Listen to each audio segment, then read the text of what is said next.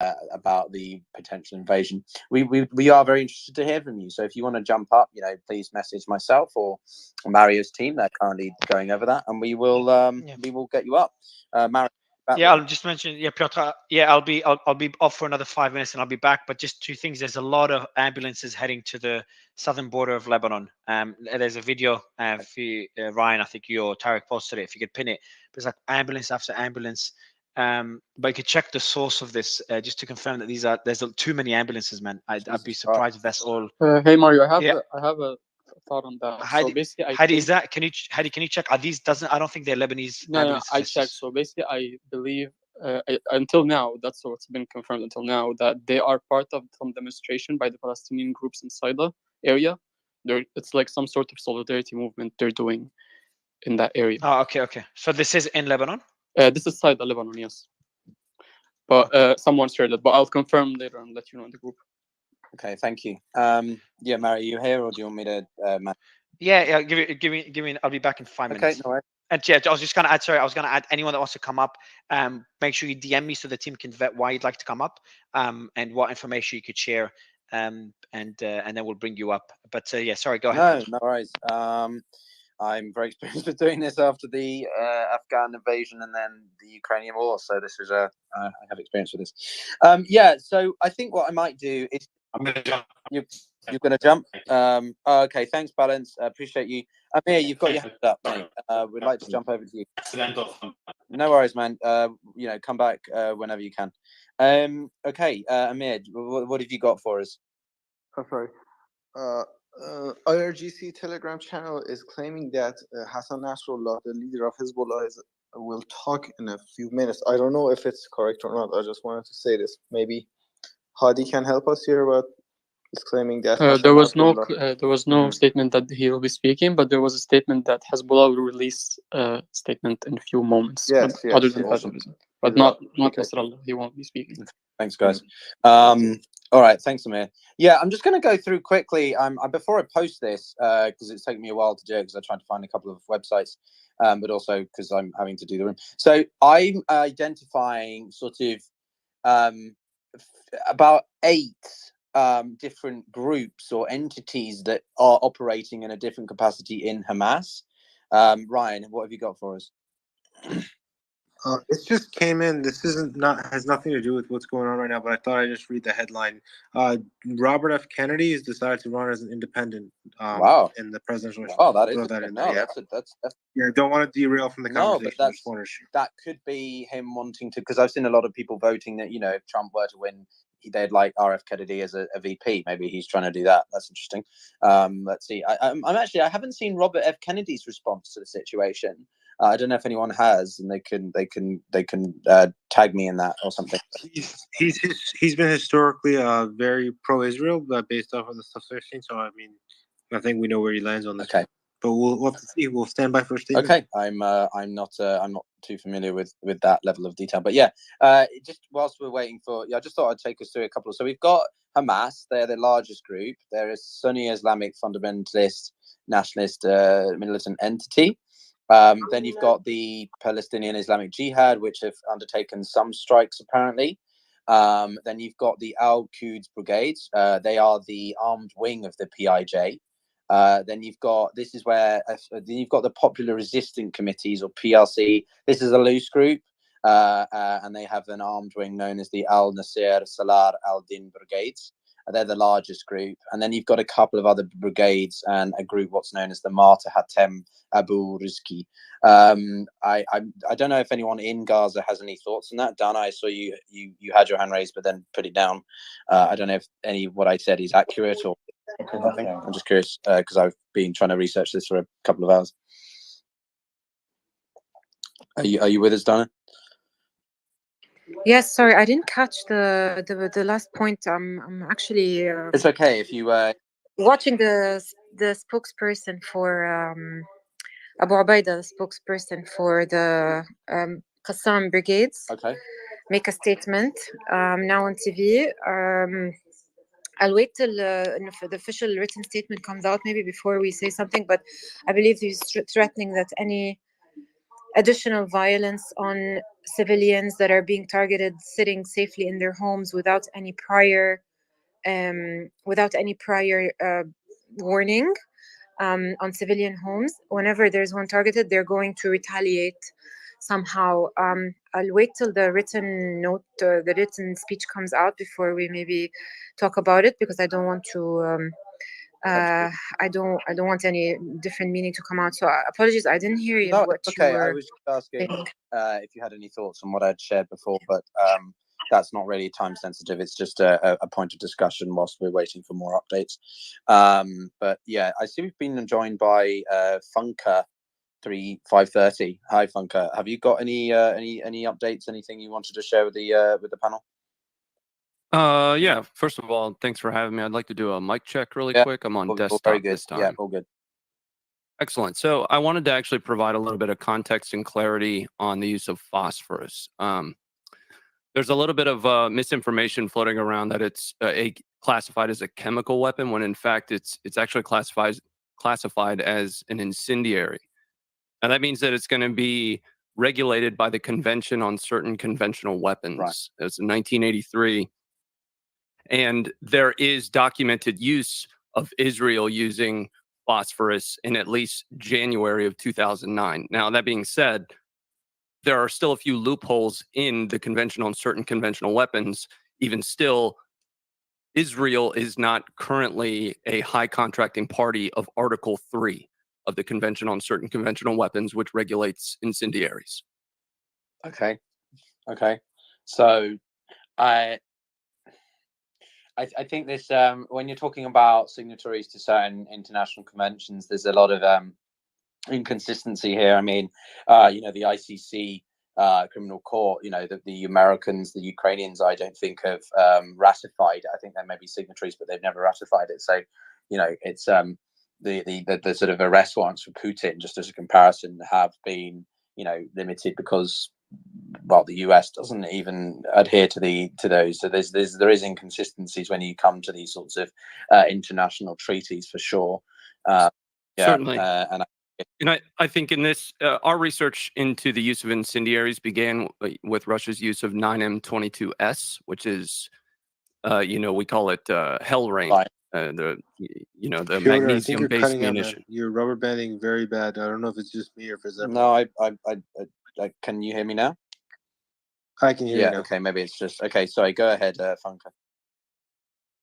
So all I was is it's really just to provide the context. It's not necessarily to steer the discussion one way or another, just to try and provide a little bit of clarity around the classification of phosphorus as an incendiary rather than a chemical, because these spaces are really large, and I think that those clear and concise statements around those classifications and appropriate use, understanding that none of us are experts and the majority of us are just researchers. I think that's critical. No, 100%. I really appreciate that. I like it when it's just I don't want to say fact based, but yeah, it's to the point of the matter, the subject matter. We're not. It's as difficult as it may be. We're just objectively stating what the current circumstances are recognized, whilst acknowledging the inconsistencies that some states will have. Right. I can think of several treaties where the US talks about war crimes or something, but then it's undermining itself because it's not a signatory or something like that. Or Russia, talking about peace negotiations in this context, but then we're seeing what's happening in Ukraine. And the Human Rights Council in the UN, for example, right? There's been several countries that have wanted to bring Iran back onto the council, despite what they've been doing with Iranian citizens in the past year with the revolutionary movements down there. So there's a lot of complexity to international law. There isn't any one specific, degree. Like, I have a degree in international law. That's not how it works. Break it down. Sharif, I see you got your hand raised. Do you want to jump in?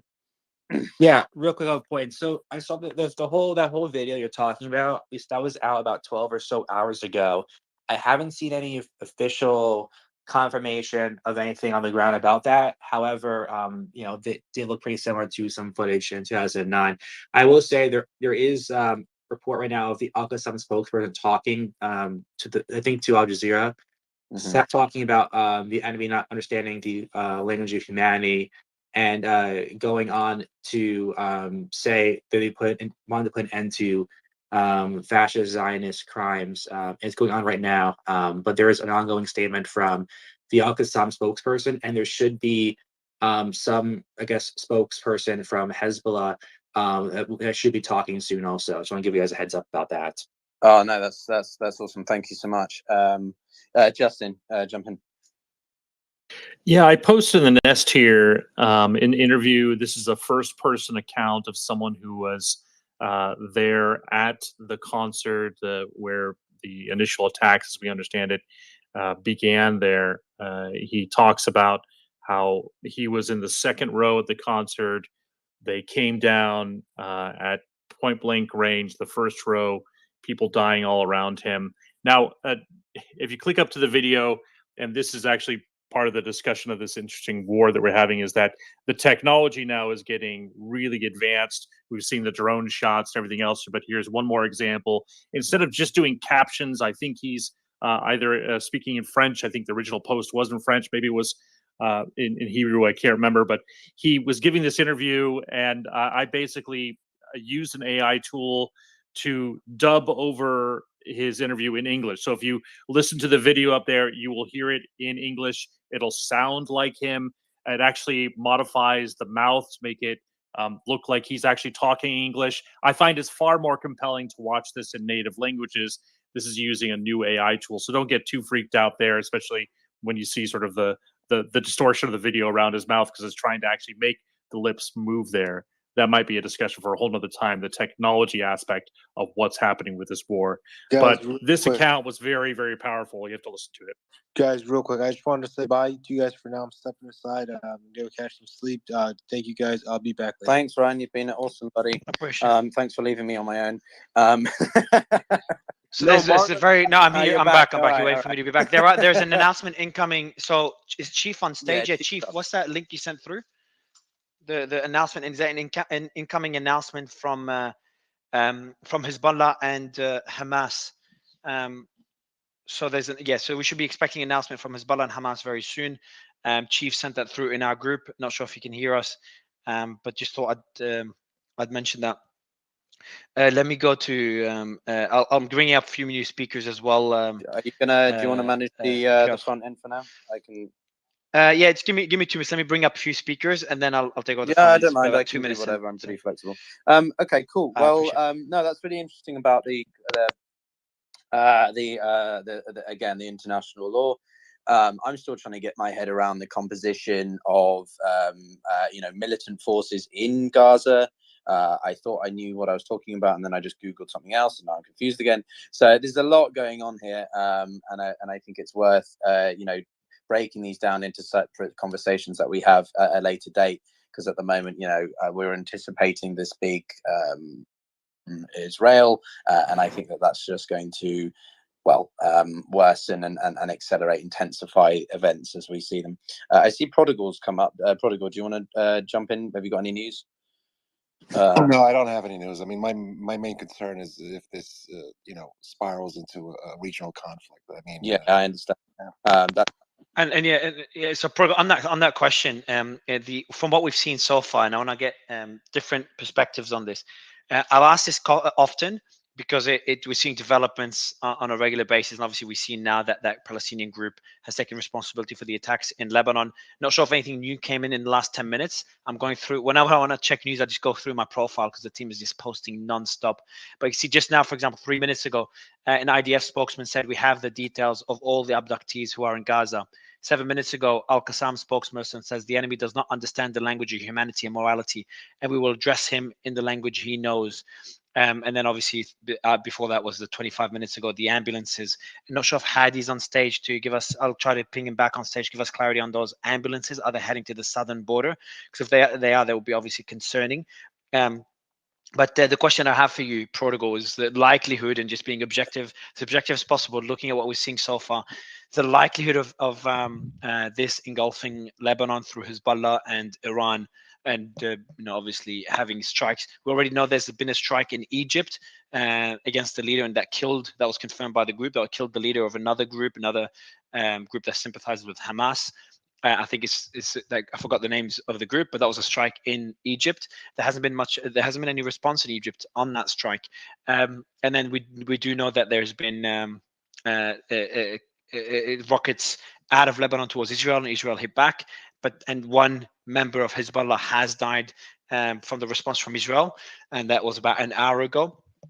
But we do know that the attacks, initially the attacks were by Hezbollah on Israel within the Golan Heights. They hit a radar. That was the initial attack. But that, as we said before, and we've covered this extensively in the last space, when it's an attack on the Golan Heights, which is occupied territory or considered occupied territory, there's an unwritten rule that this means that, hey, we don't want to get involved in the war. This is a warning shot, or this is more for a symbolic shot in support of Gaza and of Palestine. So that's how it's usually perceived. These are the unwritten rules between Hezbollah and Israel. If there's been any attacks by Hezbollah deep into Israeli territory, that's a red line that will be very, very concerning. And then there's obviously the attacks that I mentioned earlier by a group in Lebanon that is that works with Hamas, that sympathizes with Hamas, and they took responsibility for the attacks, and Israel hit back. But since then, there hasn't been anything new. We do have 2 journalists in southern Lebanon.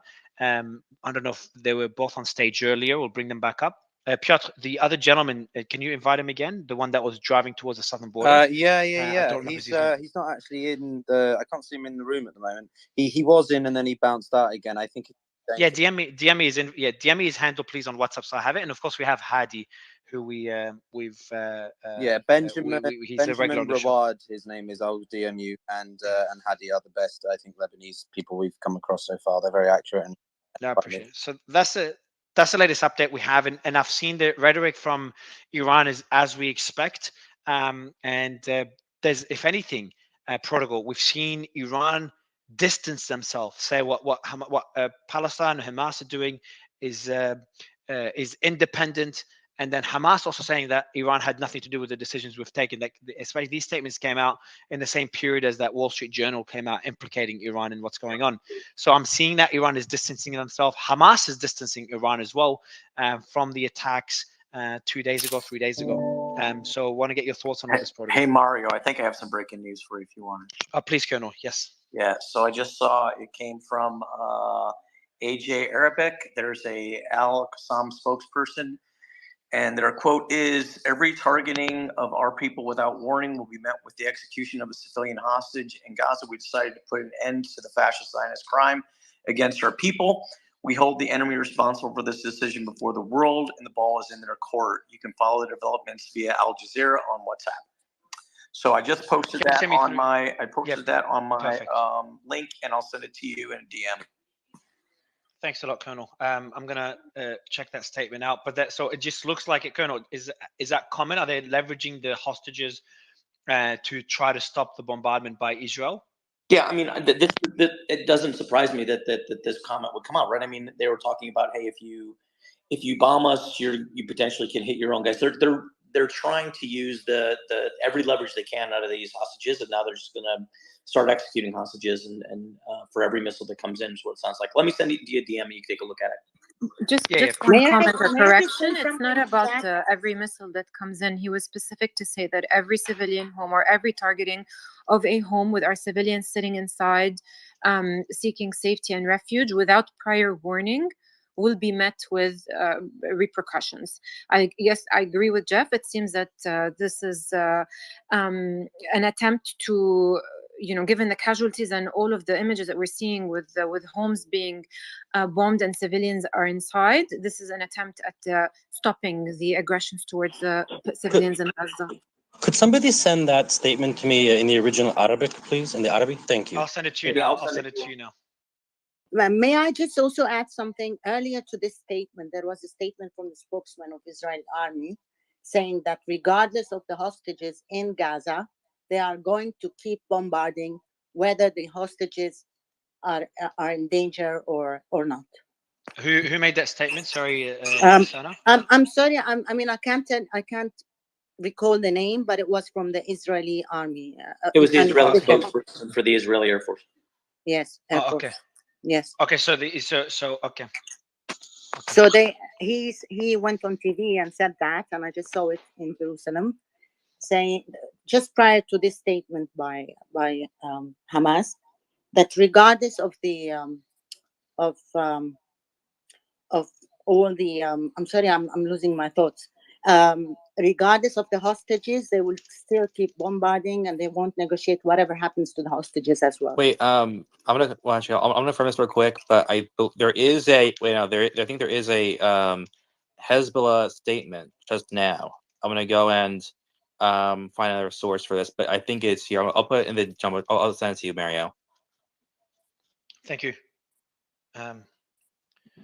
And what's the source, Chief? Where'd you get that statement from? Because we've seen fake statements before. This is just new. This is from the Middle East Spectator and a couple other ones just now. So I'm going to verify it, but they've been pretty accurate so far. So let me go. It's official. It's official. A Hezbollah soldier has been killed by Israel. Hadi, the source of that? The source is Hezbollah announced, and they announced his name. His name is Hussam Hamad Ibrahim from Aitarun, southern Lebanon. He was killed this evening by the Israeli shells on the area. Okay, so we've got the statement. By the way, it seems my team posted the statement as well about the one from the Hamas leader. I've just retweeted it. I've pinned it above. So, Colonel, I'm guessing this is the same statement you're referring to. So the exact wording, so it was translated by the team and that was reviewed by an Arabic speaker as well. Every targeting of our people. Are you picking on my Arabic? Oh, no. I don't know. I didn't read your statement, but I think you got it right anyway. I think you said exactly the same thing. Every targeting of our people who are safe in their homes without warning will be met with the execution of a civilian hostage. Which, yeah, it's exactly what you said, Jeff. So this is the statement that we're referring to. Now, we do know that so Sana, you mentioned, and I think Colonel, you confirmed, yes, the Israeli Air Force did say that this will not stop us from continuing the airstrikes. If someone can get that exact statement, so our team could post that response from the Israeli I'm gonna Air find Force. for you, but sorry, Mario, this was said prior to the Hamas statement. Oh, okay. Thank you for correcting that. So we'll put that out as well. If anyone could find the statement, that would be good. But yeah, go ahead, Chief. Did you send through the statement by Hezbollah? I sent it. I sent it. Yes. DM. Okay, I'm checking. Yeah. Yeah. So on WhatsApp or on WhatsApp. Yeah. Just okay, cool. Let me. Yeah, he sent it through, so it's I can see it. There's several channels reporting this, but it's not. They didn't talk about any sort of action or anything aside from mourning the loss of one of their members. So that is what they said right now. If there is any announcement or anything else, they will make it. But as of right now, I don't see anything indicating any sort of action or anything in response to that. Yeah, there's no announcement of anything else. They just said that one of their members was killed, and they usually do that when this happens, and give it a few moments, then they release the second statement. Sometimes also what they do is they remain silent until they retaliate, and after the retaliation, they will release the statement. That happened before. So we might hear silence and no statements until they retaliate suddenly. Do you expect them to retaliate if one of their soldiers dies? 100%. And the But in what level? I mean, looking or at past gearing times up when for- they retaliated, for example, against the killing of Hezbollah soldiers in Syria, when Israel bombed a position in Syria and 2 Hezbollah soldiers were killed, the retaliation was severe. They bombed an Israeli military convoy on the borders, and there were a few killed. Right. Okay. So Hadi, what do you think that this means for the calculus amongst? I think yes, so Piotr, what I think is that this is really important now to see if Hezbollah wants to get involved or not. Because if the retaliation is above and beyond, that means Hezbollah doesn't give a shit and they do want to get involved. They might even use this. They're waiting for the time to get involved. They might use this as an excuse or a reason, because then they have an explanation to give to the opposition in Lebanon, for Lebanon to join the war, or opponents of Hezbollah to say, hey, they've attacked our soldier. We have the right to respond back. Or if the response is more muted and more tactical, for example, hitting another radar in the Golan Heights, something along those lines, without too many Israeli casualties, then that could be symbolic. Say, hey, we retaliated, but wink, wink, nudge, nudge. Let's just not escalate this. Well, I was going to say, I mean, they will respond, but are they going to respond over one singular individual by launching a, cataclysmically regional changing offensive that draws. This is where it's important, because then they would, if they already plan to enter the war. That's what I'm thinking. Like, I see. Israel's given them a reason to enter if they are planning to enter, and now we're going to see if they're going to leverage that reason or not, and it will indicate to us, because we're always trying to figure out, does Hezbollah want to get involved or not, and we'll be able to know whether they. I think this will be crunch time in terms of whether they ever intended to officially. They could well have been just there as a third party to Iran and Hamas, in planning this, this months long, because this happened over the summer. This happened for several months, right?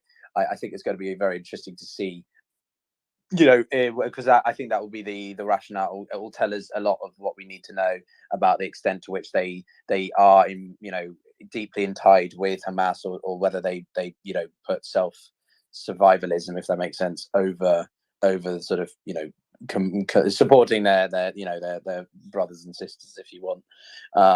So yeah. I also we have a. Go ahead. Okay, I think we've got Jerome on stage as well. Yes. Yeah. Go ahead.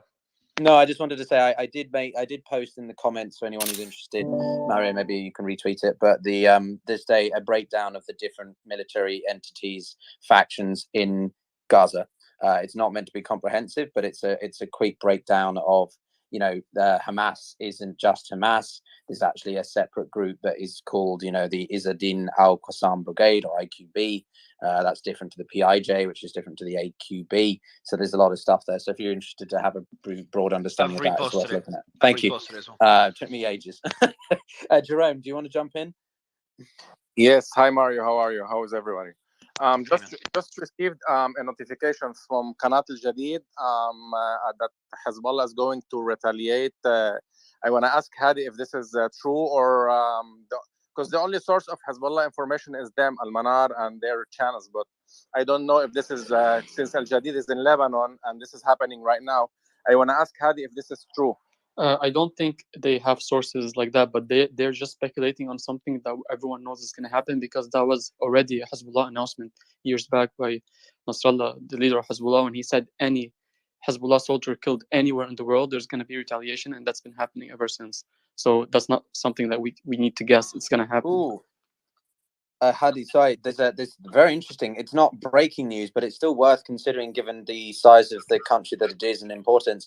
The Chinese president Xi released a statement earlier. I can read it if you want, Mario. But they've been quite quiet for much of the events in the past couple of days, and this is quite a comprehensive. Please, yeah, and if you could do me a favor, just send a statement in the group so the team could prepare a post, and then you could read it out as part of the breaking news group.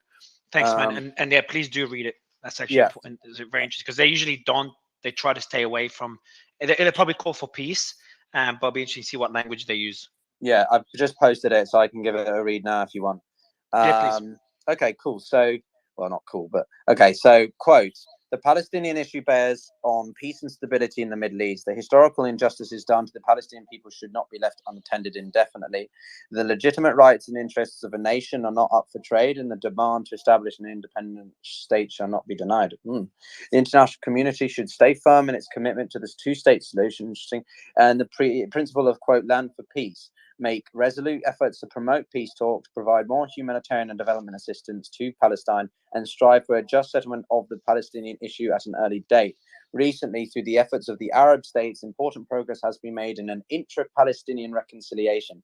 China welcomes these developments. I'd like to reiterate that China firmly supports the establishment of an independent state of Palestine that enjoys full sovereignty based on the 1967 borders, and with East Jerusalem as its capital. That echoes the Moscow statements we've seen in the past day. China supports Palestine in becoming a full member of the United Nations and will continue to provide humanitarian assistance to Palestine, support livelihoods, projects in the country, and increase donations to the United Nations Relief and Works Agency for Palestinians, refugees in the Near East, otherwise known as UNRWA. So UNRWA. That's the full statement. That's pretty sizable, at least from a greater power politics perspective. See, John's up as well. Prodigal, go for it. Yeah, I mean, just like the horrifics, the videos out of Israel when the attacks occurred are horrific. Some of the videos out of Gaza are very horrific. I think China's statement is showing that they are playing this brilliantly. even if some Arab leaders wanted to form some type of Gulf Arab state alliance and normalize relations with Israel, these attacks have put those leaders in a very tenuous situation. I mean, Jordan, Lebanon, a number of these countries have large Palestinian populations and a lot of Arab populations that do sympathize with the Palestinians. So I think that the risks here are growing, and I think that we can't ignore. I speak of this from just an American perspective. We cannot ignore, the Biden admin's policy here. I mean, allowing this full, 21st century drone war to engage in Ukraine has, given credence and, a lot of gusto in regards to Iranian drones and their effectiveness in battle and how they affect Western traditional military means. If this does escalate, which Hezbollah may well do, because they were not at the height of their popularity in Lebanon, especially, people may remember when that weapons depot blew up well over a year ago, that, this may be both a rallying cry and tacit approval through Iran. I mean, we have the, Wall Street Journal report that alleges that they've been meeting since August bi-weekly, and now we have reports regarding whether this was an intelligence failure or whether, Israel ignored Egyptian warnings, even though Netanyahu denies such warnings exist. But the risk of this spiraling is definitely growing if some type of restraint is not used. I'm not sure. This is part of my issues with these regions in general. I'll stop there. But if it does spiral, right? If the Strait of Hormuz is affected, if Egypt is forced in Lebanon, I mean, this is globally for the West, if it is forced to absolutely, I know. I'll end it with this: to keep Europe's lines, etc. Like, we depleted our SPR, not for legitimate reasons, for political purposes, for the midterms. We may need that to keep Europe's lights on. We may need that to keep other allies. We've moved way past like just statements on what's happening on the ground now. We will be discussing on what led to this, and so we have confirmed the official statement by Hezbollah. Not sure if is Hadi here? Yeah. Hadi, you're there. Hadi is, yeah. Yeah. Hadi, did you hear what Jerome mentioned earlier about the statement or the something that was stated on Lebanese TV? Regarding what specifically? Is it the Al Jadid one? Jerome, can you? Jerome, can you repeat what? It was a breaking news notification on my phone for Qanat Al Jadid, saying that they have sources that Hezbollah will respond. Yeah, yes. That's what we spoke about earlier as well. They said that a response is definite. That's what Hezbollah said years ago. If any Hezbollah soldier is killed, they will respond militarily, and they did that before to any Hezbollah killing by Israel in Syria or Lebanon. The thing is, no one knows when, and Hezbollah probably might release a statement soon, might not do that. They might send a warning, they might not do that. It could take weeks, days, hours. No one knows. Every time it's different than what happens. But sometimes what they do is they conduct the attack and then they release a statement. So sorry guys, I'm pissed off. Someone just told me that the speech from President Xi is from 2022. It was at a separate conference, but it shows you where China seems to stand on this. I'm going to amend that post. Sorry, that was only notified to me afterwards. I posted it.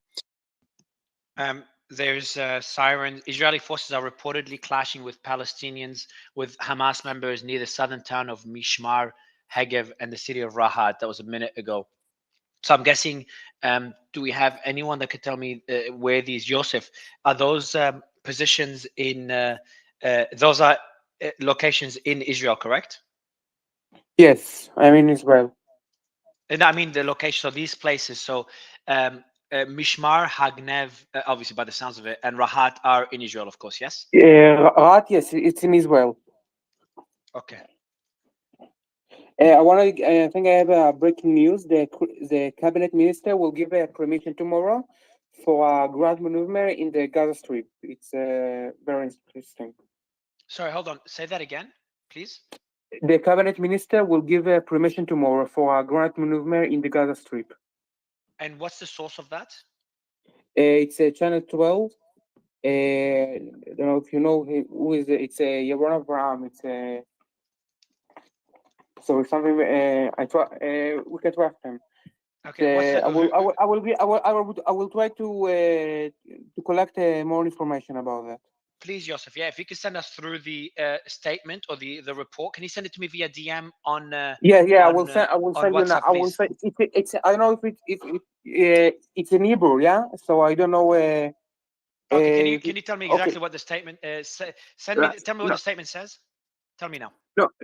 It's not a statement. It's no. The statement of Netanyahu. You mean? No. Sorry. Not the statement. The report. What does it say exactly? The report says that the cabinet minister will give permission to. I translate. I translate this. Yeah. Yeah. Sure. The cabinet minister will give permission tomorrow for a ground maneuver in the Gaza Strip. I That's will the send same you. guy, You want? I will send you. Mali. I will send you in the DM the report. Yeah. I think he gave. No, it was in the in the TV. Yeah. So, but I think Yeah, I the understand. Which shouldn't be. I got. Yeah, the I reporter got it, Joseph. the It's reporter a channel also 12. Yes, channel 12. yes in Correct. channel 12, but the reporter also put write this in the Telegram. So I will send you in the DM.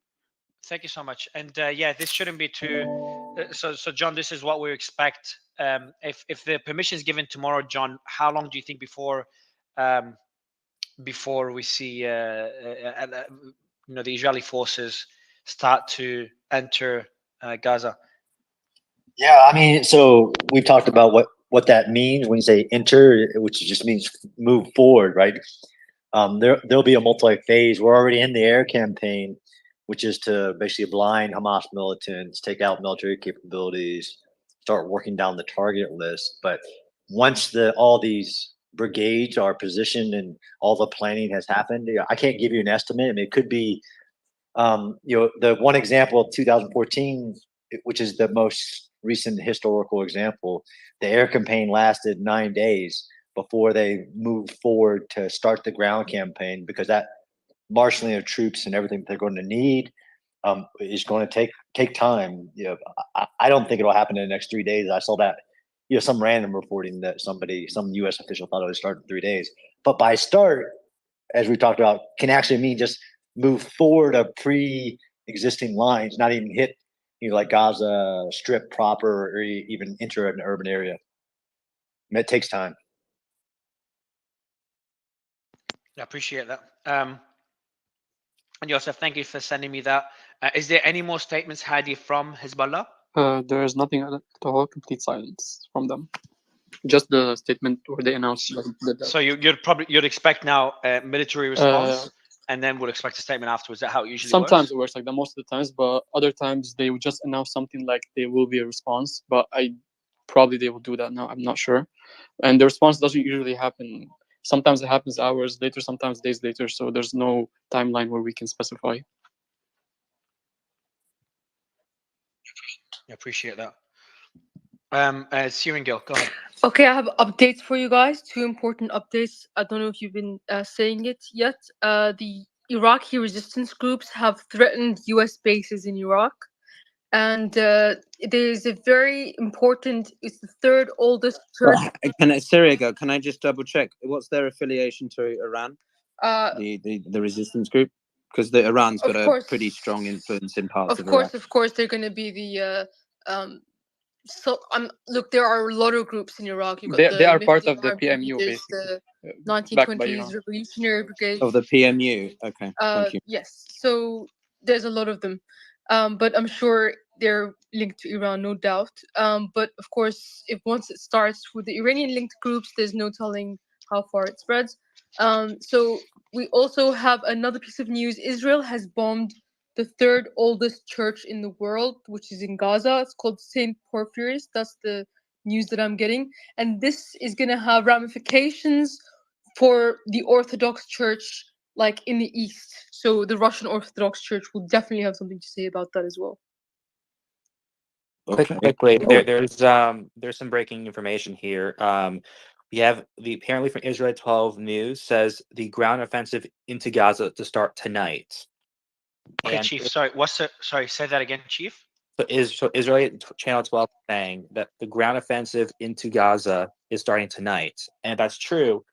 We had reports that if there was a ground invasion or some sort of ground action into Gaza, there would be response from I believe Hezbollah. If that, or I think there's some nation. I'm not sure it was Hezbollah, which group, but one of them said if there wasn't a ground action in Gaza or some sort of assault, they would respond or get into it. So I just want to put that out there for the audience. I think if I can add something that one more thing that can affect that Hezbollah will enter the enter the fight. It's if something will happen in Al-Aqsa, they're very sensitive for it. If will be a event between Jews and Palestinians, so it's very important. Appreciate it, Joseph. So I've just Hey Mario, the CNN is reporting that the Netanyahu will speak soon. So to support that earlier comment, he should be up soon. I have. Do you want? Does someone want to stream it from CNN, or do you want me to translate the Can Hebrew? you, yeah, if you could, is it English or Hebrew? No, I think he'll speak in Hebrew, but somebody, Okay. they'll translate it. But I Yeah, can, the team will be sending updates, but of course you could jump in and mention what he said. I've confirmed what Chief said, and Chief, you can send me your source as well on WhatsApp. He said it in our group of the ground invasion starting tonight, which is that's pretty quicker quick. than they expected. They said 48 to 72 hours. That's much quicker than we expected. Yeah, but remember what I said about what does it mean by starts? You're moving forward in the past. Moving forward to pre-established lines was the start of the ground invasion, not necessarily the start of the dense urban combat. Are you drawing the distinction between engaging hostiles versus launching into entering Gaza? Right. I mean, this is what we do in operations. You have a start date, of it, but Gaza versus Gaza Strip, Gaza City, moving forward of the lines of which the IDF was. I think even if it started tonight, that means moving forward of that line, not moving into Gaza. Okay, so there is a distinction between engaging combatants or whatever versus getting more into operational operations. It's still a significant shift, isn't it? It's still a major development. It is, but I do want clarity. So Hadi, in terms of Hezbollah, have they stated officially that if Israel invades Gaza, they will respond militarily? And do you remember what the statement is? No, they did not specify that at all. They just said that they're gonna be watching the situation closely, and they outed their support for Hamas and their operations against the Israelis. But there was no direct threat that they will intervene until now. Yeah, so we did have a member of the Lebanese government on the stage yesterday, and they did say that Hezbollah is generally pretty. They've been very vague, and they haven't been clear on whether they will get involved in the war or not when they spoke to other members of the Lebanese government. And that's not surprising. Obviously, they'd want to keep these things close to heart. So that's the first thing.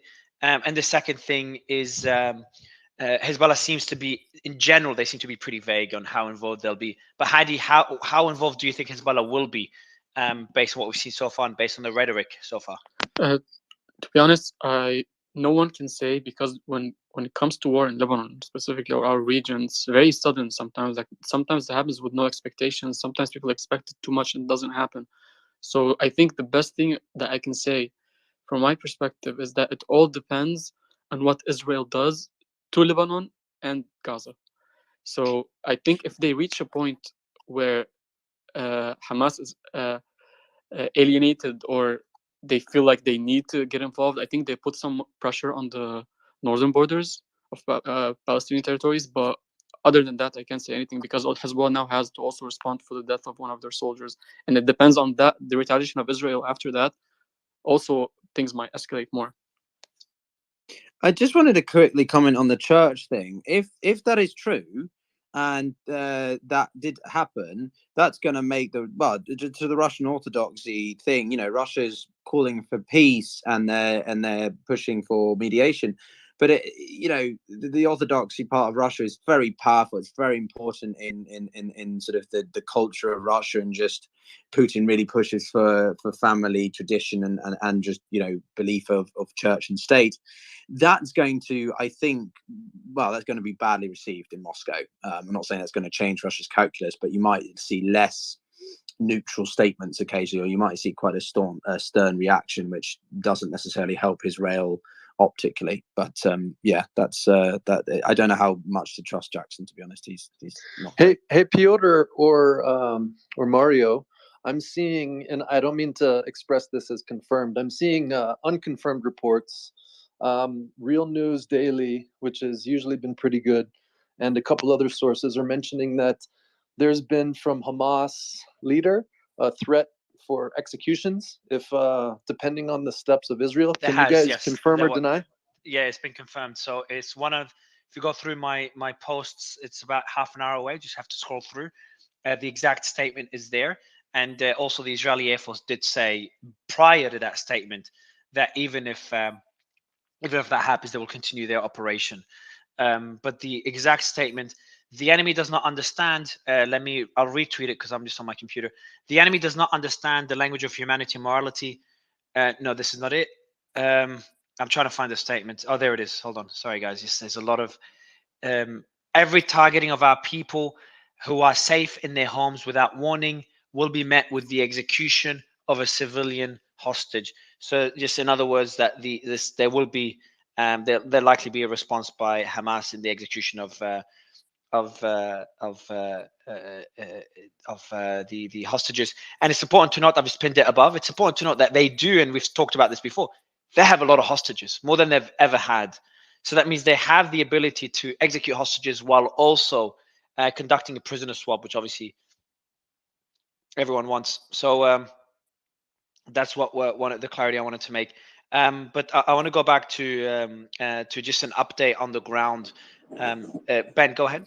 Yeah, so the Home Front Command has issued, sorry, it's in Hebrew, instructions for residents right across the country to prepare their safe rooms for a 3-day stay, including supplies, flashlights, food, and water.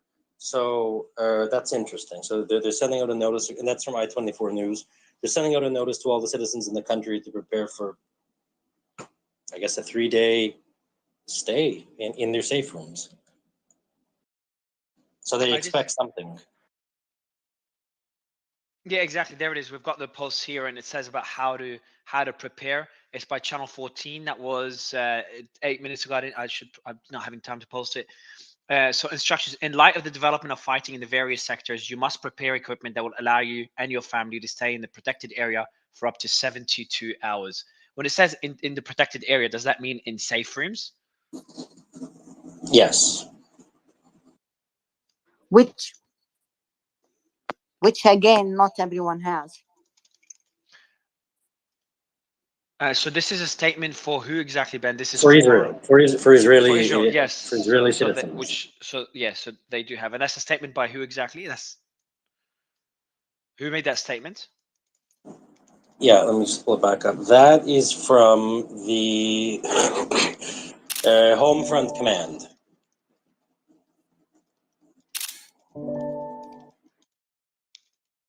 And how common is that? And is that in all of Israel? I don't understand. Is that in all of Israel?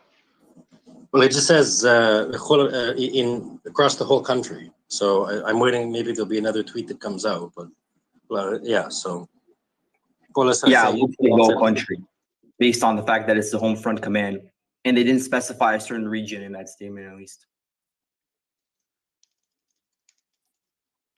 And can you? So whoever was just speaking, so I just need whoever was just the SETI, the team mapping. Yeah. Can you tell me more about how is that expected? What does that mean? Is that because they're expecting significant retaliation from Hamas and other groups when they invade Gaza?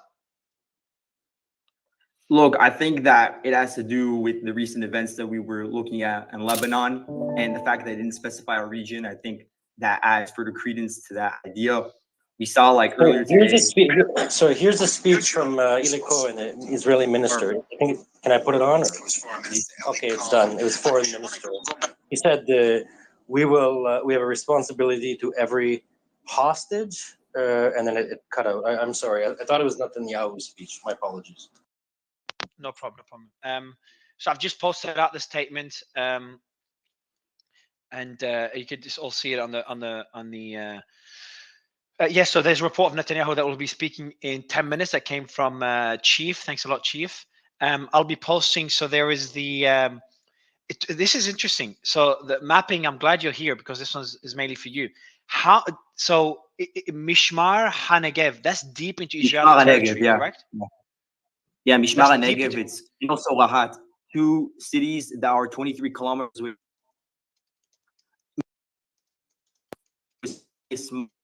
Yeah. No, yeah. So you're cutting out. You're cutting out, man. So. I can't hear him. Is that me? Yeah, you're mapping. Okay. Yeah, no, you're cutting out. I do see we have Noga here. Noga, can you tell me, Noga, Mishmar HaNegev, that's really deep into Israeli territory, isn't it? It's far from the Hamas border, correct? From the Gaza border, correct? You got to unmute Noga. Okay, it's glitching. Anyone else that understands? Yeah, Ben. sorry. That's right. Hi, I got it. No, it's not that far away. It's further away, but it's in the same area line as Ofakim, which has also been attacked. So it's Okay, not so as close as the original kibbutzim, but it's not that deep into Israel territory would bring you to Hebron, basically. On this, No, perfect. Perfect. I appreciate it. I've just posted an image we've had to blur out. I need to blur it further. Blur out the dead body and the blood. But there's two members of Hamas that were shot. Two members of Hamas in that region, in that town. Just if you could please mute your mic, Noga. Just the background noise. One of them has been killed. The other one is still has fled, so is still on the run in that Israeli town. And there's more images coming out, so we'll be posting all the images but blurred. Okay, I was just confirm it. Let me go to Colonel. Colonel, I want to get your thoughts on what we could expect next now that we have reports that Israel could be entering Gaza in the next few hours. Maximum, by the looks of it, maximum tomorrow. And we obviously haven't seen a Hezbollah response yet after the killing one of their soldiers. So what could happen next, in your opinion, Colonel? And I would love to get John's thoughts as well. Yeah, so I kind of agree with your earlier speaker, right? I mean, it would be pretty fast if we'd be at what, the 72-hour point. The only reason that I think that there's a possibility that they could turn and get ready for their land offensive in 72 hours is, the Israeli military just came off of a major exercise, right? I mean, that was part of the brilliance, if you will, of the Hamas attack. That the exercise had just ended with the Israeli Defense Forces.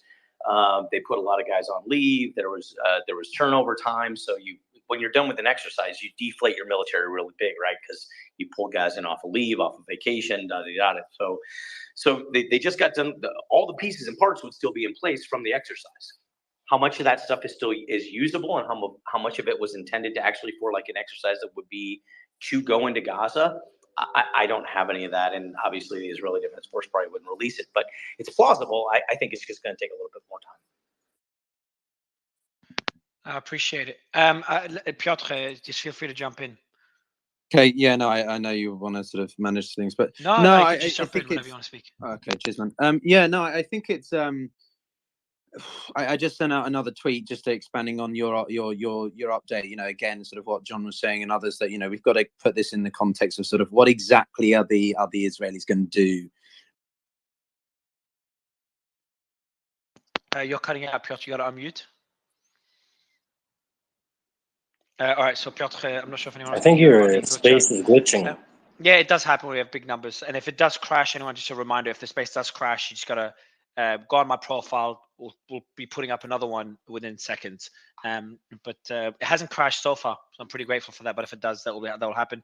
If you could do me one favor, Ben, as the and anyone else that speaks Hebrew, I see Noga's up here as well. Anyone else that speaks Hebrew, once Netanyahu begins the speech, if you could just tell us the key statements, or just write down notes with the key statements. The team will be doing the same as well in the background, just so we can update live on what he says, especially the key things that he says. It'll probably be a very brief, speech. I found this site that will do the overlap translate. Do you want me to just put it on, or? Yeah, sure. So it'd be like an audio translation. Yeah, it'll be, like at the UN, right? It'll be a lady speaking, overlapping. I can do it, or if you want her to do it, it doesn't matter. No, either's fine. The overlap speaking would be great. It'd be in English. Okay, so we have reports by IDS. Heidi, do you want to tell us what you just sent us in the group? Yeah, so the IDF official, I'm just trying to find his name so I can confirm, but I'm pretty sure his tweet's in Hebrew, so I can't find it. It was reported by Lebanese news right now as well. It says that an Israeli IDF official said that they announced the death of 2 Israeli soldiers who were killed in the clashes with the gunmen, and 4 were injured. 4 soldiers were injured, and 3 other officers were also seriously injured. And can you tell us what that operation was again? Can So you just recap it for us? today, a group of unknown armed men went from Lebanon, tried to infiltrate the borders, and they attacked Israeli soldiers right at the borders, and they shot at them. So the Israelis shot back, and they started firing shells. That's when things escalated, and the Israelis used a warplane to bomb a Hezbollah position. That's when the Hezbollah soldier was killed. The gunmen are from The who gunmen took took responsibility? Saraya al-Quds, which is a Palestinian group operating from Lebanon, linked, I think, to Jihad al-Islami. I appreciate that. And their gunmen, were they killed? No gunman was announced killed until now. Oh, that would be surprising. And then why do you think Israel hit back and hitting a Hezbollah outpost when it was a Palestinian group that was responsible for the attack, that took I responsibility? think because they didn't know at that time who was attacking them, although they might have some intelligence that this is not Hezbollah, but for the Israeli mindset, they say that anything that happens on the borders, they're going to blame Hezbollah for it because they believe that Hezbollah will allow it to happen. Because it's... And what's the group? How do you call the group again, please? It's called Saraya al-Quds, so Quds Brigades. Al-Quds Brigades. Okay. Oh, this one I know. Yeah, we did post about the attack that happened earlier. Yeah. So here's a question for the group here, Mario. If we take things at face value, that this kind of ragtag asymmetrical affront of 400 people driving tractors through the borders, relatively uncontested, and then with the outcome that we saw, how then, from an abject absence of intelligence, are we to have any modicum of faith in intelligence from this point forward? I see those as it's kind of a bridge too far. I can't logically hold both of those positions in my mind. You have this abject failure on into, oh, what's the breaking news from these experts, right? And again, I'm not even sure which side of that I'm on. I'm still a little bit confused by everything, how this could have occurred in the first place. But again, then are we to rely on the state of this intelligence for future context, right? How can these both exist? Sorry, I've just got too much breaking news to be able to answer that for you. Piotr, I'm bringing you back up. Do you have breaking news as well, Trumpster? Because I've got some to read.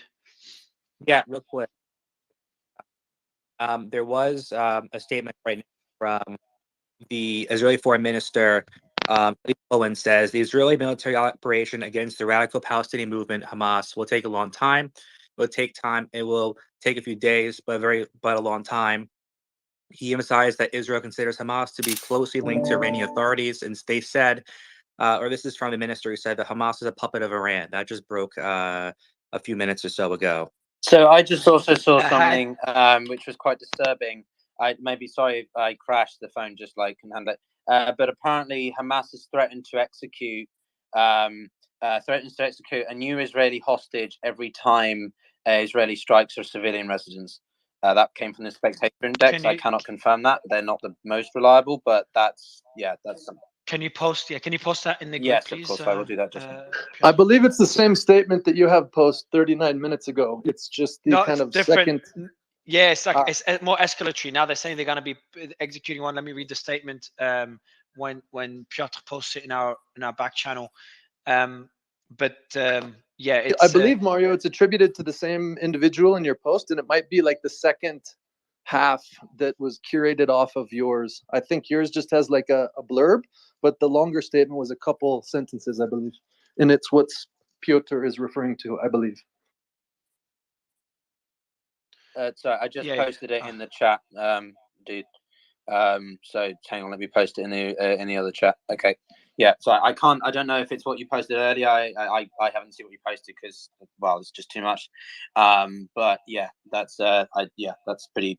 If that is a new one, more blunt, that's pretty significant. Oh, and the death toll of Israel has now surpassed 900. Apparently, I don't know if that's something you saw as well. 900 in Israel. Yeah, No, didn't see that. 900 Israeli. That's from Spectator Index again. Al Jazeera, I saw it as well. So. Al Jazeera just mentioned that they found 100 more Israelis dead in a place called Bari on the Gaza borders. Not sure if somebody has that news story. We do, yes, we do. The story is that they haven't been able to go into Beri to clear out the bodies because there were fights there throughout the day and yesterday. So they're now they're now going in and getting the bodies. The body count is going to go up very quickly because at least half of Beri was assassinated on Saturday, and the bodies have been sitting there ever since.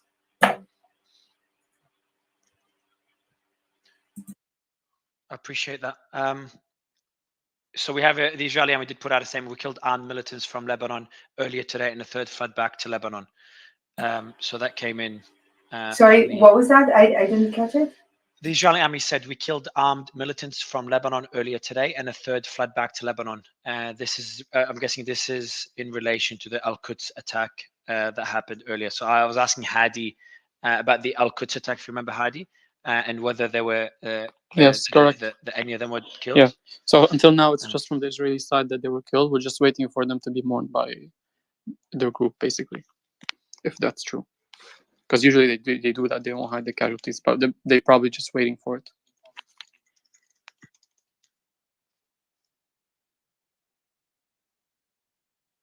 And in terms of the news about the 100 bodies, if we could, so what you're saying, if you can clarify, because that's the next thing I was about to work on posting, Noga, if you can clarify on that one, because I have the news here.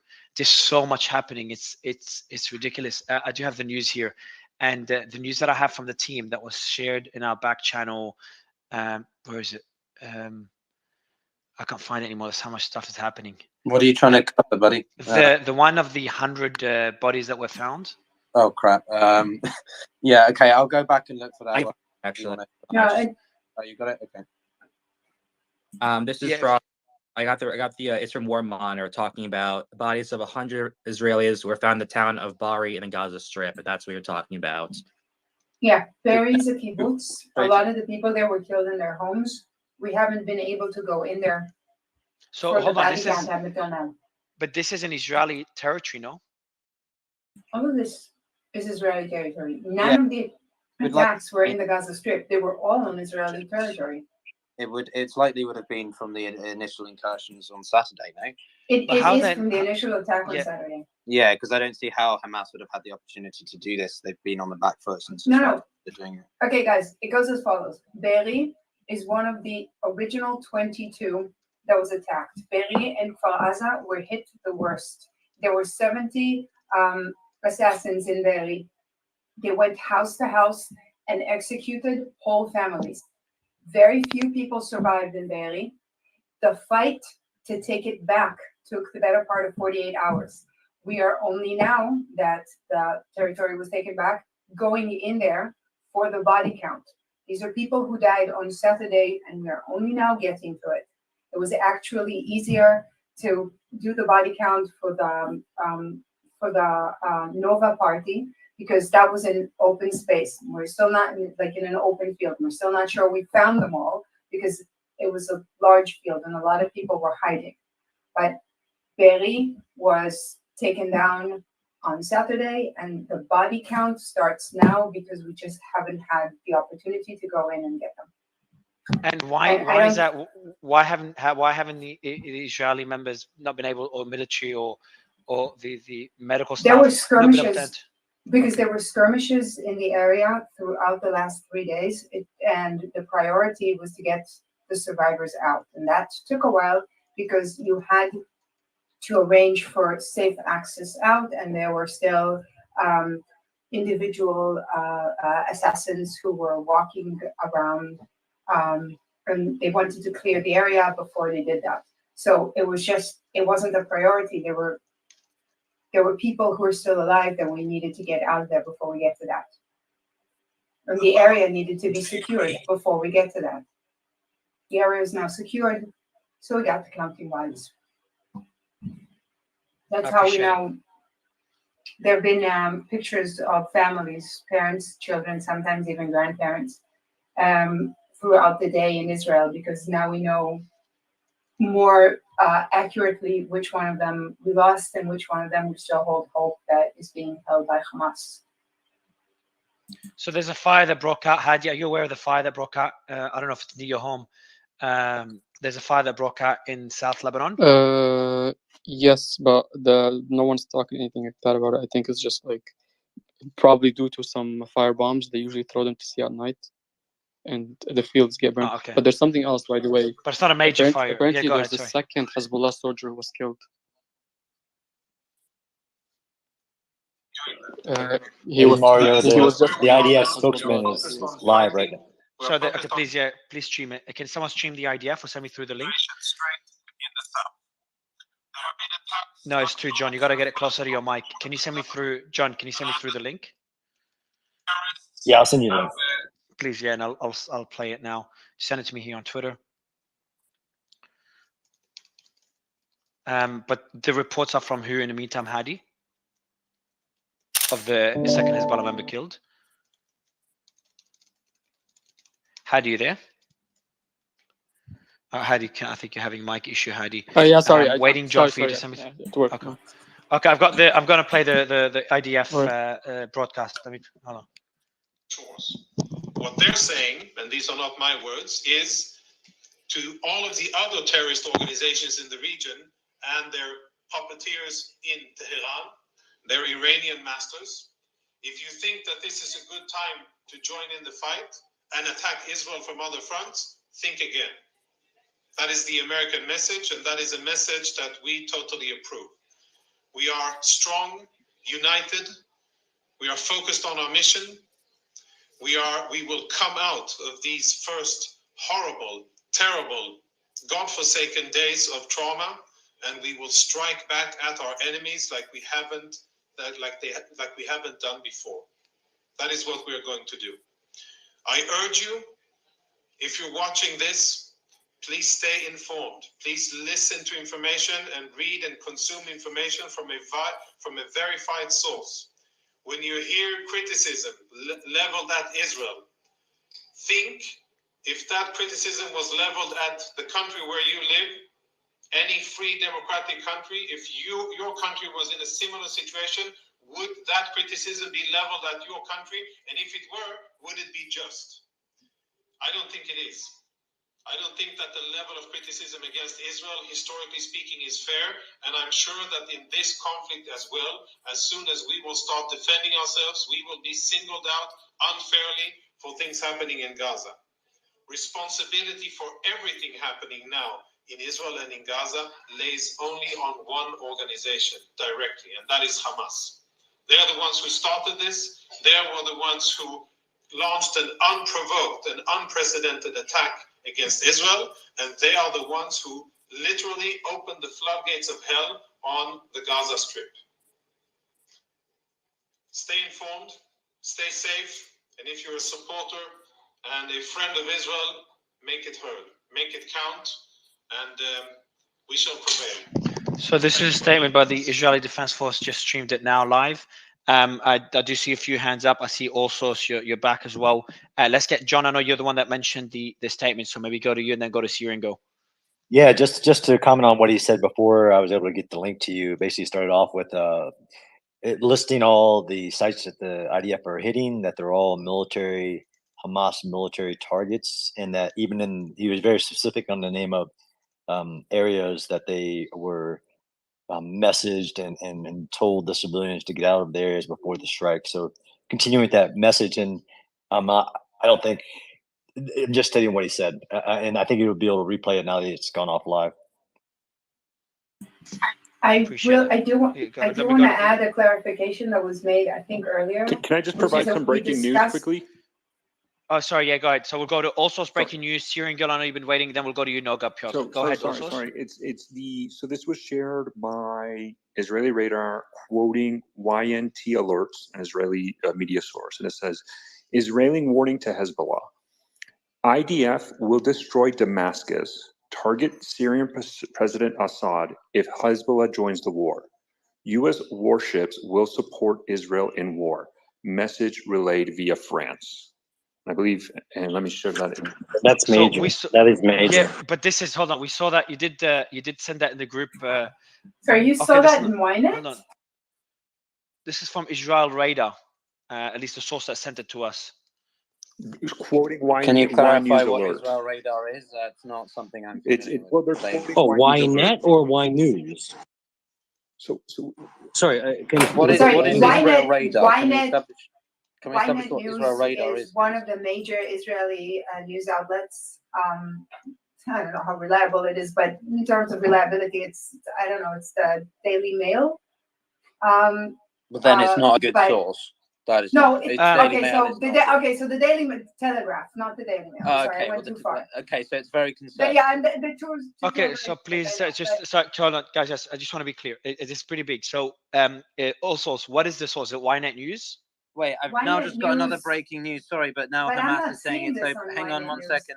I'm now seeing something stating that Hamas is open to a truce with Israel. Can someone clarify? No, we've seen that all day. Hamas is open to a truce. It was a Qatari negotiation. Hamas is willing to trade some of the hostages for all of the female. Well, yeah, but truce, prisoners. not truce, not prisoners swap. Truce. That's the difference in wording. An actual truce. That's something. All right. So there's a lot happening. This is a positive development from Piotr, and a negative one from all source.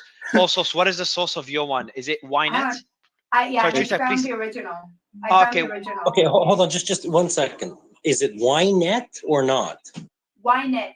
That Ynet.co.il. It used to be Yediot Achronos. Yeah, Ynet is credible. So they said that Israel via France said it will destroy Damascus. Is that what they said?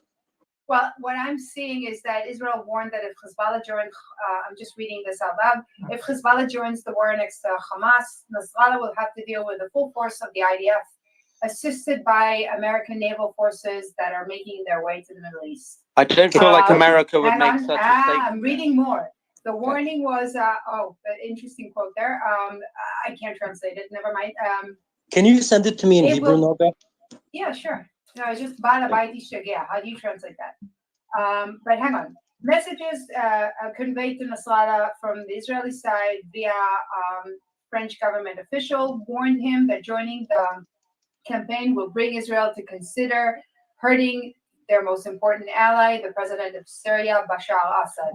And that's Bala Baiti Shagea. I'm not translating that. It's an idiom. And Damascus will be leveled like the Khia. That's actually a very interesting reference. In other words, attempting to deter Nasrallah, Israel is using American force and a threat on the Syrian regime, including Assad's personal security, to the extent that it will take him out, take Nasrallah out. And then there's State Department Lloyd Austin has instructed to bring the USS Gerald. We've discussed that closer. And it is only a part of the naval force that's coming into the Middle East, which includes destroyers and warships. That is the full quote. Can you please send it to me? So yeah, Noga, can you please send it to me so I'll share it with everyone? And Noga, if you could send it, just remind me. I'll send it to you. Could you DM me so I can find you? I'm yes, sorry. it's okay. Noga, no, Ben, Noga, just send it to me. I'll send it to you, Ben. Let's be quick, guys. And Piotr, can you send through? Yeah, perfect. Because Ben's in our back channels as well. Thank you, Noga. And Piotr, Mario, I'm sending it to you by WhatsApp. Perfect. Oh, WhatsApp. Oh, cool. What is it, mate? Well, you want me to send you the statement? Truth? Yeah, this is. Okay, there it is. Thank you, Noga. I got the Ynet statement. Yeah, so the Hamas asking for a truce because this is the first time I hear of a request for truce. By the way, Ben, I've just sent it in our group. You're not in that group. Let me send it in our other group. There it is, Ben. I've sent it to you, the Ynet article, and you can maybe read it and give us more thoughts on it, Ben. But yeah, if Piotr, you can send us through the Hamas request for truce. Yeah, I will. I'm going to compare that because I don't like the source that it's come from just completely. I want to see someone else, but yeah, I will do it if I see someone else better. Perfect, I appreciate it. And we are bringing a former Hey, officer. Mario, I'm trying to Syrian confirm. girl. I'm trying to confirm, Mario, but I think the second Hezbollah member might have died. I'm trying to Yeah, confirm no, that's that. been confirmed. That's Hadi's We already actually mentioned. have confirmation from that, from the IDF, that there are two members of Hezbollah who died. We have it for like 20 minutes ago at least. Correct. Yeah. Yes. So Syrian girl, I know you've been waiting patiently. Go ahead. To start. Sorry, Syrian girl, you're not unmuted again. I muted everyone by accident. No worries. So it's an excellent time for me to start talking, since we're talking about threats against Damascus. I'm sure everybody knows that in the Bible they say Damascus, when it is destroyed, that will be the end of the world. So perhaps that's what they're alluding to by making that statement. Of course, if they do attack the Syrians have been at war for 10 years. Okay, can I just jump in, Syria? Sorry, I just want to. All source. Anyone else? So I'm now seeing this. So I've seen reports of this truce, open discussions. So truce with Israel. That's coming from Clash Report, Insider Paper, Spectator Index. Are any of these reputable, or is it all just crap? I don't know if anyone uses these news sources as viable, but Clash Report I think is quite reliable, or are they just hysteria? So that these are some of the reports. I haven't seen it in any mainstream media like Reuters yet, but I just wanted to double check if anyone knows those pages and they can clarify. Explosions. I just heard. Hold on, Hadi. Explosions. Sorry, Syrian. Like we're trying. I know we gotta analyze and stuff, but we're trying to. There's not enough time to even analyze anything right now.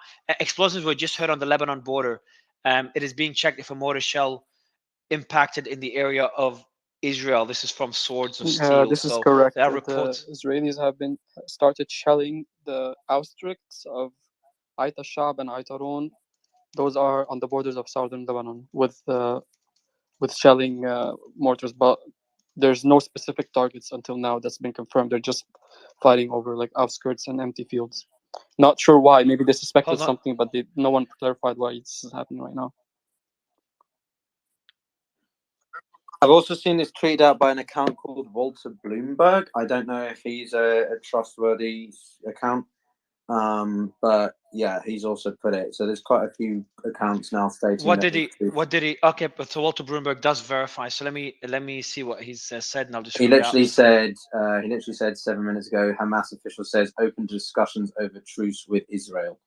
Doesn't provide any other. What's the source that you saw? Where did you get it from, Piotr? Because you mentioned it first. Well, the first time that was Spectator Index. I then just typed in Hamas truce keywords to see who else was tweeting about it, and it's come up with Clash News, Clash Reports. Now Nick sort of tweeted it. Clash, Spectator Index, Insider Paper, Our Country, Our Choice, Path Network. Walter Bloomberg was the earliest, as far as I can see, but again, I don't know how accurate he is. So and now it's been retweeted by SP500 Insider. So there's a lot of random accounts jumping on this. So where did the statement come in officially, or did it come in through back channels? It's coming through back channels, as far as I can see. I can't see anyone providing an actual source that it's come from a Telegram or a tweet from Hamas channel. So I'm not sure if this is just people, getting overly optimistic and jumping on the bandwagon. So yeah. Well, if this is true, this is very major. And but then it goes exactly against the other thing that we were just discussing. That doesn't make any sense. Like one is either fake. Well, you said that they're planning to. If another Hezbollah has been killed, we've got very positive news and suddenly we've got very negative news, is what I'm saying. No. So the negative one is if Hezbollah gets involved. So this is more of a deterrent against Hezbollah. Oh, okay. I see Nick's up. Nick, have you been able to verify that statement? I have. About that came from Sky News, actually. The Hamas official said, quote, "We are open to the discussion with Israel regarding the pacification." So. That has zero chance of happening. That's not happening. That's not. It's not happening. So the Israelis, they didn't. We are in agree. discussion. I'm so glad They wouldn't So really. guys, hold on, everyone. So just let me read that. So we are in discussion. So what was that? What's the statement again, Nick? Exactly what Sky News said, please.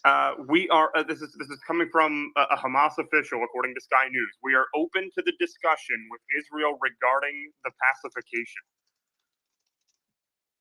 What do they mean by the pacification? It might Well- be a rough translation. I'm not sure. We are open. No, it's fine. Hamas, in previous rounds, what would happen is at some point after Hamas finishes shooting everything that it has to offer, it offers peace because that was the goal to begin with. Israel usually agrees to withdraw from wherever it is that it's at the moment, and we go back to Hamas shooting rockets only at my parents and nowhere beyond. Doesn't For a while, and then we So go Syrian over girl, again. yeah, go ahead. So Syrian girl, go ahead. You were speaking as well. Go ahead.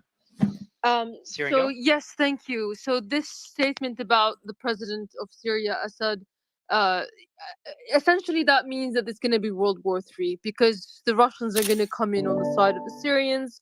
They've invested a lot into Syria and the president, and of course we have a precedent to this. In 1973, the Russians did help us to fight the Israelis, especially with the Air Force. But Syrian girl, I don't. If Ukraine war hasn't led to a world war, I don't think a conflict because of Syria is going to lead to world war. I think Ukraine is significantly. We are in World bigger War deal. III. It's my interpretation that we're already in World War Yeah, III. but that's like really speculation, and This is is my World War III. Yeah, Syrian girl, like World War. And it World War ignores the III. fact that Russian Well, guys, forces are overstretched in Yeah, Ukraine 2 at seconds. the moment. Sorry, just My 2 time. seconds. Yeah, please. okay, Mario. One thing, let's keep in just- mind sorry, I there are haven't like a finished million. yet. There's a million Russians in Yeah, Israel. Syrian girl. so Yeah, there's Syrian no girl, way. go ahead. Syrian girl, go ahead. So- But we are focusing on news that's happening on the ground, not predicting if it's going to trigger World War III. Well, okay. So well, if you can let's be more specific.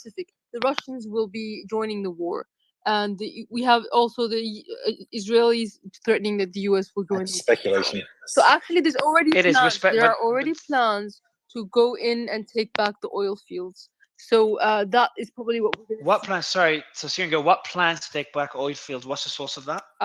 Well, What look, oil fields? take me as the source, and the Internal I sources. cannot. But so guys, so privy but only Syrian to girl, that. like we're asking every person to share a source. I When you're am the making source. statements that World War III is going to start. Well, that's Okay, not Okay, gonna fly, is it? another That's thing not I'd gonna like get to him add cold, is darling, come the Israelis. As far as I understand, they refused to release the female prisoners. Is that right? The Israelis have refused to release the female Palestinian I prisoners. don't think they've. Has there been any official There response hasn't from? been an official response to this Yeah. yet. So there's been no official response regarding So that. they've ignored There's there hasn't been an official response. So you can say they've ignored it. But they did say there was a statement beforehand. So maybe what you're saying is that what did Israel say regarding the Hamas saying they'll execute the hostages? Israel did say prior to that statement by Hamas that they will not stop the strikes if. Whatever, I can't remember the exact statement, but the way we interpret it, even if hostages are leveraged for that purpose or killed. Correct.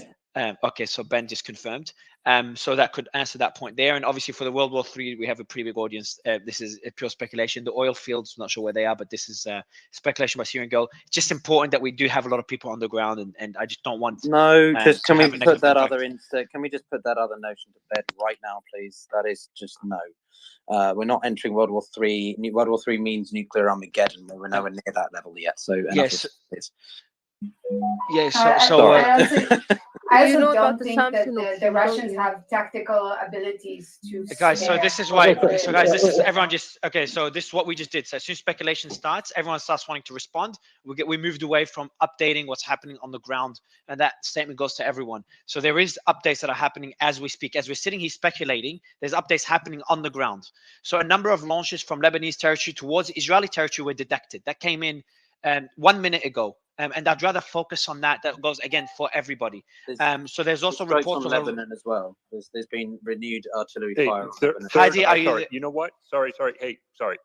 I made a mistake. It wasn't a second. It's a third Hezbollah member might killed. I've Third just been one. told by someone else it's now 4. someone else, another report coming in. So we've got 3 or 4. Basically, we're rising enough to the point where if there's multiple Hezbollah fatalities, that's really going to change the calculus that Hezbollah has concerning this matter. So and if Israel is conducting more strikes into southern Lebanon, then this could only continue more. So yeah, sorry, back to your source. Hadi, Hadi, what I'm sorry. seeing from everybody, and Hadi, please confirm this if I may, Mario, just as Hadi. So I'm seeing everything is it's indicating 3 Hezbollah members has killed. Do you know if there's a 3rd or even a 4th member killed? Until now, the official statements from Hezbollah were 3, and for each one they announced 1. And between each statement, there was like around 10 minutes. So the latest one was 5 minutes ago. So we can wait to see if there's a 4th one. But until now, it was not announced officially. I think that's a good point. Sorry, Mary, go on. So how I was going to ask Hadi, like, is there strikes right now near your home? I mean, now I'm in Beirut, so that's like I'm not in South. Oh, okay. My family's in South. How's the IDF report is that 2 were killed on site and 1 escaped. If the 1 escaped was injured and he reached the other side, then we would have 3. But I'm not seeing any reason to think it's 4. Well, again, I'm not sure what escaped because I think this is I talk about Hezbollah members. So this is from Israeli strikes, not from the attack. The incursion was not from Hezbollah. This was not from the Hezbollah soldiers died from the strike. The other ones, it was claimed responsibility by the Palestinian groups. Also, we do have a backlog of updates. So I got to stick to those, please, everyone. There's a backlog we got to catch up on. 3 minutes ago, there's been a statement that Netanyahu's speech has been postponed till 9:30. And there's also 6 minutes ago, a rocket projectile was launched from Lebanon towards Israel as well. So we are seeing things escalate on the border with Lebanon. And we are having images as well. Can I just clarify, Mario, whilst you look for that, that, don't forget each time Hezbollah releases a casualty, it's done very officially, formally. It's not just someone being like, oh, we've lost another member. Hezbollah is very particular in the way it goes about things. Is that would you say that's a fair assessment, Hadi? Yeah, that's exactly true. They give very precise wording for every statement, especially when it comes to mourning one of their members. They didn't even mourn them together in one statement. They're mourning every single member in a different statement. Okay. Thank you. I'm seeing a report that says Hezbollah indeed announced the 3rd operative was killed during the Israeli assault in southern Lebanon, and they have a name, Hassan Khadraj. And that goes in addition to the 2 operatives that were reported to have been killed earlier. But I think those operatives don't have to do with the airstrikes, they have to do with the skirmish. So we're either at 3 or at 5 at this point, really. And since we only have actual confirmed announcements about 3, I'm guessing it's 3 and not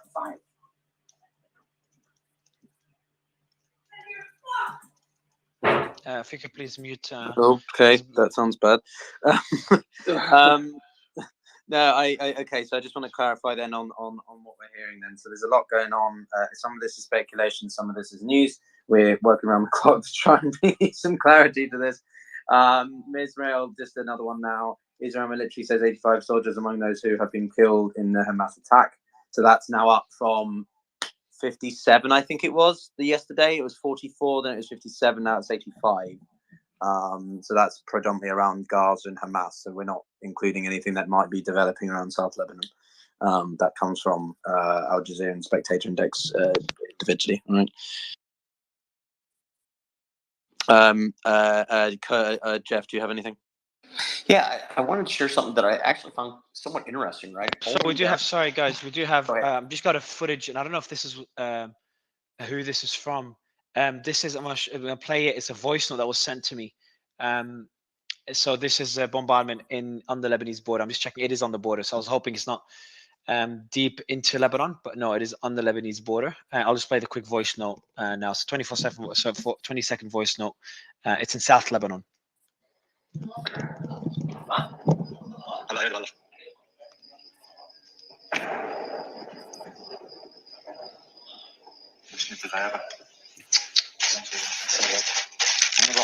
It's just the sounds of the explosions in Lebanon. This is the first audio that we've received of the strikes on Lebanon. So Yeah, I want to go to Hadi again, because Hadi, I know you're on the ground, and Piotr, if can you send me again via DM so it doesn't get lost in the group, the handle of the other person that's in South Lebanon. But Hadi, Yeah. from the people you're speaking to, can you just give us a broad overview of what's happening in Lebanon, please? So, I mean, until now, it's just confrontations between the Israeli soldier on one side, and there's no confirmation of who's fighting the rockets from Lebanese side. Could be Hezbollah, could be Palestinian soldiers. No one knows yet. I kind of doubt it's like a direct Hezbollah retaliation to what happened now, because it doesn't make sense. Hezbollah still announcing but then you never know. They can probably do an attack, and we saw there was fires. That means there was fire bombs happening, and fire bombs happening before an attack. That means the Israelis suspected something was going on, or someone trying to infiltrate or attack anything on the borders. The situation is calm. I was talking to people in the south. People are still in their homes. Some people are on their balconies looking at the fire that's happening and the bombs that's going down. No houses were attacked yet. No reports of anything residential or downtown areas of villages were attacked. Nothing like that. It's just until now it's in outskirts of villages. And Hadi, just your recommendation for people in how's the airport in Lebanon? Are people fleeing? How's the sentiment like in Beirut, in the capital city? Do they expect this to escalate, or do they think this will be limited to Gaza? I mean, no one is fleeing. No one's going anywhere. Everyone's sitting because people don't actually believe things will escalate now that much. They think it's just going to be like some skirmish and then it's going to end. The airports are fine. I mean, my flight is also soon, so there's nothing changed. Everything's You're normal. You're flying out of Lebanon? Yeah, I have to go. I have some place to be. Sorry, but we've seen reports of people trying to flee and Hezbollah forbidding it. I've read it earlier. So Sorry, read reports of what exactly, Noga? People in their cars with all of their belongings, trying to leave the area, and Hezbollah stopping them and not allowing them to do that. I haven't seen. An interview. No, that's not correct. Nothing like that I haven't happened seen. at all. Yeah, I haven't seen that. I think I sent it to you, but I'll see if I can retrace it and find. Yeah, if you could retrace it, I'm just checking. There's absolutely no way Hezbollah will stop anyone from leaving. That would, like, especially in Lebanon, where we have people. That would, yeah. So this is. Are you talking about the UN? There's videos in the first day where apparently people were stopping the UN or Hezbollah supporters. I think that was debunked. That was not either debunked or just a one-off occurrence. Like there was just like 2 UN jeeps and some people on the street. Could have ended like 5 minutes. It's not like an official stance of Hezbollah to stop the UN from going to the border. And there hasn't been. It's going to the UN. Just please, Noga, if you could mute. There's a lot of background noise. Has there been Hadi? Has there been any updates from the UN colonel? I see your hand up. I'll go to you right after. But has there been any updates from the UN forces on the Lebanese border? I can answer that if Hadi doesn't have anything. Well, I've got some. Yeah, go ahead, Piotr. Go ahead. Okay. No, go ahead, Adi. Maybe I can Either just one's supplement. no You've got So some better the latest thing from the UN is that, which was a weird statement, they said that they detected explosions. That was 4 hours ago during what happened between the Palestinian groups and the Israelis, and then the Israeli airstrike. That's the last thing they said, and they said they're trying to talk to both sides to remain restrained and stop the escalation. But now, after what happened, now there's no information, no nothing. But I surely know that they're still there. They didn't go anywhere. They're still in their positions in South Lebanon until now. Yeah, I think we'll get, if they do leave, we'll get reports on that pretty quickly. So I've got some, just briefly. So the last statement I saw officially, so not just like a quick update, was that they had detected several rockets fired from southeast Lebanon towards Israel in the general area of Kaf Chuba, and artillery fire from Israel to Lebanon in response. But that was on Sunday. And then they gave a general blurb about we're in contact with both sides at the blue line, which is the sort of line of contact, and said in a statement, peacekeepers remain in their positions and on task, but they also reference that some from shelters for their safety. So as far as it stands, UNIFIL's operations are continuing, albeit in a slightly different setting, and are trying to liaison between Hezbollah, the Lebanese government, and Israel at this moment in time. So that's sort of the situation from the UN. Has there been anything? Also, so I'll go to you before Colonel, and then Dana, I'd love to go to you. It's been a while; we haven't had you speak. Also, whatever you want to share, but also, has there been anything about the Hamas truce request? Any other sources mentioning it? Because this, for me, would be the biggest development for today, if this is the case. Although I think it's happened prior as well. I'd love to, if anyone can tell me, like, is that common for Hamas? following an attack to request truce. Was that very uncommon in previous clashes? So also, I'll let you go, and maybe anyone else could offer clarity. Has this been confirmed that they have offered a truce? I don't think this is. It's been. We've had many sources, but it hasn't been fully officially confirmed. There's a few publications that have published it, but again, has not been confirmed.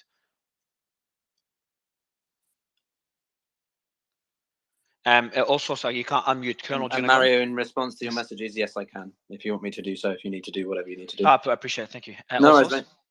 Go ahead, All Source. Okay, All Source is not there. Jeff, you got something? Oh, he just dropped completely. Jeff, do you want to go? No, I'm here. Yeah, so per the Polish Defense Forces, which I find this pretty interesting, right? The Polish Defense Forces were able to, in 48 hours, launch a C-130, get Polish citizens and civilians from Tel Aviv out and back to Poland. I mean, they've got it posted right now, which is phenomenal, right? I mean, they've beaten the United States. It's actually starting to pull people out and other European nations. So not something that I would have. I realize it's not as exciting as other things that are going on, but it's kind of impresses me. Okay, that's interesting. I think we should just keep in mind. All Source, you back? What do you got, man? Yeah, just some news from the kind of the Iraq side. One of the Palestinian Popular Mobilization Front, which is basically a pro-Iranian group operating in Iraq, Han, the Secretary General called a million. I'm going to just quote: "million-man demonstration to support Palestine on 13 October, and threatens to respond militarily if the U.S. supports Israel." We know that, but they're calling for a million-man march in Iraq on 13 October in support of the Palestinians. So probably in Baghdad, we might see something like that. Okay, thank you. I'm just writing something here regarding UNIFIL, but referring go ahead, to Piotr, referring to the truce discussions. Reading it from Sky News right now, came out 4 minutes ago. They actually published it, saying that Hamas is open to discussing a truce with Israel. One of the group's officials has said. The official told Al Jazeera that Hamas has, quote, achieved its targets. And when asked if the Islamist group was willing to discuss a possible ceasefire, he told the news outlet it was open to something of the sort and all political dialogues. Okay, thank you for that. So that's a little bit more comprehensive. I think we're still waiting to see if it's substantiated by. I'm surprised Sky News haven't sort of expanded on that more. I guess maybe they can't really, but yeah. Okay, well, it seems like they're citing Al Jazeera, but they're citing Al Jazeera. In the breaking news chat too. Okay, thank you. All right, so I'm losing track of everything and just trying to manage the group. John, I want to jump over to you maybe very quickly. Do you have any thoughts about what we're hearing now? These sort of conflicting situations. You know, on one side they want to draw down, but now Hezbollah is sort of potentially going to get involved because they're seeing more deaths. What would you say from that from a military standpoint? The first reports are so hard, and not official statements and different groups. It seems very fast moving at this point for me. Yeah, I mean, definitely tension for sure, and tension and increased activity and violence. Okay, thank you. Yeah, I'm just trying to think about this, and it reminds me again of the early days of Ukraine, right? It was just a complete and utter. When Russia was all over the place, all over Ukraine, we thought that they were in Kiev, and they weren't, and so on. But I want to also take stock of some of the updates we've got coming through. So there are apparently reports that Israeli planes targeted a house of the member of the political bureau of Hamas movement, Dr. Kilal Kia.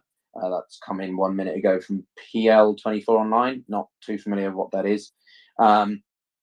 Thank you, Nick, for adding that.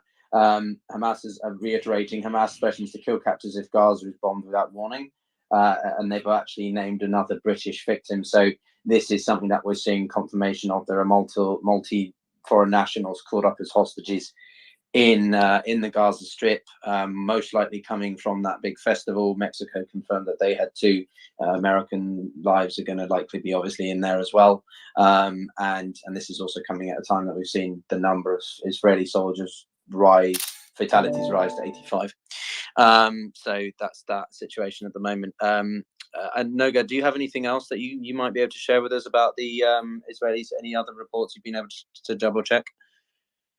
Well, I actually found a new one that's interesting. Mansour Abbas, who's head of one of the Avram, which is one of the Arab political parties in Israel, the Knesset, has called, this was from 2 hours ago, but I just now saw it, called Hamas to release the prisoners, arguing that Islam does not allow the imprisonment of elderly women and children, and it is not our way to do it.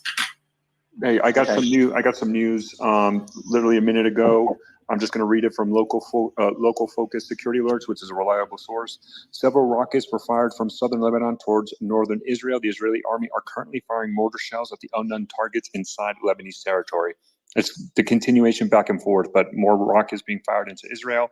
Israel retaliating with mortar fire into Lebanon. Okay, this is well, so that is modified. I mean, again, that's particular targets we've seen during much of the day, that there were planes overhead. Okay, I'm just going through Mario's profile. I might pick out a couple of the points here, but oh boy, there's a lot to keep track of. My God. Okay, so we've got, we are open to discussion, but that again, we haven't really confirmed that.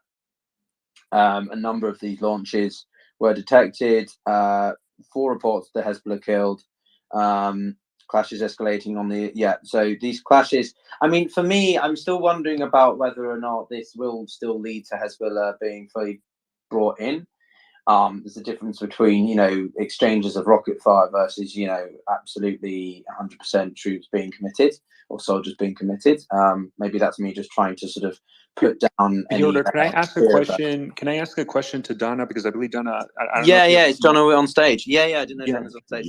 Donna, I don't know if you have more. I don't know if you're in Gaza or in that area, or you have direct contact, because I'm seeing a report from Intel Georgia, Palestinian, and I'm going to check Palestinian Telegram right now just to confirm. I just saw it on X.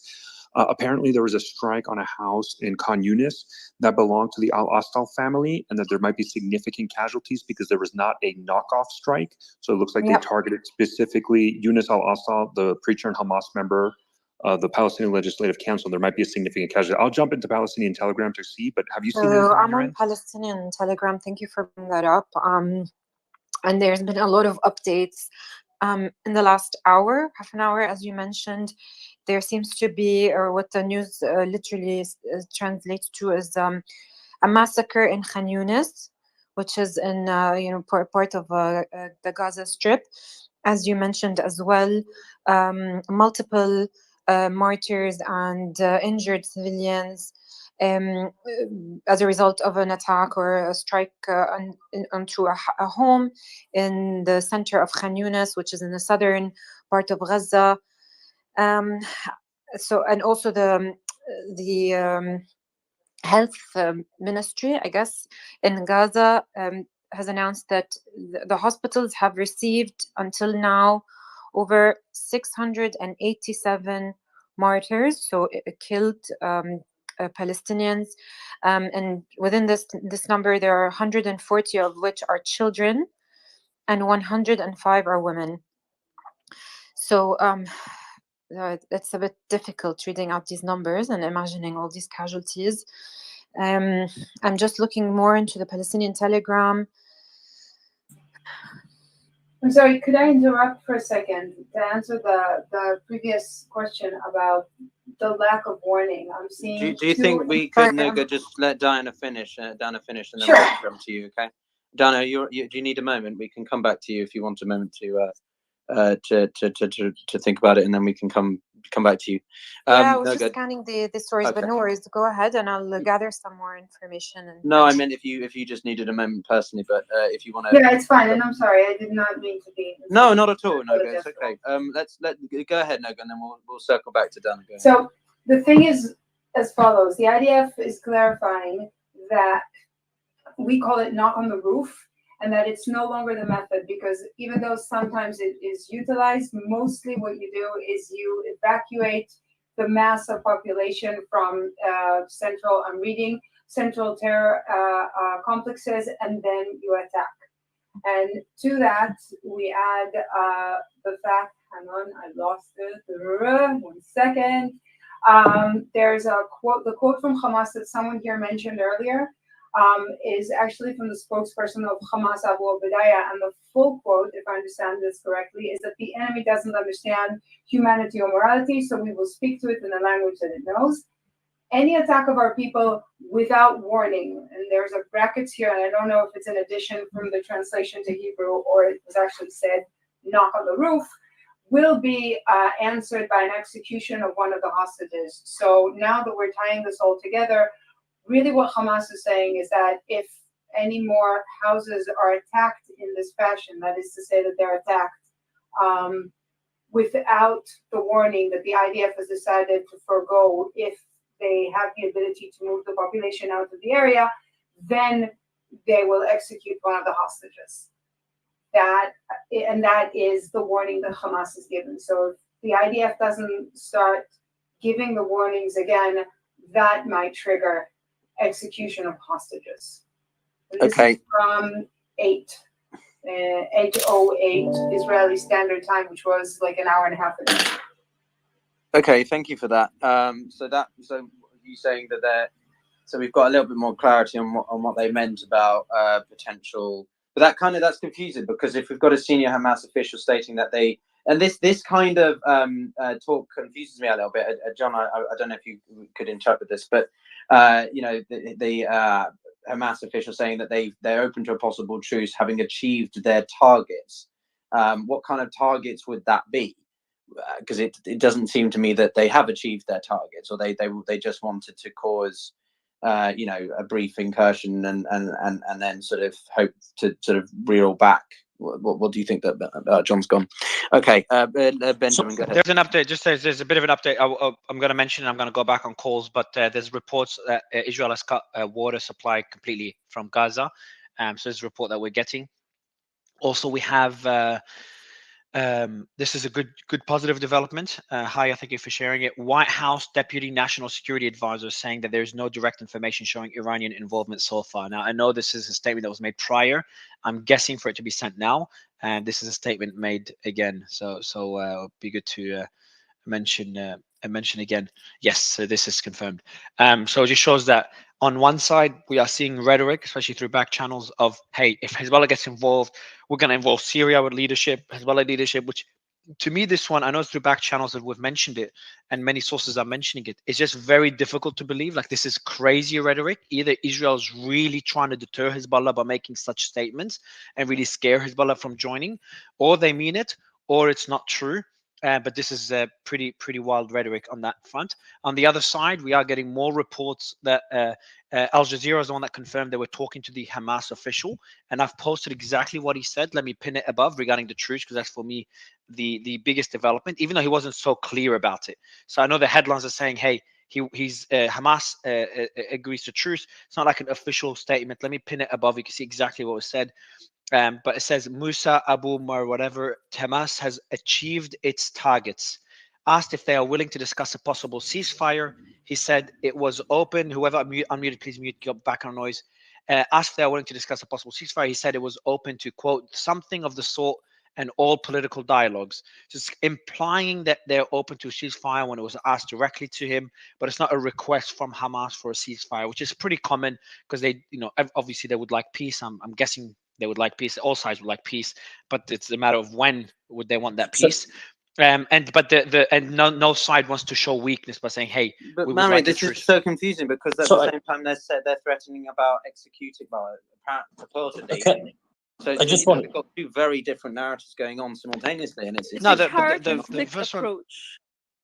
Exactly. So it could be exactly the carrot stick approach, like because on the execution of the hostages, they're like, hey, if you keep bombing us, we'll be executing hostages. So it's like the stick is like, bomb us, we'll kill your hostages. The carrot is like, hey, we're open for a truce. So this is the way I'd look at it, Piotr. All right. Cool. And also achieving the objectives, I can tell you that one of the objectives already achieved is to stop the normalization between Saudi Arabia and Israel. I'm not sure Let's go to Ben. Yeah. So unless there's enough, guys. Yeah, go ahead, Ben. Yeah. So first of all, I think we have to just be careful about speculating, right? So the fact that our normalization with Saudi Arabia, nothing's been commented officially, and even if it was by one of the governments, it's pretty much meaningless. Right. So, and second of all, I can speak a little bit from Well, that's personal experience. speculation to say that it's Yeah, Yeah, so- but this is Syrian. Okay, Ben, 2 Syrian, seconds. yeah, Syrian. Okay, Ben, 2 seconds, please. 2 seconds. Just 2 seconds. Syrian girl. The reason he speculated because you speculated first. Now your speculation, it's a logical speculation. It's a good discussion. It's actually a good point. But we just don't have the capacity right now to speculate. So this is why we're not like right now while we're speaking. For example, Ben, I want to give you the mic again. While we're speaking, we're getting reports of intense Israeli strikes in Gaza, and there's some incredible images that are coming out. Does anyone know where Faye oh, that's Faye Tux is Can the I interject? More importantly, I think a fifth apparently Hezbollah member has been killed. Hadi, I don't know if you can confirm this, but this is something that I just. Someone I trust shared his name and picture, but then deleted it. I'm not sure if it's because it's a long picture or not. So I'm just gonna confirm and let you know. All right. Cheers. Thank you. Sorry. And Hadi, yeah, Ben, go ahead then, because then Hadi, I want to ask you a question after Ben speaks. Is that we have now, let's say there's 5, and counting by the looks of it, just keeps going up every 10 minutes. The number keeps increasing. When it was 1, you said Hezbollah will respond very aggressively. Now we've got 5. So I want to get Ben to speak because I know he's been trying to speak for a while, and then I would like your thoughts on this particular point, Hadi. Yeah, very briefly. I can speak a little bit of my own personal experience many years ago. So the term, I believe, I'd like to see the Arabic would be hudna. So it does mean truce, right? But it is not uncommon in my experience that, there is going to be a lot of pushback against the militant groups from the local population. And that does factor into their calculation, right? Because keep in mind, it's very important to state this. Hamas does not speak for the entirety of the Palestinian people, period, and especially in Gaza. Tons and tons of innocent people that want nothing more to do with this. They just, want to live like normal people. So I think we have to take that just with a grain of salt, right? Because I experienced 2 of these in my own life. I dealt with members of certain groups back from my military days. And there does come a point, right? Just like pressure in any country, in the United States, in Canada, in Israel, when the populace starts pressuring the government or groups, that does have an impact on their calculation. That's all I wanted to add, right? There's a commitment in the European Union says that humanitarian aid to the Palestinians will continue as long as the needs arises after the suspension of that aid, according to a previous announcement by another commissioner in the union. This is weird. What the hell did they do? What? The commission, yeah, they just came out from Sky News. So European Union now has resumed aid to Palestine after initially cancelling it. Do you want to give us your thoughts on this, Piotr? It's very odd. Well, and then we'll go to Hadi. it's a fucking, excuse me, it's a bloody mess. It shows you that, I did actually, interesting, I was going to tweet that, but I didn't think it was a big, significant, just Ireland rejected the Commission's desire, and because of the way the EU works, you have to get all 27 member states to, it's not NATO, it's not 32, to 27 to agree to these sorts of multilateral, if you want, provisions. So it's likely that was because they couldn't get universal support.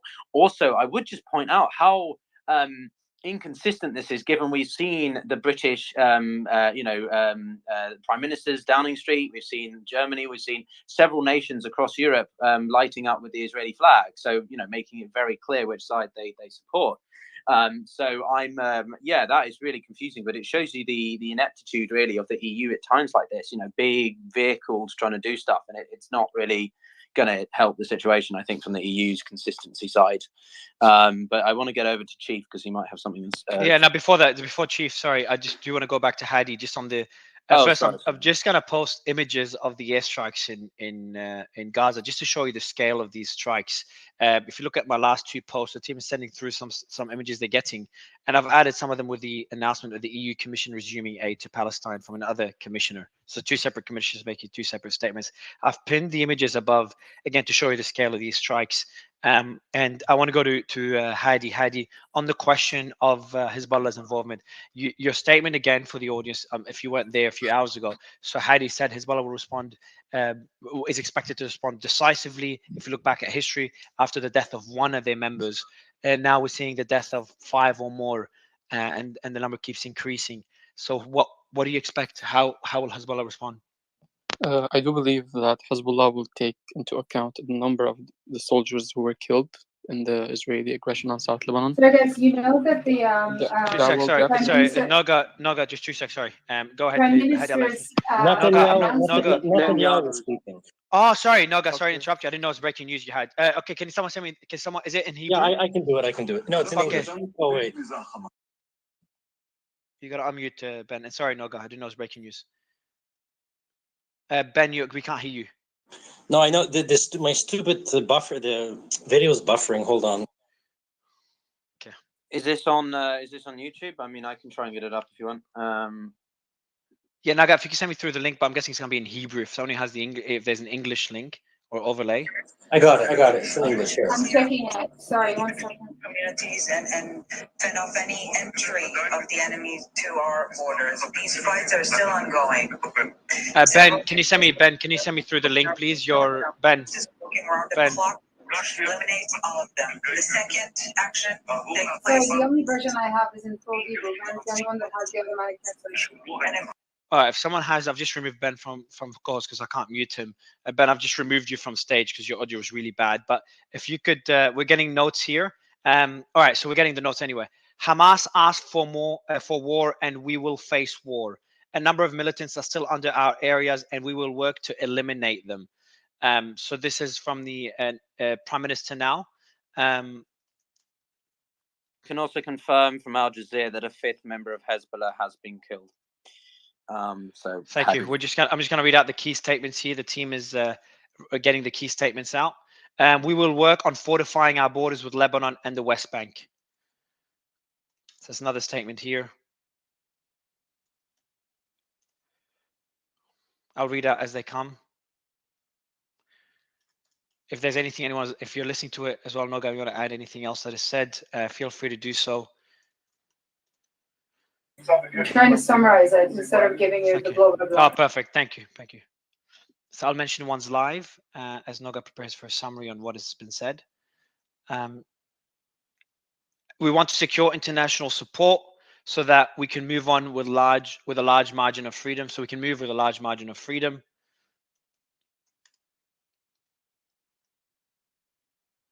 I call on the opposition leaders to form an English emergency government. So it's another statement here from Netanyahu. Sorry, I don't know how you got to English. It's unity government. I appreciate an emergency government. Okay, I'll put unity government. Every place Hamas operates from will turn into ruins.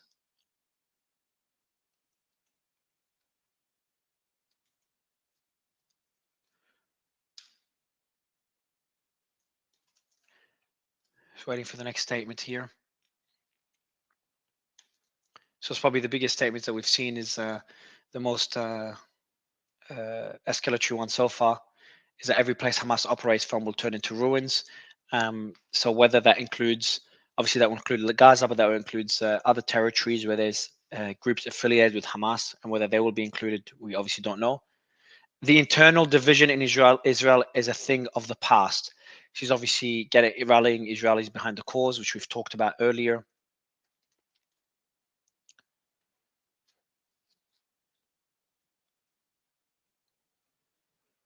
Our first step was to clear the towns surrounding the Gaza Strip of militants.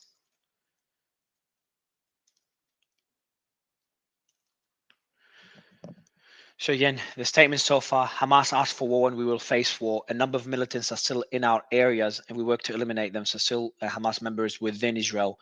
We will work on fortifying our borders. Another statement here, we thank the unprecedented international support for Israel, which we've seen the internet, a lot of countries, the US, Europe, express support for Israel.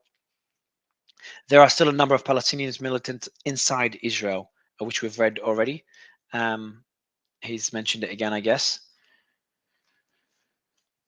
We want to secure international support so that we can move with large margin of freedom. I call the opposition leaders to form an emergency unity government. These are old statements. The new one came in. We will do to our enemies. Okay, I've got the link here. Let me play it now with English translation. To attack Israel. What we will do to our enemy in the next few days will echo for generations. Already, the battlefield is filled with heroic stories of our people, from the citizens, the policemen, the soldiers. I saw a video of standing with his people after killing the terrorist. This is our spirit, standing strong together. I also watched a video of David, an army soldier whose child, he was out. Let me get a better link. Let me get a better link. I've got another link now. And there's just some important statements he's made. The news about the Egyptian intelligence informing us of the Hamas attacking in advance is fake news. We will do to our enemies. Will reverberate for generations. Let me read out. Let me play the Fox News link now. Okay, this isn't even. Okay, I get it all. If you guys wanna, he finished. Oh, he finished. Okay, yeah. So I'm gonna. Yeah. So I'll let you. I will. Yes, I will. I'll ask you to translate. That'll be great. I've also just the team has gotten the key points as well. So I'll be putting out a summary now, as well. So Noga, I'll let you read out your summary of what I said, and a tweet will be coming out in the next few seconds with a summary as well. Go ahead, Noga. Noga, are you there? Yeah, sure. These are the main points. The last thing I heard you say was that the Egyptian intelligence warning was false. Never Fake news. happened. Yep. Okay. The rest is more inspirational. This campaign will take patience. At the end of it, all of our enemies will know it was a horrible mistake to attack Israel, and the memory of our retaliation will echo through the generations. He mentions video of General Zini striving to annihilate terrorists, are saying that that is the spirit and determination required to win this. He also mentions, there's a very famous video going around of a soldier who was recruited 5 days after his son was born, which means that he had to watch his So I've got yeah, so I'll read it out as well if you don't mind, Noga. I've got a summary from the team. I've posted it and pinned it above. And what we'll do, Noga, is what I'll do is I'll send you I'll read out the summary from the team, and then if there's anything we got wrong or missed or got skipped in translation, just jump in. Or if you have anything that we missed, just mention it at the end. I think it's a good way of doing it. So I've read updates. It would be a lot easier if you sent it to me. Yeah, I've just posted it. I've just posted it. Okay. Yeah, so let me. That's all right. Every place in Hamas operates from will turn into ruins. The internal divisions over is thing of a past. We thank the unprecedented international support. There are still a number of Palestinian militants inside Israel. What we will do to our enemies will reverberate. We read there's 3 more points here. Our enemies in the region understand significance of having U.S. aircraft carrier on the way. We will do everything for the kidnapped and missing. We have tough days ahead of us, and we are determined to win. I've posted, Ben, I see you're back. I removed you from stage because your audio wasn't good. But I've posted a summary of everything that's been said. I've pinned it above it as well, so you can go through it. And if there's anything you want to add, just one point was that he's appointed a special minister to deal with the hostages, and just at the end of the speech, he basically ended with a phrase from the Bible, Am Yisrael Chai. So, yeah. Yeah, and he did say something about we do everything for the kidnapping and missing, for the kidnapped and missing. Correct. Which kind of goes against the statement made by the Israeli Defense Force. I think it's the more important one that says that we will not, even if they're going to execute. I don't know what he said exactly, but kind of implied that they will not stop the airstrike if hostages are being executed. Correct. Which I have a feeling that statement is relatively accurate. I just don't think. I don't think they're in a position to be able to stop airstrikes. 2 reasons, and that's just my personal opinion. But the first reason is they need to respond. I think the response is just getting started, considering the scale of the attack. And the second one is from a PR perspective. This will, if anything, garner more support for Israel. But the issue is, how do you draw that line? How do you make those decisions? If they kill 1 hostage, if they kill 10 hostages, it's a very difficult position to be in, and it's really difficult to predict how Israel will respond if Hamas did threaten to kill hostages. if and to quote it, if the civilians, I think, or civilians or civilian buildings are impacted or are struck by Israel. But we don't know how much of that is rhetoric versus Well, again, adding the them actually. asterisks and arguing that all the IDF needs to do now is knock on the roof before So attacking. Naga, your mic, yeah, Naga, your mic is just very echoey. Sorry, not echoey. There's a lot of feedback sound. I think it's your computer in the background. But let's get some analysis of what's been said so far. I've got 3 hands up. If we just analyze the statements made, Piotr, do you want to go first? We'll go to Syrian and then Chief. Yeah, sure. So, sorry, I just thought I'd on with that because there's not much I can add. You know, a very clear statement of intent. I think what most notable now is the emergency unity government. That's the sort of thing we saw in the Second World War between the British, you know, and Labour and Conservatives came together. So, you know, Israel really is settling into a long-term status with this, and any idea that sort of Hamas is going to get away with some kind of truce, I think, is out the window. I certainly think before Israel were to take them up on that, even if it is, you know, if it's true, they're not going to do so until they think they've done what they need to do. And so, you know, it's still pretty unsettling for many Israelis, I guess, that the, you know, Hamas troops are in and around Israel. Again, it shows you the lack of preparation. They were aware of this. Again, we can talk about that point from Egypt's that quite big revelation of today, possibly, about Egypt. So I'm very interested to see about that. And obviously, you know, he's taken precautionary measures over Lebanon and the West Bank. Again, we're not sure if there is anything going to happen down there, but as with all of these things, once you get one big escalatory situation, that can lead to pockets of instability and conflict elsewhere, whether or not it's instigated by Hezbollah. What is interesting is he doesn't name Iran. He doesn't name, you know, he just said our enemies in the region understand significance of having US aircraft, you know, so again, underlying that US-Israeli relationship, and you know, definitely being quite core in the sense of he hopes, calling out the US, I think, also to try and get them to do even more, possibly. How likely is the US to respond if Hezbollah gets involved? Because that was a bit of a surprise to me when through the back channels, Israel or an Israeli official said that the US will get involved. Do you expect that to be the case, and how involved will the US be? Could it be just strategic support from the warship, or could the involvement be more comprehensive? Yeah, so I think what we you know, we can be 100% sure that, you know, the White House, Pentagon are in an absolute flurry of activity monitoring this. You know, the UK had a cabinet. Hezbollah just made a statement that they've attacked the Israeli barracks Branit and Avifim with guided missiles and mortars that just came in. Can you send me that written down so I can figure out where that is? Yeah, sure. Avivim is basically All that, 3 minutes drive from my house. It's on the borders in front of Maroun al-Ras village in Lebanon.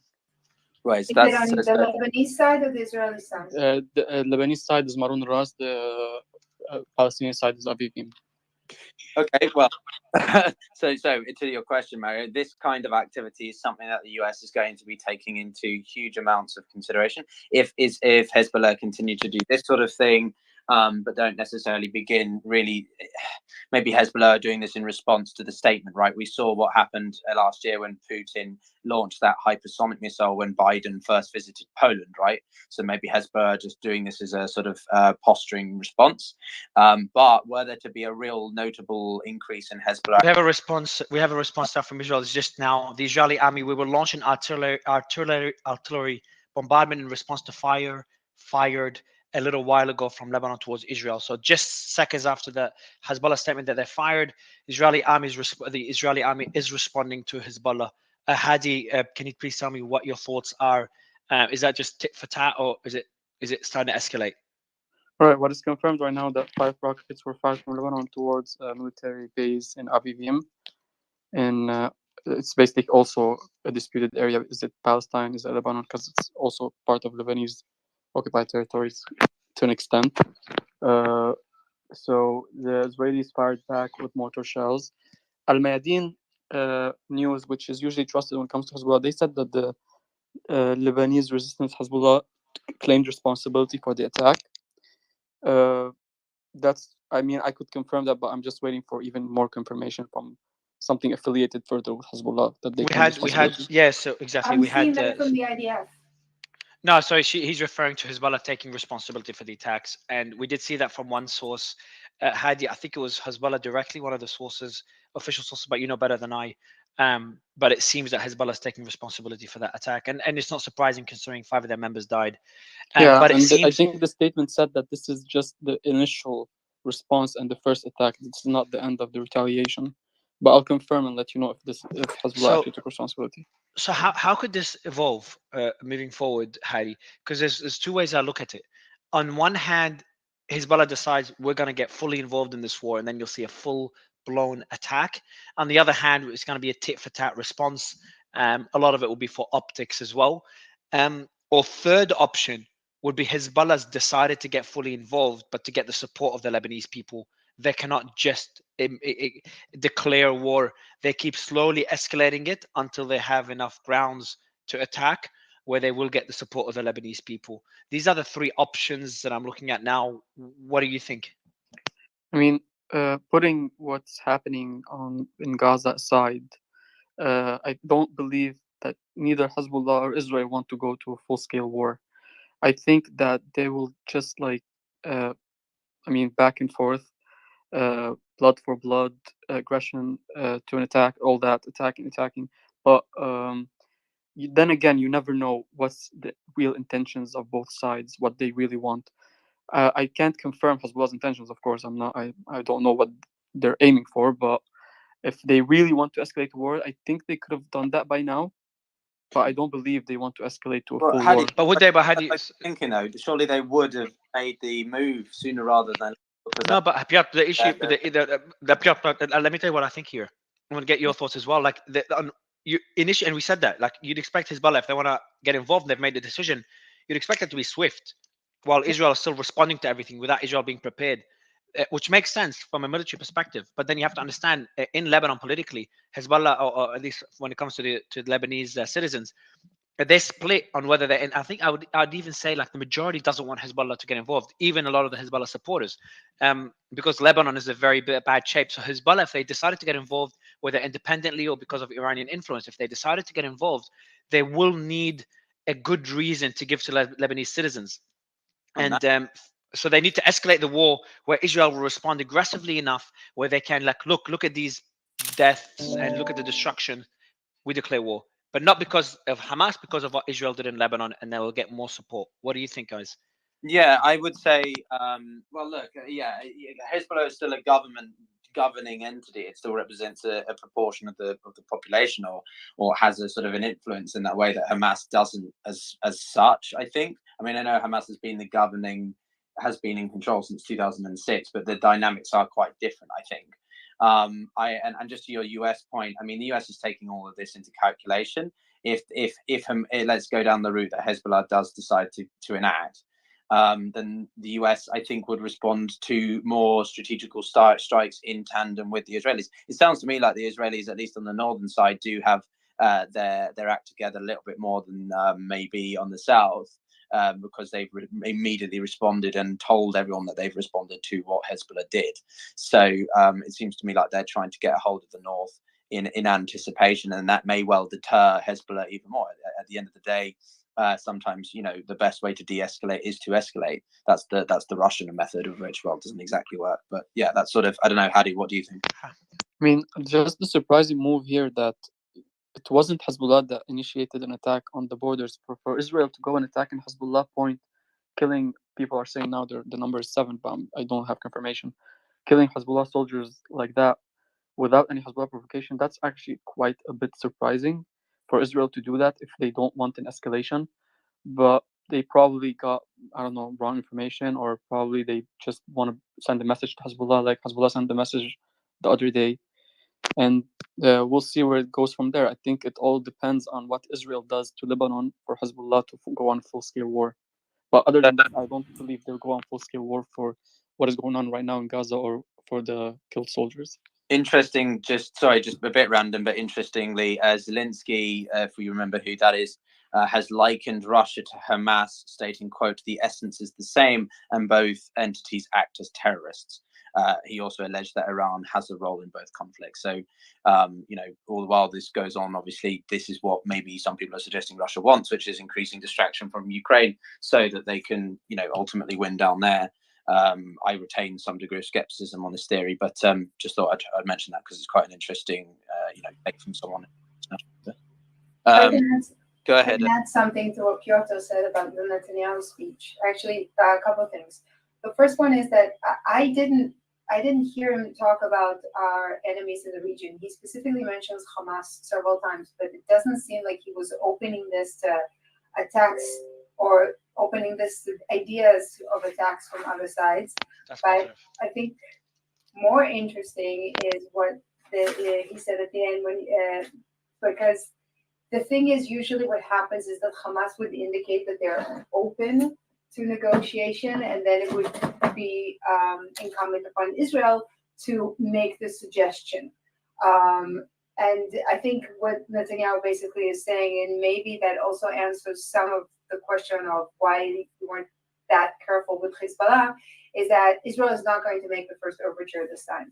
It's not going to take signals, and it's not going to be impressed by suggestions.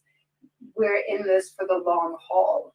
Anyone who wants to turn this into a war should not expect Israel to be careful enough, because Israel is not going to be responsible or is not going to take seriously the threats that this is going to become an all-out war. If you want an all-out war, Israel is ready for one. I think it's virtue signaling of, we're going to be crazy this time. You might not want to expect us to be the ones that hit the brakes.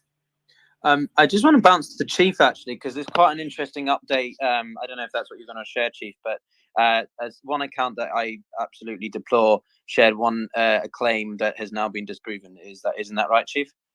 So a couple of points real quick. The strikes from Hezbollah were reported by Reuters like about 20 or so minutes ago, and they've again officially just taken credit for that, as May reported there. But the reports of a church being destroyed in Gaza are incorrect, and they have an official Facebook post that says that the church is still standing and untouched as of right now, which is at least some good news. And Yeah, all I've had like 3 different users send me the pictures saying it is alive, and we haven't gotten to it, so I'm glad you So mentioned. that information was shared hours ago by an account called Jackson Hinkle, which I hope makes it very clear that he is not a source of reliable information and spouts crap. So I just want to make that very clear, because that could have led to a pretty strong response from the Russians. If that, I don't think. Yeah, so I don't think Russians or anyone would respond based on that. They'll be able to verify it pretty quickly. We do have a statement issued by the Islamic Resistance in Lebanon. Let me read out that statement.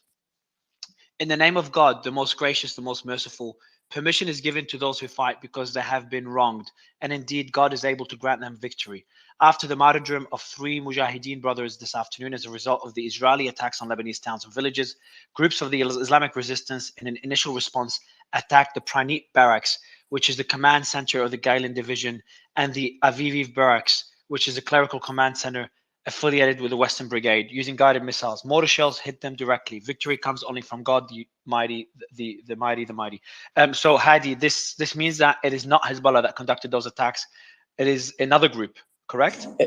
No, it's Hezbollah. The Islamic Resistance here means Hezbollah. Oh, my bad. Okay. So this is a statement by Hezbollah. So yeah, that statement is by Hezbollah, but there's something weird about it, that they only announced 3 killed.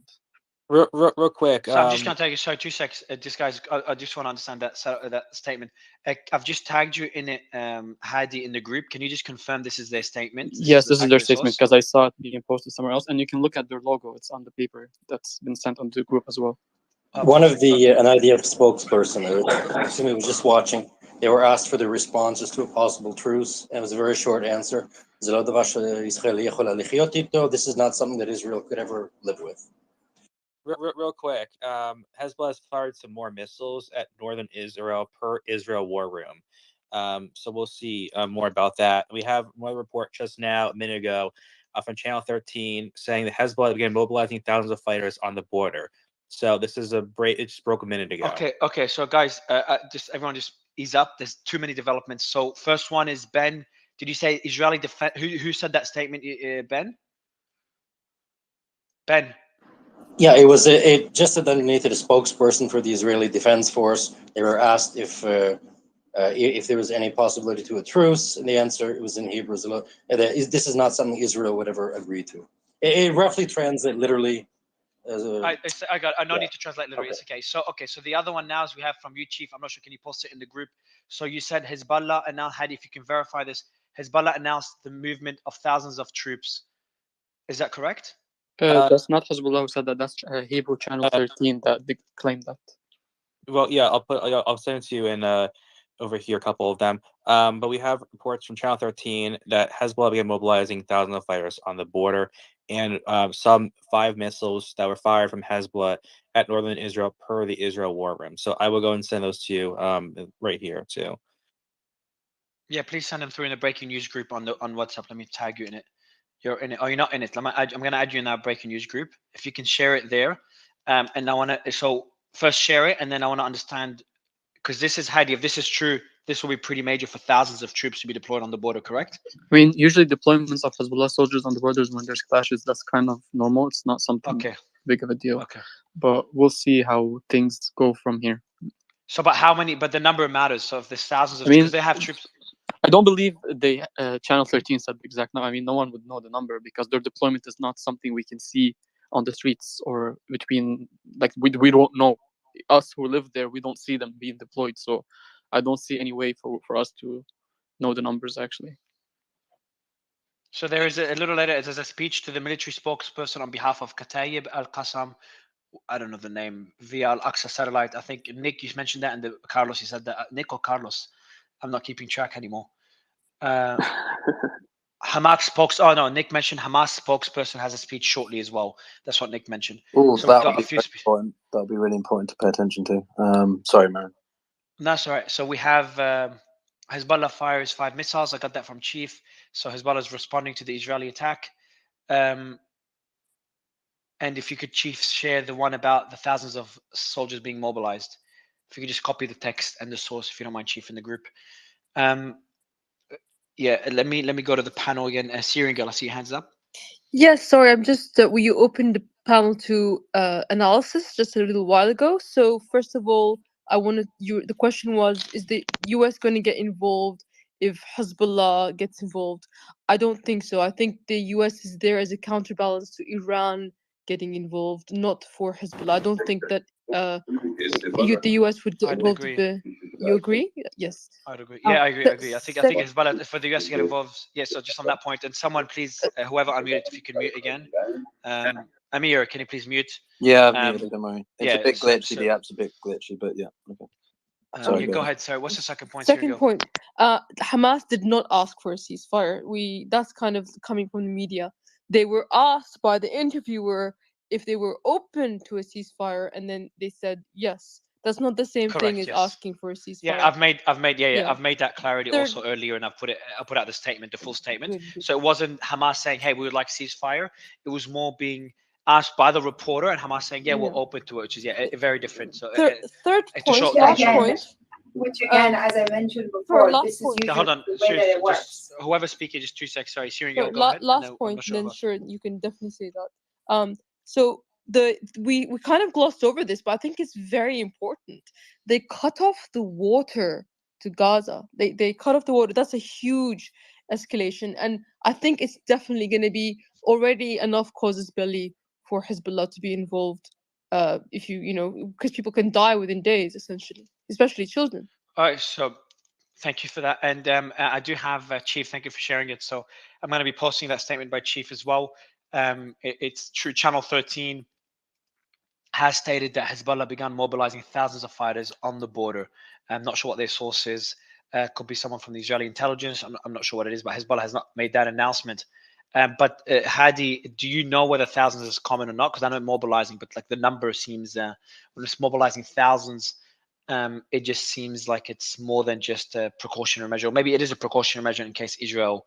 I mean, it is a precautionary measure because, like I said, no one knows where things are going, and I'm pretty sure like just like 2006, no one knew that the entire region was heading to war between Lebanon and Israel. So Can you I tell think me? it's Yeah, just can you tell me precautionary more? measures. Tell me more about 2006. Obviously, it's a long time ago. How did it start? Was there any indicators that Israel was going to enter the territory, or was it like out of nowhere? It was sudden. No, actually, it was kind of. I mean, I was literally kind of like a kid.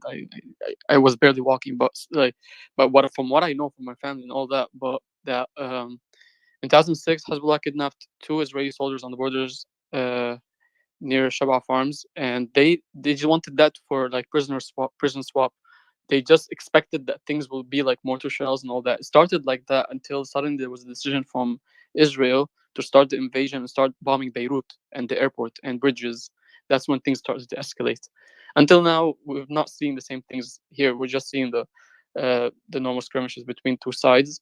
But if there was a decision for an invasion or like, then yeah, definitely we're gonna go to war. So in this case, 2 things I want to mention. In this case, there has been no kidnapping done from Hezbollah of any Israeli citizens or soldiers. No. There hasn't been any skirmishes by Hezbollah into Israel. That's been the other group, the one that sympathizes with Hamas. And all we've seen is rockets fired by Hezbollah onto the Golan Heights, Israel hitting back, and we're still seeing that tit for tat happen as we speak. And also, we need to mention that the 2006 war was prepared from before, because former Israeli Prime Minister Ehud Olmert, I think his name, he said in 2007 that we were planning for this war months before Hezbollah did this operation. So there was already a decision to go into war. I think there's breaking news. Someone mentioned they have breaking news. Yeah, I did. There was a skirmish in Einab. Einab is way up north. We've been looking at skirmishes in the south all day. This is a completely different area. I think it's in Samaria actually, but it's ridiculously further away from where we've been looking so far. At least 1 woman was injured. I don't have any more details, but this is, yeah. Einab is in Samaria. I'm trying to. I don't know how much you guys know the team. Yeah, the team. Yeah, sorry. Go ahead. The team did send that through in the group, but I didn't know. We didn't even get to it, to be honest. So I'm gonna try to get some more clarity. I'll ask the team if they have some more information on this. It's right next to Karim. Actually, that's the best way to explain it. Yeah. Yeah, it's in the West Bank near Karim. Yeah. Oh, okay. Okay, so we have another source. Yeah, it's just that says, it's odd because there was shooting in the area. Usually, when there are penetrations like this, it's not necessarily with firing arms, rather things like cold weapons like knives. But this is something new. Appreciate that update. And there was another update. I can't remember what it.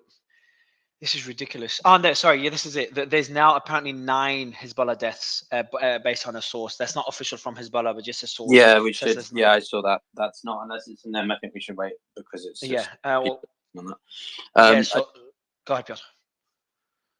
No, I wanted to add something, but I think the main. I want to ask about that though. Do we know if it's from like aerial attacks or face-to-face? Or the skirmish? No, we don't know. There'll be from airstrikes. There's not been any. There's been pockets of flare-ups basically where there were supposedly gunfights between some Hamas members and not Hamas members, sorry, just militias, people with guns, I guess, and Israeli forces. But none of them were supposedly related to Hezbollah, and I don't think they were, because now we're beginning to see more Hezbollah. Yeah, sorry guys, I do want to ask about the Fox News report from the Fox News report. Yeah, so I'm gonna also 2 seconds, Dana. I'm gonna go to you in a bit to ask you about what the impact is of the water being cut off to Gaza, because I'm getting a lot of messages that this is not common, and this is Gaza does get.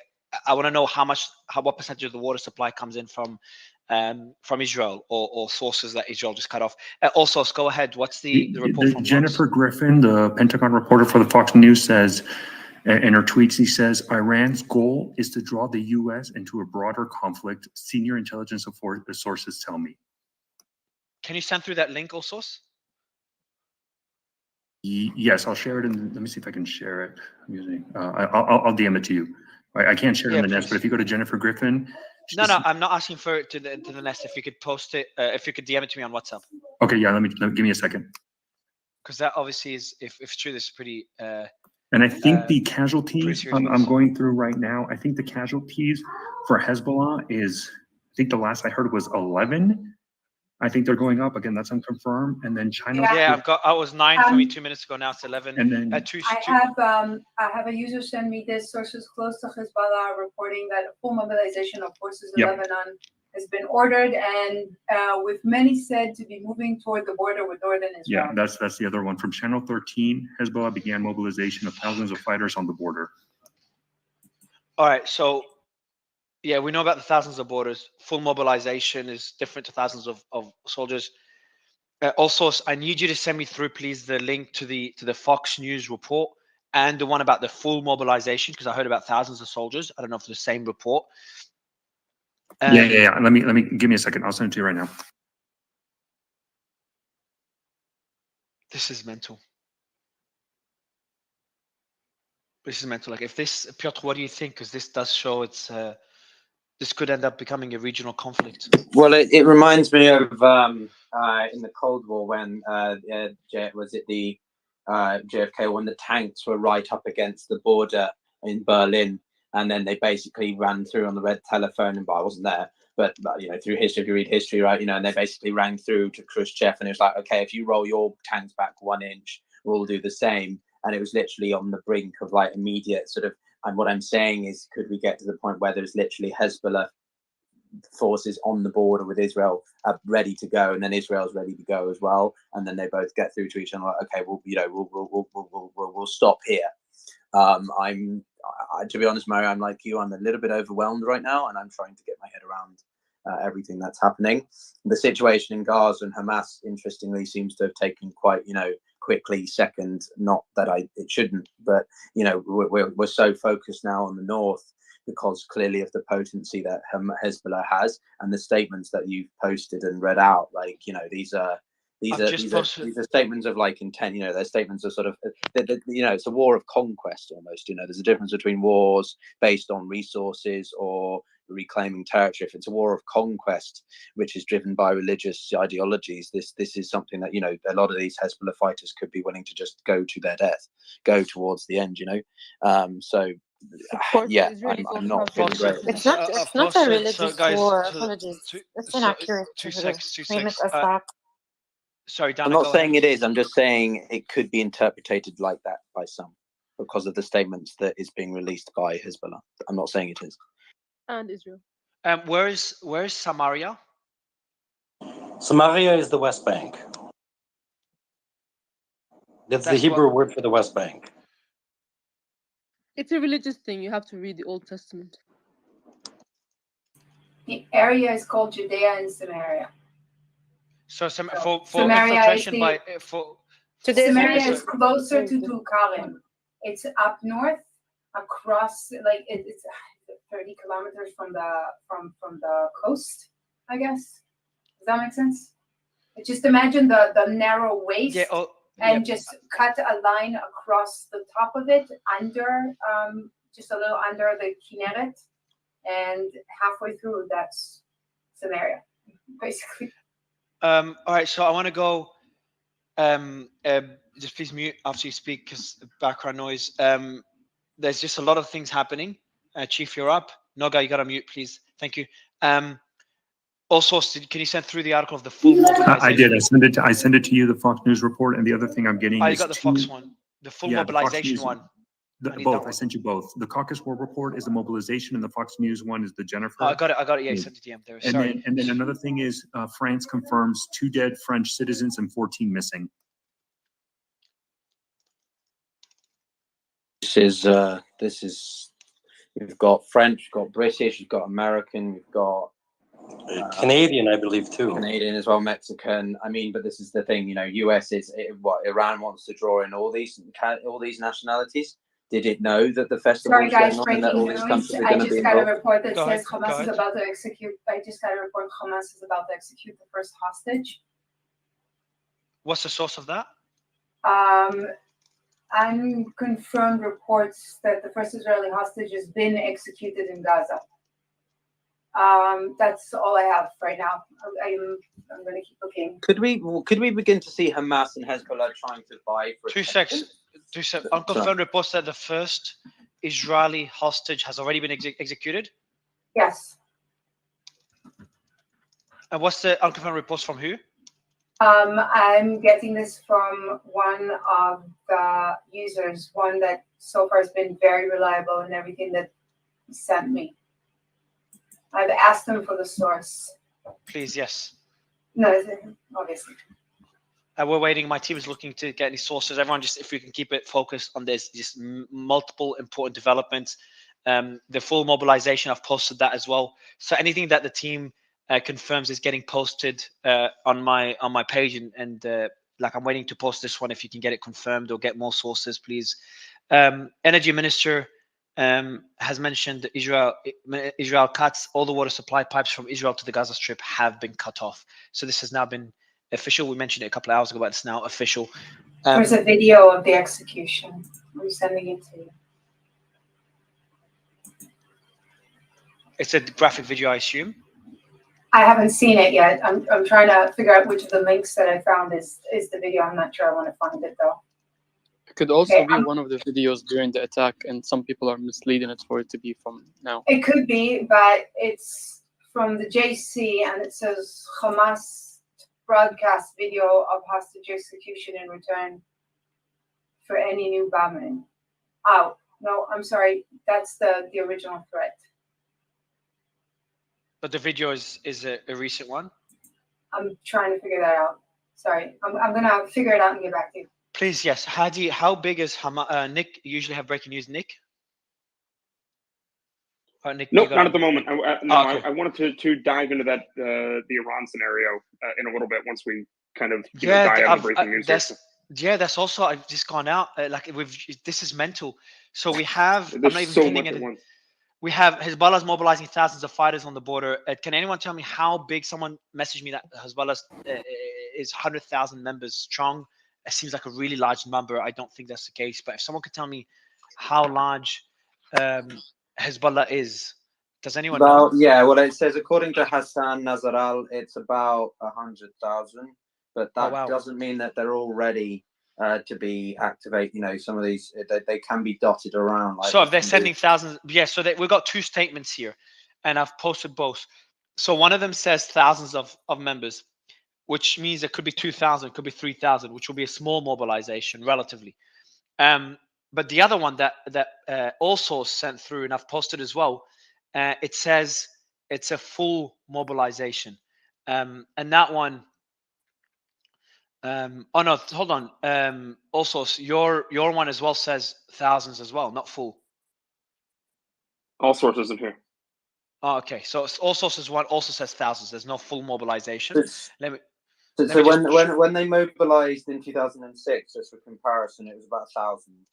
So, and that was made up of a few other forces. So I personally don't think you're going to see 100,000 Hezbollah. No, there's so based on someone, an analyst that's communicating to me in the background, Hezbollah has 100,000 members. 10,000 should be active. 90,000 should be on reserve. Don't know what on reserve is. Mario, go ahead, man. The Hamas spokesperson is currently giving a speech. I'm guessing it's in Arabic. Yeah, so we're sort of getting bullet points from it. I can. If no one else can I can translate it if you want, or if someone else speaks out. If you want I don't know to. if we have a live feed or not. If we have a live feed, that'd be great. Never mind. Okay, in the group. Let me check the group. Sorry, I was just looking at another message. Okay, so we do have a statement. Yes, thank you. The enemy's inability to confront our fighters for more than 60 hours so far. Our battles are still ongoing in many places on Earth. Russia, in the meantime, Russia has announced the death of one of its citizens. Our Mujahideen shut down the entire Gaza division in the Israeli army.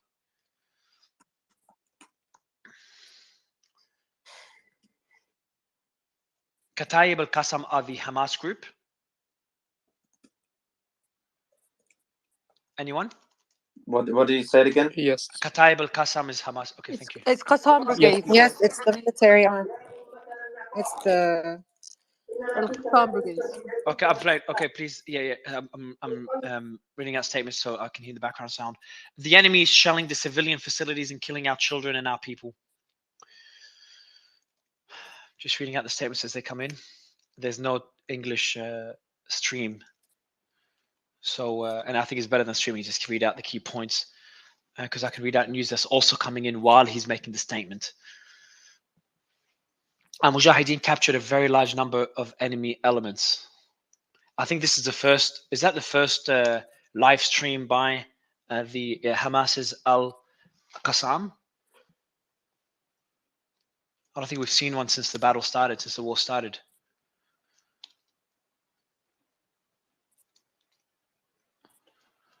I'm a little bit worried that this is the time when they're going to execute somebody on camera. I'm thinking the same thing. Have they done that before? We will not negotiate on the issue of prisoners under fire. What does that mean? That means they have We to will not stop the negotiate. It means that they fire will. in order for the negotiations to begin. Oh, okay. They want Israel to cease any and all strikes. Yeah, I get. Retaking And that's of southern part of the territory and course so on. also. It's a Yeah. precondition for a negotiation.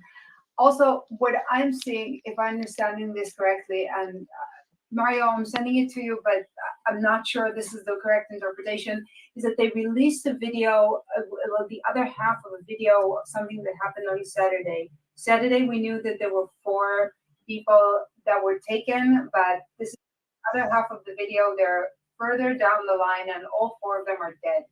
And this was posted on the Wall Street Journal 17 minutes ago.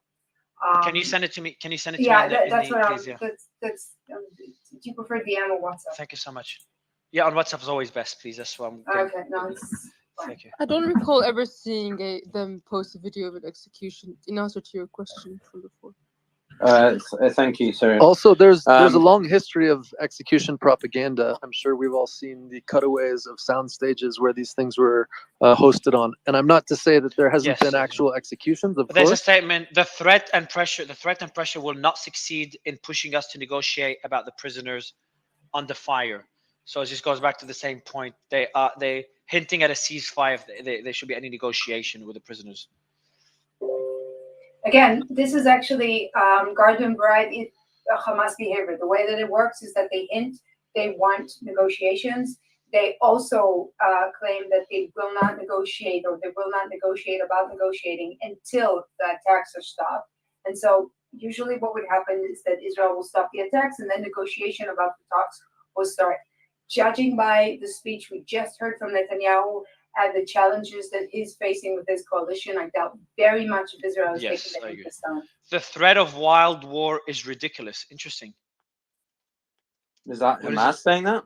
Yeah, this is This is all Hamas. Syrians. Right, okay. This is everything I'm reading is the statements by the Kataib al-Qassam Hamas. The Al-Qassam brigade still control the course of the battle. So if anyone, the threat of a wild war is ridiculous. Not sure if Syrian girl you're listening, anyone's listening to tell me what that Yes, means. I'm listening. Ready for do you Yes, know what he means by this? when we say ridiculous, it's kind of a mistranslation. It actually means like very very likely, or like it's very dangerous, like it's ridiculously dangerous. You can think of it that way. Okay, I got it. Our enemy will only get disappointment and shame. Well, that's self-explanatory, I think. Yeah, no. Sorry. The threat of a wild war is so. What do you mean by that, Syrian? Like ridiculous, as in It's like oh my god, this is ridiculous. Like it's definitely something that's gonna be extreme. It's dangerous. And wild war. Do you know what that means I think by wild absurd war? might be a better way to put it then. Okay, well, but no, what do not they mean by wild absurd. war? No, Wild absurd is in it's like ridiculous how close we uncontrolled. are to danger. Sorry, yeah, what's a wild war? A Syrian girl, the wild war war aspect of is something like that is out of control. It's completely beyond anyone's ability to control anymore. And ridiculous is like I got it. think of The threat of an amazing outcome. or So how about the threat of profound. the threat of an out of control war is dangerous. Is that fair? Or profound, I would say profound. It's profound. Okay. I think we've kind of. I don't know what they mean by that. It's whether it's outside of Gaza or out of control war within Gaza. Let me see if there's more there.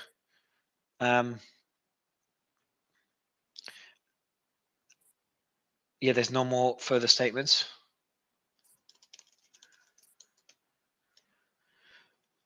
Okay, I've got the Washington Post article. Thank you, Noga. So the public TV address is over? No. No, okay.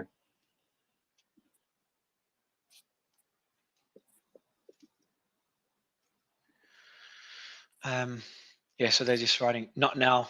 There's nothing now to add to it. There's also nothing coming in. It's weird. Like, we're not used to getting more than like 10, 20, 30 seconds of just no news. So there hasn't been anything else. I'm just going to go back, see if there's anything we missed in the last 5 minutes. Hey, Mario, I have this quick update. Yeah, go ahead. Basically, Al-Manar, which is a Hezbollah-affiliated media, just confirmed that it's only 3 Hezbollah soldiers killed, and anything other than that is just rumors. Real quick, I have a report from Insider Paper put something out saying that the Biden administration, I'll send it in the chat, officials told U.S. senators to prepare their constituents for a long war in Israel and the Gaza Strip, indicating that U.S. support, both tangible and political, will be necessary in the coming weeks from Punchbowl. So I'll put that in the chat for you guys to look at as well. And Noga, thank you so much. And Noga, just on the report of a hostage getting executed, so that hasn't been confirmed by your source. Noga. Okay, no, still looking. Okay. There are No a worries, lot thank of reports about this from the last 30 minutes, but I haven't seen anything concrete enough Okay, thank you. to add. There's nothing that's been mentioned in the Palestinian sort of news channels. We also just heard the statement by a spokesperson for Al-Qassam. There was no mention of that at all. So yeah, curious to see where that news came from. I'm just I'm trying to add Sarah as well, because she's another voice in Israel who might be able to cross confirm as well. Just yeah. Yes, Sarah. Any reports of any hostages getting? It shows she's still connecting for me, so it might be a okay. minute. But Chief, you got something? Yeah, so the same way I said before, it's really significant because what Biden's officials are telling the senators is that there is going to be U.S. support, tangible and political, that will be necessary in the next couple of weeks. And we have again seen reports of people in Congress buying lots of war stocks. So this is very troubling in terms of how the United States is going to get involved in this whole conflict and how much of our resources we put into this and how we kind of get entangled in this entire situation. This is going to be really big for how America kind of gets involved in this and how our actions might escalate things, or how we might get involved in some areas and possibly get even civilians or equipment or even money lost as well. So I was going to put out there, it's a very big story. Yeah, Piotr, if you could take over just for a few minutes, please. Yeah, no worries. All right, Amir, what have you got for us, man? I'll be jumping up with some updates from Mario's account while the team drop it through. But Amir, go for it. Well, thanks. There's big speculations in Iran. Sorry, guys. Someone just sent me a video of the threat. I don't speak Arabic, so I'm going to put it in the group, and whoever can translate it and say if it's. I can't authenticate it. I don't understand the language. No, can you send it to me too? I speak Arabic. Can you send it to me as well? I'm sorry. Who is me? That's Benjamin. Send it, so Noga, just send it in the Noga Ben, you're in the group. Just send it in the group. Noga will be best, please. Ben, you just keep an eye on the group. I'll keep saying the WhatsApp Which group. group? Yeah. Thank you. Yeah, so there's different groups that we have. So there's one Ben I've created with Noga so they can communicate on WhatsApp. I don't have that, by the way. I'm not in that group. Or maybe I added your old number. Guys, can we please focus on these, Piotr? Yeah, go ahead. Yeah, I got it. Amir, did you have something? Yeah. Well, yes, this is breaking, but not confirmed 100% by official outlets. But it is expected for the Iranian leader to give a rare speech at a militarily related location tomorrow morning, Tehran time. This can be big because he doesn't usually give speeches, and if he does, it can be big. So this can clarify where we stand, big time. Right, just to just to clarify, so that's Khanami, yeah? Amir? Well, yes, that's that can be big, but still not 100% confirmed. But some semi-official sources are suggesting this, but this can be big. Okay. Right, Netanyahu just posted, Israel is at war. We didn't want this war. It was forced upon us in the most brutal and savage way. But though Israel didn't start this war, Israel will finish it. Once the Jewish people were stateless, once the Jewish people were defenseless, no longer. Hamas will understand that by attacking us, they have made a mistake of historic proportions. We will exact a price that will be remembered by them and Israel's other enemies for decades to come. The savage attacks that Hamas perpetrated against innocent Israelis are mind-boggling, slaughtering families in their homes, massacring hundreds of young people at an outdoor festival, kidnapping scores of women, children, and elderly, even Holocaust survivors. Hamas terrorists bound, burned, and executed children. They are savages. Hamas is ISIS. And just as the forces of civilization united to defeat ISIS, the forces of civilization must support Israel in defeating Hamas. I want to thank President Biden for his unequivocal support. I want to thank leaders across the world who are standing with Israel today. I want to thank the people in Congress of the United States of America. In fighting Hamas, Israel is not only fighting for its own people, it is fighting for every country that stands against barbarism. Israel will win this war, and when Israel wins, the entire civilized world wins. Piotr, I'll give you the mic. Someone wants to be elected. Well, yeah, I don't think we should even talk about that right now. So, Amir, could you unpack a little bit more what you think this statement from Khanami could mean? What could be in it? I know it's a bit speculative, but whilst I'm just monitoring the news, I'd be interested to hear what you think that could mean if Hezbollah is waiting to gather its troops on the front lines and then launch some kind of response depending upon what Israel does. Do you think Khanami will sort of endorse it, or it's just a grandstanding speech? Thanks, Piotr, for question.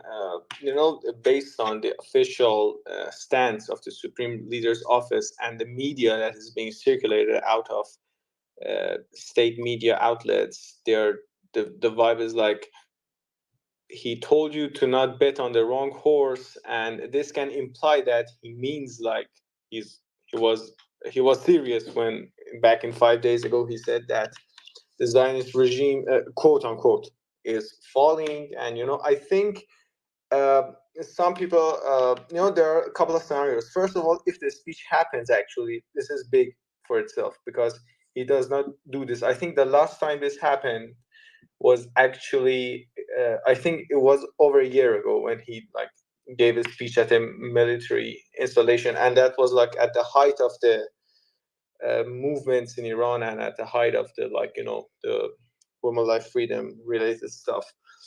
And I think this time it can be like a huge endorsement from Hezbollah, and we can predict that because actually this is confirmed right now. The Iranian leader will give a speech tomorrow, and he will do this at the RGC headquarters. And yeah, this is very big. I think we can expect Hezbollah support, and we can expect. So I've got just a little bit more news. Like Palestinian celebrations have continued and pro-Israel protests in New York. There was one celebration that involved apparently swastikas and images of I won't add that bit, but not pleasant things to do with Jewish people. I mean, I can say that from mine. I've had friends of mine sending me invitations, actually, as well as images of protests going on around London in support of Palestine or Hamas. Even there was one gathering that was seen in two different groups, obviously, and just generally, this is something we've seen across Europe and different parts of the world. As well, so and law enforcement, sort of the police are sort of having a bit of a difficult time knowing how to respond to it. That's what some friends from me told me here in London. I also just thought, okay, something else coming through here. The Qatari Prime Minister and Minister of Foreign Affairs of Qatar had a call with the James Cleverly, the Foreign Minister of the UK. To discuss de-escalation in Gaza. This seems a little bit new considering the north of Israel and Lebanon at the moment. but that follows on from the continued role Qatar is playing in mediating prisoner swaps. Egyptian presidency, Sisi discussed with the Saudi Crown Prince. Interesting, that's the first time we've heard MBS being mentioned in a while, to discuss the ongoing escalation in Gaza and its threat to the stability. That comes also from Al Jazeera.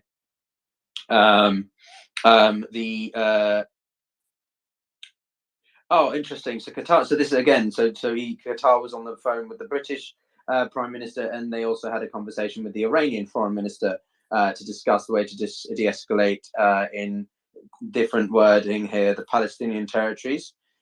Palestinian Red Crescent, so a local on the ground NGO, says that there are 2 injured by Israeli bullets at the Jalma checkpoint north of Jenin. And then and someone was mentioning Human Rights Watch. So Human Rights Watch is an independent NGO that focuses on human rights, but they were quoted as saying the Israeli Defense Minister's statements are, quote, disgusting and depriving residents of occupied territories of food and electricity is collective punishment. The Emirati Foreign Ministry discussed by phone with the foreign ministers of Italy and Spain the reasons for stopping the escalation between the Palestinian and Israeli sides and the efforts made to contain the repercussions of the current situation and protect civilians. That's from Sky News. And then President of Israel, let me see here, President of Israel, Yitzhak Herzog, compared the number of victims of the attack by militants of the Palestinian movement of Hamas to the Holocaust. Quote, this comes from TASS News, so this is a Russian news source. So we've got Middle Eastern, Russian, and English sources. In my opinion, quote, not since the Holocaust have so many Jews been killed in one day, and never since the Holocaust have we witnessed Jewish women and children, grandmothers and grandfathers, even those who survived the Holocaust, being driven into trucks. His statement said. I might just actually take a minute to point out. So as it stands, Israel, there have been about 704 Palestinians killed in the Gaza Strip and the West Bank, according to the health ministry. 800 people, though I've seen some that were 900 Israelis have been killed, as well as 4 Hezbollah fighters. Mara, are you with us? Yeah, so I've got another update here. This is fucking crazy. The American administration conveyed messages through diplomatic channels to Lebanon, which were conveyed to regional elements connected to Hezbollah. And the statement is the following: leave Hezbollah out of the picture, because if there is a war, all of Lebanon will be harmed by Israel. So this is by Channel 11. So this is another warning from Sorry, this is a warning from the Americans to American Hezbollah? administration. Yes, the American administration has sent that warning to Hezbollah through channels. Hadi, are you there? Is Hadi there? Yes, I'm there. Yes, Did you hear that? Did you hear that statement? I've just I'm posted looking at that statement, but I'm watching currently, jumping from one channel to another channel, everything related with Hezbollah side. So, but I can't see anything that's. Is there anything? Is there anything? On the Hezbollah side? Any movements? Anything at all? There's nothing. They're saying that everything is calm, but the situation is kind of tense, and they just confirmed that only 3 Hezbollah soldiers were killed, and 1 Lebanese army soldier was injured because an Israeli shell fell at the Lebanese army point near Ramesh area. Hey Mario, I'm getting unconfirmed reports of the Saudi official statement on the matters. Apparently, to Blinken, it was conveyed that all discussions have now been pulled off the table with normalization with Israel. Looking to reconfirm, and I'll put it in the nest when I double source it. Please, yeah, I did get a footage. I'm just going to post this with blurred. It just shows there's body cam footage of Hamas members entering.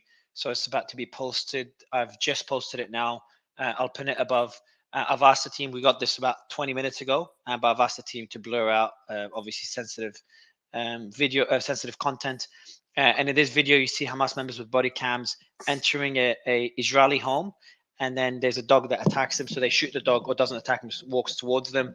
So they shoot the dog, and then they go into the house. You can all watch it now. I've just pinned it at the top. And they drink water, and then they burn the house. So that was obviously from the initial, I'm guessing this is from the initial attacks at the beginning, prior to the war being declared, at the beginning of the conflict. So that will be on just an update there. And I've added the information. If you could send me through whoever was speaking just before me, if you could DM me on WhatsApp, whatever you said that you have, please, so we can verify it. Because the so the normalization of relations with Israel, if those discussions are in pause, it wouldn't be surprising, obviously, because there's everything developing right now. But we should see what happens. So we have also footage of Israel shutting down water off to Gaza. Please send the footage. Please send. And I want to go to Dana. Dana, can you tell us more what that means for Gaza of water being shut off? Yes, sure. So according to a research sort of center in Palestine called Masarat, 82% of the water around the sort of the Gaza Strip is controlled by Israel. However, the percentage of usage from the residents of the Gaza Strip is only about 18%.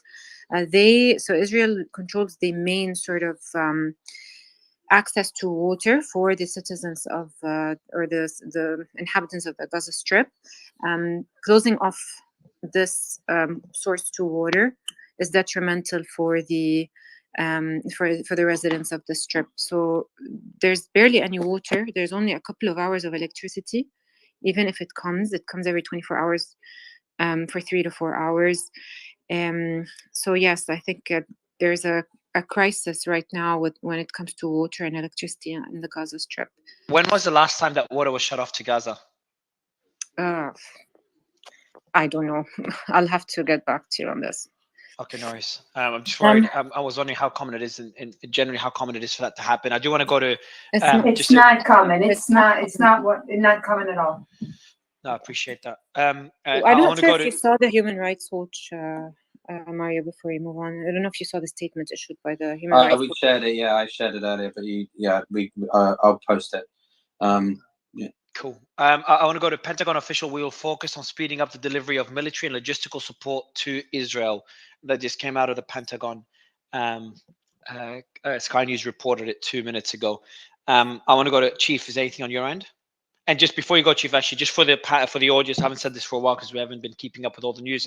But if there's anyone who's a military analyst or anyone that has information, any journalists or anyone on the ground, please do DM me. The team is reviewing all DMs, and we'll be bringing you up to the panel. But please DM me and tell us why you want to come up, what your experience is, etc. Go ahead, Chief. Yeah, just to elaborate on that point. The water footage that was out a couple hours ago from that, and they did say there was a blockade that'll be in place with no electricity or water for a little while ago as well. So this is going to keep getting worse and worse for the region. I just want to make the point out because I think this one brought up the water point right there. I appreciate that. I do want to go to where's Colonel? Colonel's here. Colonel, how are you? Jeff, Colonel, are you there? Jeff. I think it's just having. Let me see real quick. One more thing also. There was a Human Rights Watch did say the statements of the Israeli defense minister are important, and depriving the residents of occupied territories of food and electricity amounts to collective punishment. That was the report from Human Rights Watch. So put that real quick as well. Can someone? I see John's joined us. Can someone verify? Someone sent me a message from Channel 13 that 15,000 Hezbollah's forces are on the border. That comes from Channel 13. Can someone corroborate that? Let me check. I haven't checked Channel 13. Yeah, if you can take over. I am having some guest requests to come up, so I'm going to go through them if you don't mind. So I'll give you the mic. Let me go through. Yeah. No worries, man. I'm working on trying to get a prominent journalist as well from Channel 13. Well, formerly from Channel 13, but he's a bit caught up, understandably. Okay, so I don't know. I mean, John, can we jump to you since you just joined us? Have you got any thoughts on any of the developments you've heard so far? Just Macron did put out a statement. I'm not sure if you read it, Piotr. Germany and France stand shoulder to shoulder with the Israeli people in this tragic moment. The fight against terrorism is a common cause that we will continue to pursue together with Israel and all our allies and partners. That was Emmanuel Macron, a French Prime Minister. Go ahead, Piotr. Thanks. No, well, a French president, but I would just say that he's, I mean, France and Germany still considered the albeit weakening axis of the EU. So one could argue that's speaking for a large proportion of the EU. But John, have you got any thoughts on anything you've heard so far, or the developments if you've followed anything? No, yeah, nothing big. I mean, Not to put you on the spot, I just saw you came up on the mic, so I just wanted to see if you had. And John, before you go, actually, can you, Noga, can you please tell me where is Eilat in Israel? Eilat is down near the most Red Sea. southern city in Israel. It's at the bottom. It's at the if you imagine Israel being a triangle, it's the absolute bottom. Mario, it borders Jordan. It's the very southern part of Israel. It borders Jordan on the south. It's close to Egypt. It's not. The West Bank is what borders Jordan usually. This is the bottommost corner. And how far is it? How far is it from Gaza approximately? Furthest. Furthest. It's the furthest. You have to go to 2/3 of Israel to get there. It's like a 5-hour drive, which for Israelis is a lot. It's very, very far. In Israeli terms. So there's video. Like we have a video. We have a video. Well, there was a video War Monitor shared of apparently a video showing the likelihood of presence of Hamas troops, Hamas members in Eilat. In Eilat or in Aqaba?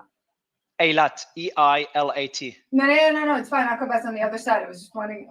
No, good, yeah, but this is that's the one we're talking about, correct? Yes, Aqaba and Eilat sort of share a wall. Shall we call it? There's no wall there. They share a border. But does it say where they're coming from? Because they could just as well be coming from Egypt, technically. Yeah, I just don't see how they could enter from Gaza because it's very far. No, they're not coming from Gaza for sure. There's no way for them to enter from Gaza. It's a completely different. They can't enter from Gaza. They can do it from Egypt or from, which means around Taba, or from Aqaba, which means from Jordan, because it's like all three countries meet in the Gulf of Aqaba on the edge of the Red Sea over there. Okay. So the question is, they're coming from the left or from the right?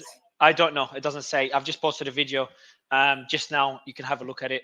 It doesn't say. It doesn't say much. It just shows the troops on the move and indicates the potential Hamas presence in Eilat. Just posted it right now. It's live. Yeah. So sorry, John. I took the mic away from you. Noga, if you could please mute. John, you there, sir? John, the question I have for you, John, is the mobilization of thousands of Hezbollah troops, the death of 3 Hezbollah members, reports that there were more, but Hezbollah says there's been 3. The other militant group in Lebanon that sympathizes with Hamas attacking Israel, and there was a skirmish where they entered Israeli territory. So just giving you an update on all the developments that we've seen recently, and the rhetoric heating up on both sides, especially on the Israeli side today. We're seeing very heavy rhetoric from Israel, and the likelihood of U.S. involvement, and the U.S. sending a warning to Hezbollah to get involved. All the developments we've seen now, how likely? What are your thoughts on the possibility of Hezbollah being dragged into this conflict and therefore Lebanon? Yeah, I mean, it's really tough to tell. I agree with you, and especially when there's different groups that aren't, Hezbollah being involved in the cross-border, let's call them engagements, that is increasing the tension there. It's a very dangerous situation. I agree, and it would cause Israel to open that second front, which the Israeli spokesman did say when he said that 300,000. I noticed in 2 different comments, he said both for the northern and southern Israel, and then now it's basically for the operation in the southern area. So I think there's going to be a continued mobilization there. I don't think the U.S. that posturing is for state actors. Right now, we have no sign that basically Hezbollah will be all in directing attacks, opening that second front. Either with neither Lebanon or Iran's basically order or sanction. I just think it's a really tough situation with different groups that aren't Hezbollah being involved in these cross-border skirmishes. But I did see those reports of the Hezbollah fighters killed, which is, hopefully there's clear communications from all sides, so that way you can de-escalate that part. I don't think you're sorry. I don't think you're going to de-escalate the South in that operation that will continue forward, but you can de-escalate the miscommunication, different actors in the North. And what would it take for Hezbollah to get involved? Because we saw hints that Hezbollah will get involved if Israel enters Gaza. We also saw that Israel made it pretty clear they're entering Gaza. I think they made it pretty explicit. It's just a matter of when. And there's been reports that it could be either as early as today. Initial reports were like it's going to be tomorrow, and then more reports came in that it's going to be potentially today. But when they say today, it's already late in Israel now. So I'm guessing tomorrow morning or in the night. Sorry, Right. Mario, what the video shows is an Israeli taking a picture and saying that there are terrorists in Eilat. Okay, So- so it's unconfirmed. So that there's- it's unconfirmed, but it looks like a legitimate video of someone who thinks that. That's all I can add at this point. But give me a couple of appreciate it. seconds. Let me see if other Israelis are reporting this. And would it be surprising for Hamas members to enter from Egypt? Yes, Egypt does not like them. It makes little sense. I don't want to. I'm not saying that Jordan does, but if I had to choose, and I'm not saying either one of them is particularly keen on having their presence there, I'd say it's a little more likely to come from Jordan. But neither country is particularly happy with this sort of presence. It's this, or they spent the last day when they escaped from Israeli sources. Instead of going back to the strip, they went down. So they did come in through Gaza, and then they just drove the very long, and they came prepared. They came. They Next had question a- is Khan Yunis is in Gaza, correct? Yes. Yes. Okay. Just a report of some footage coming out of Khan Yunis.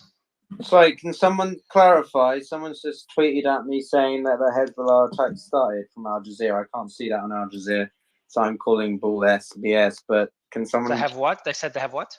started the attack? I don't know what that means. Oh, but I think that means the incursion. I think that's trolling.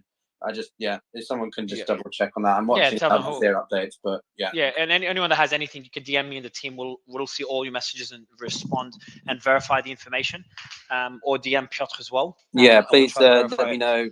I'm not as good at checking my channels because I'm trying to manage talking to you guys. Israeli police is denying any unusual activity in Eilat. Whatever it is, Okay. it's probably not that. Okay, so hold on. So in Eilat, there's no unusual activity. So this has been Israeli police denied. is denying it. Okay, so I'm gonna delete it because there's if the Can, Israeli yeah, police can denied you? I was going to say, can you double check that video because it's often that we've seen videos of places becoming people will just post a video from 2000. No, so this came from War Monitor. He tends to check those things. But again, I'm not as we've had a couple confident of with War these Monitor throughout as the I am day with them. where, I would listen, be we careful had a with War Monitor. similar event that I managed to check before we brought it in, which is why I didn't bring it in Ramle, which is closer to the center of Israel. And police denied that as well, and it was officially taken back like 3 hours ago. This isn't the first, and I've seen a video of Ramle and of Chase and whatever. So that turned out to be a hoax. At the moment, I'm going to trust Israeli police. We'll keep following this. I mean, I'm not saying it's impossible that it happened, but at the moment, police is arguing that it's not true. The reigning supreme leader is saying that there'll be a speech tomorrow to the Islamic world about Palestine as a concept. Yeah, Amir shared that with us. Have you got anything else on that? Like any details of what it might be? Or No details yet. It just Okay. broke a minute or two ago. But there is supposed to be a speech tomorrow about Palestine and the whole conflict. So I mean, given what Iran might have involved in this whole thing, we'll see if they want to get more involved in this or not. What they'll say, it's to be developing, but I can't really say much about it other than there will be a speech. Sorry to jump in, but on this, guys, this is 99%. I told you back in that it's not like RGC channel put this and then just deleted it again, and I think it will happen, but don't. It cannot happen. It can be delayed maybe, but have this in mind. John, do you I want to appreciate jump in on that? Yeah, go ahead, John. No, I was looking up that comics. I thought I was curious about the previous times that Israel cut supplies to Gaza, especially in times of war. So it looks like in the 2014 Operation Protective Edge, they did not, but in 2008 they cut fuel and electricity, but not the water. I mean, they get the real condemnation from the international community when they did that. So there's a little bit of precedence with the cutting of the water. Yeah, because this is pretty heavy-handed response to cut out the water, and I don't I'd be surprised if this has happened, if it's not a common thing. I have a Lebanese report about Hezbollah deployment. It says that the Radwan regiment is deployed next to the border with Israel from Rosh Hanikra to Sha'ar Fatma, which is at the northmost quadrant of Israel. And the Abbas unit, and I don't know what the difference in size is, but they're named differently, of Amal is deployed next to the border from Mais al-Jabal and Shab'a to Marj Ayun. And maybe Hadi can explain where that is because I'm not sure. Yeah, Hadi's just taking a bit of a break for the family. He's on the back channels, but it does seem so. From what I've heard so far, and Hadi has updated me, it does seem it does seem that the deployment seems to be defensive in nature. Israel Hezbollah has about 100,000 personnel. 90,000 of them are on standby, and 10,000 are available. So 90,000 are reserves, 10,000 are available approximately, and deployment is significantly lower than 10,000 based on the report. Okay, so but Syria girl, you might find this interesting. There's unusual movement of resistant forces. That's not my term. That's in Quneitra, next to the Golan Heights, and the statement also says that the area is controlled by Iran and commanded by Hezbollah in the area. So this could be part of the same deployment that just is coming from the Syria area, but I'm not sure. But that's all the information there is in the news at the moment. I do want to jump over to Mikhail because he's been on stage for a while, but I don't think we've heard from him. And Michael, are you with us? Yes, I'm with you. Yeah, we can hear you. What are your thoughts on all this? I see you've got an interesting background in the air defense of Sweden, so I'd be very interested to hear your takes. But first of all, everybody was probably surprised by the success of the Hamas operation, and it was a very well executed operation. And I was personally surprised that they could achieve such success, and it must be a combination by failure from Israeli intelligence and also overconfidence from the Israeli side. But Hamas must have had some sort of support from outside, not in the execution of the attack, but in the preparation, because it was so very well executed. Every military unit in the world would have been satisfied with the success. And I believe that the main goals was to show that Hamas had the capacity, which no other Arab states had been showing for a long time, to do this, and also to stop the normalization between Saudi Arabia and Israel, and also to show that the Palestinian leadership on the West Bank was inept, and that Hamas was a much better leader for the Palestinian people. And now when they are talking about a ceasefire, even if they are saying they could accept it if Israel as. Well, I would just point out, if I can just jump in there, I would just point out on the ceasefire front, I had to clarify it myself earlier on, because they said they're open to negotiations, which is not a desire to actually pursue truce ceasefire talks. It almost sounds as if they're expecting Israel to take the initiative on that one. So it feels like it was a bit of a framing from the interviewer to Hamas with the question, if you get what I mean. I don't know if you agree with that sentiment, but I was enthusiastic like yourself, and then I saw that and I was like, No, I'm not enthusiastic in that question, but it wouldn't be so bad for Hamas to get a ceasefire now, because they have done most. They've of what they achieved their can. objective. They've gotten the prisoners. Israel's incurred more deaths in that one day than they have between 2008 and 2023. So Hamas, if any peace is reached now, Hamas is in a position to consider this a victory, depending on what happens. Even if they didn't have any hostages, just based on the amount of damage they've caused. So Hamas is in a position where peace is better for them, and Israel's in a position where I don't see it possible for peace to happen. No, I agree with you there, because Israel must respond harshly, because they have a popular opinion who are dissatisfied with how they could protect their population, and now they must act so they can say this will never happen again. But of course, it's impossible to achieve that. But they must at least pretend to do it. And when it comes to the northern part about Hezbollah and Israel, I don't think neither side want a war. And even if they are sending troops, Hezbollah, to the border, of course they must do it, because if Israel is mobilizing 300,000 persons, if you don't do something by yourself, then you leave yourself open to an attack. I wouldn't be surprised if Hezbollah mobilized a large part of their reserves. But we're getting, just to jump in on that point, we're getting reports of about 15,000. That's been reported by Israel's Channel 13.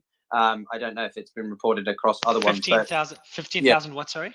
15,000 forces of Hezbollah, supposedly, according to Channel 13, being emerging on the border with Israel, Lebanon area, right? That's what I said earlier from Channel 13. I haven't heard it from any other one else, so if anyone else can collaborate on that, I would appreciate it. So 15,000 Hezbollah has 15,000 soldiers reinforcing the Hezbollah soldiers reinforcing the border with Israel. 15,000 Hezbollah forces. Could you send me that link, because I'm not seeing it in the Hebrew version? You're not seeing it in Channel 13? Okay. No. It could very well be that there's a difference between the, but if you could send me the link, please, that would help. Yeah, if you put it in the breaking news group, Piotr, that would be great. Yeah, I'll double check. It was a while ago now, so it's got pushed down. Because 15,000 is really it's a lot. Compared to the 2006 war, it's 1.5 times the not 1.5 times, 10.5 times the amount. So, but sorry, Michael, go ahead. I just wanted to add that in. Yes, but since Israel is mobilizing 300,000, if I was Hezbollah, I would at least mobilize half my 100,000 men and keep them in a defensive posture. So it isn't a sure sign that they want war.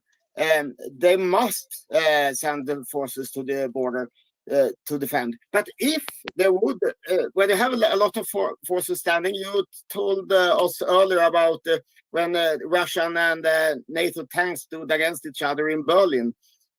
Neither side wanted a war then. And even if they don't want war now, so neither Hezbollah nor Israel can back down.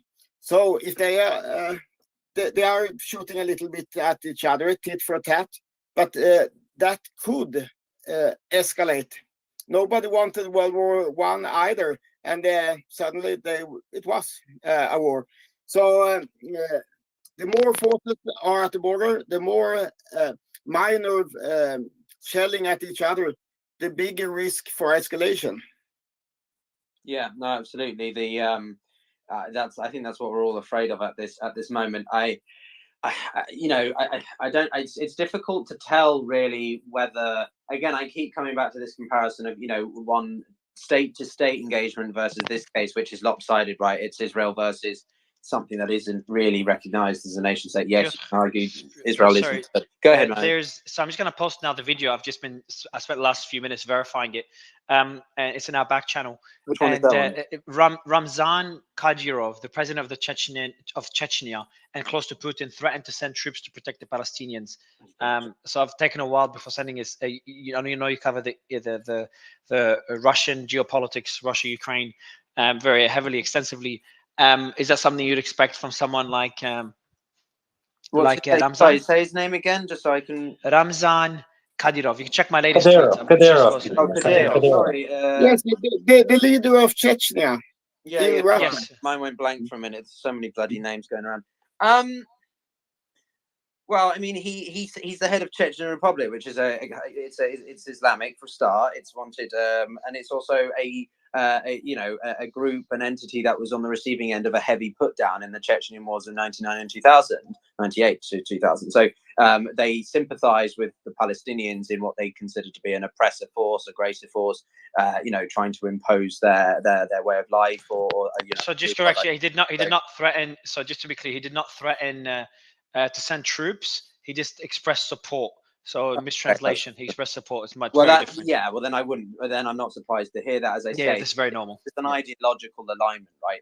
I'm not saying it's a world conquest, but when you have a statement like that, it's like the Taliban's over the weekend. It's expressions of sentiment for support because they feel they're going through the same ideological battle as those in Hamas. Clashes. So Abu Ubaidah gave a speech. Let me see if Mohammed's here. Abu Ubaidah gave a speech against Israeli forces.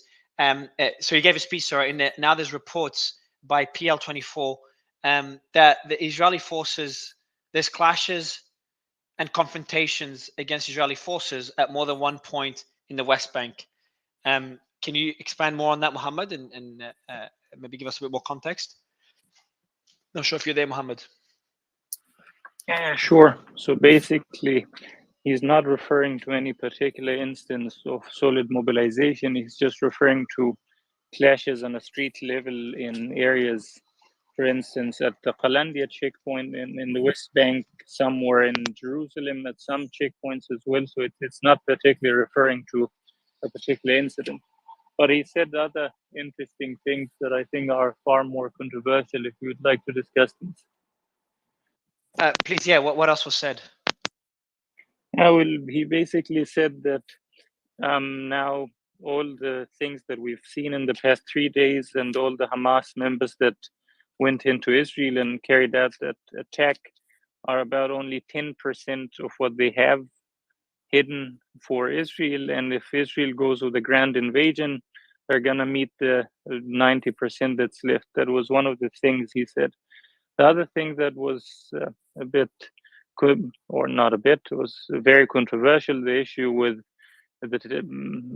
negotiating or bargaining the safety and life of the hostages and captives in Gaza in return for Israel refraining from bombing civilian targets. And in Hamas's own thinking, they think that this is sort of a last resort kind of, and they thought that it might make resonance. It's extremely dangerous, controversial, and idiotic, and I hope it doesn't get to that level. But at the same time, today, guys, I'm sorry to interrupt. Someone just sent me a video of an Israeli girl, or at least they claim that it's a video of an Israeli girl being burnt alive to death in the Gaza Strip. It's in Arabic. I don't think that would be likely. It's in Arabic. I'm putting it up in the group. If someone could please translate what they're saying, that'd be nice. I did get, so Mohammed, I'm going to mention, Mohammed, I've got one more thing I want to add as you explain. Sorry, I know you got more to say. There are reports that Iranian-backed armed groups, including Hezbollah, are sending troops to the Syria-Israel border, specifically to Quneitra. Well, that's what I was saying. This, the Golan Heights and this sort of shit now. If you start seeing an escalation between Lebanon and, or sorry, Hezbollah and Israel, you're inevitably going to start seeing other entities, whatever they may be. There's too many factions in Syria to get involved in that right now. Starting to express support or want to get involved. There's protests on the streets in Lebanon asking in support of urging Hezbollah to join the war. I'm just getting videos of that. I know you guys have mentioned it before. Hadi's mentioned it. Obviously, protests are could be small, could be large. It doesn't mean like Lebanon wants Hezbollah. I think majority of Lebanon does not want a war, but I'd even say the vast majority does not want a war. But the reports of personnel, Iranian-backed groups, and Hezbollah being sent to the Israeli-Syrian border. Why would Hezbollah, if Hezbollah is worried about Lebanon, why would Hezbollah send troops to the Syrian border? And that could be either it could be two things. It could be Iran instructing them to do so, or it could be no longer defensive. Mario, may I answer that? Yes, Bridget. There is a UNIFIL force in Lebanon. After the war in 2006, when Hezbollah crossed the border and the war started with Israel, the United Nations Security Council issued 1701. It's the UN Council resolution, Security Council resolution, which basically put a buffer force of mainly European soldiers, about 15,000, whose job are mainly to stop Hezbollah crossing into Israel and Israel hitting Hezbollah, and they have been doing that job since 2006. So, but does that include around the Golan Heights? No, Golan Heights are Syrian territory. We're talking about. Yeah, that's what I think. I think Mario, you talk about Golan Heights or Lebanese. Yeah, I think. Yeah, so I think Bridget, go ahead. I think she's leading to why they could be going. Sorry. So Bridget, exactly. so are you leading? Yeah. So, go ahead, Bridget. So in the south, there is no way that the 1701, which the mandate of which was renewed only on August 31, and I sent that to your direct message, that there is the text of the renewal of the 1701 mandate, which basically gave them one more year of the international forces, the peacekeeping forces that are on the border between Lebanon and Israel. So when somebody says that 15,000 Hezbollah people are just marching across the border, it's impossible. There is no way they can do that, A, because of the Lebanese army that is there, and number two, it is because of the international force, which is UNIFIL. UNIFIL is UN Interim Force for Lebanon. So the only way that they can do cross-border operations logically would be through the Golan Heights. The Golan Heights are Syrian land, and it is occupied by Israel, and from Quneitra they can pass through to the other side if there's going to be cross-border operations, but definitely not from Lebanon. I don't see that happening. So you're saying that. So just to understand what was said. Sorry, just to understand, Piotr, I'll give you the mic. Just so what you're saying is that could be offensive in nature. Is that essentially what you're indicating? No, Bridget? you would be basically in breach of UN Security Council Resolution 1701, which is an international resolution that was just. But renewed. I'm confused, but Bridget, I'm confused. Yeah, sorry, because I'm reading all the breaking news at the same time. What I'm confused is, if these reports are true, that Hezbollah is sending troops to the Syrian-Israeli border, why would they be sending it there? Just very briefly, why would they be sending it to the border with Syria when they're already sending reinforcements to the border with Lebanon and Israel? They are not sending. Israel is protecting itself and protecting its northern settlements by sending reinforcements from their side of the border. But Hezbollah cannot just go and cross the border because of the interim force, the peacekeeping thousands of soldiers that are there. Okay. Yep. I'm there. So they're sending it to the Syrian-Israeli border. Why? Why there? I'm not sure that they are, but if they are, it would make more sense, since there is no interim force right now that would deter them from crossing to Israel. It would only be the Israelis. So that's what I mean. So that's what I mean. So it's either offensive in nature, yes, or defensive as a retaliation if Israel crosses the Lebanese border. So if Israel crosses the Lebanese border, Hezbollah will be in a position to cross both from to obviously be defending the Lebanese border, but also cross from Syria as well. So it's more of a strategic. Mario, if I can just ask, I think also this go ahead. is something for Bridget that I think I would like her opinion. But there's a lot of local reports, Bridget, just for your let me. from Sorry, accounts Michael, shared if you could please, go ahead, all source. Continue. Yeah, so Bridget, there's a lot of local reports from the past couple hours are reporting that specifically the Ruwada unit of Hezbollah, which is known for infiltration operations, are not only deploying to the Israeli-Lebanon border, but they're also deploying to the Syria-Israeli border in the Golan Heights. And the Ruwada unit is a very effective force that conducts infiltration operations into Israel. And there are a lot of local reporting that's saying they're not only going into Syria, Israel, but they're also in the Lebanese-Israeli reports. And these are coming from local accounts that are reporting that. I would preface it's not confirmed, but specifically the Ruwada unit. I doubt that very much because there is the Lebanese army, as I said, and there is thousands of peacekeeping forces on the border between Lebanon and Israel that are keeping the 1701, that the mandate of which was just We have renewed more into sources. effect. We have more sources. Channel 11 is now a source as well. About Hezbollah sending troops to Quneitra, which is in the border with Syria and Israel. Piotr? Yeah, Yep, I have some breaking fully, news here, real quick. Let me just jump in real quick. It looks like President Biden has come out and said that 11 Americans now have been killed in the Hamas attacks on Israel. Yeah. We have a quote. We also know that American citizens still remain unaccounted for, and we are working with Israeli officials to obtain more information as to their whereabouts. That is the latest from President Biden.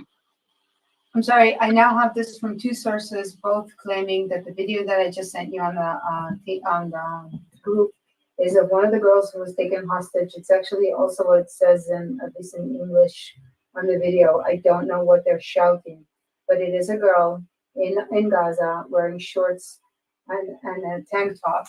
Someone's yelling at her, Israelian, I know to identify in Arabic, and they're burning her alive. And I'd like to talk about that for a second, because I think that's the movie we were looking for. So if anyone who speaks Arabic wants to read it before I put it up, please do it now. If you want to tell me that that's not what I'm seeing, please do it now. But otherwise, I want to talk about Hamas burning women alive. Sure. Please send it. So Yeah, Naga, can you send it now? Breaking news. Yeah, please It's send in it. the Send it. group. Yeah, It's okay. in the group. I'll ask the team because we have a few Arabic speakers there translating stuff. So we'll review it now, and we'll share it. Yeah, if this is true, obviously this is heartbreaking. But let's verify it.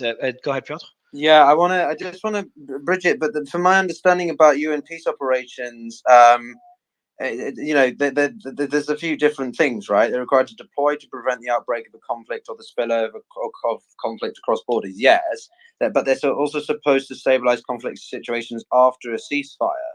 So from what I understand, I'm not sure the peacekeeping troops would be able to get directly involved with Hezbollah and Israeli troops. Or am I misunderstanding something? Read their mandate. It was just renewed. I can send that to you on the group now. Yeah, if you can send that directly to me, Sure. because that's, I mean, of all the missions that I'm aware of, that's maybe that's the same with MINUSMA in Mali, but very different in UNIFIL. UNIFIL was there, the 1701, and the new deployment. UNIFIL has been there since 1978, but the new one in 2006 is specifically to stop cross-border operations between Israel and Hezbollah after the 2006 war. I'll send you the text. Okay, so just to go, so that gives the UN peacekeepers the authorization to shoot at combatants, because that would be a pretty offensive thing from the UN, which is not something we see very That's often. not what the UN does. The UN keeps the peace, so they will separate them. They will not let them cross to the other side. Yeah, but this that means is the whole mandate of 1701. Yeah, but that means they engage in combatants, which is quite an unusual thing for UN peacekeepers, is what I'm saying. There's a Lebanese army there as well. There are thousands of Lebanese armies. So we have another source saying that the girl that was allegedly burned alive and that's being mentioned is rumored on Israeli Telegram channels to be Noah Agamani, the girl seen being kidnapped on the back of the motorcycle, but I can't confirm. So nothing can be confirmed, but this is from another source now, who's a foreign correspondent. First, Alex, if you want to come up on stage, it would be a pleasure to have you. And we're trying to review this. I hope this is not true. Yeah, sorry, go ahead, Piotr. No, I think that's difficult for us to all process. Chief, do you wanna go? I appreciate, Bridget, if you can just send it to my DMs, by the way. Sorry, Chief. Yeah, the couple of stories that broke before as well.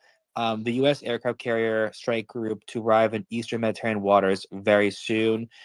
There are reports of a ongoing airstrike west of Gaza right now. That broke about 5 or so minutes ago. We heard Telegram channels putting that out there too. And we had some footage of Israel firing some flares. I'm not sure, and I'll go and get that for you guys. All right, so we do have another source. We have another source, thank you, that told me that this video seems to be a fake-ish because it's not related to the current events, but it is a Hindu girl burnt alive for attending a Christian prayer service, which is just insane that people should do this. Well, but yeah, it's not related to the current events between terrible no matter Israel. what it is. Hey Either guys, way. we Yeah, really have to we really have to be mindful about single pieces of video, as they're pretty easy to have been created prior. And I'm not speaking to any particular item, nor the recent, Yeah, nor so the for former. Confluence, but this is exactly Confluence. This is exactly what we did. Everyone's posting about it. We didn't post. We said it's all it hasn't been verified. Even Noga said it hasn't been verified, and we've just debunked it. So yeah, I agree. And two things. Number one, another thing I'm being criticized for, and privately, is like, Mario, we're putting videos or photos. You know, I could send you photos of children in Gaza and their dead bodies. Mario, I can send you families shot, you know, point blank in Israel, etc. There will be heartbreaking footage on both sides.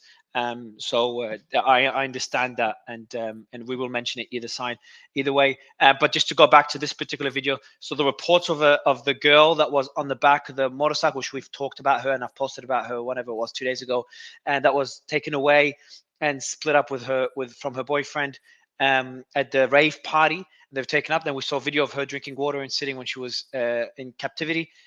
So the reports where that girl was burnt alive, but now we have as confirmation, but it seems like it's confirmation as by Snopes. Snopes confirmed, Snopes.com. The young woman burnt alive is a Hindu girl. So it's yeah, I just want to clarify that. Thank you for the. Can I also Ryan for sending- go emphasize ahead. that there's a few things. So one, footage that has been produced or was filmed years ago.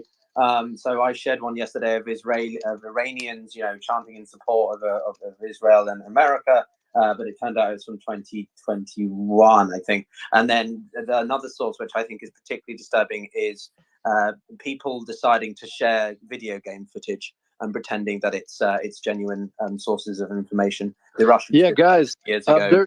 there's a very simple open source tool, tineye.com, tineye.com. If you can ever download to the source material and you have it in your iPhone queue or on your computer, you can easily upload or check the link, and it will give you across the Internet Archive the first appearances. So it's an easy way to double check and disprove or vet items to see if they're recent, at least. So there's another report here by 1,500 Hamas members. Their bodies were found in Israeli territory, according to Channel 13. Yeah, I just saw that. But the issue is the Channel 13 hasn't really given a source exactly how they got that information, but it is breaking that 1,500 Hamas fighters or Palestinian militants bodies were found inside Israel. But one of the key aspects How can it be 1,500? But hold on, but how can it be 1,500 inside Israel? Well, we know that 1,000 was sent in, so 1,500 isn't too far. Yeah. How many were sent in? Sorry, so how many were sent in, Piotr? Well, the minimum that the IDF, from what I last remember seeing, was that 1,000 fighters have been sent in. 1,500 is now, you know, what they've potentially killed on top of those original. But I think it's within reason to suggest that anywhere from a couple to, you know, a few thousand Hamas fighters were you know, engaging, because they cover such a large area of Israel, right? We're going from the north of Gaza to all the way to the east, and now sort of reports that they're in the southeast on the border with the Jordan and Egypt, right? So I think it's a sizable force of Hamas groups that did enter. But Ben, you unmuted. You wanted to go in, Benjamin. Okay, go ahead. Go on, Benjamin. Yeah, I was just going to echo what you said about you know, if the report was 1,000 went in, you know, it's within earshot. So I was just echoing what you said, Peter. Thank you. Okay. So I would like to I'm in a group chat with other accounts. There is some doubt on that. I guess we have to wait and see if Channel 13 like what's the actual source. The last number that I got from when this all initiated from Palestinian Telegram channels was they sent 300 fighters in the initial wave. Subsequently, from that, we got reports of other attacks. But from I mean, we're talking about a 48-hour time frame from 300 to 1,500, even with subsequent attacks and infiltration attempts, seems like a huge jump. So Mario, yes, that's being reported, but I think I would just wait a little bit to see if we get an official Israeli government source that says that that's what they have, because that is a huge, like exponentially higher number than what we've been at least tracking originally of what's been infiltrated there. Agreed. And on top of that, the already confounding conundrum of how the breach happened in the first place at 300 soldiers, it's a 1 in 1,000 year breach that shouldn't have happened. We're looking at something far more significant if it even passes 1,000. 1,500 is, again, unimaginable from a security failure standpoint. It's 1973 levels. It's 50 year. It's just more and more. I think confirming what so many people are thinking, that it's this is why Israel's responding as it is. They probably have now that their intelligence seems to be getting we think, they're going to probably be fine. They're probably going to have a clear idea of the sheer number of Hamas fighters entities that were in the country, and aren't going to share all of that information yet. But they're mobilizing or calling up 300,000 reservists. That's 90,000 more than 1973. So, it's massive. Marauder, do you So want to... yes, Piotr, and also, so I'll give you the mic. Just take over. I'm just checking the video. And by the way, I am my WhatsApp for anyone messaging me, internal team members and panelists. I'm a bit behind, so just keep that in mind. But let me go to Piotr. So if I may, I'll give you the mic. I've got a video. I just need to review it of a survivor of the party, the rave party in Israel, just giving an interview. So I'll review it and be posting that out. Go ahead. Sorry, also. Yeah, I'm just trying to run down something, but it looks like there's a local account in eastern Syria that posted that maybe there was airstrikes along the Iraqi-Syrian border. That means that was targeting Iraqi militia groups there, but that's unconfirmed as of right now. I'm going to try to see if I can get more confirmation on that. All right, mate. Thank you. Eunice, you've joined us. I'm going to go to you in just a sec. I see Marauder said his hand up for a while. Marauder, do you want to come in? Yes, I just kind of wanted to add to what Bridget was saying. Yes, they have the 2 UN peacekeeping forces there, both in Libya and also, I'm sorry, not Libya, Lebanon, and also you have the disengagement observer force in Syria. And I sort of also have a question for Bridget. I mean, is there any tactical advantage of invading through Golan? Because in addition, you have the UN. But also, I mean, like the Golan Heights, it's mostly like mountains, and it's mostly like unexploded ordnances. There's a ton of like minefields from, I think, the Cold War that still have not been dug up, and they're still active minefields. So what would be the advantage of going through Golan? It would be that you're not passing by UNIFIL with all the risk of going against international law and crossing that border, because UNIFIL is there for only one reason, and it is to stop exactly what Hezbollah is trying to do.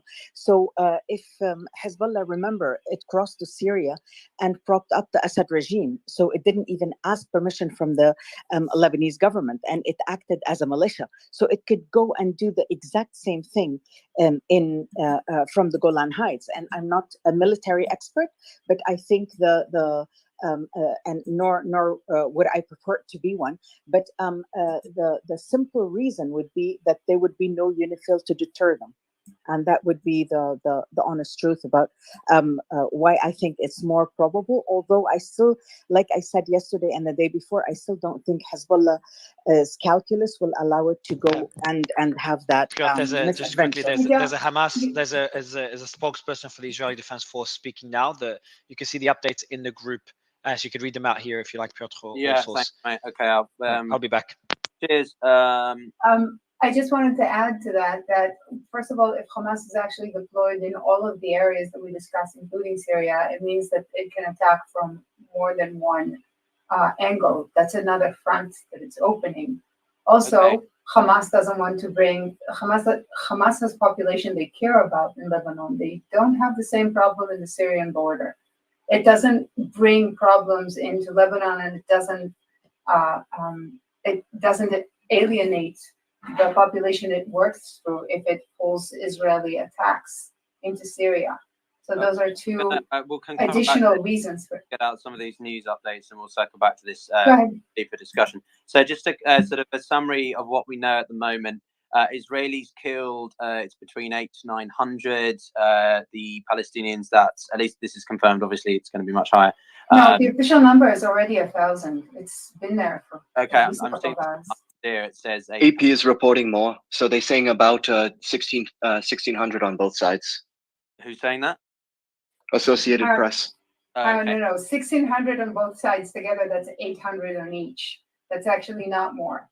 We're talking about, so no, I was talking about 1,000 in Israel for alone. Israel and Palestinians, it's about 700 to 800. Yeah, again, I'm using ranges here because I prefer just to do that. It gives us a bit room for maneuver. Injuries for Israelis is about 2,200, and Palestinians it's upwards of 3,800 in Gaza. But also don't forget West Bank. There's been some skirmishes. It's about 90 out there. We've also got some updates from an Israeli army spokesman. Quote: "We are focusing on our efforts on Gaza, but we're alert on the northern border." That's only so it uses the word alert. We clashed with Hamas elements in Israel and killed hundreds of them. Doesn't give a specific number. Our eyes are open on all fronts. We will focus our efforts on Gaza, but we are prepared on the northern border. Okay, that's pretty clear. We will draw many lessons from what happened, and our army is strong. So those are a few words from an Israeli army spokesman there. Got a couple of other things coming in. There's a video here of more strikes, consecutive and continuous armed clashes within West Bank checkpoints. That's coming from PL24. And then HFC released an update allowing residents of Nitiviot and Ashkelon to leave bomb shelters but stay near them. That comes from Swords of Steel. Not too familiar with them as a source, if someone can verify that. Swords of Steel is the official IDF spokesperson. Swords of Steel is the name of the temporary name that's given to the operation. At some point, it's going to be given a warning, but it's IDF. All right, thank you. The White House spokesman John Kirby has also come out and stated, this is from Al Jazeera, guys. The White House, he said, has accused Iran of being, quote, complicit in Hamas's attack on Israel, but he said Washington does not have evidence linking Tehran to the assault. So, okay, so that's pretty vague. Quote, Iran has long supported Hamas and other terrorist networks throughout the region with resources, capabilities, training, he told MSNBC. And so in that regard, clearly Iran is complicit here. But in terms of specific evidence on these sorts of attacks, no, we don't have anything. Okay, so that there's a lot to unpack here. The Reuters news agency also reported that the US Air Strike Group is set to arrive in eastern Mediterranean waters very soon. Again, we're not sure what they're planning to do with the Gerald R. Ford's Carrier Strike Group, but that is from the John Kirby, the spokesman of National Security spokesman. Just I want to unpack that a little bit before we go to Confluence. Maybe if you've got any thoughts, and Eunice, I know you're waiting. Which is that I think when you read the quote in full, it gives you a little bit more context, right? Clearly, Iran is complicit here in the sense of that they've had long supported Hamas. So he's just referring to the long-standing relationship Iran has had with Hamas. It doesn't mean that they think that they've been directly involved in this immediate developments over the past 48 hours. So it's a bit confusing, really. We've got, different voices saying that they are directly complicit, and then other people stating that, well, sort of maybe, but just from a narrative standpoint. So it shows you the value in taking time to read through the full quotes and stuff. But Confluence, you want to jump in on this point? Yeah, well, actually, it's adjacent, right? We just had Biden speak out about the missing Americans, and I know we have a very acute flashpoint in the Middle East, but from a gorilla in the room standpoint, just the same as if we had dozens of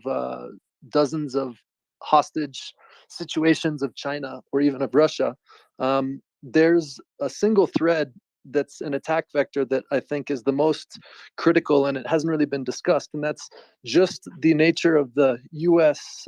Hostages, if it is in the dozens. If we think back to the Iranian crisis in like 79 or whatever, I believe it was 60, and this as a single thread has the potential to escalate in a grave sense where the US could be pinned into a place where it had to act. So there's a lot of strength if that is indeed the case. And I guess there's some ambiguity as to whether they're dual citizens with Israel, which I guess would slightly soften the edge, though we shouldn't be measuring things in such a manner in any case. And then one other vector that I think is very dire and hasn't really gone considered or discussed is the potential with our southern border crisis, which is admitted on both sides of the aisle. It's not really a political discussion. The chance for a sleeper cell or some asymmetrical attacks that then again pins the United States into a position of action or reaction. So there's just a couple tinderboxes that are worth considering. Some interesting points then, and thanks to avoid it being too political. Let's get Just a side note, I'm just watching CNN, and it just hit me. The lady on CNN speaking in Israel that her son was kidnapped is literally one of our family's closest friends. I know that lady. Her other son was one of the, what do you call, the groomsmen? It's crazy. Oh my God. I'm sorry to hear that, man. Please keep us updated on anything you hear. Eunice, do you have anything to what do you have for us? Maybe I think I would. Do you hear me for the first one? Yeah, you're loud and clear. Yeah. Okay. I think we should also focus on the West Bank as well.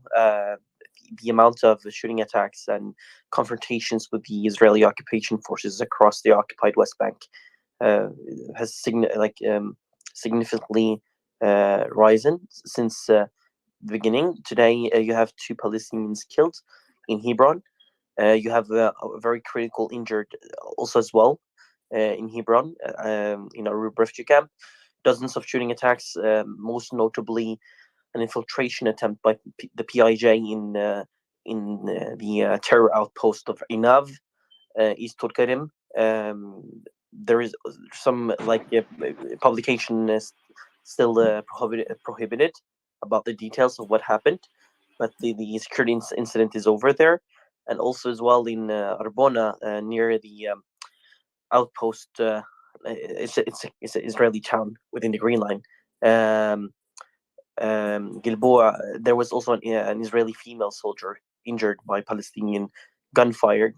There also has been demonstrations in several Palestinian cities, including Ramallah, Nablus, Hebron, Tulkarim, Jericho. And most notably today, actually, in the West Bank was almost pogrom committed by Israeli terrorist settlers in Hawara. Yeah, so we just to keep it neutral, right? We all agree that we don't call people terrorists. We don't call them occupation forces, right? Peter and Mario, that's what we agreed in here, Sorry, right? I was away. I didn't clock that. Yeah, we're trying to avoid words that I know. But the occupation forces, according to international law, the West Bank. So a lot of people in here, we're not calling it the occupation forces. We'll call it the military. That's what we all agreed on. But it's an occupation force. It's not a military. Yeah. Military we agree. Eunice, we're not having that debate. I've said it to both sides. Every time I've said it to either side, and every time I say it to one side, I get criticized for it, but I say it to all sides. For now, it's Hamas members, Israeli military. Let's just keep it at that for now, and later we can decide. Please, man, just so we can continue having the construction update. I am having updates. Has anyone heard? Sorry, has anyone heard this? Has any have sources? Rob Nunn sent it to me, but he didn't include a source. But he generally says accurate things. I've asked him for the source. U.S. Gerald Ford carrier strike.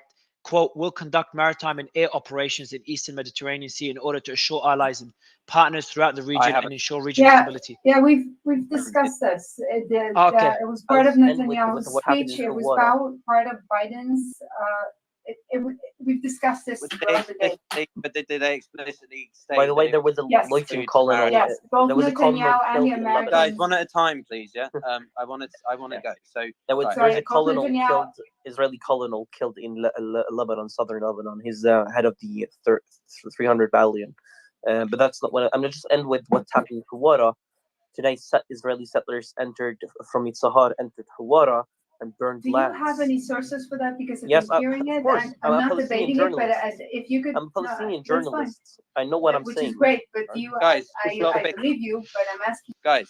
Just Topic, so if you you want to could ask put for on a the source, a if you want source. to ask for a source, please go to the back channel and ask for a source directly from that person. Yeah.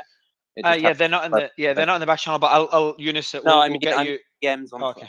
on Twitter. Cool, I mean cool. DMs I on appreciate it. Yeah. Oh yeah, perfect. Makes sense. You're right. Yeah. So the statement is by a senior defense official. I posted out now, but it says U.S. Gerald R. Ford Carrier Strike Group will conduct maritime and air operations in the Eastern Mediterranean Sea in order to assure allies and partners throughout the region and ensure regional stability. The U.S. Carrier Group can conduct a full spectrum of missions from intelligence collection, maritime dominance to long-range strikes per senior U.S. defense official. So I don't think they will conduct strikes. It will be limited strikes based on the statement, but it is the U.S. standing by and potentially getting involved in support of Israel. And I think this is a deterrent from Hezbollah from not getting involved. But There's some breaking yeah, but news. A Shihab news agency that belongs to Hamas says there is gunfire exchange between Israeli military and Hamas fighters near Oz military gate south on Khan Yunis, and there's heavy bombing going on. This was 2 minutes ago. I also wanted to share something quite interesting. I put it above about 2 minutes ago, which is it's not time sensitive, but according to Jen Griffin, chief national correspondent at Fox, the US has about $2 billion worth of pre-positioned weapons in Israel, quote, and that the US may use some of these to support Israel. I wasn't aware of that, so that could come in quite important in the upcoming days or even hours. But yeah, Marauder, you got something? Marauder? Okay, Mary, do you want to go? Yeah. I just wanted to say, I agree with Mario on that. The carrier strike force is about 7,500 personnel. It's mostly a deterrent. It's mostly an empty scare tactic, if you would, mostly to keep the peace and to kind of inject. American Delta Airlines have canceled all their flights till the end of the month. So for another 20 days. And I got something for you guys as well. So this is a scoop from a correspondent of Khan, another Israeli news source. They're saying, scoop, U.S. administration sent messages through diplomatic channels to Lebanon and also by regional elements connected to Hezbollah. And this is the exact quote. Hezbollah needs to stay out of the picture because if there's a war, Lebanon as a country will be damaged and hurt by Israel. So it looks like the U.S. is carrying diplomatic water for Israel to say to Hezbollah. We've mentioned that. Yeah, we mentioned that about 4 hours ago, but it's an I important think one. there is a security incident in East Jerusalem in the old city going on right now. This is just now. I appreciate that. And yeah, so also so essentially what Also's talking about, and maybe also can you mention it again? It is from a few hours ago, but it is very important. Can you mention it again, please? This was just shared 8 minutes ago. So I don't know. There's multiple. So I think the one that maybe is like the U.S. would get involved militarily from Israeli channels. This looks like it's a new one that's saying that this is actual quote from the U.S. administration sending message to Lebanon, basically saying, quote, Hezbollah needs to stay out of the picture because if there's a war, Lebanon as a country will be damaged and hurt by Israel. We have a little bit of breaking news here. It looks like Israel's Channel 13 is reporting that the bodies of 1,500 Hamas fighters have been found in Israeli territory. So I think this is a lie because News 13 has investigated the source for it. It was Times of Israel. We've seen that, and Jerusalem Post. It was cross-referenced by two sources apparently. Something here. Eliv Benjamin, Deputy Chief of Mission at the Israeli Embassy in the United States, says that Israel is not responsible for the safety of Palestinian civilians in Gaza, NBC reported. He said that Palestinian Hamas movement chose the battle and the safety of civilians. This is his words, again, not mine. This is Eliv Benjamin. It said that Hamas chose the battle and the safety of civilians in Gaza depend on the Hamas leadership. So that's the statement from the Deputy Chief of Mission at the Israeli Embassy in the United States. So I also want to point out here that there is some of these headlines are ones that we've shared. I'm not criticizing anyone. I'm just saying that these have been mentioned already. So if you are hearing them again, it's just because we're trying to make sense of the whole situation. But so I would check out my profile, Mario's profile, many of the others on stage. They're posting this all the time. Chief, you got something else? No, I was going to give a statement quickly that was just made about 2 minutes ago. So that's it. Okay, cheers, man. I see we've got I want to Faraz as add well. to the, sorry, I want to add to sorry, Rawi's go ahead. report. I posted one video in the group that had a video of a skirmish in the West Bank near the Deir Salaf passage, and I'm actually seeing another protest in the Hayasha camp. So I tend to agree, and there seems to be a lot of photographic evidence that there is unrest in the West Bank. But I seem to remember that we also saw quite a bit of forces being directed to the areas yesterday. So it'd be interesting to follow on that and see if it actually escalates beyond just protests and random shootings. Can I say something? I actually spoke with a lot of residents today from the Jordan Valley because they heard a lot of shooting in a nearby settlement north of Jericho. And then they realized that there was tens of settlers training on shooting after being provided M16 rifles today at the location. So we don't know what's happening. But by the way, yesterday I spoke with a senior Palestinian official, he's a security official, who said that they actually fear that the Israelis will launch a security campaign in the northern West Bank. Noga, if you can mute your mic. Good. Noga, if you, just when you're not speaking, if you can mute your mic, just because you got the computer back, the engine or whatever, the fan or or CPU fan. Yeah, it's just. We've got an update here. The Israeli army that they've begun using naval forces to bomb Hamas targets in the Gaza Strip. So this is going to be twofold now: the Air Force and the Navy. The Navy has been doing that for 48 hours now. We have reports about this from yesterday. But I would like to comment about what was just said, which is that a lot of Israelis who are now reading the stories of people who waited a long time for the IDF to come rescue them are arming, thinking that should Hamas manage to infiltrate Israel again, they would like to be prepared.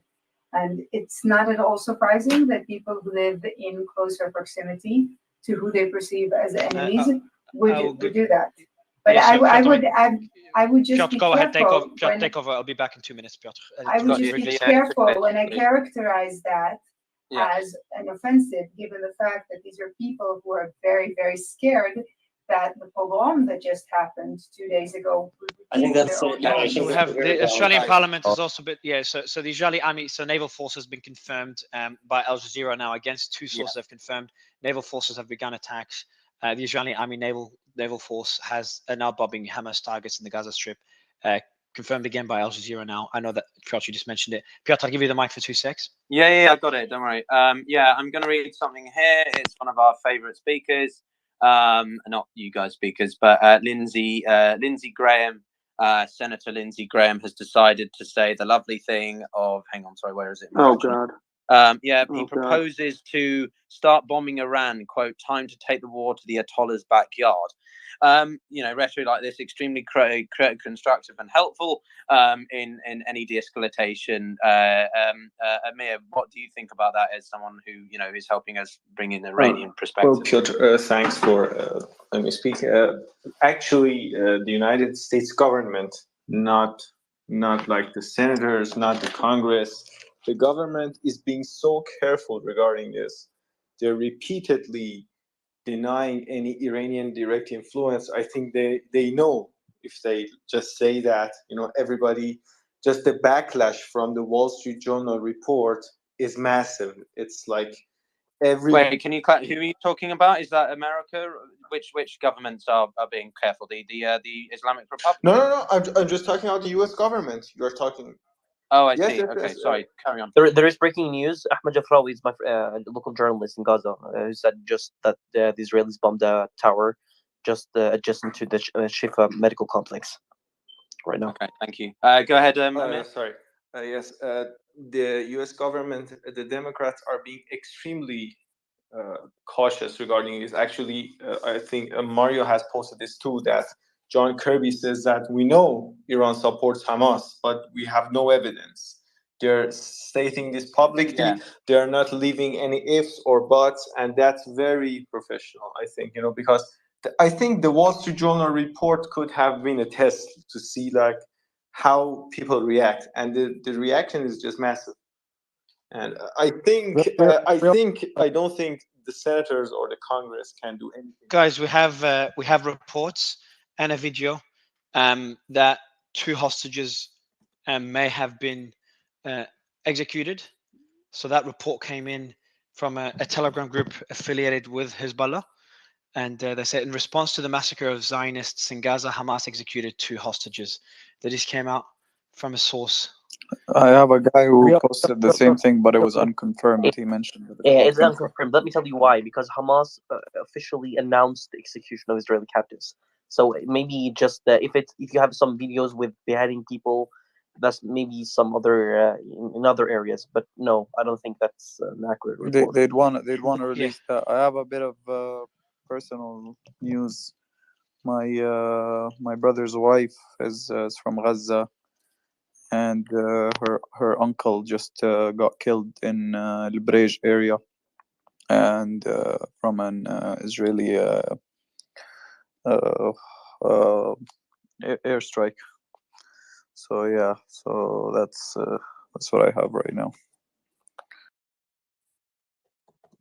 Thank you for sharing. I'm sorry to hear for that. Yeah, Firaz, I apologize for your loss and for any other losses. I just want to clarify. The Tower Tower had just been collapsed. I want to clarify. What's been collapsed? He's an 82-year-old man, and that's and he's not politically affiliated with anyone or anything.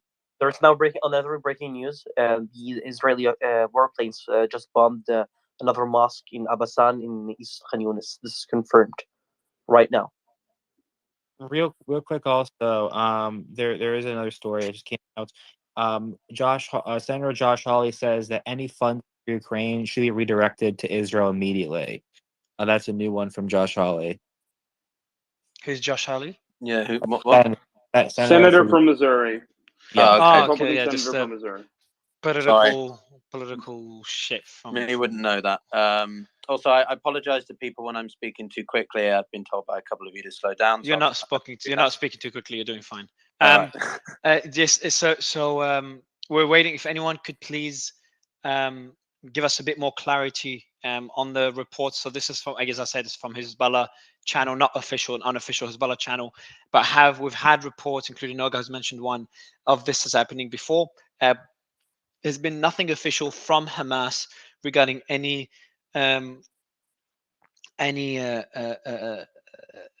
captives being executed, but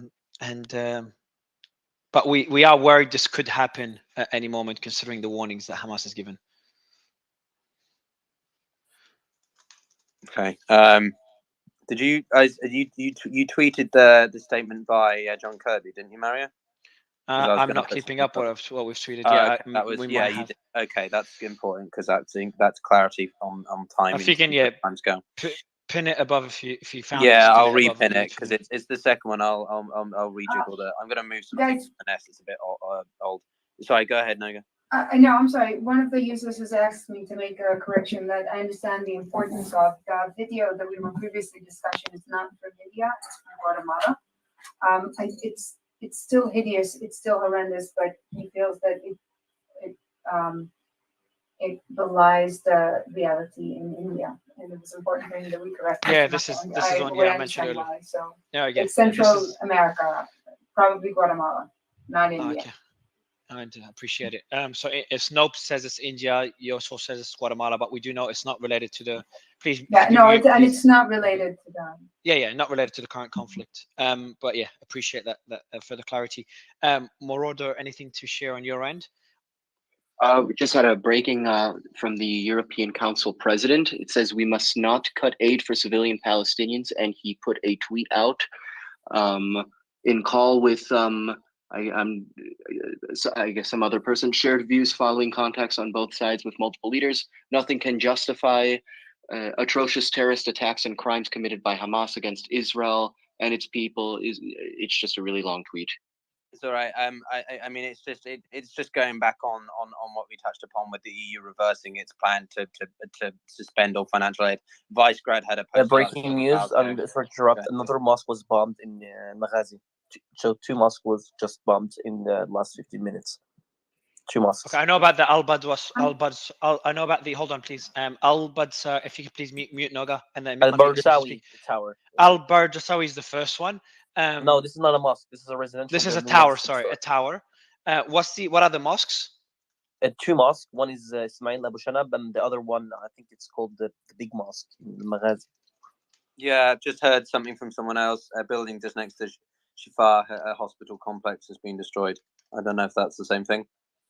This is a building which hosts restaurants and offices. Oh, okay, It's the front of the main entrance to the masjid. different things. Okay. Yeah, I just want to. Sorry, did you say the EU reversed their decision? Yes. Yeah, so basically what happened was the EU were going to block aid towards Palestine, and then 4 specific countries. Let me find it on my profile. Sorry, I want to get it right. Spain, Denmark, Ireland, and Luxembourg blocked it because you need universal, unanimous agreement within the EU. So all 27 member states. I just trying to verify your video, Mario. The video that you're referring to.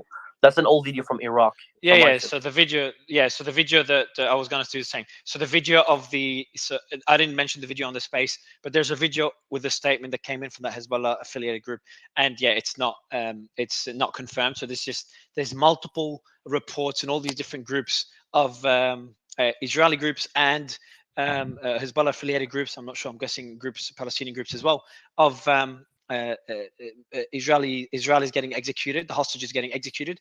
None of them have been confirmed so far. So again, to be clear, there's all these reports or any tweets that you see of Israeli hostages getting executed. None have been confirmed in any way. Yeah, and just to clarify, so Hezbollah are very helpful in this regard by only releasing statements officially from their channels. I'm being sarcastic, obviously, compared to Hamas. So we don't, we're only waiting until Hezbollah confirm their via their formal methods on whether or not another member's been killed or something like that. Marauder, you got something? Yeah, just to kind of bounce off of what Mario said earlier about threatening to kill hostages. I mean, I shared it earlier that it's against the Geneva Code to execute a hostage, and also no quarter is also a war crime under Geneva Convention. So, I mean, it could be that they might just be. This could be an empty scare tactic to kind of get some leverage from Israel or some negotiating power. Well, it could be that.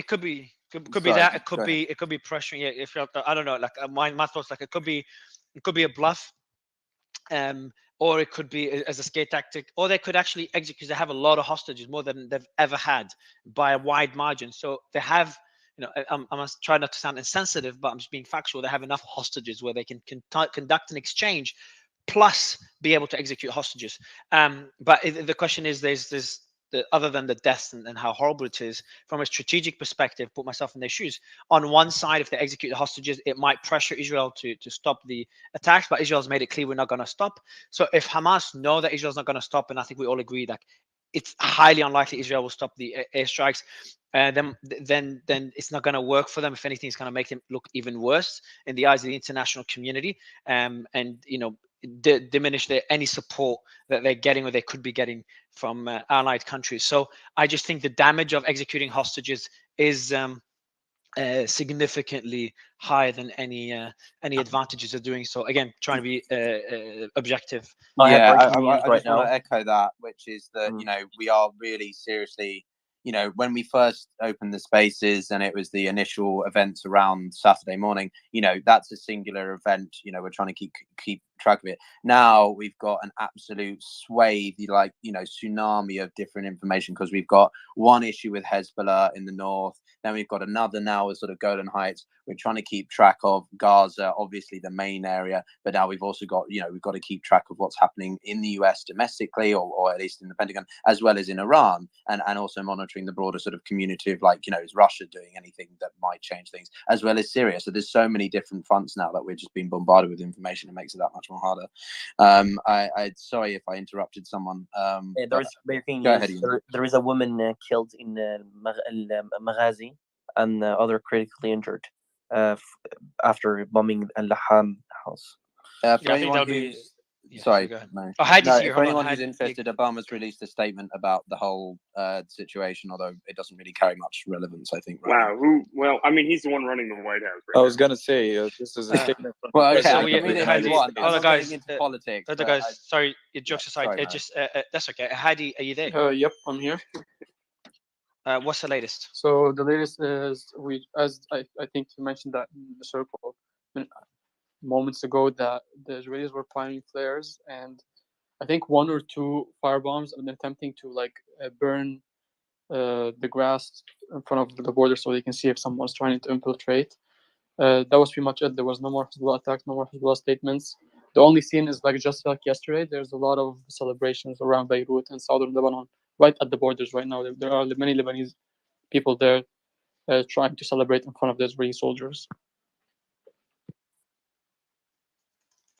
I also have breaking news. Actually, Israeli intelligence just called a 13th-floor tower in Rimal neighborhood. It's a prestigious neighborhood in Gaza City, and order to evacuate it.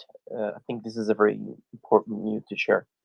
Thank you. I just want to remind everyone, if you're in Israel, if you're in Gaza, if you're in anywhere, if you've got any news that can help us verify anything, please, send a DM to myself, Mario, or Benjamin, or Source, or anyone, and we'll do our best to communicate with you and see if we can get you up. We've had some fantastic new people join because of that. Hey Piotr, can I ask just one question, please? Did anyone was anyone able to confirm from the Hebrew media the name of the soldier killed, the one we shared? His name is Alim Saad. I think he's from. I don't know if he's Arab originally, but he was one of the soldiers killed on the border. He's a Druze. An Israeli soldier. Yes, there are many Druze and Arabs killed on the Israeli side. Yeah, but was it confirmed that this is the guy who died? This is the soldier who died? I'm not sure I understand the question. There's a soldier who was killed on the borders. I can answer your question. He's a Druze. Just check, yeah, Eunice, whoever. Yeah, sorry, go ahead. Whoever's answering. He's a Druze and he's from Northern Galilee. So it was confirmed that he was killed. Yes, I think Code News confirmed. There's a commander that was killed on the northern border. I'm not sure if that's referring to that. I did post his picture and his name on our profile, on my profile. The team posted it. So there's that, and there's others. So the team is posting commanders that are or senior officials that are killed, but not just soldiers. We don't have that, but I think Eunice answered it. There's a statement. Piotr, if you want to mention it, Tarek just sent it in the group. Yeah, which one? Oh, Arabic spokesman. So Arabic spokesman for the Israeli army, Avichai Andri, said, quote, "Our eyes are wide open to any developments on all fronts," referring to the exchange of fire along the Lebanese border.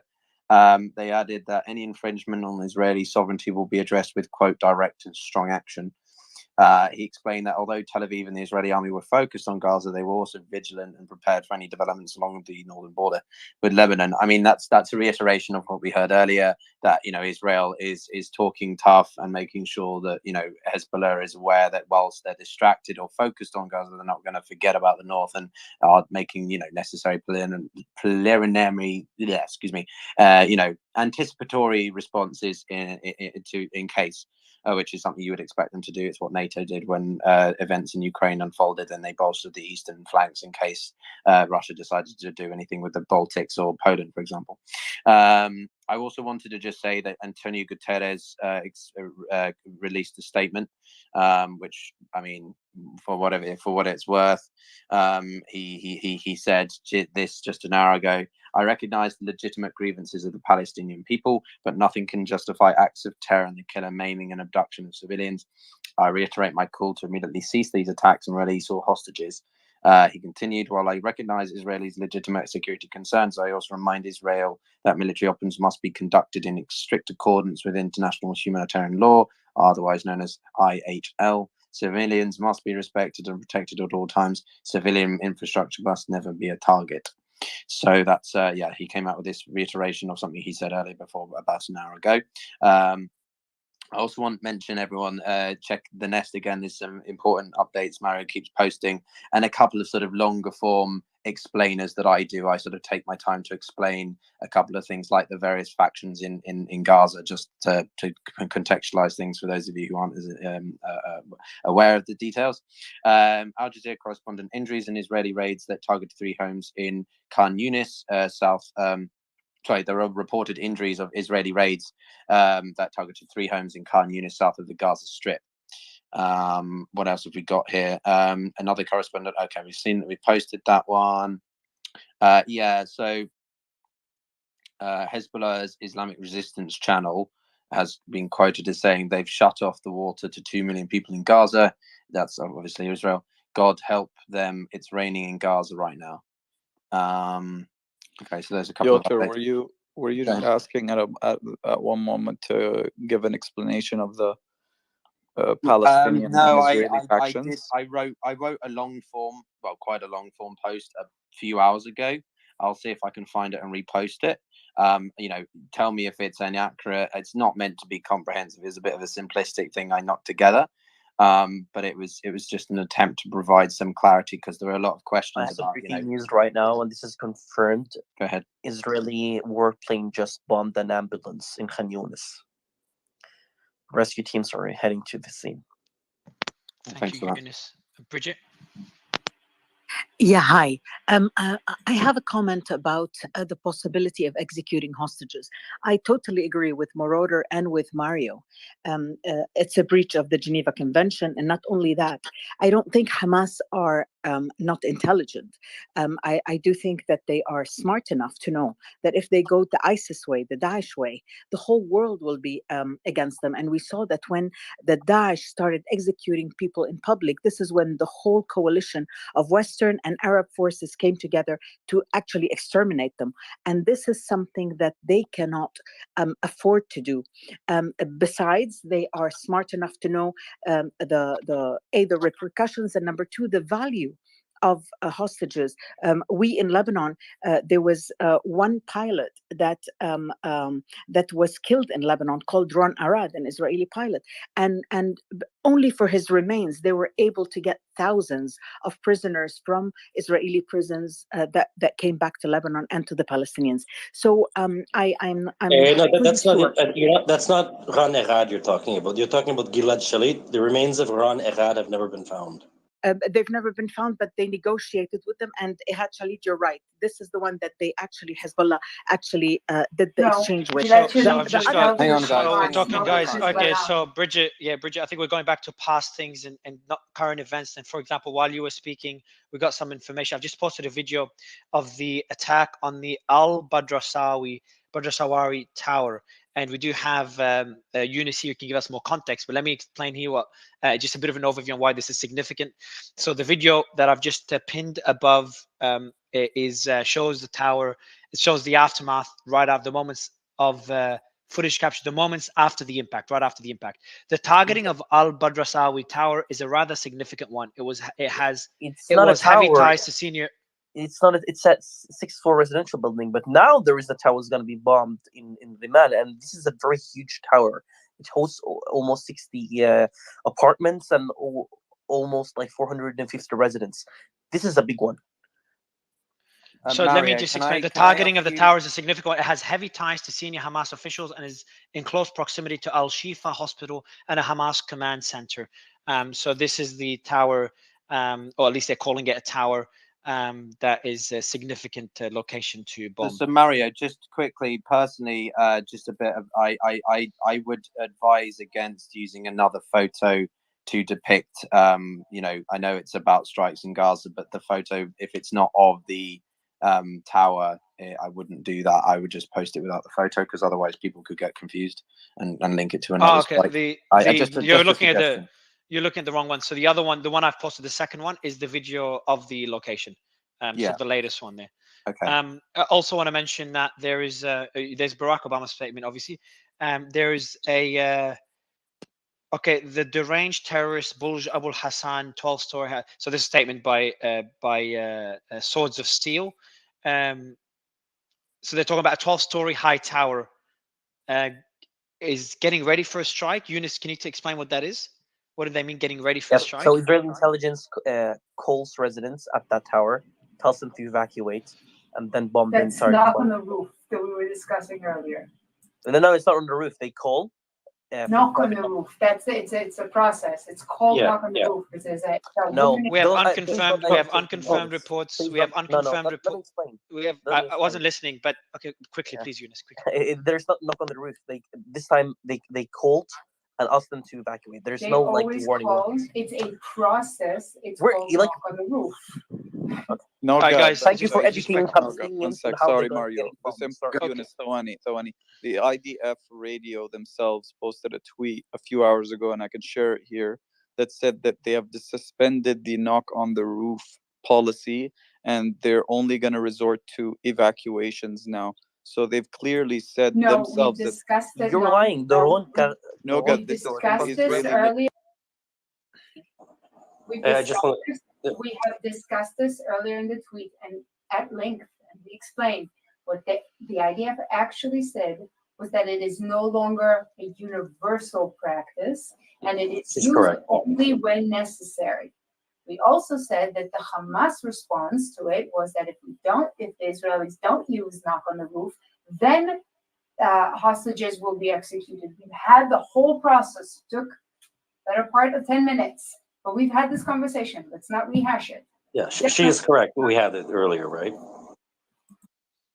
Thank you for the clarification. There's now a security incident being reported in northern Israel, southern Lebanon, according to Code Yes, News. I've seen. Yeah. Oh, a news source has confirmed it. So there's a rocket was fired from Lebanon towards the Israeli army base, and Israel's responding. Is that what you're referring to? Avivim? Yunus? Pardon? Are you referring to the clashes Yes. now on the Lebanese border or something else? Okay, so it's confirmed by another source. I'm waiting for more sources before posting about it.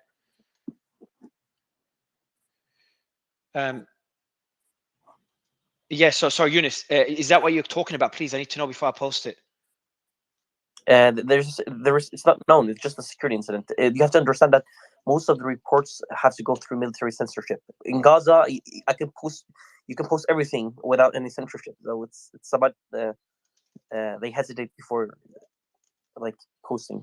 It's called a gag order, military gag order. But it seems like we're Okay. trying to avoid unconfirmed reports. But I don't know. Not avoiding all of them because almost everything is unconfirmed. So we've been reporting them pretty early. It just depends how many sources share it, and we've had a pretty good hit rate. Like it's rarely anything that we got wrong, and usually gets corrected really, really quickly. I agree. You've done a Mario, damn good job. I can Damn confirm good job. there's been an attack. Go ahead, sorry. Yeah, there's been an attack in South Lebanon from the Okay, this is it. There you go. There you go. So who just said that? So basically, it was live. Oh, on Hadi, television. perfect. Yeah, it was Okay. live on television. When Al Jadid was filming live, the missile was shown. I think it was an ATGM attack against an Israeli base or something. And one Lebanese army officer was hit Just now by this attack? No, that just was now? that was an old attack. We're an talking hour about- ago. Okay. Yeah. Okay, now we're talking about an attack that just now happened. Yeah. Just now. So the attacks are ongoing now. The report that I have, and obviously you can, for a few minutes, a rocket was fired from Lebanon towards an Israeli army base. The IDF are responding with artillery. I can't speak anymore. And Artillery. There's the exact Artillery. area. It's facing Ermesh town. Ermesh town's in Lebanon, so it's where the Israelis fired from. I think they're attacking the same base. Can I just drop in a point of clarity here, which is that this does depend on rules of engagement. So up until now, they've been quite confined. It's like sort of proportionate. So if one side targets one specific thing, then they'll respond to said target that targets that thing. They haven't led to a greater response yet. So if this is going to start being that they're just targeting mass areas, then that will shift the dynamics, the rules of engagement, if that makes sense. Israel's been very specific in how it responds to Hezbollah's actions over, say, Lebanon and so on. So it's going to start changing their dynamics if they start, more troops or whatever it is from Hezbollah's side going in there, it's gonna completely push this into more like actual full scale confrontation. But yeah, thank you for that. I also just wanted to add, for those of you interested, I reposted in the Nest the overview of the militant factions in Gaza, as well as Mario's populating it with all the videos and everything. So do check that out if you haven't already. Amir, go for it. Oh, well, I don't know if you guys remember yesterday and the day before that discussions, I mentioned the RGC commanders' brutal, very loud silence, and we are entering the third day, and it's still going on. No words from RGC Quds Force commander Ismail Ghani, no words from main RGC commander Salami, no words from RGC aerospace commander. And this can mean that we should be still awaiting more escalation and more conflict. And those unconfirmed reports about RGC Quds Force commander being in Lebanon, I don't know. The silence is still very loud. And as I mentioned yesterday and the day before that, at that time we could have guessed that the tensions are on the rise, and I think right now it is still a very safe bet to say that. And the silence is just very interesting. So I think more. Well, you think they're waiting until Khanemi says something tomorrow? No, because the silence, I think it can be implied that they're in the operation. During the operation, nobody talks during big operations. Wait, you're suggesting that the IRGC is actually involved now? Or they're going to get involved? The same thing that United States saying, like everybody knows that Iran is complicit with Hamas. Everybody knows that Iran supports Hezbollah and Hamas. Iran is the main supporter. But the clue, I'm not talking about that, but the silence can be implied that even if they're not involved, right now they are. And they're maybe sitting in gatherings and just like a chessboard, like making the next moves. The silence based on before conflicts like the one during Trump era when Iran attacked a U.S. base in Iraq after the United States struck IRGC commander Soleimani. It's the same vibe as that in IRGC. So there's airstrikes, Justify. There's more and more airstrikes in Gaza right now. Yunus, anything else on the ground that you can update us with? There are 7 injuries following aerial airstrikes in Venezuela. This is the newest report. No, I appreciate it. And let me go to where I just brought you up. Let me go to okay, he just dropped. Also, so I'm not sure if you're there as well, but the other speaker dropped. Hadi, I want to get an update from you on the strikes and the back and forth in southern Lebanon border, as well as the troop movements. Have you heard about the troop movements, the reports of Hezbollah movements to the Syrian-Israeli border? Have you seen any reports of that? I've not seen anything that can confirm those reports, but if you think about it, they already have presence around the Konaitra area and the Golan part borders with the Syrian borders. So that they were there, but there was. I can assure you that there was no Hezbollah deployment there. I mean, I don't know about Iranians. That's not my. They said Hezbollah and the Iranian affiliated groups. Also, Defender did post, just because I know a lot of people asking about it, unconfirmed reports that Hamas has executed at least 2 Israeli hostages, claimed to be police officers, and posted the videos online. I can confirm that the videos do exist. I'm just unsure about if they really were hostages. So that's by Olsen Defender. We haven't posted anything on that just because it's we've seen a few videos and we've debunked all of them so far. So I would not even report as unconfirmed yet. I want to just jump in with something a friend, Connection just sent me this drone footage of Gaza. I've just put it above. It's a bird's eye view of the extent of the damage in Gaza Strip in the past 3 days. And it gives you quite a different perspective to what we're being shared from on the ground. So yeah, it's quite fitting. But yeah, sorry. There's more strikes. There's more strikes by Israel on Lebanese territory. I think it's a response to the initial strikes from Lebanese territory. We don't know if that was Hezbollah or the groups that are sympathetic to Hamas. Well, since the attack came from Ramesh area, I don't think it's gonna be Palestinian fractions. I think it's gonna be Hezbollah because the area is very secured. Okay, so he said this is a Ramesh area. That means this is an area that's secured by Hezbollah. Ramesh, it's an area like under the control of Hezbollah. I don't think the Palestinians can reach there and use a fire missile there directly into an Israeli position. That's a precise attack. A precise attack meaning it's Hezbollah definitely. Okay. Let me see the update here. Which side is striking which now?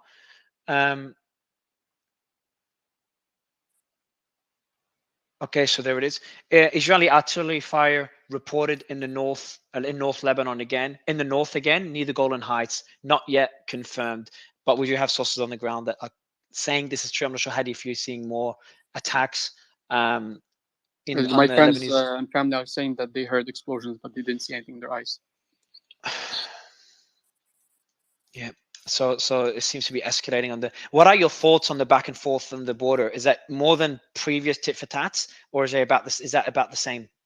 I mean, this time it's kind of more because it's lasting hours, and probably it's been like now it's second day that we've been going back and forth. It doesn't usually happen. Usually there's an attack, there's retaliation, and instantly attack, and that's it.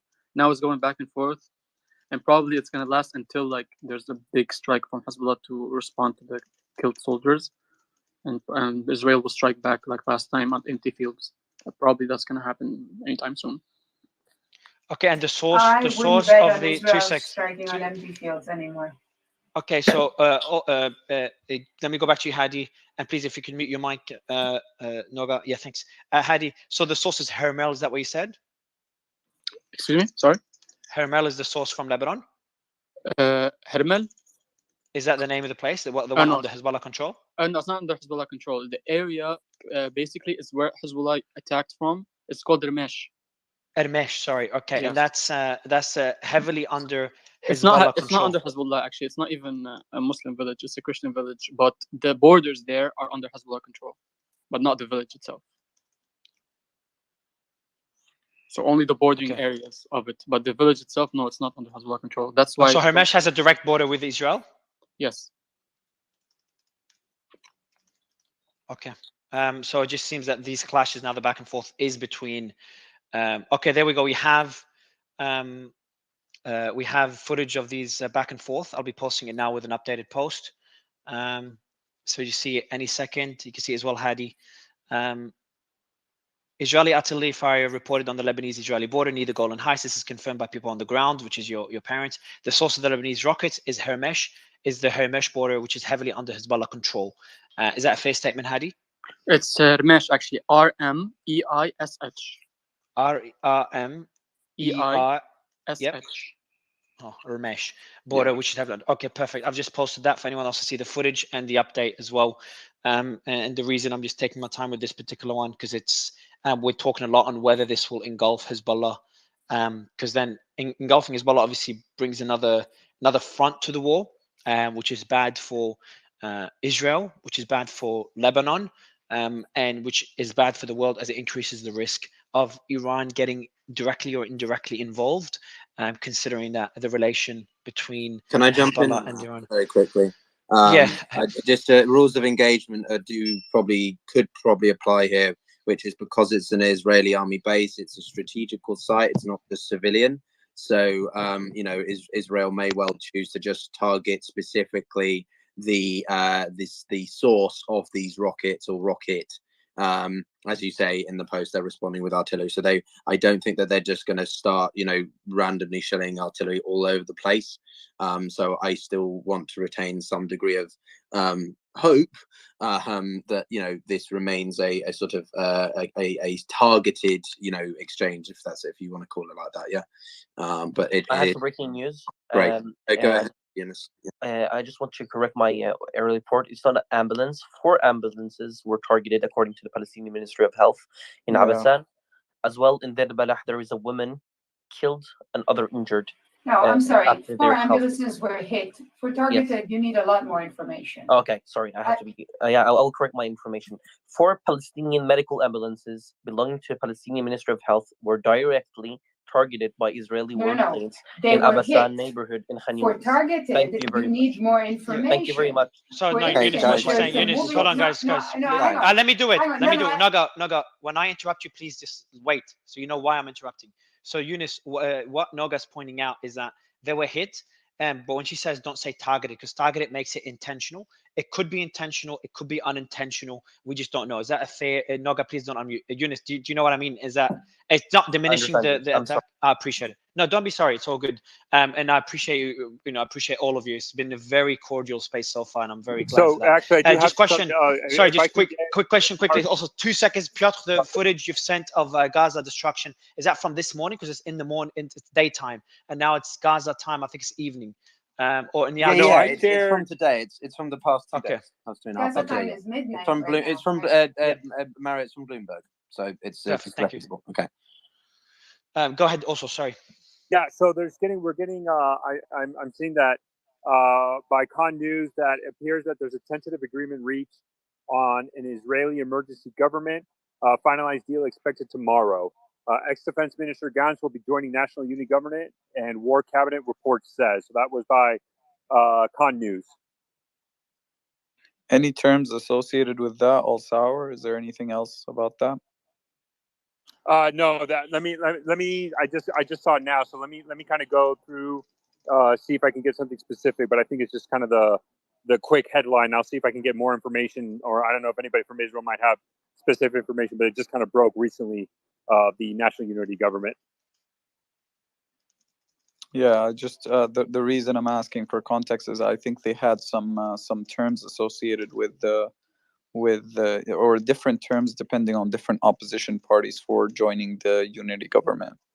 And I think it's important to highlight the report specifically only mentioned Gantz, who is a major Israeli opposition figure, but he was for multiple governments prior to Netanyahu. He was a minister of defense, and he's a former Israeli chief of staff, the most senior military ranking official of Israel, before he created his blue and white political party, and then served prior to Netanyahu as a minister of defense. So it looks like he might be coming back in some way, shape, or form.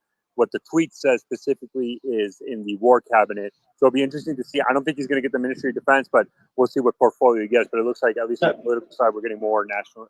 Yeah, I just want one thing. So, no, I don't think that his addition to the government is not going to be groundbreaking because they have Yoav Gallant is the Minister of Defense. That's not going to change. I just wanted to correct that. Yeah, just to state that. Sorry. So what's the Yeah. Okay. So Eunice, you have news. I'll give it to you in a bit to give us the news. So there's a couple of things. First, I've just posted the interview that everyone's been waiting for. We've had difficulty uploading it. It's by Sahar Ben Sela. He's a survivor from the Nature Party on Saturday, which was attacked by Hamas at the beginning of the conflict. Anyone that wants to check that, I've just posted it out because I know I mentioned it like an hour ago now. We just haven't had time to post it. I'll just pin it above if you can't find it, but it's on my profile. Also, can you just repeat what the news is very briefly? Because I know the audience heard it, but I want to hear it again and break it down. Yeah, so the specific news is that it looks like Gantz, the previous Minister of Defense, who was in the Israeli opposition, he is joining the kind of like the emergency government with Benjamin Netanyahu, and that he will have a role within the war cabinet. That's the tweet specifically from. They're sourcing Khan News, but it's also Israel Radar, so I'll share it up in the nest for everybody to see.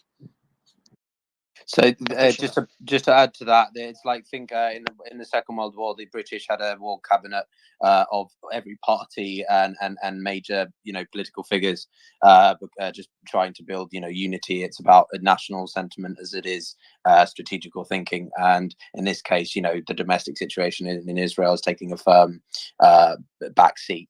Lapid wants to get rid of Netanyahu and so on, so they're working to towards the protection of the country. So this is very important, and it's good to see that happening. I think. Jonas, you've got something. Yeah, 2 security officers actually just informed me in Jenin that the Israeli military liaison office told them that Palestinian vehicles are not allowed to use bypass roads in the Jenin governance tonight. This is an exclusive I just received 5 minutes ago. Saudi Crown Prince informs the Actually, I Palestinian have president another that one. his country is making all possible efforts in communication with all international and regional parties to stop the ongoing escalation and prevent its expansion in the region. Please mute in the region, and to emphasize the necessity of adhering to international humanitarian law and not targeting civilians. Go ahead, Noga. Transportation Minister, Israeli and American, I don't know the American's name, I'm sorry, had a conversation, and American Airlines might be returning to fly to Israel. Apparently, they might not be landing in Ben Gurion, they might be landing in Ramon, which is closer to Eilat, by the way. It's the Eilat airport, but apparently within 24 hours, flights are supposed to be reinstated, at least American flights. I'm not sure the American Minister of Transportation can actually order an American airline to fly. He needs but- approval from the Pentagon, DOD. Yeah, no, but I'm saying they're all private airlines as opposed to what happens in Israel. But I guess if there was some sort of warning, he will take it off. But anyway, sometime they're reconstructing flight lines. I don't know. Is SPA anyone? What's the SPA a news outlet in Iran? Does anyone know?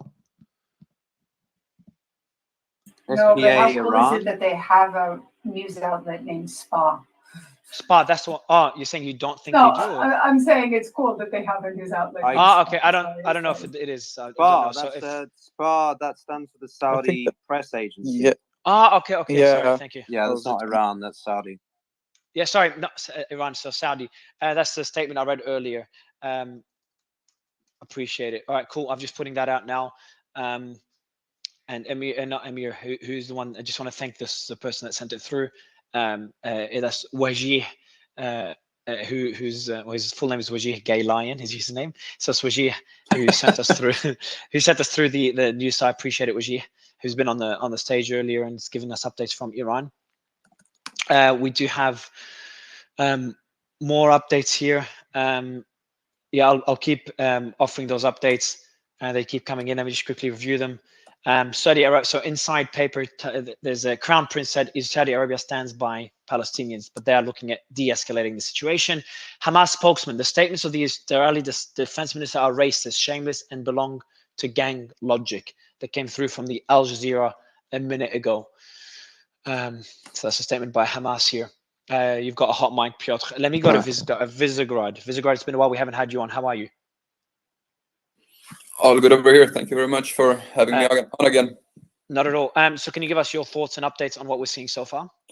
It seems like things are heating up today. The clashes on the Israeli-Lebanese border, as you mentioned before, are taking on new proportions. Of course, we're still very far from what they could potentially be if there would be a full-out assault from Hezbollah.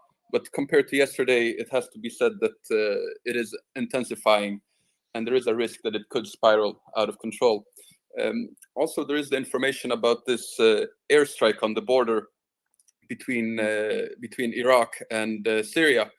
This was reported by several sources locally, but also confirmed by Wojciech Szewko, who is an expert on terrorism in Poland, and he has a long career. He has a lot of sources on the ground, so it is very fresh. So it remains to be seen exactly what has happened there. But it is said that it was a convoy, a military convoy that was going from Iraq into Syria, and allegedly connected to Iran. So if there are some weapons being moved from Iran, then it is possible that either Israeli planes, or rather, most likely Israeli planes, could be striking those targets. Naturally, the Americans also have planes in the region, but I'm guessing that maybe it would have been more obvious if it would have been American planes doing it. But so far, So that is nothing I've heard about. I do have breaking news as well. The Israeli Defense Force updates that as of 8 p.m., a total of 1,707 targets were attacked. This is an insane number. Just shows the size of the response by Israel. And I do want to get a bit more details here, or mention a few more details. It's 475 targets of the rocket array, 73 targets of war and terrorism, 24 strategic military infrastructures, 22 underground targets. So that's an update from the Israeli Defense Force. I do want to go to Yunus. Yunus, those numbers, how do they compare to previous attacks by the Israeli Defense Force? I have some very breaking news, actually. You hear me? Okay. Okay. Yeah. This is big news. Israeli intelligence actually called the residents of Al Magusa area and the former intelligence neighborhood in Gaza City to evacuate their homes. The entire neighborhood.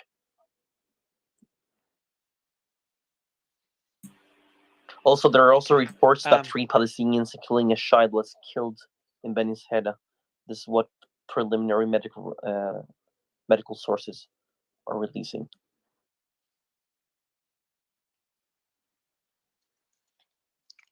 Guys, did you report on the phone call between President Erdogan, and President Mahmoud Abbas? It was about 30. Who's the second one? Or which? Abbas. President Erdogan, President Mahmoud Abbas. Oh, Abbas. Sorry, no, we didn't. Could you elaborate on that? Okay, so they let me do. I need to do on the spot translation again. Okay. Give me a sec to gather my thoughts a little bit. So I need to. Okay. Actually, I'll add to that, by the way, that I also saw a report that Abu Mazen was planning to go meet with Putin, which I thought was very interesting. Which one? Sorry. I'm sorry, Mahmoud Abbas. It's the same person. Mahmoud Abbas, the president of the Palestinian Authority, is planning to go meet with President Putin this week. I thought that was very interesting. I would doubt that. Anytime there's like I don't know about this report, but considering like the history, I think typically in times it makes of crisis, no sense for he doesn't leave. Palestinian leader to leave. Exactly, they don't leave. But that's why I thought it was interesting enough to mention. Yeah. Do you have substantiation for that meeting? For your mention? Yeah, I saw it in Palestinian sources. I have 1,000 windows open, and I saved it because I knew I was going to need the source, but now I have to sort them out. So yes, it's here somewhere with a picture, and it's a Palestinian source. I'll figure it out. Okay, so basically in the sorry, can you hear me? Basically in the source between on the call between President Erdogan and President Abbas, President Abbas put him in the latest pictures of the deteriorating condition in Palestine, and is stressing the importance of the regional and global intervention or pressure to stop the Israeli offensive on the people in the occupied Palestinian territory, especially in Gaza Strip, before it is too late. And the president has cautioned or has warned. Thank you, Yunus. Has warned that from the Israeli government announcements to stop all necessary or essentials such as water and electricity and commodities from going into our people in Gaza, which is considered a crime against humanity, which will require a global response to prevent a global or humanitarian catastrophe, and make sure that the humanitarian and medical supplies reach our people in the Gaza Strip. The president stressed during the call that the only solution to all the escalation in the region is a political solution that ends the Israeli occupation to the Palestinian occupied to the state of Palestine's occupied land, and establishment of a Palestinian state with the with its capital as East Jerusalem.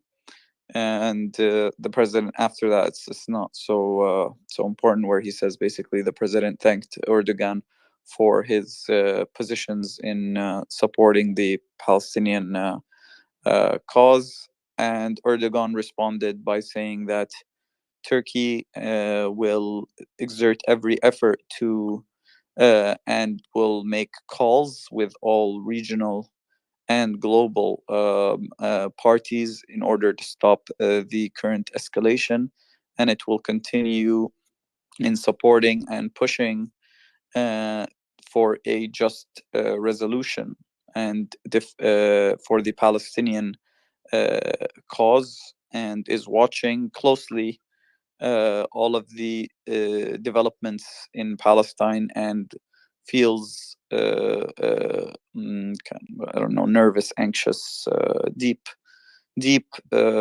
fear or anxiety in regards to all of the losses and all of the increasing lives lost and the destruction. I actually Thank you for have sharing that. breaking news right now. Can I, after the breaking news, I'd like to add a bit of analysis to what we just heard. Okay. Yeah, we will do that. I just also want to add something after you, Eunice. Go for it. Israeli airplanes just bombed a house in Jabalia refugee camp and another one in Gaza City. Thank you. So I've just seen here a couple of things. The joint statement from the British, American, Italian, French, and Germans. We will support Israel in its efforts to defend itself. That came from Al Jazeera. So Noga, what's your analysis? Please try and retain some neutrality. But what did you want to provide in analysis? I've been covering this arena for almost 15 years now. So I've heard and I've read and I've analyzed quite a lot of statements about various operations in the Israeli-Palestinian arena. And the funny thing is that most of the ones that you just read, including the one that we just read from the E3 and UK and US, they're repeating the same pattern. They're repeating the same tropes. This new one is just a little. The Western one that we just read is just a little different, but the Turkish one is definitely hitting all of the notes, which is IHL and the international community has to get involved, and a lot of other things that are always said but never happen. But I think what's important to note or to understand here is that people who use those old tropes are not necessarily reading the reality or the change in reality that happened in the last 3 days correctly, because those were very effective with Israel October 1st, 2023, but they're going to be completely useless in the Israel post October 7th. And threatening Israel with the IHL and international involvement when there's an outcry of Israeli citizens calling bloody murder and hundreds of Israelis being held by Hamas. And we don't know if they were executed, but we definitely know that they're being abused because Hamas is publishing videos of them abusing those hostages. Israel is not going to be pliant at all with any of those tropes. Anyone using them grossly underestimates the change that Hamas had caused this Saturday. Thank you for that analysis. Benjamin, did you want to say something? Benjamin? Okay. No, I'm trying to read something on Al Jazeera. I have some breaking news now. The Palestinian Ministry of Health are reporting on death, casualties, and injuries after Israeli warplanes bombed a family belonging to a Shah family, Mil Khan Yunis. You have to understand that for almost 45 minutes now, bombing has been non-stop in the Khan Yunis area. Thank you for that. Okay, well, I want to see Hadi. I'm just gonna let me just see actually. If you're with me, I'm going to send you some footage. I was just wondering if you can. I appreciate your take on it more broadly. Just what's the situation with Lebanon, South Lebanon, in terms of people making moves? Someone shared a video about people moving from South Lebanon up towards Beirut and villages in the mountains. Is that something you've heard on the ground? Given the escalations, tension. No, I haven't seen any of that, but there were a few videos, old videos from years ago of normal traffic. People were sharing that the southern Lebanese people are escaping, but can you please send me the video so I can confirm if it's one of the old ones? Yeah, will do. Thank you. Wajid, we haven't had you up on stage for a while. I do have, just quickly, so I do have a clip that was sent through from a source that's been on the stage before. So there's a clip, it'll probably come out publicly, but this is someone just filming it from there. It's a UK Prime Minister addressing the Jewish community in the UK. So I'm just going to post that out now. Interesting. So also Israeli first responders continue to release dashcam footage from vehicles near the Nova festivals on Saturday morning. And we see here, we've got more and more vehicles and content. Ocean Defender posted one as well. We'll be sharing some of that footage. But go ahead. Sorry, Piotr. No problem. Sorry. No problem. Yeah, go ahead, Woody. Thank you very much. Appreciate you. I'll start with the Trump message on Real Social. He said the same people that raided Israel are pouring into our once beautiful USA through our totally open southern border at record numbers. Are they planning an attack within our country? Crooked Joe Biden and his boss Barack Hussein Obama did this to us. 7 minutes ago, the Israeli army said that it began its attack on Gaza through the sea. The Wall Street Journal quoted an American official, said it's not clear what Israel's plan is at this point. The Israeli army has been clear that it is not considering rescuing the hostages at this point. The Wall Street Journal also said that U.S. Defense Secretary. Sorry, where are you getting that? We haven't Wall seen Street. The Wall Street Journal is saying that the IDF said this. Could you please not interrupt when I'm reading? Because she's asking for a source. She's asking for a source. Say what I'm literally quoting the Wall Street Journal at the moment. So the Wall Street Journal is saying the IDF has said this. Yes. Okay. The Wall Street Journal said that an American official told them that Israel plans its at here. Let me read that again. Quote, an American official that it's not clear what Israel's plan is at this point. The Israeli army has been clear to this American official that it's not considering rescuing the hostages at this time. So this is according to an American official, not according to U.S. officials, not according to Israeli officials. They also said that U.S. Defense Secretary Austin is offering planning and intelligence service to help the Israeli Defense Forces plan hostage rescues operation according to U.S. officials. Those are the few things I have. I'm gonna go figure out some more sources and come back. Yeah, I want to add a couple of things to that. One is that Israel appointed a special retired brigadier general designated to rescuing the hostages. So I understand why it was presented like that, but it was just it's a separate assignment. So I don't think the idea is that the IDF has decided not to rescue the hostages. I think that it may not be one of the IDF's goals because Israel is going a different route with it. Also, I just came across the full statement from the US, UK, and E3, and actually it has some very interesting parts in it that I think it's worth reading. We make clear that terrorist actions of Hamas. Remember, the EU had some issues with defining Hamas as a terror group. The E3 does not seem to have the same issue. Have no justification, no legitimacy, and must be universally condemned. There is never any justification for terrorism. In recent days, the world has watched in horror as Hamas terrorists massacred families in their homes, slaughtered over 200 young people enjoying music festival, and kidnapped elderly women, children, and entire families who are now being held hostage. And this is the really important part.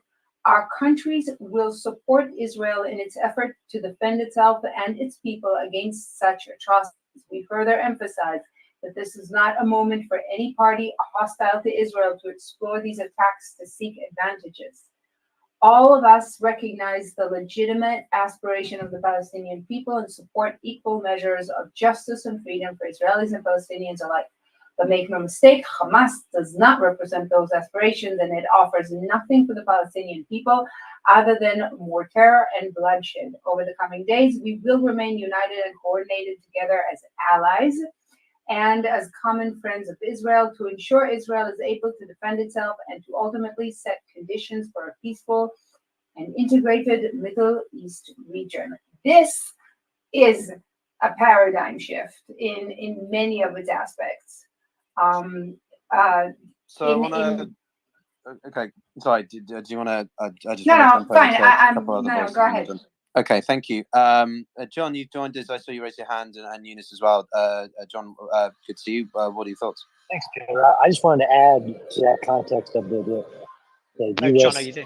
Oh, you can hear me? Oh, he's connecting for me. No, he's connecting. He's connecting for me. So, you can hear him. I can hear him. Yeah. Oh, Do you want sorry. me to- Oh, you're sorry. Yeah, no, it's a glitch. So just a reminder before you continue, John, just a reminder, when this glitch happens, usually it means the space could crash soon. If the space does crash, within a few seconds, it will start again. Or you just go to my profile and you'll see the space again. So you can all join within a few seconds. It does happen with this particular space been going on for, I think, 10 hours. Go ahead. Sorry, John. I cannot hear you, but Piotr, you lead. Yeah, go ahead. Yeah, we started at just before 1 o'clock. So yeah, exactly, coming up to 10 hours. John, go ahead. Yeah, I just wanted to add context to Noga's statement about why that U.S. representative's comment was taken out of context. The IDF doesn't do hostage rescue. That's a whole. It may support hostage rescue, but there's a complete force of intelligence services and para police, the Imam, other personnel, that special operations that would lead that effort. It's been a giant task force. Of course, their number one objective is to get the hostages back, and we're going to see that. And then the second one was, I actually want to highlight the report of Gaza settlement being called to evacuate before bombing, just as another data point that it still isn't what some reports are, indiscriminate bombing with no warning. Okay, thanks for that, John. Sorry, my screen just froze. I was like, shit, has the space ended? Okay, thank you. Jonas, over to you, mate. I actually have some very weird news, but there was some Hamas fighters that were killed by Israeli military in Rahat, 35 kilometers away from Gaza. And the ones who located them were actually members of the Rahat Municipality Council. Rahat is an Bedouin place, an Arab Bedouin place. And now they are reporting that. Are you reporting about what happened yesterday, or is this new? No, this is new. Now, because they killed 4 Rahat police officers last night. No, I'm speaking about today. Today there were 2 Okay. Hamas militants killed in Rahat after some locals reported their relocations. So, but the news that I'm going to tell you now is that there was some locals from the town itself who opened fire at the municipality building as a response of what happened. So this is kind of interesting news.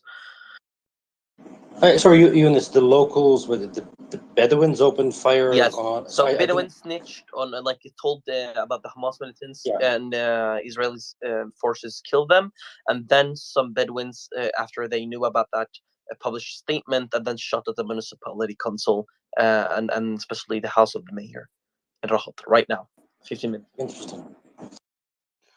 Thanks, Benjamin. Or did you want to chime in? Sorry. No, that was it. Just Bedouins are normally very, very peaceful people.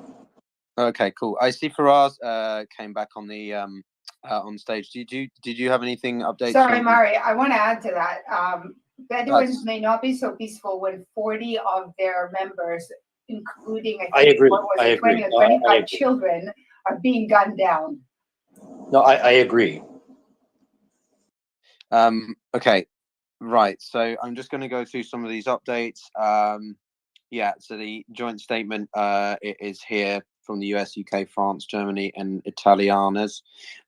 Quote, we will work together to ensure that Israel has all the capabilities to defend itself. This is not the time for any organization hostile to Israel to take advantage of these attacks. Okay, so that's a warning to, I think we know who. Al Jazeera also said confrontations between the occupation forces.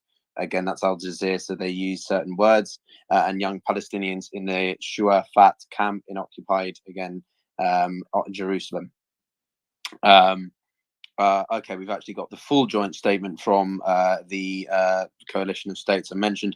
I'm not going to read it all out because I think we get the general sense of it, and it's not like critical change to developments. The Israeli army has pushed hundreds of soldiers and tanks to the border with Lebanon. I mean, we reported something similar to that earlier yesterday. Heavy armor sort of, has been positioned around parts of northern Israel as again, anticipatory measure in case of Hezbollah deciding to take the initiative. It's interesting. We had that flurry of activity around Hezbollah earlier, and now it seems to sort of have, I won't say subsided 100%, but it seems to sort of, it's less hectic than it was before. I mean, Hadi, what are you with us? Do you have any thoughts about this sort of, a couple of hours ago it was like, oh my god, and that sort of back to what's new. So because now they're announcing death from the Israeli side as well, and Hezbollah is completely silent after the last statement. No one can tell what's going to happen next, if Hezbollah is going to retaliate strongly, if they're going to retaliate slowly. But these slow retaliations after every 2 hours, 1 hour, that's something new. I don't think we can speculate right now what they have on their mind. But I think we just need to wait for an announced Hezbollah speech for Nasrallah or another Hezbollah statement. Thank you for that. I've just seen something here very quite important. White House is, according to War Monitor, so I'm still a little bit hesitant about War Monitor. John Kirby was quoted as saying there is no intention to put US boots on the ground after the Israeli attack. Then another one from Tammuz Intel. Can someone confirm to me what Tammuz Intel is? I'm not familiar. I've never heard of it. Okay, well, according to this lot, I wouldn't base any like, it could be a good addition if you had another source. right? Okay, so it's a tabloid. All right. Well, in that case, I won't read it out. But well, according to them, at least, I want to wait to see. Okay, so another update from John Kirby. The United States has adjusted the position of American forces in the Middle East. I'm not sure what he means by that. It's quite vague. Okay, awesome. So Fitux News, which is a decent site on here, has reaffirmed this suggestion that an Iran-backed convoy was targeted in Abu Kamal in eastern Syria. I'm not entirely sure what that has to do with the situation in Israel and Gaza and so on. But well, it shows you that quickly information can spread, and we think that it's all linked. This is the same. This is the same strike that I mentioned earlier. Oh, okay. Thank you for clarifying. Sorry, I'm a little bit behind on certain details in that. I'm just trying to make sense of everything. But Vice Grad, just since we've got you with us, quickly, what do you think about this? Obviously, one of the main headlines today was the announcement of Israel, sending in or commencing a ground operation. Well, soon, by tonight or early tomorrow. What do you think we could see happening now? Are they going to just go straight in with, they've set everything up, or they're going to start setting up, a perimeter, or what's your thoughts on that? I'm not sure that they're going to go in large numbers that quickly. I think they're still going to try to strike some more targets in Gaza, maybe for another day, 2 or even 3. If they go in, then probably they're going to go in very slowly at first, making sure that they don't rush too deep in without having their backs covered, so to say, and all the logistics in place. So it could be that they could break in somewhere in Gaza and slowly start advancing. but I wouldn't expect an all-out assault starting this soon. It's possible that I'm mistaken and that the Israeli army is more capable to do this more quickly, but I think we're going to have to wait another couple of days before we see any large-scale assault coming.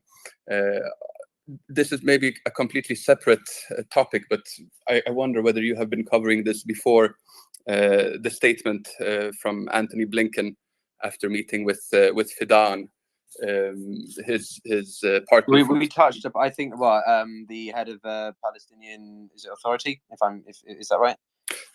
Turkey, if I'm not mistaken. Oh, sorry, I'm getting so confused. Yeah, go for it.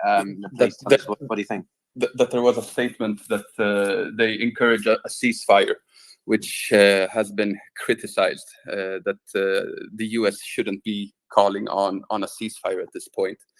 This is something that I just saw in passing. I wonder whether you might have some more information about this.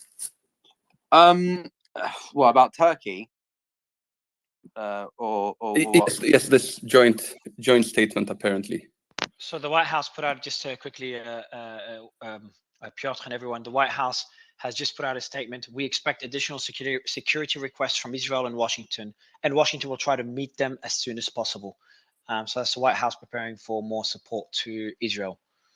And to that, there was a spokesperson from the U.S. Senator, U.S. House, that did say that they are expecting the military companies, production companies, to be at full capacity within right now.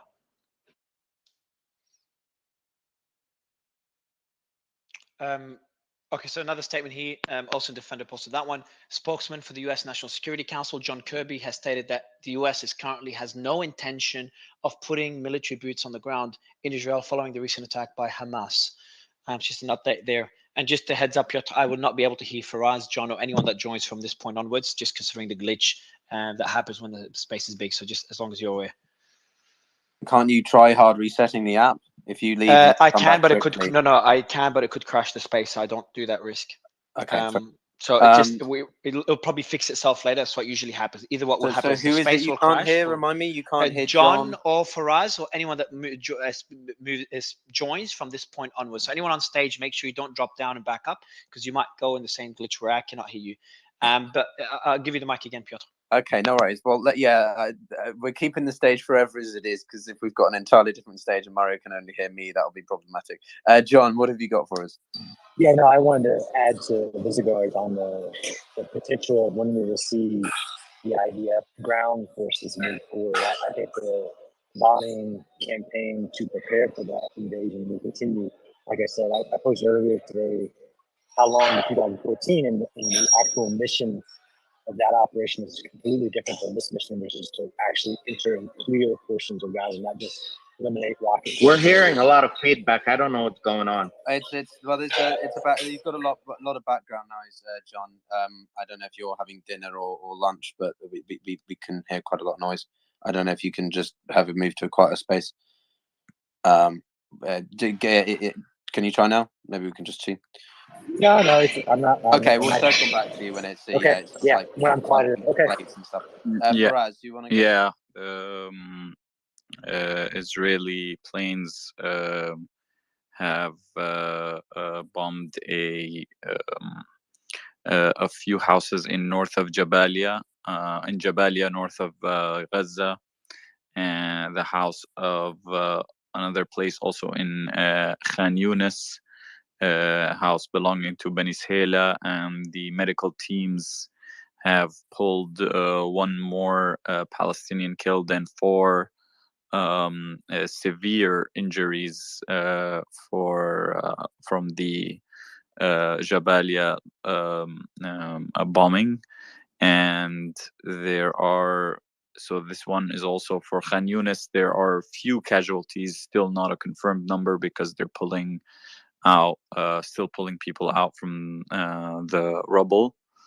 Yeah, that's the only confirmed news that I have so far. Okay, thank you for that. Wajid, you had your hand raised as well. Did you have anything you wanted to jump in with? Yes, I wanted to give my analysis. So I'm a political dissident from Saudi Arabia. I work in the political field. The fact of the matter is, Saudi Arabia actually, in reality, does not want to stop peace negotiations with Israel.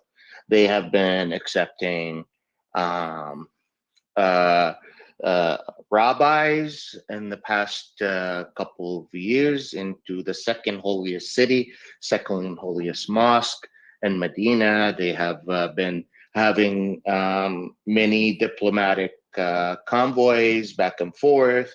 And allowed several of its citizens to travel back and forth. So Saudi Arabia saying we stand with Palestine is them stating their historical promise to protecting the Palestine and to guarantee a two-state solution. But the reality on the ground in Palestine, when you go into majority of the Palestinian spaces or groups that are having the conversation, majority of them don't even want a two-state solution anymore. They want to win the war. They want uh, to go all in. And that is the kind of uh, chatter that I'm hearing in the background.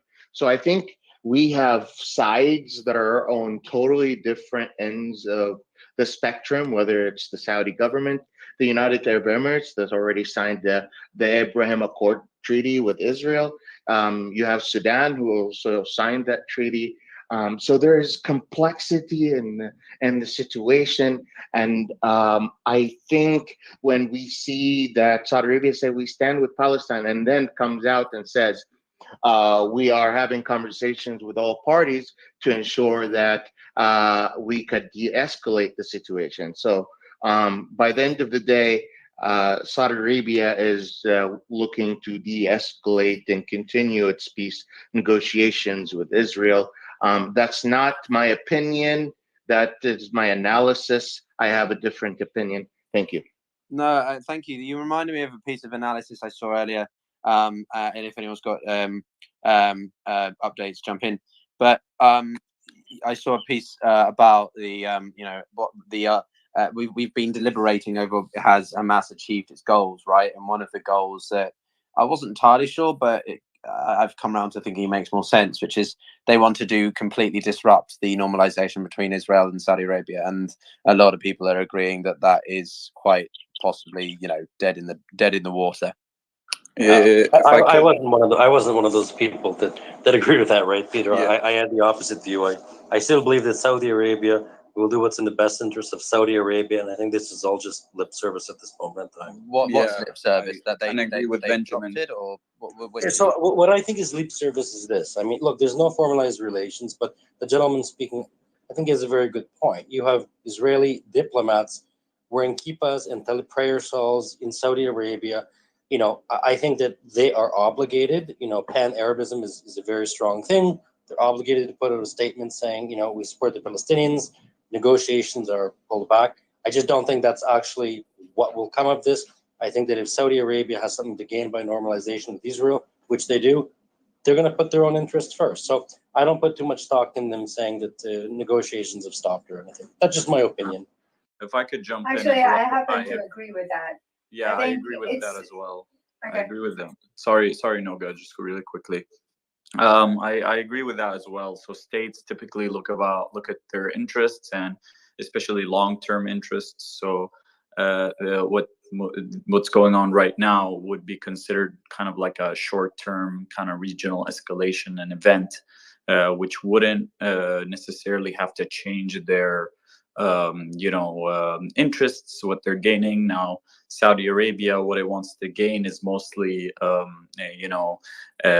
of defense cooperation and nuclear agreement or nuclear reactors from the US. So most of the things they want is from the US, and if the price of that is normalizing with Israel, but again, they can't do that without or there. Couple of updates here for us. I don't want to interrupt you because I think this is an important line of conversation. Just a couple of thoughts. So the US is offering Israel special operations planning and intelligence support. as part of the effort to rescue hostages taken by Hamas, U.S. defense official told CNN. The Al Jazeera says that Israel raids on sites in Gaza continue. And then, the intensity of the Israeli raids on the Gaza Strip, have decreased compared to the past few hours. That comes from Sky News Arabia and then was reaffirmed by Al Jazeera. And then there's something here that, let me just wait for it to load. Okay, that's not working. Okay, never mind. I'll see if I can get it to load. Okay, sorry. And then POTUS has just put this about 20 minutes ago. In this moment of heartbreak, the American people stand shoulder to shoulder with Israelis. So that comes from the POTUS Twitter account. I think what we read in that is that Hamas has grossly overextended or overplayed its hand, and its expectations that it would be willing, if Israel would stop the bombing, to negotiate about negotiation means Hamas is also not reading the room at all. I agree. Actually, I agree with Margo. I think the thing that you have to take into consideration is that if you look at the context in the last few years, Hamas has been kind of losing allies and is, getting kind of more desperate. They've been losing a lot of the base in Gaza because of the blockade and a lot of different issues that we were having. They had support from Turkey, which waned very fast. Which proved like Erdogan deported a lot of military and level kind of members of Hamas from Turkey in the last years. Qatar's support is very much kind of based on U.S. Kind of auspices, and so it kind of pushed them a lot to their other ally, which is they also lost Syria like a long time back because they aligned themselves more with Qatar and Saudi and the US in terms of backing the rebels in Syria.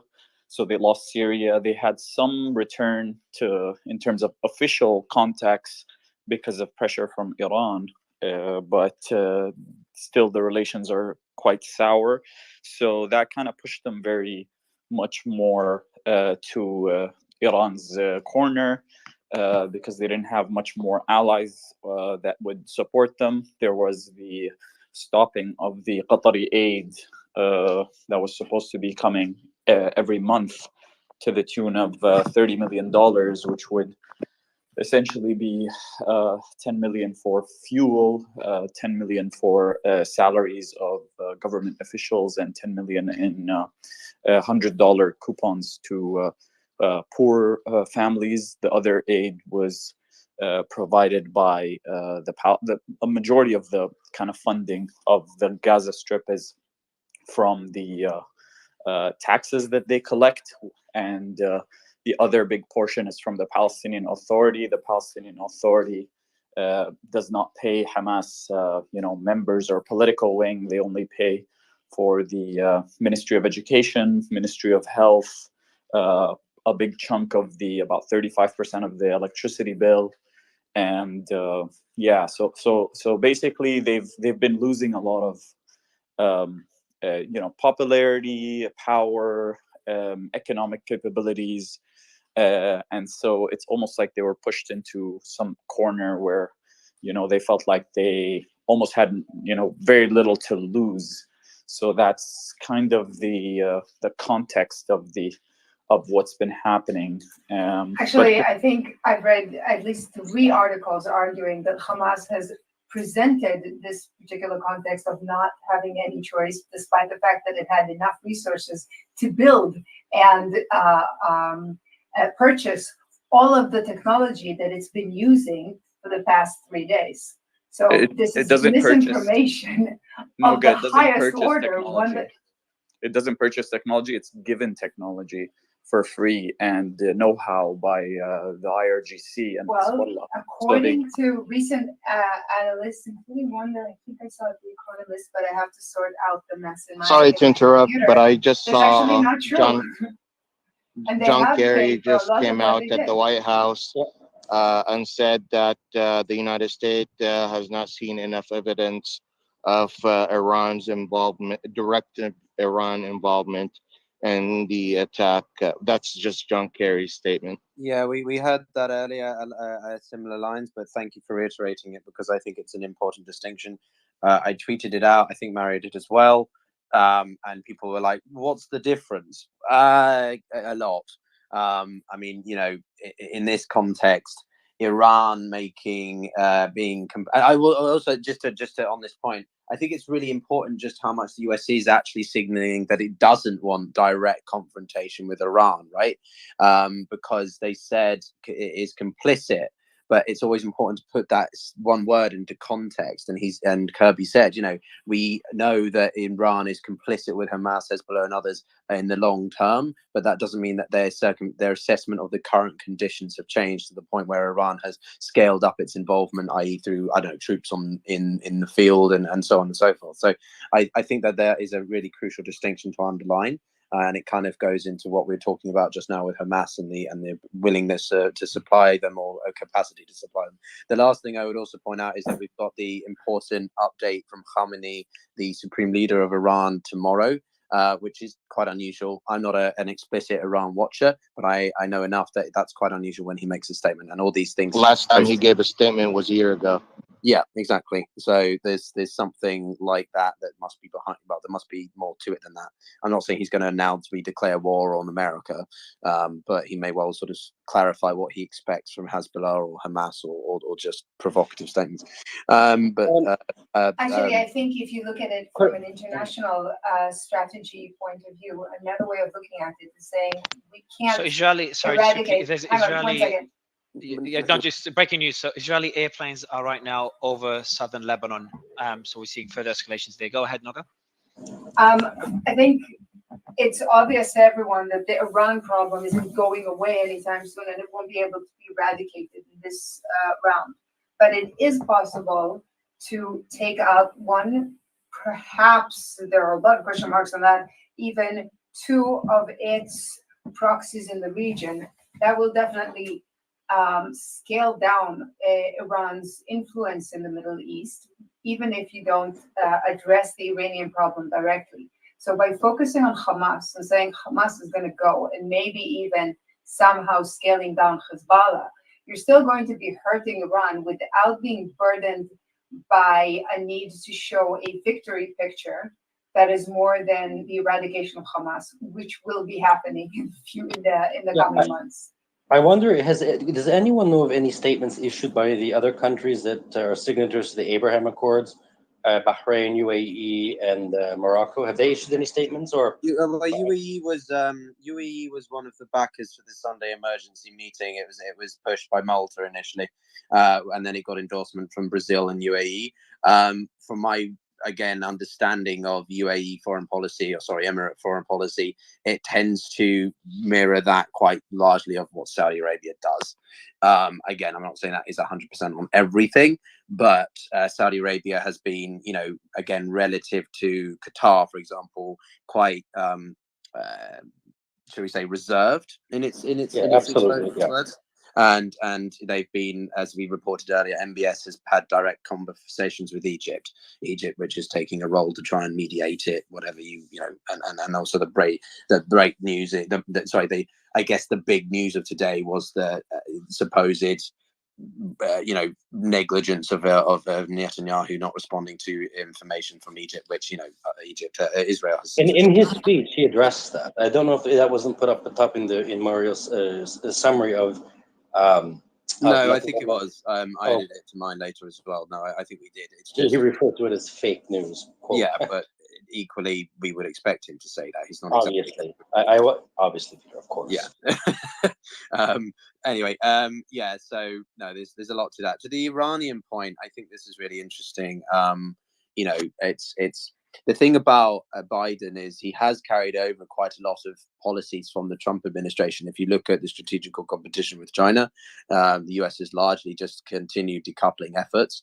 Decoupling is obviously not exactly a likely strategy. So now we're talking about de-risking, but the point is there isn't as much deviation on certain policy issues, i.e. the big one, China, with the Biden administration. Obviously there's a lot of frustration around the JCPOA, and Robert Malley, who was the Iranian envoy until I think he was suspended earlier this year, and the frustrations around the sort of attempt to sort of normalize ties with Iran or sort of get them to join the deal, to the point where there's this a lot of GOP members talking about this $6 billion thing. But I just want to jump over to some more updates. So Al Jazeera correspondent: 2 Palestinians have been killed in a Israeli strike on a house in the Jabalia camp north of Gaza. And they also, a World Monitor has also said that there are some supposed aircraft over southern Lebanon again. The deputy commander of Brigade 300, Lieutenant Colonel Alim Abdullah, was killed in an encounter with those who infiltrated from Lebanon, according to Channel 11 Israel. Do we know who Brigade Lieutenant Colonel, or the Brigade 300 Lieutenant Colonel, does anyone know who that is? We posted about him a while ago. The Gaza Ministry of Health, has posted 687 killed, including 140 children, okay, thank you. 105 women, and 3. Sorry, these are the numbers from today. Can you hear me, guys? Yeah, these are the numbers from today, though. The numbers from today, they're not updated. Yeah, sorry, go ahead, okay. Mario. Yeah, no worries. Yeah, all good. Just the numbers from earlier today, as you pointed out. So that's nothing's changed from the earlier numbers, but I've just seen them come up. So 687 killed, which includes 140 children, 105 women, and 3,726 wounded in Gaza. And that's from the Gaza Ministry of Health. Go ahead. Yeah. No, I just no good. Did you want to add? Just to clarify that these are details that I was reading out. They've been repeated, so I'm just repeating stuff that was already shared. Yeah, it's just that we've had a lot of updates about attacks and people being killed, and I remember seeing these numbers. I think it was 6 hours ago. So I'm assuming they're going to change it. I guess tomorrow will be a better time to update them. Well, yeah, I've been monitoring the UN page as well, because they often produce around this time a broad assessment of sort of humanitarian conditions on the ground, but they take a longer time, but they tend to then be quite we tend to really hope that they are quite accurate. What else was I going to say? Yeah, if you want to check out the nest or the whatever you call it, the links above, then you will find various things we've posted: the drone footage, the agreement on Israeli emergency government, the footage of a survivor from the Nature Party on Saturday, and various other things as well. So do be sure to check that out, and Mario's profile for some deeper other updates. I posted a couple of mine about sort of deeper analysis, or whatever, explainers, as I'm calling them. And if you are on the ground, we've got quite an array of people on the ground across the region, across the different sides of the situation. We are interested to hear from you. If you can send Mario. Okay, Pat it's not called the nest. Okay, so what do we call it then? So whatever you call it above, there's lots of links up there. But yeah, if you're on the ground, we'd love to. It's called the Jumbotron. Oh, the Jumbotron. Okay, well, I'm going to call it the thing at this point. What has gone on with the nest? I love the nest. I'm not sure, but yeah, there's a lot of maybe we can have a debate about the nest instead of something else. But Faraz, you rejoined us. Do you have anything you wanted to add, or did you just drop off? Okay, Faraz is still connecting for me. Confluence, go for it. Yeah, I think another big piece of news today, if we are to receive it at face value, is the 1,500 dead attackers inside the border of Israel. The gravity of yesterday or the day prior, and 300 people breaching in their tractors with their sort of motorized kites and what have you, that was already a profound breach. And I don't think the gravity of what it means to have another 7x or so on top of that breaching the territory, I think the intelligence failure is at a catastrophic and nearly unbelievable scale. And I don't think that the resonance of that growth in the number from 300 to 17 or whatever it is has really landed on us with all of the fog of everything else that's breaking. But it was already unimaginable, and now it's just confounding. Yes. No, again, I think we keep coming back to the intelligence failure. One thing I was told by a friend of mine in DC is that the US is definitely looking into quite well, and the British government, actually, some colleagues of the British government telling me that there's been a wake up call that definitely reassessing their own intelligence, protocols and efficiencies, because it's freaked out a lot of people. So that's definitely definitely worth keeping in mind. Wajib, excuse me, go for it, man. No worries. You have the president of Egypt, Recep Tayyip Erdogan, came out and offered his mediation for a prisoner exchange between Hamas and Israel. He said, we asked Israel to stop its bombing on Palestinian land, and we asked the Palestinians to stop their harassments against civilian communities in Israel. That was a quote by the president, Tayyip Recep Erdogan, president of Turkey. And it seems like he's trying to also get into action with the negotiations for. That sounds as measured as we could hope, to be honest. It could have been any bit of more spicy rhetoric, and we would have been in a different direction. That's a great thing. And also, to your point, I think on this world stage, with this tricky pickle upon us, I think there's a great opportunity for somebody or some consortium to come out with a great peace plan here. So I know it's kind of a dark horse discussion, that of peace in this moment, but we should all hope for something, and it'll be interesting to see where that may come from and where that global leadership arrives from. Well, it's not going to be China, because they've been uncharacteristically quiet on this whole matter. I even shared something. Piotr, they actually spoke out. There was When? an official statement, I think about 8 hours ago, and it was actually, I mean, it's all quite a game from a media perspective, but it seemed that they were putting their hat in the diplomatic ring, which was quite surprising to me. They spoke back to the importance of a two-state solution, and they were kind of looking into root causes, which showed both urgency for the Israeli perspective and empathy toward the Palestinian cause.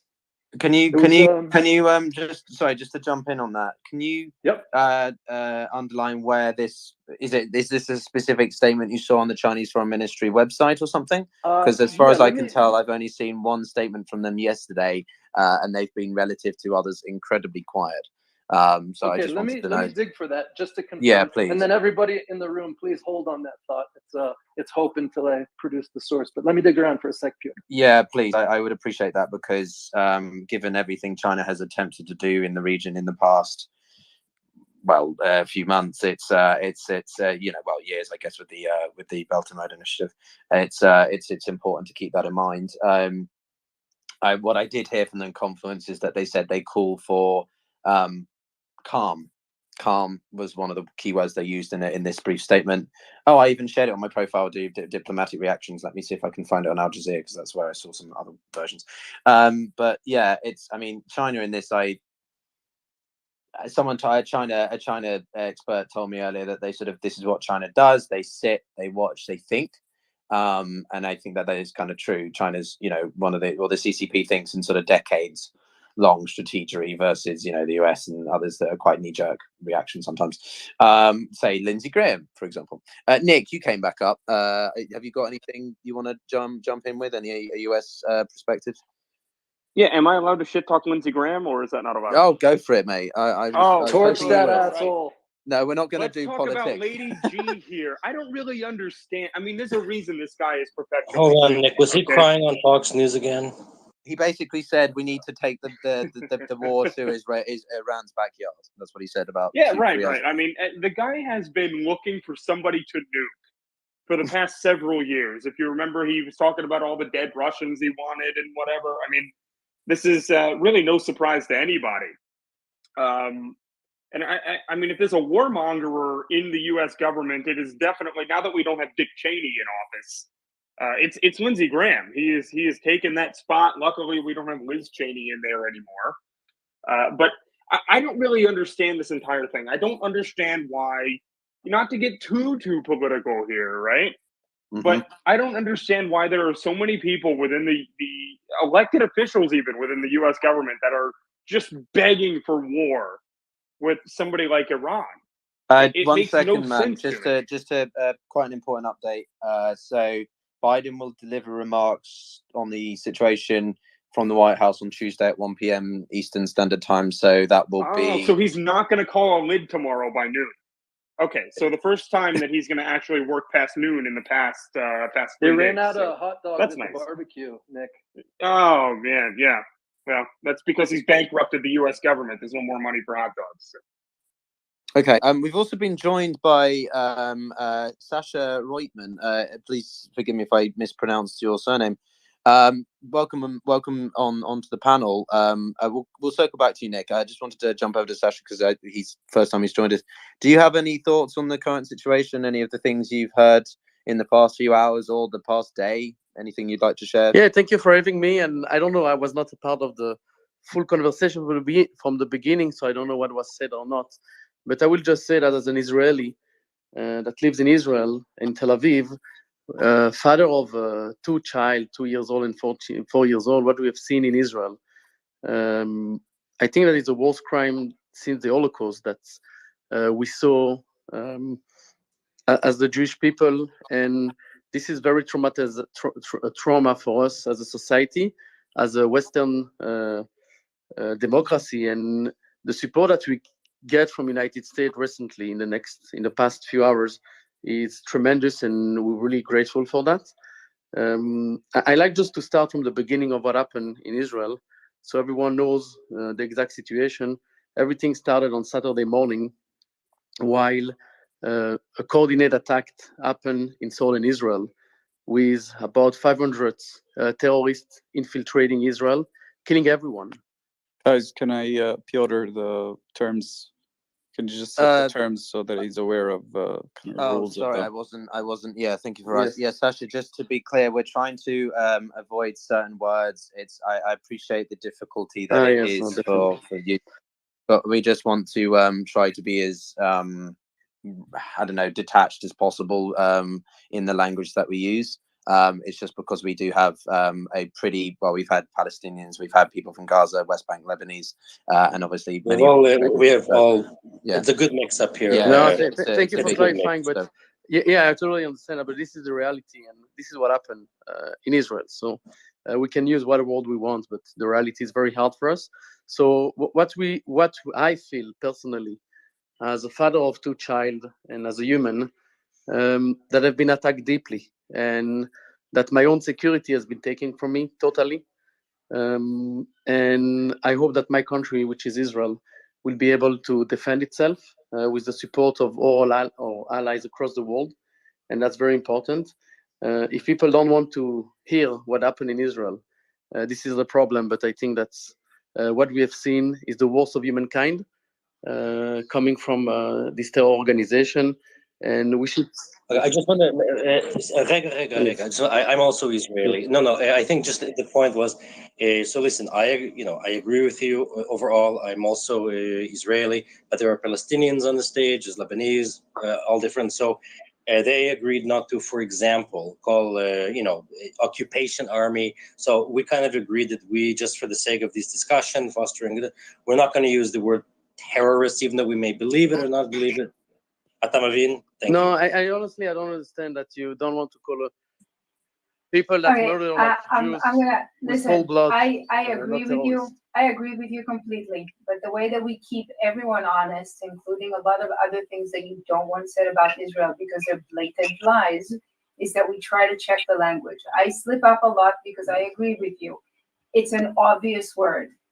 but we're trying to check lies on the other side as well, and this is how we do And it. understand, Okay? happy for debate, but thank you for clarifying that. So I think that you understand my point and where I feel and how I feel. I don't only understand your point, I agree with your point, and I think it's silly, and I would rather someone tries to call my country a terrorist state because it sounds silly than the solution that we picked. But honestly, at this point, I think we're checking a lot of other nonsense with this system. So So the point I'm good of with the it. rules of engagement of using words like terrorism is to kind of avoid any kind of biased. We're trying to use like he said No, And no, it's no, more no. than language. it's just one thing. It's more than that, right? So if we start Yeah. devolving, and look, I listen. Obviously, Noga, Sasha, of course, I agree, but it's not just me. What I mean is this: so if we start using this kind of language in which, whether we agree with it or not, other people feel uncomfortable, we don't want to start a back and forth arguing. That was just the point, right? So it's just trying to keep our personal opinions just Yeah, maybe to the side. we've got And I a think that's space fair. of 21,000 people. You know, every day the space will have reached what, a few million. And yeah, inevitably So I've some of got it. I've got breaking news just Go to kind ahead, of bring Malik. it back to focus. I can't hear as just so I It's remind all right. everyone. So Go Piotr ahead. was leading. Yeah, but I cannot hear Nick, John, Oji, Sasha, Firaz, just because of the glitch that I'm sorting. So Piotr and the team are managing the space. A senior Hamas official, you probably read it, but it is important, has denied the involvement of Iran and Hezbollah in the attack, but said they would help if needed. Ali Bracha, a senior Hamas official abroad, told the AP news agency that the operation was planned by about 6 senior Hamas officials in Gaza, and Hamas allies were not informed before the event. This is really important for 2 reasons. Number one, if it's facts, that obviously shows there's no involvement. And even if they're lying, it shows that they're distancing Iran and Hezbollah. So that seems there's willingness on both sides from what I'm seeing, including the US. So the US is distancing Iran. We've got at least the official responses, not politicians trying to get clout. We have Israel distancing Iran, warning, but distancing Iran and mainly Iran. And then we also have Hamas, Iran distancing itself. We read statements from yesterday, and now we have Hamas again distancing Iran. I think this is really important. Also, I do have more reports, it's constant reports, that there are more military equipment and personnel from the Israeli side moving to the Lebanon border. We also have warplanes over South Lebanon as well. So that's just some important updates on the ground. I think the distancing you mentioned is actually it's important. I actually think very that. important. I want to actually focus on that particular point. And Piotr, even though I can't hear some speakers, I think we need to remain strict on sticking to facts and reporting and what could happen next, not make it political. No, and I not know at you're all. doing that, Yeah. but just definitely look. Anyone that's not listening to that, definitely remove them. We can, just to keep it, because today's been going extremely well. And I see Hadi, and I can hear Hadi, which is great. Hadi, the reports of warplanes above in southern Lebanon. Maybe you can give us an update on the ground. The people I spoke to in South Lebanon, they've been hearing planes and they've been hearing the UAV drones flying around, and that's also normal when usually there's attacks on both sides happening. It's kind of a way of monitoring the region, especially at night. That's why they've been firing flares as well to watch on what's happening, expecting another Hezbollah attack. Yeah, thanks for that, Hadi. Piotr, I had a What do you question think? real Actually, I'm quick. curious. What do you think about the? Since you're one of the few people I can actually hear, what do you think about this report from this statement from Hamas regarding and no involvement from Iran and Hezbollah? I mean, because they're explicitly saying it on multiple occasions. Well, so we reported earlier that there was a senior Hamas official who had said, you know, he's interested in exploring, or he's open to the idea of discussing a truce. Right now, it's important to keep in mind that the Al Jazeera interviewer they asked a leading question being that you result in a specific answer, and you know that wasn't really a clear concession, sort of like, yes, we want to negotiate. That basically means that they expect Israel to initiate it. And now this other person, Ali Bacha, is talking about, you know, the ownership of Hamas in this operation. I think it's Well, I think it's pretty clear that there's this. I don't think it's beyond reasonable claim to say that Hamas has some input from this. I mean, to get some of the gliders and stuff that we've seen them using, I don't think that they would have just got that from nowhere. They took inspiration from Hezbollah in 2006, and they've also taken inspiration from the fact that Israel's facing a domestic, crises. So I think it's also a bit of posturing for themselves. They want to make it clear that they own this stuff, right? It's they did it. It's their glory. And so on and so forth. So yeah. Piotr, I got go ahead for us. reporting. First reporting from Barak Ravid, Axios, who's saying that the United Arab Emirates has sent a warning to President Assad of Syria, basically requesting him not to interfere in the war in Gaza. That was the statement that just came out. So, Firas, can you send that? You said who reported? Barak Ravid? He reported that? Interesting. Thank you. That makes absolute sense because Where the did United you Arab see it? In Emirates his already. Twitter account? The United Arab Emirates already signed a peace treaty with Israel, and they have been key in convincing other countries in the Gulf and Arab countries in the region to join the Abraham Peace Accord. So they are also, with the Saudi government, not happy with the war that just broke on. So it makes sense that that's the statement that just came out. And Piotr, I just had a question earlier. I know you were mentioning that there's going to be a part, or yesterday, there was going to be a section where we can open it up to kind of like a debate where we could talk about like analysis and a debate. Is that in the cards today? Because yesterday we didn't get the chance to do that, and I think it'll be something useful. If we're doing that, in all fairness, I need to go get my pack of cigarettes and get ready. I'm not sure it is the best time to do that. When we say we're going to do it, I think we're saying that we're going to do it when there's enough of a period, enough of a sustained period, like i.e. a ceasefire, that it allows us to take stock. Because of things are changing so incrementally or whatever immediately, we'll miss out on a potentially large development. I do want to mention. Remind you that the Middle East, that yeah, it's just 2 quickly, I want a.m. to in the mention. Middle East, and we should pick hours where the debaters are a little more awake. So go for it, please. Yeah, sorry, Piotr, I just want to mention some updates as well from before. These are something mentioned before, but I think it's being mentioned again by Israeli media. But it is very important. The IDF updates as of 8 p.m. now. It's about 1 a.m. I think. Israeli Air Force or Israeli Defense Force has hit 1,707 targets. Out of these, it just shows the scale of the attack, the response by the IDF. 400, according to the IDF, and it's from Channel 11, 475 of these targets of the rocket array, 73 targets of war and terrorism, 24 strategic military infrastructure, 22 underground targets. So this comes directly from the IDF. But the main thing is that they have hit 1,707 targets. Again, just to give you an idea of the scale of the attack on Gaza. I'm not sure if anyone on stage could compare this to previous airstrikes or the previous wars between Hamas and Israel and the scale of the Israeli airstrikes. I'm going to actually try to research the numbers since I cannot hear half the panel anyway. I'll try to research the numbers and make those comparisons with some facts. Yeah, Mario, I love to comment on that as a former IDF officer. So this is a normal scale for a 1 week operation that was done in a very close time. So I think that in terms of scales, it's a full scale operation. But now, as the IDF Chief of Staff and as well the Ministry of Defense have declared, they go for a full war on Hamas. So it's just the beginning, I think, in terms of numbers. We're going to see them growing. We're going to see the bank of targets growing also.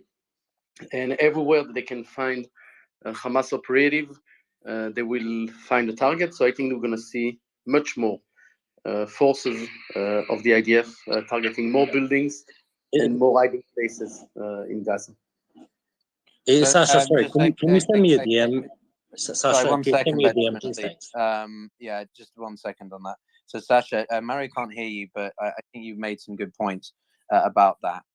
And again, it brings us back to the I think complexities and sensitivities around what Israel is going to do in this upcoming response concerning Gaza, because again, depending upon what happens with that, it may change the calculus with Hezbollah, and the more the more of Gaza gets destroyed, and the more that we see, tensions around hostages and so on occurring.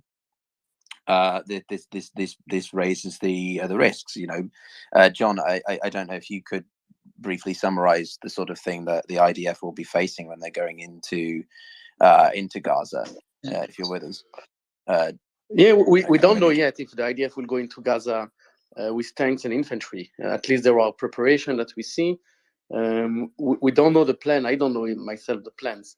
But I think that there is one big concern. I think it's pretty. I mean, as speculative as it is, I think it's based on reasonable grounds that they're going to go into Gaza, at least with infantry, because they would need to, at least from their perspective, eradicate the threat of Hamas. Yes, I mean, Netanyahu's I making. believe it's been quoted. They're not going to use tanks in Gaza. I don't think the conditions would allow for that. The more that Hamas and strikes from Israel, change the cityscape of Gaza, is going to make it almost impossible to actually enter into the city. In Gaza City, it will be very hard to enter. Also, Gaza is being prepared. I will jump for over such to type of operation. John Spencer, because he's an expert in urban warfare. So, John, go for it. Yeah, I don't know if I'm in a quieter place. I tried to move somewhere No, quieter. you sound great, man. You sound great. Okay, yeah. One, I agree with you, Piotr.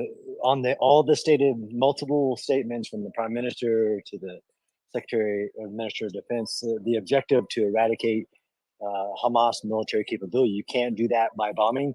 You have to enter. Everything, all signs show that they enter. If they enter and when they enter through whatever direction, through whatever method, they have to do it with heavy equipment, and the tanks are required because they'll be facing years of prepared defenses, bombs, RPGs, rockets, all the way up until from now until they enter. That's the you can also carpet bomb the area. Make no, sure that they follow international law. No, not if they evacuate the population I'm going to ask first. you to stop interrupting. It's really disrespectful to other guests. Please, can you let John finish? Thank you. Yeah, and you have to take the historical examples. I mean, this isn't the first time this will be the first time they seek to achieve that mission. It's not the first time they've entered Gaza, and it is a very armorized force that will be very destructive. And even when you're discriminate, as in the enemy is shooting at you and you're dropping buildings with enemy in it, it is very destructive. All past recent examples, like the 2017 Battle of Mosul, shows how destructive it will be.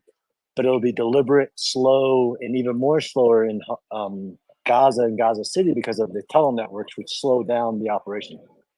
Thank you for that, Noga. Do you want to push back on that, or do you have an alternative perspective? No, I think I understand. I think I agree with most of it. I think what we need to remember, though, and I've mentioned this before in this space, is that Israel has a very low tolerance for endangering its own civilians and its soldiers right now. And it's not that it doesn't understand that this was a ploy on Hamas's side to get it to enter the Gaza Strip, but it's not going to be doing it on Hamas's terms. And again, it's going to be doing it. And if you've been following, you can see that Israel is taking the utmost care to make sure that it allows the population plenty of time to get out of harm's way. And it, in fact, there's a set of videos with maps and arrows in Arabic showing them where they can go at every given point. And I'm not saying it's a perfect system, but I'm saying Israel is going out of its way to abide by IHL, but for the first time. All right, but, so I want to first time in a long time, it's not going to allow that.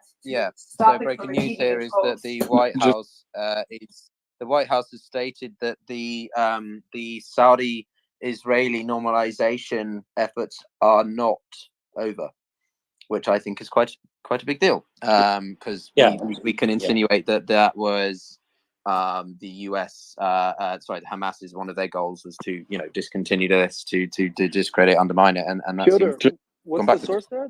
That's great news. What's the source? Let me. That is from a professional colleague of mine called Samuel Romani.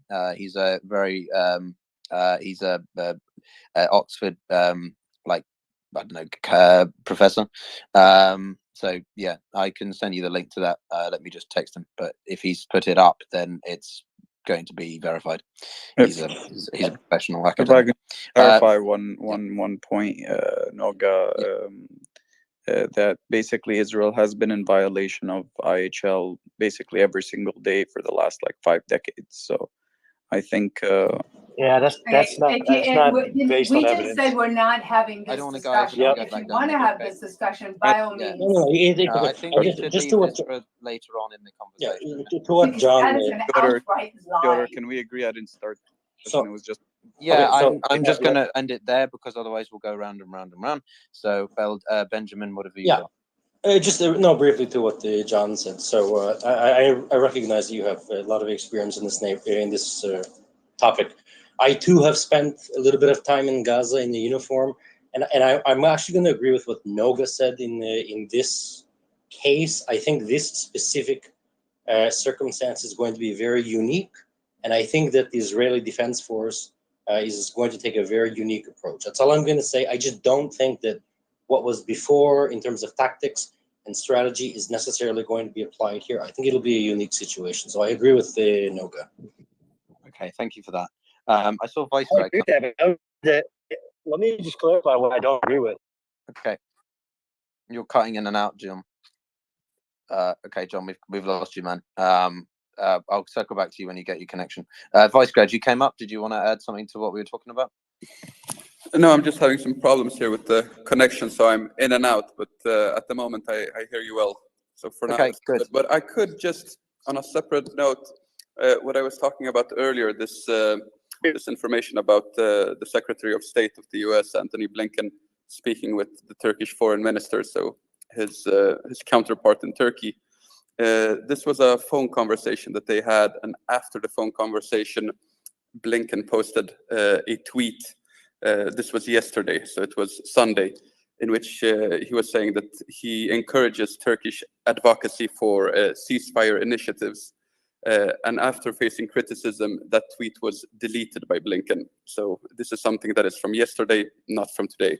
My apologies. Yeah, if I can come back to the warfare strategy that we're going to see from the IDF from Gaza. So it's the first time that we're going to see the IDF fighting while we have 100 and more hostages in a very small area. So I think the strategy and the warfare tactics that we're going to see from the IDF will be different. The big question will be, will the IDF will fight like we have hostages, or will we fight like we don't have hostages? And that's an answer that is very hard to know at this stage, and will be interesting to see what type of warfare strategy will be implemented while and if the IDF will enter Gaza with the infantry and the tanks. So that will be interesting to track and to see.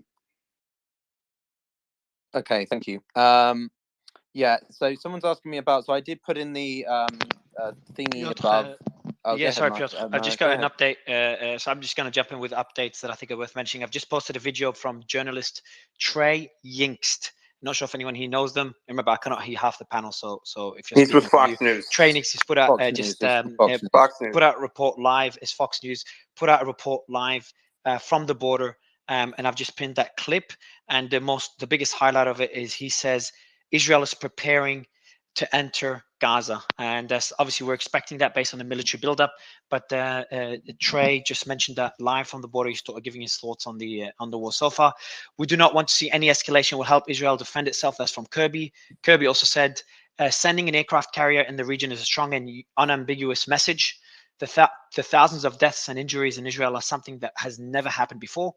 Hamas does not represent all Palestinians or their aspirations. President Biden still believes that the two-state solution is urgent. It is important for Israelis to live in a free and safe country. That's an ongoing, it's going live right now. Kirby speaking to Al Jazeera. I've just given the latest updates. While waiting for the next statement from Kirby, I'll mention a bit more updates here. So we have an Islamic Jihad representative in Damascus said, our surprises await Israel's invasion of Gaza. So essentially, there's going to be a strong response. We're going to see what type of response as soon as Israel crosses that border into Gaza. I think this is we can pretty much say this is imminent. But Piotr, I want to get your thoughts on the statements by Kirby so far. It's kind of nothing new from what's said so far, but also the statement from the Islamic Jihad in Damascus. What type of response? Maybe that's something for you, Piotr, and the rest of the panel. They could lead this. What type of response can we expect when Israel eventually crosses the border into Gaza? Piotr? Yeah, well, we were just discussing that actually. It's obviously a sensitive subject, Mario, because there's going to be disputes over the protocol, the approach that the IDF will conduct. We've been discussing this, touching upon it earlier today about the I forget the terminology, the knocking on the roof knocking, if that's right, and whether or not that's not being employed. So I mean, it's going to be messy. I'm not going to pretend that I'm an intricate expert of urban warfare, but this is I shared I'll post it above for everyone. Again, I think you can find it in the comments actually as well. I posted a couple of useful resources in the comments about the density of the Gaza Strip. I think John, I saw you post something as well, which was clarifying something about the density. But basically, this is a highly dense area. It's the 63rd most densely populated urban area in the world at about 42,000 per square mile. To put that in context, Manhattan is about 23 square miles compared to Gaza's 17. And its population is more than 70,000 per square mile. So Gaza is very, very densely populated. And this means on top of the rubble, on top of the, better knowledge Hamas has, the IDF are going to face a tough experience there. It also depends what their goals are. Do they want to control the entirety of Gaza Strip? Do they want to control Gaza City? Do they want to just exterminate, remove Hamas threats? Do they want to surround the entirety of the Gaza Strip? These are all slightly different objectives which can play into this calculus. And so I think, this is why we've seen the Israelis take a couple of days to think about it. And even though they're going to start the operation tomorrow, it doesn't mean it's going to be over for a long time. The last time we saw something significant around Gaza was 2014, 9 years ago, called the 50-Day War. And this was obviously a pretty thorough operation. So that's sort of what I'm thinking. Sorry, John, you fell off. I'll back up. I'd love to hear your thoughts. Wajid, do you have any thoughts on this matter, or do you have some updates? I'm going to comment on something different. So if anyone wants to comment on that particular please. topic, I'll Whilst let John them is go first. joining, we'll I do. We'll go to you. Can you hear me? Oh, John, you're with us. Oh. Yeah, go for it, John. We'll come to you, Wajid. Sorry. No worries. Go ahead, John. Yeah, just something on the density. I mean, it is extremely dense, especially Gaza City. But I've heard, especially in the media, how it's one of the densest, most populated places on the earth, and that's, just a false statement. It's not by density by square kilometer, even in its most dense location. It's extremely dense, but it doesn't break records of even combat areas like Baghdad, Mosul, Raqqa, Aleppo. It's extremely dense, and it'll be extremely complicating, especially if the civilians aren't able to evacuate. But it's not the most dense, but just as a point of reference. Do you not think, though? But just on this question, though, but do you not think that the position of Gaza Strip, the fact that it is, you've only got really two access points, the north and the east. It's not like this is a full siege. It's yes, obviously Israel's going to control the maritime aspect of this, but it's not like you can come round from a multitude of different ways. It's Israel's options are more limited than they could otherwise be.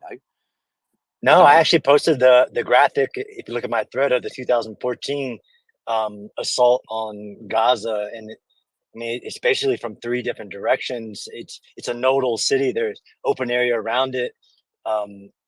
They haven't prepared a layered defense of like tank ditches and things like that. No, I'm not saying it'll be easy. It'll be a bloody combat in hell with lots of casualties. In the 2014, like you said, 50 day, they lost 70 soldiers.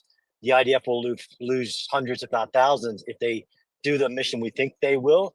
But that I don't think, and I agree with Noga, although I don't believe they'll carpet bomb. I don't think that's going to reduce their political will to No, conduct no, the I operation. don't think they're going to carpet bomb. I'm sorry, that was a comment saying that there's another way. I don't believe they're going to carpet bomb. Oh, okay. I'm sorry. Yeah, we. Thanks But yes, clarifying. Go strongly ahead. difficult. But and the fact that they don't have that many armored brigades. But I mean, they lead with a 3-story tall remote-controlled bulldozer. I'm just not a fan of it. Can't be done, because I can give you a whole bunch of historical examples with the complexity of this situation, like the Battle of Mosul, where it can be done. Yes, the city will be destroyed. Yes, there will be tens of thousands of civilians without homes, potentially tens of thousands of civilian casualties, but it can be done, and I think Israel is going to move forward with it. Okay. And the other question I have for you, slightly, I mean, maybe it's not that relevant, or I'm being sort of too sort of detailed. What about the militarization of the area? Like, you know, I'm thinking compared to, say, Kashmir, right? Between India and Pakistan, you know, it's one of the most militarized areas in the world. Do you know the sort of the militarization status of Gaza Strip? Like, you know, how many Hamas is present there, or anything like that? That's a great question, because I mean, if you take previous data from previous researchers of Hamas militant arm compared to once a person takes up a weapon, I have no data, and I don't think anybody does, on the true supplies of military supplies, but it's been highly militarized. I agree with your sentiment there. If they can launch 4,000 rockets in a single day, which outweighs any other total bombing campaign out of Hamas, you can believe that with all the other RPGs, AK-47s, in which to allow other personnel within the population to rise up if they want. It is a very, I could almost go there, like one of the most militarized dense urban areas of the world. Yes. Okay. I'm gonna. Piotr, just about this question, I heard that this morning that it's estimated about the Hamas to have about 6,000 warriors in the military branch, at least. But what is interesting is not the quantity of rockets that may fire, is the capacity to have the launchers to fire such number of rockets, because having a lot of rockets is one thing. Being able to launch them is another thing. But we speak a lot about the IDF strategy in Gaza, but I think there's a big question of what will be the Hamas strategy in Gaza as well, on the human shield perspective, that we have seen Hamas using civilian population to protect themselves. Now that they have Israeli hostages, will they use them also as human shield? And I think it's a big question that we're going to need to ask. Okay, so just to jump in on this again a little bit, so I've reposted at the top this overview thingy I wrote a few hours ago. If you want to look at it, it's a quick overview. Again, I'm not pretending to be an intricate expert, but it's basically trying to identify. I used a few different resources. It took me a bit, but trying to identify the different entities in the Gaza Strip. So you've got the IQB, which is the militant arm or military arm of Hamas. You've got the PIJ, or Palestinian Islamic Jihad. You've got the Al-Quds Brigade, or AQB, which is the armed wing of the PIJ. You've got the AMB, which emerged during the Second Intifada. You've got the Martyrs Brigade. I'm not going to say the whole name. Then you've got the PRC, or Popular Resistance Committee, and then they've got a couple of other groupings under them, and then you've got a couple of others. So there's about 8 or 9 that I sort of identified, and a good 3 or 4 of them have an affiliation to Fatah, which is the sort of nationalist / social democratic party of trying to represent Palestinian citizens. Do you guys, maybe Sasha, if I come back to you, do you have any knowledge about the breakdown between these different groups, these factions? Obviously Hamas is the largest, but do you have any sense of other details about that? No, I don't have a lot of details, but there is one thing that this this organization know to do in time of crisis. They know to work together under the umbrella of Hamas, and they have a center command that we know they're able to put together. But I cannot tell you the exact differentiation between all of them. We have seen different crises that different groups have been responsible for launching attacks, and this time I think that is all of them together, and we see that some of it just, for example, have been in the hands of the Islamic Jihad and others in the hands of Hamas. So I think they're working together this time. Okay, thank you. Because I'm going to use this as an example again, but apparently I shared a video, an image yesterday, which was of a very unpleasant scene comprising two apparently IDF soldiers, and certain things had been done to them. And I thought it was Hamas, but it was actually the PIJ, if I remember correctly. And people were quick to point that out, and that there's a difference in terms of how they conduct themselves. But you're suggesting that there isn't really much of a difference at this point, just that they're going to sort of collaborate together against the common interests, against the common enemy. Do I understand you correctly? Yes, they know to do that. They did that in the past a few times, and I think that is going in a large scale operation. They do that a lot of time. Okay, thank you for that. I'm just going to recap a few developments here. Al Jazeera has got a sort of a brief summary of some diplomatic. And before I give the summary as well, just for the good news is that I can hear more speakers now. The only people I cannot hear are 4 now. Sasha, I couldn't hear before. Now I can. Vizgard, John, Nick, and Rajir. The good news, though, the other news, sorry, not the good news, is there's just a video I've posted you could see, I'm just going to pin it at the top. So you can see Israelis, maybe you've talked about it already, Israelis in the beginning of the war, or prior to the war being declared, in the early attack, they were escaping from the festival that we talked about, the one that was attacked near the border. So they're escaping in the car, and you can see them, it's pinned above, and I just posted it. You see them slow down, and there's armed men on the way. And they're slowing down. I'm guessing they think it's IDF forces. And then when they point the gun, they shoot the car once, maybe more. There's no volume. They shoot it many times. The car speeds up, and then more armed men appear, and they start obviously Hamas fighters. They shoot the car further, and the car slowly veers to the side and crashes into another parked car, obviously signaling the driver is likely dead. So it's just a footage, a dash cam footage. We're seeing more and more footage being released on the Israeli side. We are getting limited footage from the Gaza side. I think there's some footage being shared now. I'm going to go through it. But Piotr, I think you're going to give a summary for the audience of the developments so far, which I think would be great. Yeah, I was just going to give a few recaps here, and then maybe go through your profile as well. Well, what have we seen? Israel has sustained its strikes into the Strip throughout the evening and heading into the night. Hezbollah confirmed several of its fighters were killed in Israeli shelling in the north, and says that it has retaliated against military targets in Israel. So that comes back down to what I was trying to talk about. John, maybe you can back me up on this after I've done the update, which is just rules of engagement. Rules of engagement being that if you strike a specific target, the opponent force or recipient will respond to that specific target. It's not going to be a blanket response, right? So that's what we saw going on up there. The Israeli military announces that one of its deputies was killed in an exchange of fire with Hezbollah, which was, I think he's the 3rd or 4th senior officer that has been killed in the fighting. Biden reasserted support for Israel, and 11 Americans have officially, by the White House, the Pentagon, I think, been acknowledged as being killed. There was a US-European powered joint statement about their willingness to support Israel's efforts to defend itself.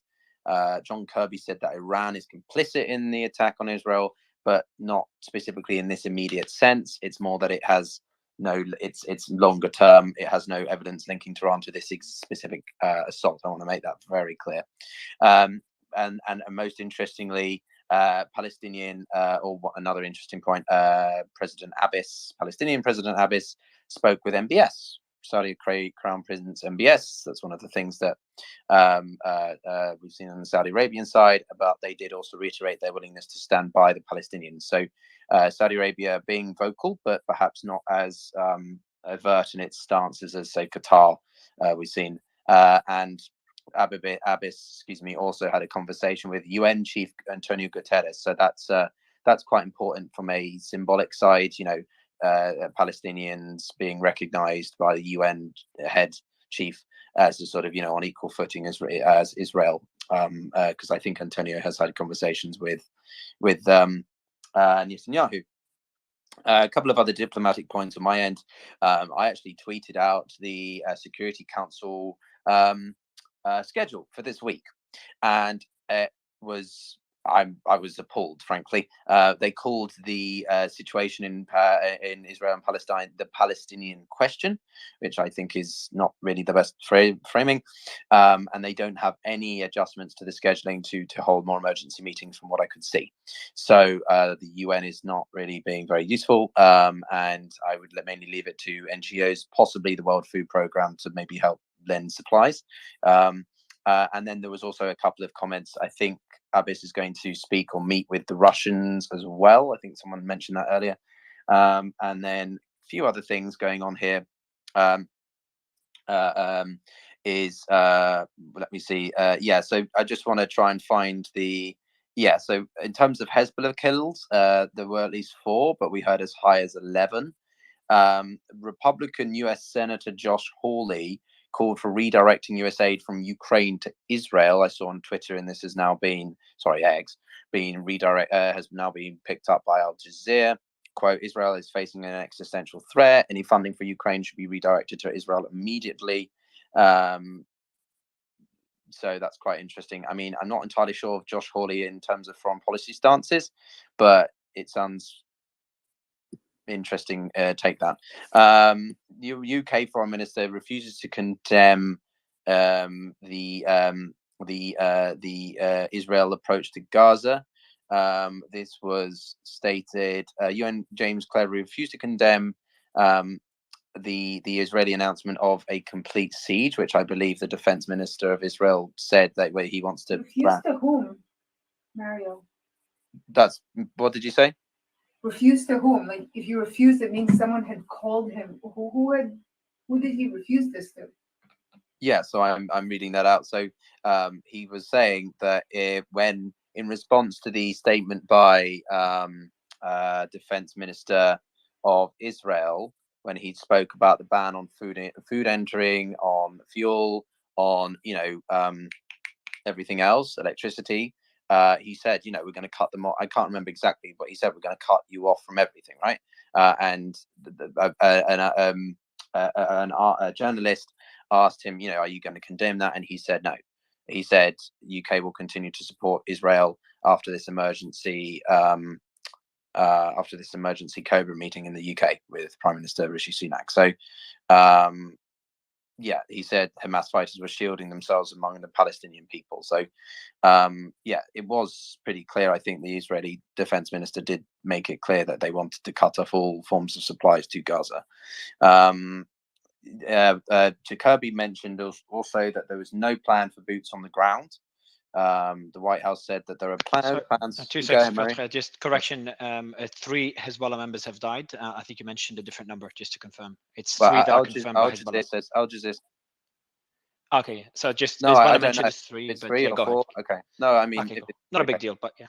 A few, but we'll say enough to make it notable that it could trigger a response from Al Hezbollah. I think that's the crucial point here in terms of next potential steps. But yeah, Kirby said, definitely no US boots on the ground.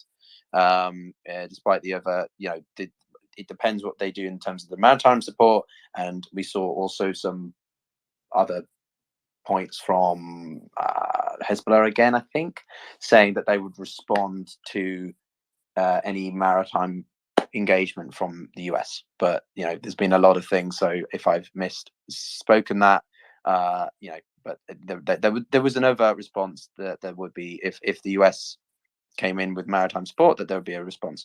Okay, this is interesting. So in the past few minutes, the embassy Manila, capital of the Philippines, has stated that there is at least one Filipino that has been abducted and 6 others are missing in the country at the moment. So that's quite a big country from Asia. We've seen a few Latin American states and obviously several European. I think that's the first more Southeast Asian state we've seen. I'm going to jump over to you, Wajid, because I think I said quite a few things, and then we'll see where we are. I see you also, so I'll bring you up, mate. Wajid, are you with us? Sorry, Mario, there are actually also Thais and Nepalese that we know of, and I came across a list of countries by numbers if you're interested. Okay, we'll come to you. No, don't forget, it's not Mario can't host. I'm currently dealing with that, so just if you could say Mario, that might confuse me. Wajid, sorry. That's no worries. My name is pronounced Wajid. Sorry. With an H at the end. So you have several things. Yesterday, there was an Egyptian police officer that got excited with the whole thing and shot 2 Israeli tourists in Egypt. And today we see Israel come out and say, let me get the statement right in front of me here. The Israeli government asked its citizens to leave Egypt immediately and not to visit any Middle Eastern country. Middle Eastern countries currently, you have from Pakistan to Kuwait to Jordan. People are going out to the street protesting, even all the way to New York and in some places in Canada. The breaking, Justin, the UAE warned Syria not to get involved in the Hamas-Israel war, and we are seeing UAE, which normalized relations with Israel, seems to be the aim is still to keep those relations normalized. I haven't seen any condemnation by the UAE directly towards Hamas, and we're seeing here a statement of asking Syria not to get involved, etc. So just a good idea to get the response by UAE. Go ahead, guys. Sorry. One layer. Mario, can you hear my voice? I can, Wajid. Yeah, I just interrupted you just for the breaking news. Go ahead, man.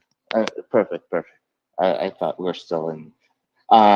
So what's obvious is that Israel is currently asking its citizens to leave Arabic nations and go directly to Israel, or go directly to a Western nation that would be safe for them. So that's one of the main things. That's an official statement. I find that strange given the normalized relations with UAE. I wouldn't imagine that they blanketed their language about all Arab nations, and it'd be interesting if they did. Here's the thing. Just to build on that as well. Sorry, here's the thing. Just the reason I'm mentioning all of this is a reason. Is that the current situation, even with countries that have signed the Abraham Accord, is not safe for any member or any Israeli citizen. That's the reality on the ground. You cannot. Hang on, though. Listen, I'm in Dubai. There's quite kind relations to Israelis. Yes, there is. And so, but you cannot control extreme. Allow me to. Let me. Thank you. I'm trying to bring my analysis here. So let me bring my analysis, and you can trash it as much as you want. No trash. All love. Much love. So what's happening is that the reality on the ground is that many of these countries will not be able to protect Israeli citizens at all costs, because we do have extremist individuals and all of these countries that have caused problems in the past and are willing to cause problems. They've caused problems from terrorist bombings from Saudi Arabia all the way to. Can you hear me? You can't hear him. Yeah, no, he's still speaking. Yeah, he's still speaking. I'll let you know when he stops speaking. Go ahead. We'll finish off with G. So we're going to continue back to updates. I'm finishing up. Yes. So these extremist actors, even though Arabic countries are also struggling to deal with, as much as the Israeli government is struggling to deal with. So on one hand, Israeli government recognizes that there is no safe place currently in the Arab land for Israeli citizens, regardless of what treaty they have signed. And of course, the United Arab Emirates will do whatever they could do to Wajid, protect Israelis. quick So, question. so guys, 1 second, please. I can't hear you, Wajid. For some reason, my phone is now playing up a little bit. So, could Confluence, if you can just All good, chime Confluence. in now, I'll let please. Confluence And then yeah, I want chime to in, start. and I want to then maybe we'll move bounce on, over Piotr. to Source to see if. Yeah, just Thank you. two seconds here. Just a question. So I understand your perspective and your point of view. I'm just asking directly if indeed the Israeli government, through official channels, said all Arab countries. Again, that's kind of it's a Let me different thing if they reread said the. that or not. Let me read the Yep. statement Great. without my input. The Israeli government asked the citizens to leave Egypt immediately and not to visit any Middle Eastern country. That includes other countries that are not even Arabic. So Middle Eastern countries are not all Arab nations. Yeah, but So the ones that are not Arab nations are actually more dangerous for Jews. Okay, thanks, Wajid. Let's Hang on, also, I think there's important in and out context. a bit. Yeah, I Have you think got Piotr, anything you've Piotr, been can you hear me? watching? Piotr, can you hear me? Yeah, hold on, guys. Hold on, Okay, just everyone. all sources giving me Piotr, the Heisman. let me bring Piotr down. So Piotr cannot hear me. I've just brought him down. Now I cannot hear. I can hear some members. I can hear. I'm going to go to Chief to get some updates and how to get some updates Mario, from Lebanon. I wanted to put that in context. Very if I quickly, go may. ahead. Not really, but just for the only reason is because we cannot hear all sides. Like I can hear some, Piotr can hear others. So what we're going to do is I'm going to just move on, if that's okay, and we can get back to it when I fix the glitch. I'll go back to thank you so much, Hadi. I want to go to you. Are you there, Hadi? Yeah, I'm here. All right, man. Can you give us an update of the latest development so far on the Lebanese border, so far today, if that's okay, and where we're at now? That would be great, Hadi. Piotr, I've just brought you up. Now, just to be clear, Piotr, I cannot hear you either, just to be clear. I can hear you now. So I'll Can give you the hear me mic now? in a bit. Piotr, I cannot hear you. So Hadi, give us a quick update, and then I'll give the mic to Piotr. All right. So the updates until now, since the last conversation between Hezbollah and Israel on the borders, the Lebanese army is a bit deployed. The United Nations forces, the peacekeepers are deployed. There is no sign of Hezbollah deployments like some are claiming. Even if it's true, we cannot see that. The Israeli warplanes and the UAV drones that were flying around, now no one can hear them. So everything's calm right now. There's pretty much no movement. Nothing's happening. Life is normal in South and Beirut and other areas. So that's pretty much it. There's nothing happening. Thank you, Hadi. I appreciate that. Piotr, I'm going to give you the mic. I cannot hear you. So I'm just going to mute myself and be off. I'll be trying to fix the glitch in the meantime. I will jump in and just give breaking news and just give you the mic again, because obviously I cannot hear you and most speakers. Go ahead, Piotr. Thanks, dude. This is going so well. After about 10 hours of functioning, my phone finally goes up. Okay, well, anyway, all sorts, can you hear me? I was wondering if you have anything you'd like Yeah, to I can hear you. It's just Mario was speaking while you were speaking, so I didn't want to jump in and make it even more confusing. No worries, man. Do you have anything you want to share? No, I think Mario hit it. That's the UAE warning the Syrian President Assad not to get involved. I think we're just getting a lot of the videos that are still coming out are from like the original phases of when Hamas did their initial incursion into Israel. And then I think just the continuous airstrikes, and then we're still getting videos of military buildup from the Israelis, but a lot of those videos are from the daytime. So those obviously are out of date, but they're just kind of coming out. The only other thing, and I don't know if you guys touched upon this, what I talked about a couple hours ago about a possible airstrike between the Iraqi and Syrian border appears to have actually occurred. A journalist that really tracks the Middle East very extensively, Western-based journalist, says that it was a weapons transfer between Iraq and Syria.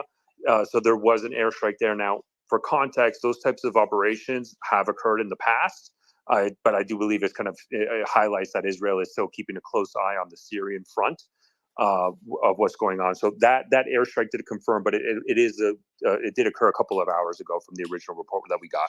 Thanks. Cheers, man. Appreciate that. Nick, you got anything? Anything America related?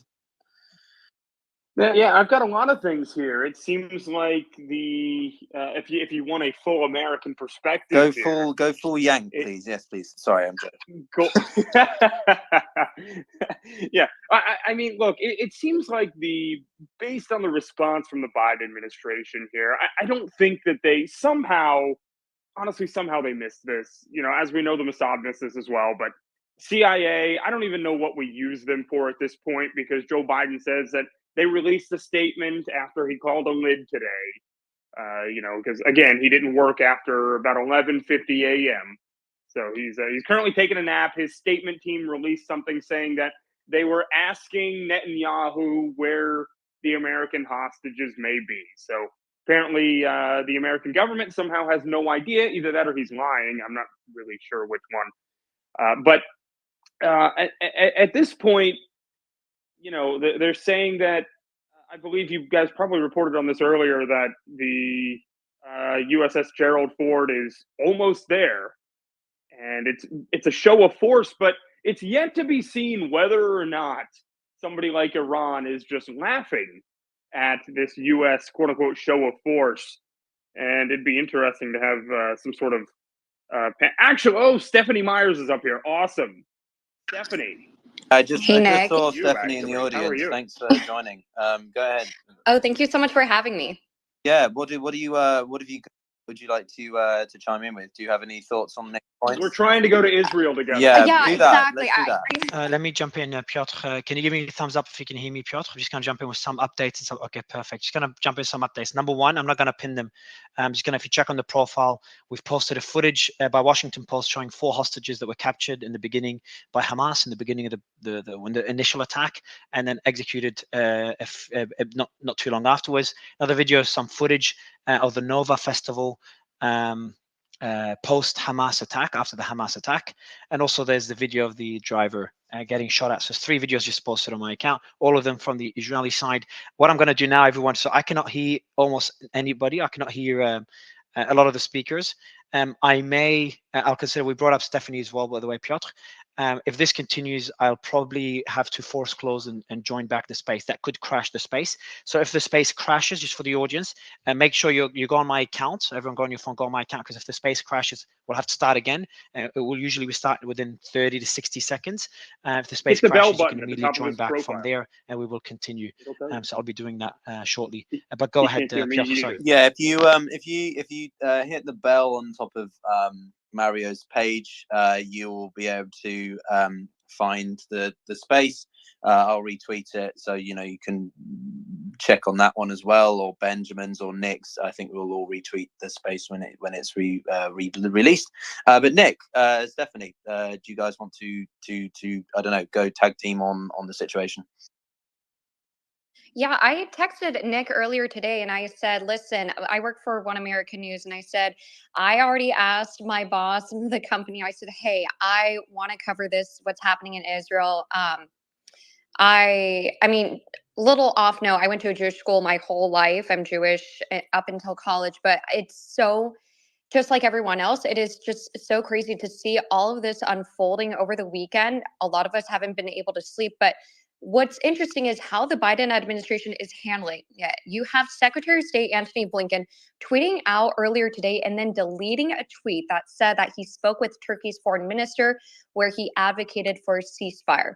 Meantime, you have Biden, the other members of the Biden administration saying that they stand with Israel and will have unwavering support toward the Jewish state.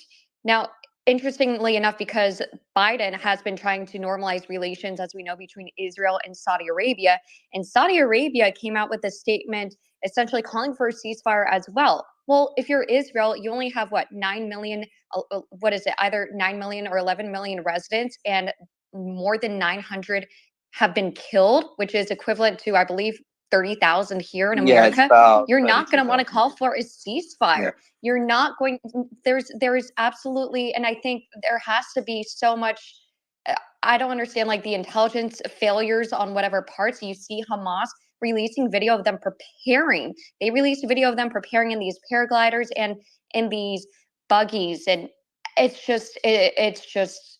crazy to think that we're here and that this could, escalate beyond Israel into Israel's borders, of course, with Lebanon, and now you have like Hezbollah and Iran's proxies, and it just paints a question. You have, sorry, I have so many thoughts going into my head, it's so right. I'm just No, I appreciate some of your sentiments. It's it's I think the the administration is scrambling to respond to the situation because Israel was scrambling to respond because of the intelligence failure. You know, I think it's a bit of a fluid situation. Nick, what go for it?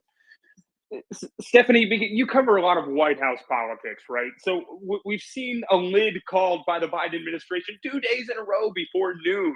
Is this a normal situation? Like, do you think it's better for the Biden administration? Should they be coming out publicly, speaking on the fact that, you know, you have at least 11 Americans that have been killed, countless held hostage? Yeah, Israel is America's biggest ally, and for President Biden to he held a barbecue over the weekend. A lot of these lawmakers, well, at least like on the Republican side, they've condemned the Biden administration's, well, mostly President Biden, because he, as you said, I'll be sorry to interrupt. I'll be doing the reset now. So if the space will crash, it will crash either now or won't crash at all. So the reset is happening right now. Make sure you're all on my page in case it does crash. So the next 30 seconds. If it crashes, it'll take us a minute to start it again. Just doing the reset. Thank you. It's the great reset, guys. Oh God, here we go.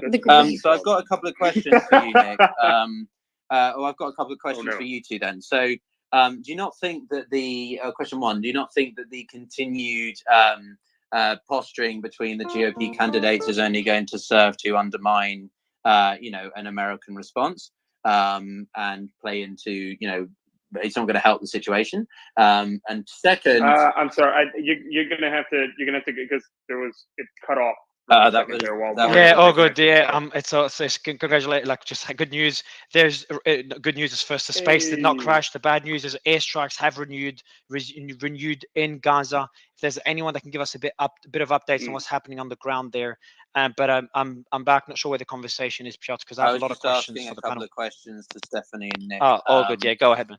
Yeah. Okay. So just question one is just: do you not think that the various GOP candidates vying for, leadership, influence, whatever, leading in the polls, right, is going to, not help the situation? And second, what about the statement by John Kirby, trying to acknowledge the difference between Iran being complicit in the longer sense, but also not trying to escalate tensions by sort of suggesting that they're directly involved already?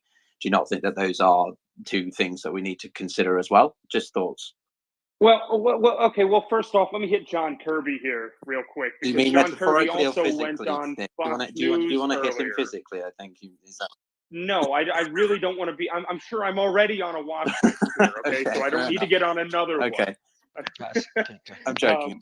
But yeah, of course. But John Kirby also is the same guy that went on Fox News earlier and said that that Joe Biden believes that climate change is a worse threat than a nuclear war. So that is more of an existential threat than a nuclear war. So whatever John Kirby says, I pretty much disregard at this point, because he wasn't good at his job under Barack Obama. He's not good at his job now. I'm pretty much thinking that maybe he has some dirt on the administration, and so they end up putting him up there so he'll keep his mouth shut. Nick, I'm going to ask you. Sorry, Nick, can I ask you another question? How is the sentiment in the US? And I've just got some updates on the ground, so I will go to Hadi. All sources, get some updates from you as well. I'm looking for any. I'm looking for any Gaza friends. Yeah, it does. It does. Yeah, that would be great, please. Yeah, anyone from Gaza, because we did have a speaker earlier. If they can come back, anyone from Gaza, please do DM me. We can bring you up. Nick, the sentiment in the US, we've mentioned, obviously, Lindsey Graham is the most obvious ones, but we've mentioned a lot of hawkish comments by some. But the general sentiment, I know Tucker Carlson did a video and talked about this as well. Has it been more hawkish? Because the administration have been trying to de-escalate the situation. So maybe give us an overview from the US on what the narrative is there. So it's definitely a lot more hawkish than I would say the sentiment toward Ukraine is right now in terms of continuing to support Ukraine. There are a lot of people that are against funding Ukraine in the US that are, totally in support of giving Israel whatever they need. That is not everybody.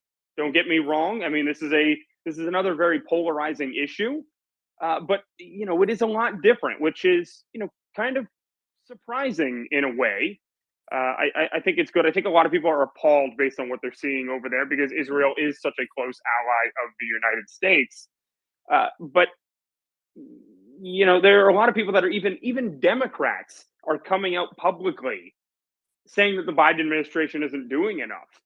And so I don't even think this is necessarily a partisan issue, which is, a little bit different because the United States is so polarized right now, right and left. There seems to be a lot meshing here right now.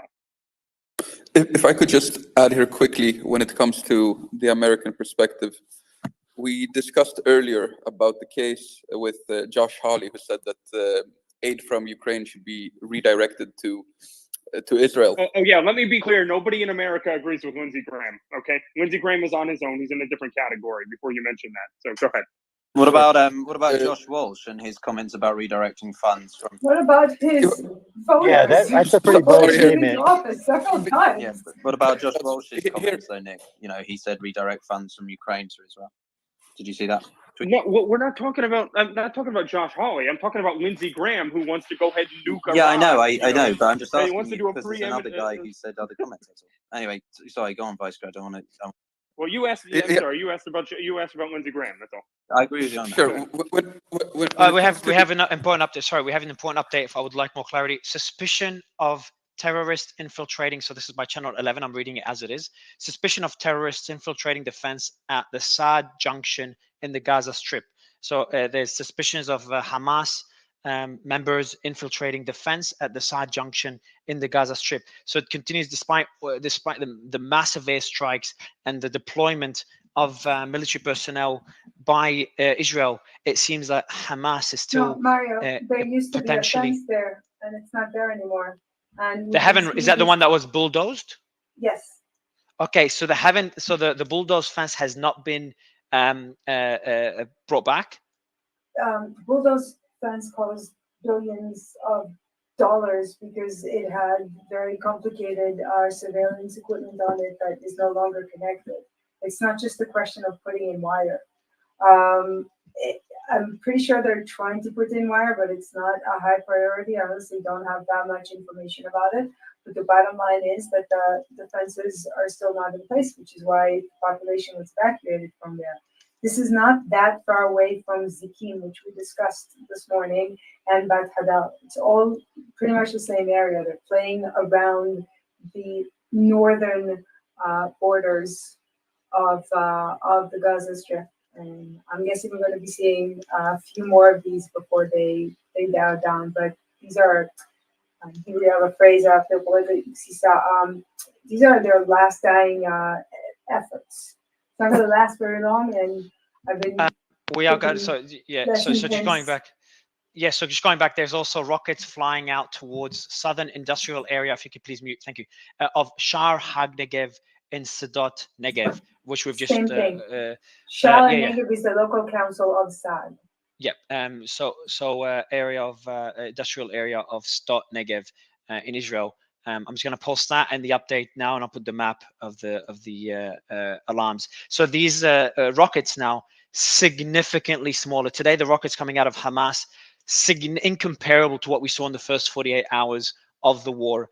On the other hand, the strikes from Israel are significantly more than what we've seen as far as I remember. So we see escalation in the response by Israel, and the response from Hamas, or attacks from Hamas, have dropped, probably due to the amount of attacks they are facing, or they are witnessing. They're going through that now from Israel. So just an update there, and I'll be sharing more updates as we get them. There's also a message in the group. It could be. I'm trying not to speculate. Okay, so there is here an update that is not official. Let me see if this is official, and I'm going to mention it. Is this the official Hezbollah statement? Official group. I'll mention the message. Even if it's unofficial, I'll mention it because there's been some things out of that group that have been accurate and some things not. So I'll mention I'll let you know if it's official or not. Palestinian resistance. So this isn't the Hezbollah group. Palestinian resistance in the battle of I don't know what, Mehem or something.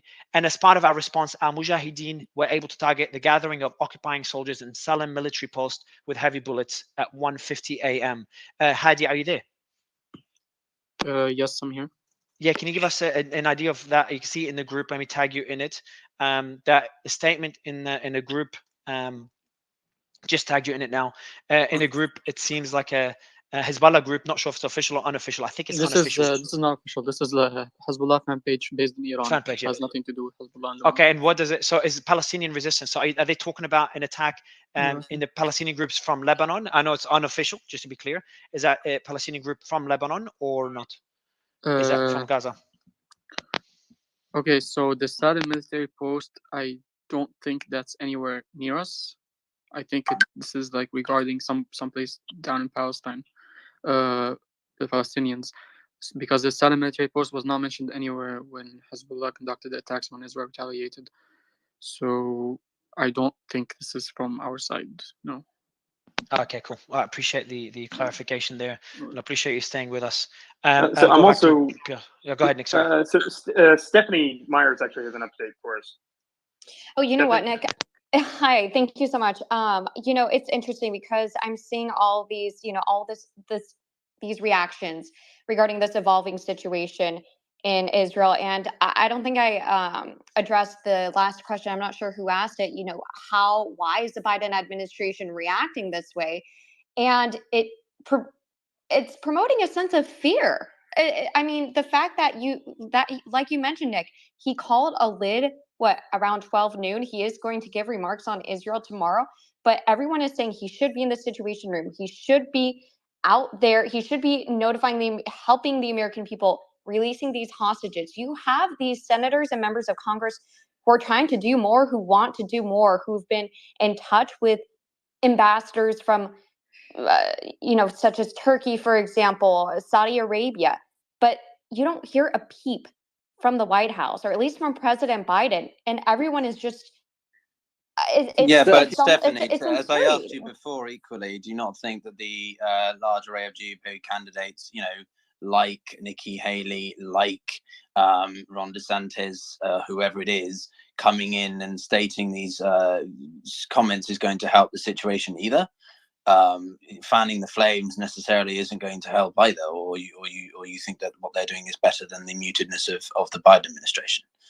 Just well, I to your point, I think it's better for them to actually come out and say, to at least express their unwavering support to Israel. And I'm not saying that, you know, Biden has released statements, but I think it really shows the American people, if the White House, if President Biden is again just kind of playing it, not trying to just walk the line, I don't think it sends a good message.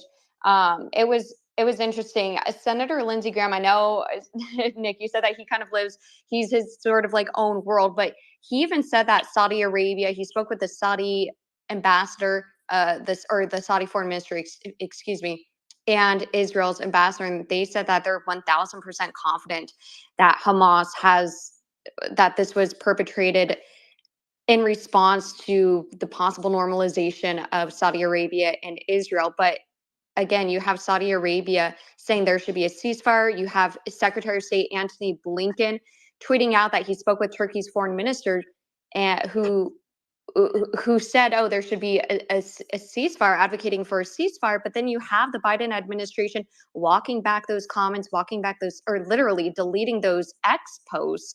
So you have this mixed messaging from the Biden administration that I think, which is why you have Congress, you have Americans frustrated, because again, it's the mixed messaging as far as what they want to see happen. Yeah, you can show your support for Israel, but it's a matter of what sort of actions that the administration wants to take. I think that no one wants to see that. Obviously, no one wants to see this escalate into World War III, and I think we're just all sick of. I take your point. I'm just trying to bring Yeah. the nuance of, you know, one side of this argument to another. I mean, we've obviously got the far left part of the spectrum with AOC and Bernie Sanders, you know, wanting to remove funding to Israel completely.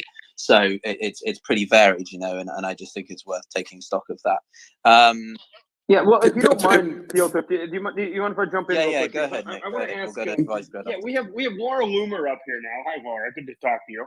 And I want to ask you, one of the things that we've seen today, especially, is, you know, a lot of people are saying, well, shit, this wouldn't have happened under President Trump.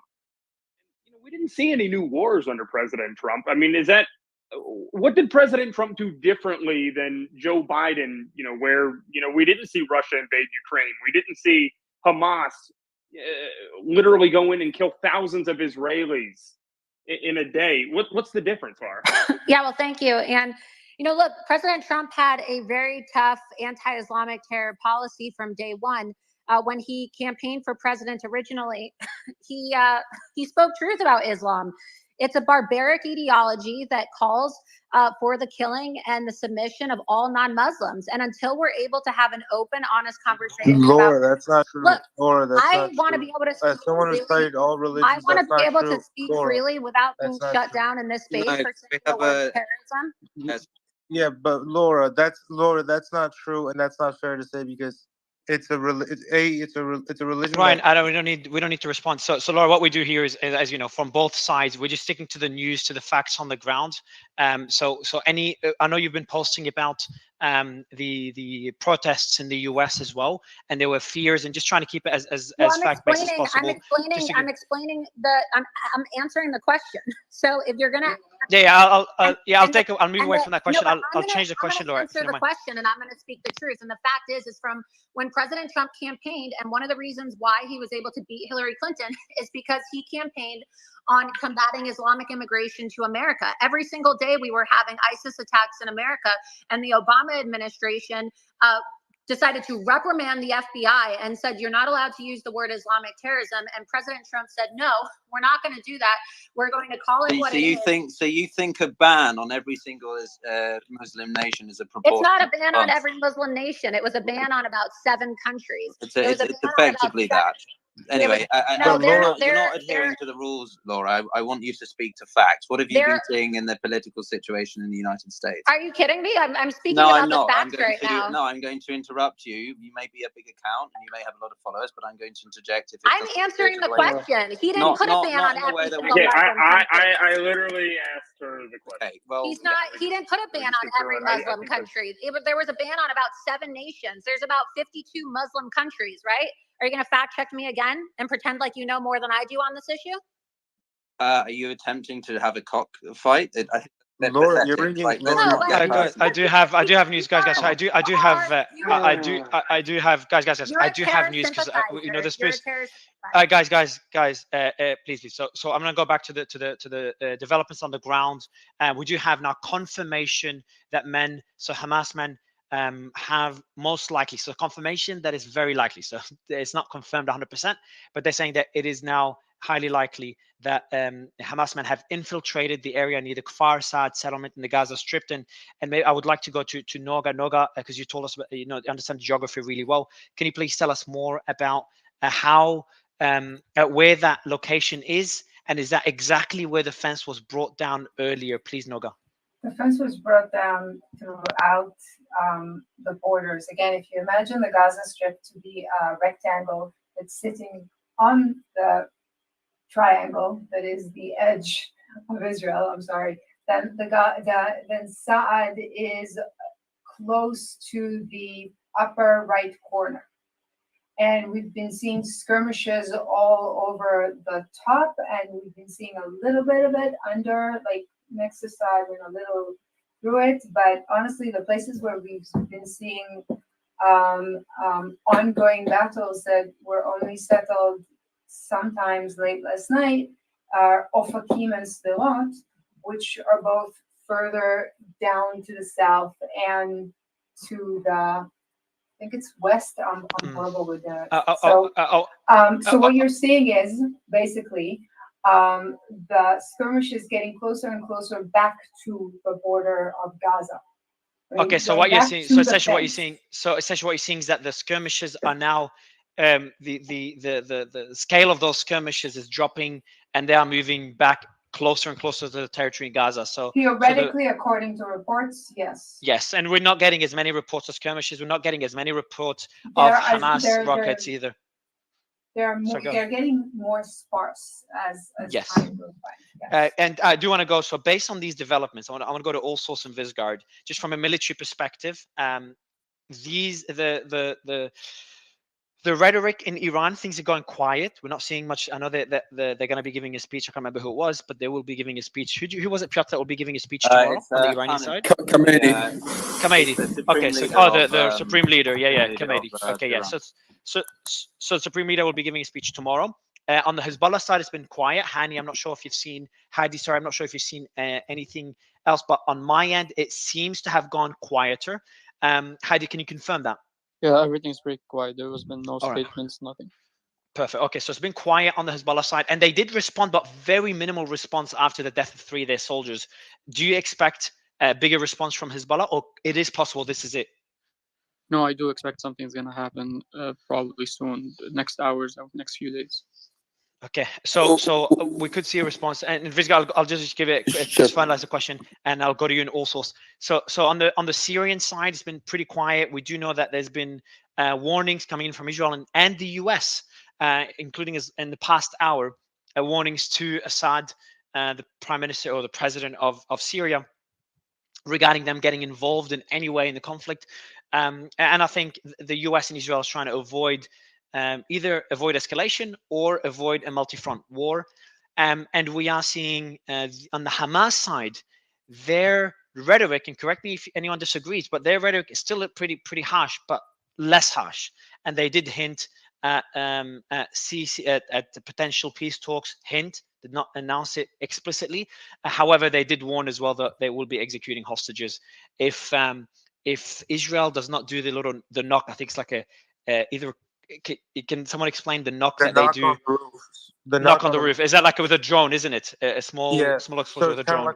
It's like a warning shot before. It's a warning. One second. It's a warning shot before airstrikes come in hopes of people leaving.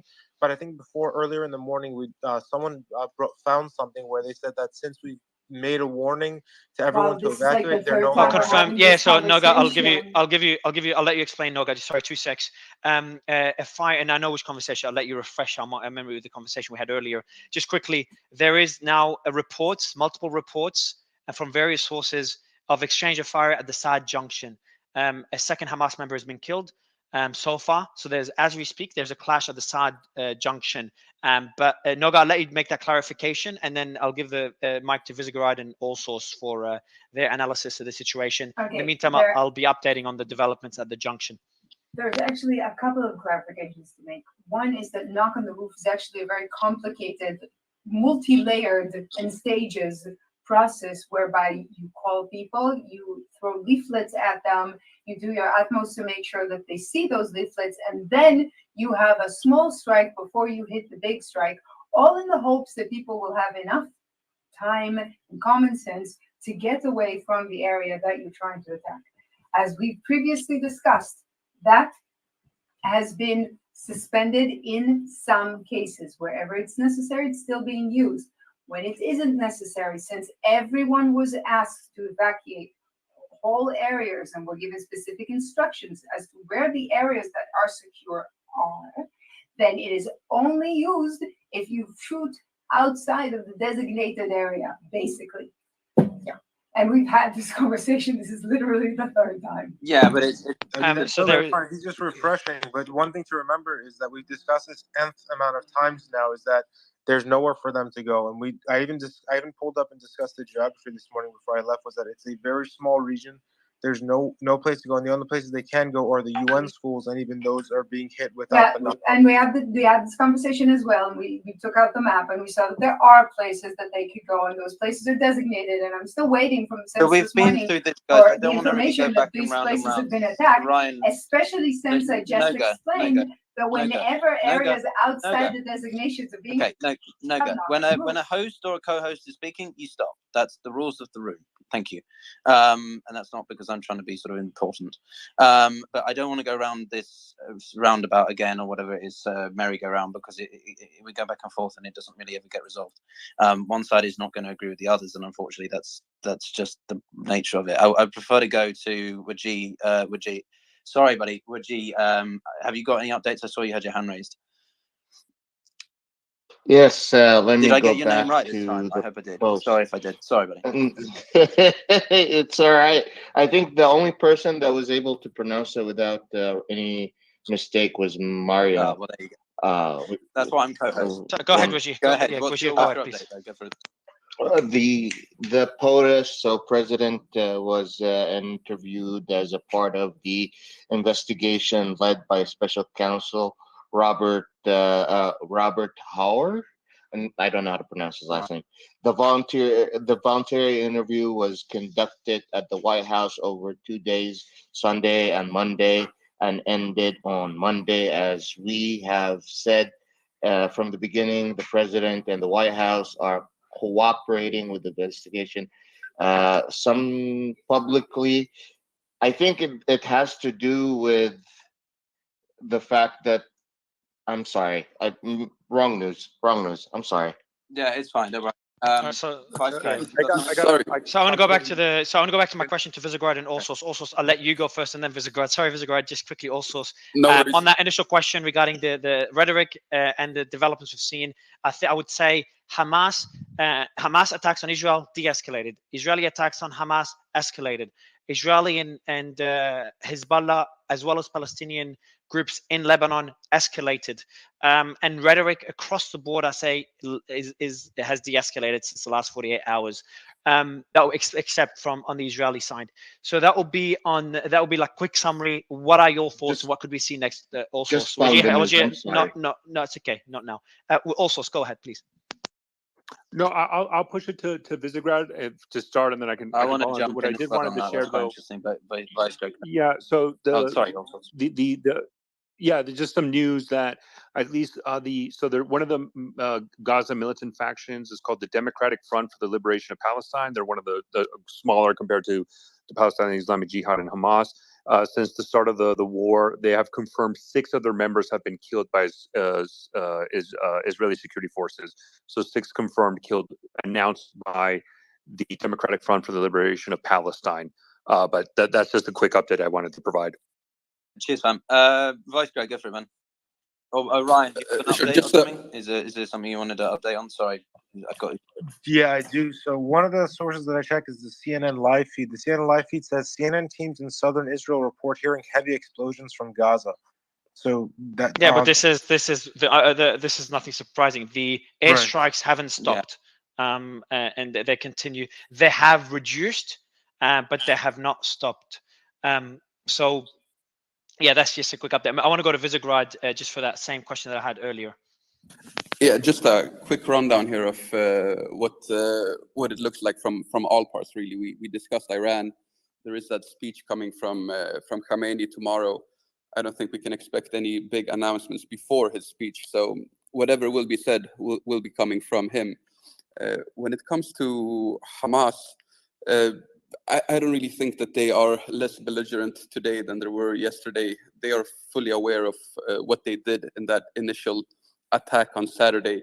They know that Israel is absolutely not going to be talking about any ceasefire or anything similar. They themselves, they don't want to look weak either in front of both the Palestinians and the Arab world. So they will stay definitely on a war footing. However, also the American player here is important, and in general, grander geopolitics. This is something we mentioned a little bit earlier with Senator Josh Hawley from the Republicans, but this is a tough nut to crack for all of them. Josh Hawley said that aid from Ukraine should be redirected to Israel, and it certainly looks as if there will be significant military aid coming from the US. There's already talk about JDAMs that turn dumb bombs into smart guided bombs that the Americans will likely provide. There's also missiles. We have this problem in general with Ukraine, where we see that a protracted war causes problems. Many armies today, they are not prepared for protracted war. Industrial production has been low for many years. They don't have the possibilities to simply produce the weapons in enough quantities. So the American help will definitely come. For example, right now we haven't seen the Patriot missile defense system being used that much, but it is possible that it might be necessary in the future. In that case, PAC-3 missiles would probably come from the US, but certainly the Iron Dome is working very tough and in difficult conditions. here, the Tamir missile will most likely be delivered. Raytheon is producing them, so that is something we can expect. But this tough nut to crack for the Americans. Josh Hawley, I think, Piotr, you asked before what his foreign policy stance is, and he normally belongs to the isolationist wing of the Republican Party. So I think the fact that he's saying that the military aid should go from Ukraine to Israel is not so much that he is concerned about Israel. He just really wants to strike at Ukraine and make sure that debate picks up pace, and that those Republicans who favor to end weapons deliveries to Ukraine, that is really put on the table. Somebody else mentioned here previously, I think it was Nick, that there are many Republicans that favor military aid for Israel, and that is true. According to various surveys, around 70% of Republican voters are in favor for military aid for Israel, while for Ukraine it's around 35, 40. According to some polls, 50, but I think that was a couple of months ago. Now it's probably below 50. Today we had statements from the DoD, the Department of Defense, where they were saying that it is possible for America to provide both Ukraine and Israel simultaneously with weapons. But the question is, if there will be a larger war in Israel, this could be a problem for the US. They have been running quite low on stocks of certain weapons. So it could be a tough nut to crack for the coming months if things will heat up in Israel. But right now we're very focused on Israel naturally, but we can't forget that there is a massive war going on in Ukraine as well, and this has global effects. So we need to keep eyes on both conflicts. And unfortunately, I'll have to go for today, but hopefully I can be back and we can continue this. Thanks a lot, buddy. Thank you, and thank you. Also, just a quick question to you again. What escalation would concern you that this could expand beyond Hamas, beyond Gaza and Israeli territory? In other words, what could Iran or Hezbollah do or say that could indicate this could expand to Lebanese territory? Also, I think the main issue what we're going to see is, so generally historically what we see, if you look at Lebanon, generally what we see is kind of like a tit for tat and matching of escalation, right? So let's say Israel conducts a strike, kills a Lebanese fighter. Hezbollah generally then would conduct a counterstrike and not necessarily kill an Israeli, but maybe that could be a goal or at least a significant level of retaliation that would at least try to reestablish deterrence. And so this is something that we generally see, kind of a tit for tat, generally ending with bombings in like open field as like the end of the escalation. I think though that I think we would seriously consider looking at Lebanon as a serious concern for an escalation or not necessarily an escalation, but the initiation of war in the northern front for Israel and southern Lebanon and Syria is a ground incursion into Gaza. I think Hezbollah has kind of made it clear that they might consider that kind of like a red line. And I think the deeper Israel gets into Gaza or the level of casualties continue to rise, I think Hezbollah might be forced to respond in a way. The question is it a symbolic gesture, as a symbolic like, hey, we are responding to Israelis, invasion into Gaza as a show of solidarity, but they do not have the intent to go into war, or do they do a significant military operation that might force Israel to respond in kind? And I think one of the key things we should be looking at is does Hezbollah do something similar to what Hamas did in recently, which was like kidnapping Israeli citizens or soldiers, right? I think like an action like that, do we see a significant amount of rocket attacks against Israel that causes civilian casualties, that forces Israel to kind of commit more? So those are the kind of the things that we indicate. And what I would say is, unlike 2006, because of the Syrian civil war, a Lebanese-Israel war in the Lebanese border would inherently extend to Syria. That is the difference between 2006 and now, because Lebanon and Iranian proxies in Syria are a lot more well established in Syria because Bashar al-Assad, because of the Syrian war, depends on those groups to kind of maintain power and to utilize those fighters to fight Syrian rebels and other groups and ISIS, etc. So the establishment of those proxies in Syria is well known. That's why Israel has conducted regular airstrikes into Syria to kind of degrade those proxies' presence into Syria. So inherently, I think a Lebanese-Israel war between Hezbollah and Israel would extend into Syria, and at that point, it would become a more broad war compared to 2006. I do want to just mention anyone that's reporting in, especially in Gaza or anywhere really, but right now in Gaza, if you are going outside during these airstrikes, obviously there's really high risk. So I know some people have been on the panel, have done that, have gone out during the airstrikes. We do recommend, obviously, that does not happen. The reason I'm saying it now is I've just posted a journalist. War Monitors has posted about it. War Monitors. So I've posted as well an image of the journalist before and after, who has just been killed by the airstrikes. Obviously, we're going to see more people dying on all sides, and just for journalists to be careful.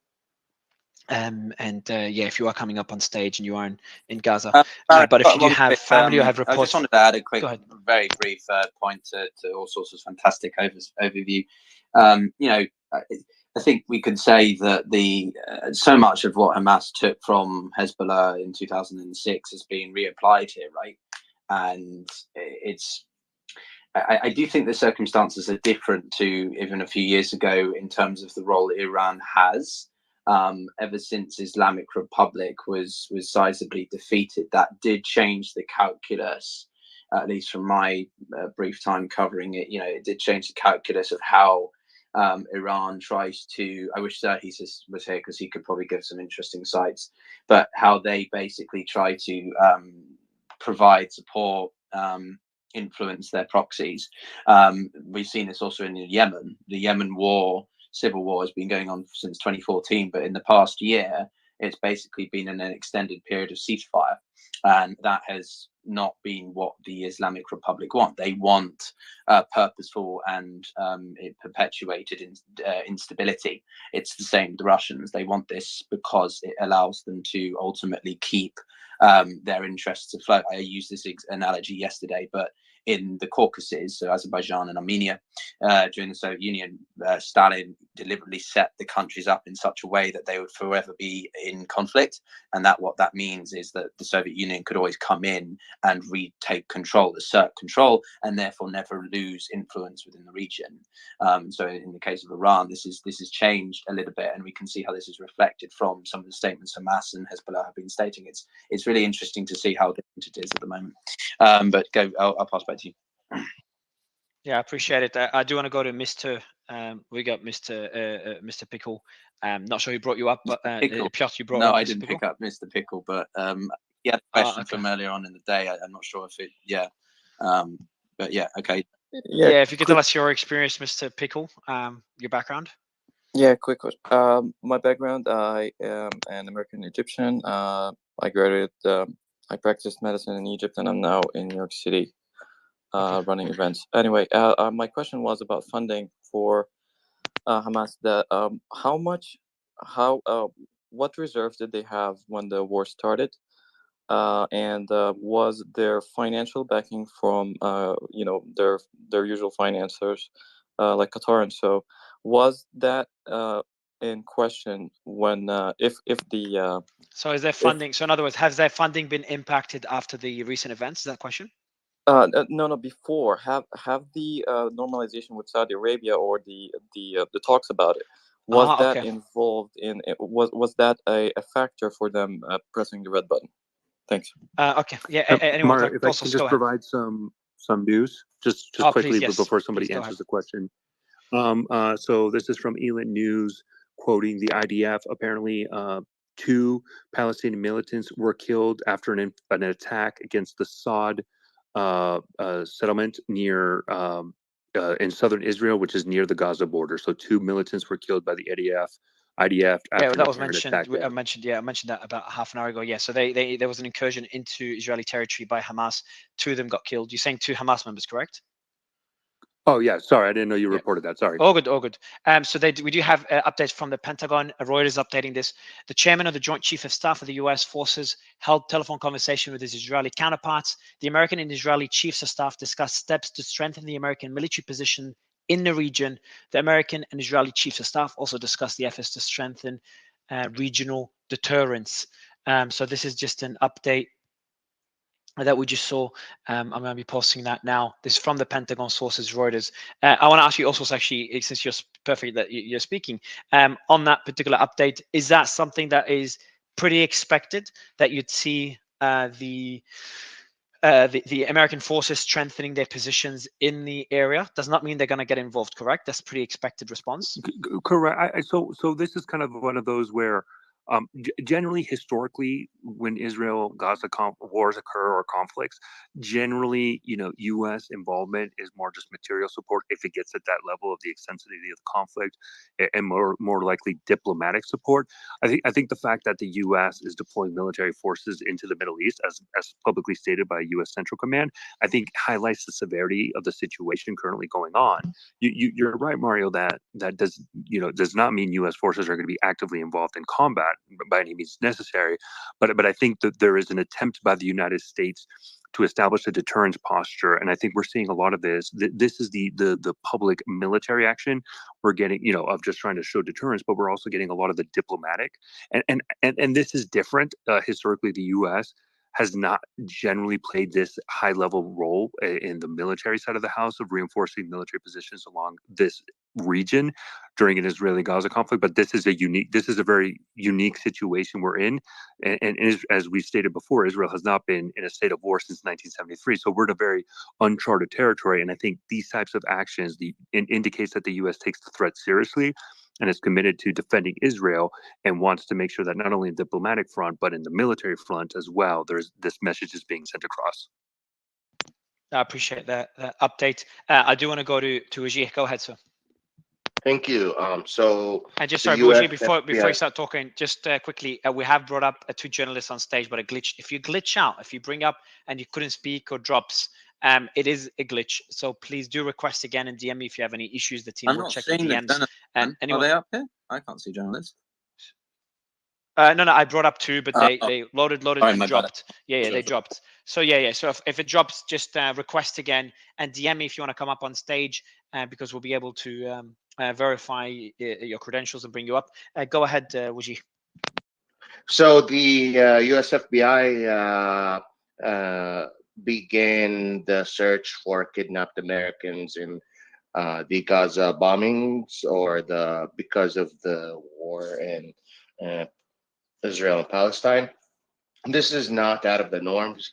The FBI have sent its own agents outside of the United States to countries such as Saudi Arabia. What's the source at the FBI? So you're saying the FBI is going to Israel for what reason? For searching for missing U.S. citizens or kidnapped U.S. citizens. And the source, it's not nothing too far fetched. John and Patrick have sent you guys invite. I see in the audience. It would be good to have you up. Let me send you the source. Okay, you can just mention it. He's a Palestinian journalist, well-trusted source in Washington D.C. called Zaid Benjamin. Oh, I know him. Okay. Yeah, cool. Can you send it to me as well? Can you send it to me, please, quickly, the source, as you continue, just so I can read it, and as you continue updating us, please. Also, so that is not out of the norms. The FBI have sent its agents before to countries like Saudi Arabia after terrorist bombings to look after its citizens when a bomb went off in U.S. Neighborhood in Saudi Arabia. So this is not out of the norm to see the U.S. FBI send their own agents to look after its own citizens. That is the fastest way that the U.S. government can start that investigation. On the other hand, do you want me to find the source and then if you can send it, please, if you could do that, would be good, Bougie. Thank you so much. I do want to go to John. Yes, sorry, go ahead, Piotr. Please. It's not urgent, but I thought it was worth noting from the Saudi. I posted it about 15 minutes ago. It was from the MBS, Crown Prince, Saudi Arabia. So he expressed Saudi Arabia's quote is making every possible effort to engage with all international and regional parties to halt the ongoing escalation. He added that Saudi Arabia, quote, continues to stand by the Palestinian people in pursuit of their legitimate rights, striving for a dignified life, realizing their hopes and aspirations, and achieving a just and lasting peace. You see, that's really interesting because MBS is really trying to, I think, deviate away from his father, the king. And again, I draw comparison to the Qatari response that we saw. And whilst he's obviously making it clear that he's on the side of Palestine, he's also trying to emphasize, the need to be pragmatic in finding a solution. So he's trying to be solutions based, and he doesn't actually mention Israel in this statement, unlike the first one. So that's quite an interesting. I appreciate. I do have also, Piotr. I do have Wajih Sani on stage. Oh, Wajih, pleasure to have you, sir. How are you? Wajih, can you hear me? I can't hear Wajih. Can you hear us? Yeah, I think he cannot hear us. So Wajih, we cannot he's hear on mute. you. Can you hear us, Wajih? I can't hear him. Maybe drop him and bring. Yeah. Wajih, I'll just send you through an invite via DMs. I'll send you an invite again. I'm going to drop you and bring you back up. So just so we could have you on stage, it'd be great to get your perspective on it. Do you know Wajih, Piotr? No, I do not actually. But he looks like a very credible, an important voice to hear from. So I hope we can sort out that glitch. Yeah, so it'll be good to get you back, Wajih. If you could please request again, and we'll accept the request so we could bring you up on stage, Wajih. That'll be great. So while waiting for Wajih to request, we do have John on stage. John, if you can give us a quick analysis of the rhetoric in the US, in Syria, in Lebanon, Hezbollah, Hamas, Israel, and of course Iran and Syria, and the escalation that we've seen and de-escalation we've seen on various fronts. I would love to get your thoughts. And Amita Wajih, please do request to come up. Go ahead, John. Mario, that was a lot. I don't know if I actually agree with that summary I just heard with the locations where there's de-escalation and escalation, especially in the southern You've got, Lebanon. sorry, John. You have, I think you're on a move. You do have a lot of background noise. Not sure if you could get off the speaker or change the mic. Cool. Piotr, I'll just give you the mic for a bit. No worries. I'm writing a reply to what. Thanks, man. I guess I'll look at some updates. I guess I thought it was really interesting points from you also. Oh, Patrick, you're up as well. I was just wondering, you've been following events on and off, I presume. Any noted particularly? We were going to see the operation, the ground operation. Commence tomorrow or soon. What are you expecting from that? Well, obviously we've seen some very strenuous activity from the Israeli Air Force over the past 8 to 12 hours. I would expect to see that continue as they begin moving into Gaza. The question will be how hard they go into Gaza. And we have John Spencer here who basically writes books on urban warfare, so I'll let him cover that. But this is a very, very tough place to have an engagement. It's historically something that Hamas does, or the PLO, or Palestinian terror organizations in general do. They like to draw the IDF into these very built-up urban areas, which obviously it will cause civilian casualties, which is a propaganda coup for them. It limits what the IDF can do. It limits some firepower. They can still bring some significant force to bear, but it's just a tough environment to operate in. And what we really should be looking at is how hard they go in and what their stated objectives are. If this is a punitive strike to take out major Hamas concentrations of fighters and possibly their leadership, then that's a different operation than saying we're going in and we're going to occupy and we're going to make sure this doesn't happen again. That's a long-term occupation. They're going to have to go block by block and secure the city. These are two very, very different things. And obviously the duration would be significantly longer if it's the latter. So yeah, thank you so much for the insight, Patrick. I wanted to go to Wajih. Wajih, can you hear us now? You're gonna have to unmute. Oh no, I can't hear. I can't Piotr, hear him can you? either. I think he's having some real trouble. I'll try and DM him and see if I can. Oh, I can't DM his DMs. His DMs are Okay. closed, unfortunately. Sorry, can you try Why one more time you're for gonna? us? Could you just try unmuting again? He dropped down. Okay. So Waji, if you can do us a favor, one second, Ryan. if you One can second. hear us, Waji. Just one Go second. ahead. Just Waji, if you're still with us, I may I recommend that you leave the button, leave the room or space via the top right leave button, and then hard reset your app. You have to leave the space as well as hard reset because otherwise it does this weird thing where you look like you're on stage but you're not. And then we'd love to try and have you with us. So if you can just try that and then request again, and we'll happily bring you up. Ryan, over to you. Oh no, I was just gonna tell him there's a way I can DM it to him even if his DMs are closed. That's what I was gonna do. Yeah, that's a good point. We can DM you, Wajid, if you follow myself or Ryan, and then we can contact you directly. Sorry, Patrick. Did you say everything you wanted to? Well, yeah, I just add this, and Peter, we talked about this yesterday. The IDF has mobilized about 300,000 of its reservists that we know of. They top out, according to public information, around 465, and that's with a standing force of around 175,000, if I remember my numbers right. So I think that should tell us where Israel's head is at. They expect this to require a significant amount of manpower to prosecute whatever they're doing. Now, some of that is going to be used to guard their other borders just in case something else kicks off. Obviously, they're watching the north very, very closely. We saw some skirmishing earlier along those lines. But a lot of those troops will probably be used in Gaza. So whatever is about to happen, I think we can say it will be a very significant force moving in there. Thank you. John, do you want to piggyback off that? Maybe not. I do, but give me a minute or two to Sorry, get in a better. buddy, I forgot about that.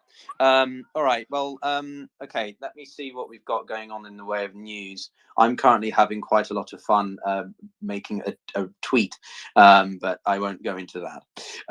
So just checking up here on Mario's page, we've got some developments. Hang on, where are we going? Sorry, I've been on this app for now. Oh, we've just passed over 12 hours. So I've been on this space for 12 hours today, but I've been on well, so that's probably all right. So we've just seen that journalist Saeed Al-Tawi was killed by an Israeli airstrike in Gaza. That is tragic. I think when you've got genuine members of the press, you go out to the field like this. It's tragic to see them caught up in the fray as much as any of the other civilians caught up. I've seen plenty of videos of the BBC, and there was one video of CNN's, I forget her name, the anchor of CNN. She does amazing work. She was lying on the ground, like being filmed whilst there was a set of air raids going on somewhere in Gaza, and she's still like reporting to the camera. It's very, very impressive stuff. The Pentagon has stated that the American Israeli chiefs of staff discussed steps to strengthen the American military position in the region. That sounds a bit vague, to be honest. Hamas members entered Israel near the Kfar Said settlement in the Gaza Strip. There's an ongoing exchange of gunfire between Israeli troops and Hamas members near Nachal Oz. Two Hamas members have so far been killed. So it shows you the extent to which Hamas really has dug in to many areas of southern Israel, and the difficulty the Israel Defense Forces is having in addressing that, removing them. Video Mario did share a video of supposedly 4 Israeli hostages that were killed by Hamas shortly after their capture. That comes from the Washington Post. You can view that on Mario's profile. So we're now confirming that it's a legitimate Is it? video? I'm not entirely sure. I'll double check with the team. I'm not going to state whether it is or it isn't until I know for sure. Peter, what was that? Maybe I can help. It was the Washington Post. It's on Mario's profile. Can you verify that? Sure. The Post is quite good at getting out early stuff. Like it's like the WSJ article, right? They're quick to get stuff out, but then I always like to see it collaborated between other outlets. This is very interesting. Mario posted, or the team posted about an hour ago, footage from the apparently of the Nova Festival after the Hamas attack. So this was the festival where it's largely believed a lot of the ongoing hostages in Gaza were I don't know, taken from. There's about 100, I think, still under the well, you know, that are being controlled by Hamas or on, you know, under the ownership. I can't think of the right word. Sorry, guys, I'm a bit tired. But yeah, this it's pretty stark. You see the video, and then you've got like the big tent where you would have obviously been. It looks like it was a rave festival, like house music or something. Then you've got some video footage shows. Okay, so I shared a video of this earlier this morning, but there's like sways and sways of vehicles, cars, showing the reservists, Israeli reservists, showing up for combat duty. Every able-bodied quote, left, right, and centre, is showing up for combat duty. Just look at this parking area for the reservists. That's former U.S. Ambassador David M. Friedman stating that. So yeah, we saw that earlier as well in the morning. So yeah, I mean, actually, on that point, Patrick, a quick question to you. Did you see the reports about the supposed fighters that Hezbollah were trying to amass to potentially, you know, undertake some kind of operation if it were to happen? We saw conflicting reports, like sort of few thousand, 15,000. Did you see anything about that? What's your assessment of that, if you had any? I did. And as you say, the reports are fragmentary. I haven't seen good information or hard numbers. And obviously, as I said earlier, we did see some skirmishing on that border. Those were reported to be Palestinian Islamic Jihad. But it must be said that if Hezbollah doesn't want something to happen in southern Lebanon, it usually does not happen. Mm-hmm. So, of course, Hezbollah is very friendly to Hamas's side in this. Hezbollah has a field strength somewhere around 20 to 25,000 before they start calling up, part-time fighters. So it's possible they could put a significant force into southern Lebanon if they so chose. Just on that point, just to build on that point, very curious. What is the composition of their forces? Like, how does it work exactly? I appreciate if it's not your complete wheelhouse, but like. Piotr, I'm sorry, Go we ahead, got some breaking news coming in.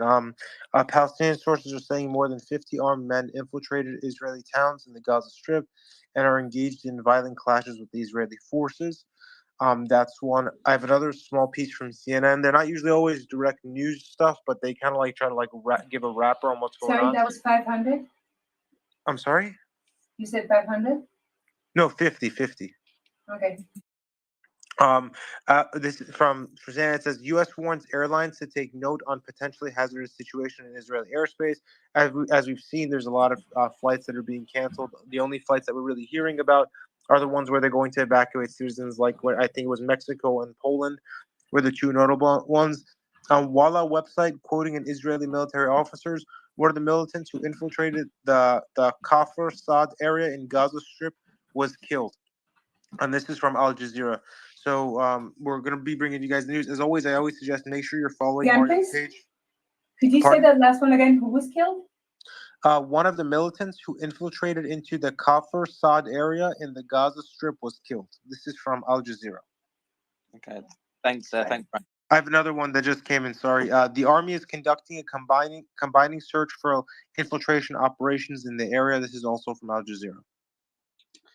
Thank you. So, Patrick, just back to my sort of rather long-winded question.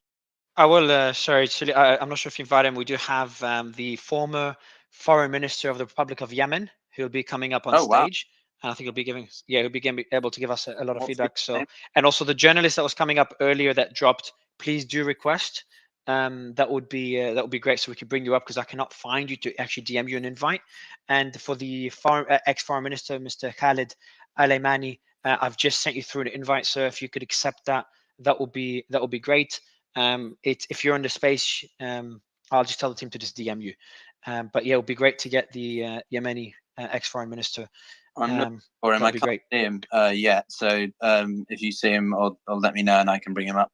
But In the meantime, just Patrick, sorry, I'm just very curious on this. Do you have any idea about how organizations, groups like Hezbollah are actually constructed? Like, do they have a core component of fighters, and then they have sort of like militia, or they're all kind of militia, and it's just random guys who just join whenever? Like, how does it work? They do. They have a combination of full-time fighters and part-time fighters. Among the full-timers, you're going to get varying degrees of competency and equipment. Generally speaking, we would probably classify them as light infantry. But again, training standards vary wildly. They do have, I forget the name of them for Hezbollah, but they do have a core of, I think it's around 2,500 fighters that are considered to be, fairly dangerous. These are the guys that get the best training. They have the better weaponry, and that's who they use for, both more dangerous assignments and as their premier core of combat power. But it's a mixed bag, I guess is the bottom line. And you can get guys like Joe Trisman over at FTD who can really give you a deep dive on this. I know CSIS and AEI both run a RAN assessment program with people who really this is all they do. So if you're really interested in that, I would advise people to go over there and really give those guys a follow. Did you say AEI? What, American? Yeah, American Enterprise Institute. Piotr, I got some breaking news coming in. War monitors reporting some very powerful airstrikes a few seconds ago on the south of Gaza. Also, Reuters said on the chairman of the U.S. Joint Chiefs of Staff has a message to Iran to not get involved in the current crisis in Israel. And this is from Al Jazeera, so it looks like they're stepping in. Also, he said that the United States does not want the conflict to expand. Thank you. Okay, yeah. So Patrick. So double check with AEI. Could you DM me a couple of the names? I might try and see if I can reach out to them. I've got a lot of people I know in DC circles.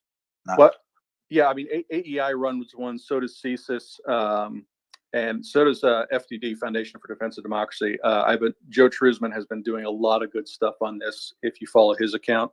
But there are people who this is all they do. All they do is look at Islamic militants, and specifically the Palestinian area. Okay, that would be really interesting. I think it would be quite good to get on during a quieter part of the space to talk about sort of how entities like Hamas and Hezbollah actually work, how they're constructed, because it's that kind of thing that for me is really fascinating, but also very confusing. Absolutely. I don't know if we've got the Yemen official with us yet. Not yet. Okay. I'm looking for him. Okay, So it's under manual. okay, thank you. Also, I mean, what do you have any other thoughts on what Patrick said? If you're with us, I don't know if this is sort of your wheelhouse. I'm curious. All right, all sources not listening to me. Wajid. No, you're cutting off for me, Piotr. Can you repeat the question? Okay, sorry. No, I was just wondering if you had anything to add to Patrick's points about just how militia groups versus, militants and all this sort of stuff works, like, based on your experiences following Latin American, yeah. So I think the one of the interesting aspects that's kind of highlighted, if I may, is I think what we're seeing, and we first saw this in obviously ISIS using in Iraq and Syria. I've seen it personally in Mexico, and I think one of the aspects as well now in Gaza with Israel in the initial phases of the operation when Hamas did the incursion is kind of the weaponization of these drones, and this has kind of now become a very prolific items that militant groups will utilize. And I think and as Patrick highlighted, and John does great work on urban warfare, and so those kind of tactics are very interesting. I think though one of the things we're going to have to monitor when we're talking about the battle for Gaza, right? If Israel goes in and how deeply they go in and where they go. I mean, Gaza is a heavily dense populated city, right? And so the level of urban warfare that we will see there, we probably wouldn't have seen since, the Iraq War of 2003 of that magnitude in Baghdad.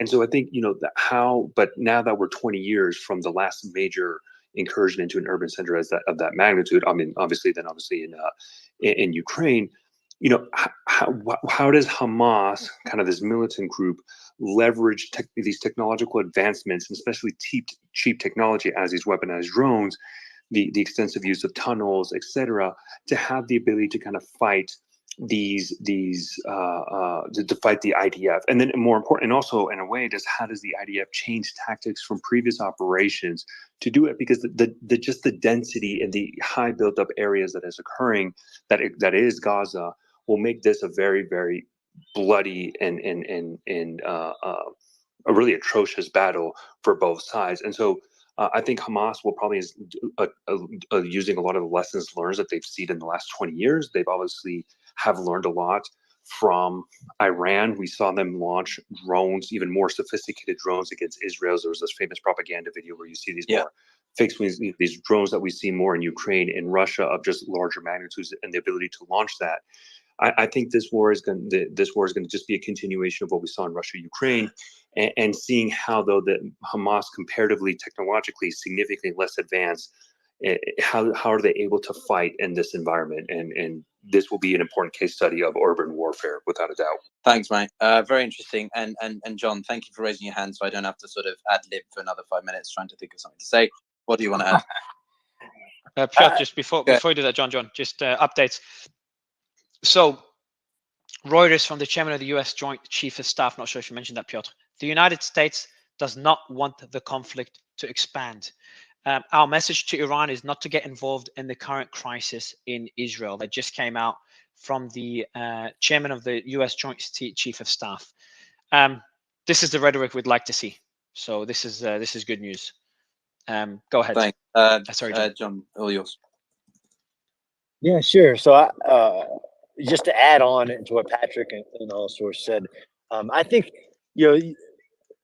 there are some major differences, not in the density and the complexity of the dense urban terrain with the tunnels and the concrete buildings and the narrow streets. And I think of all the militaries I've ever visited, the IDF is very prepared for that level of contestation.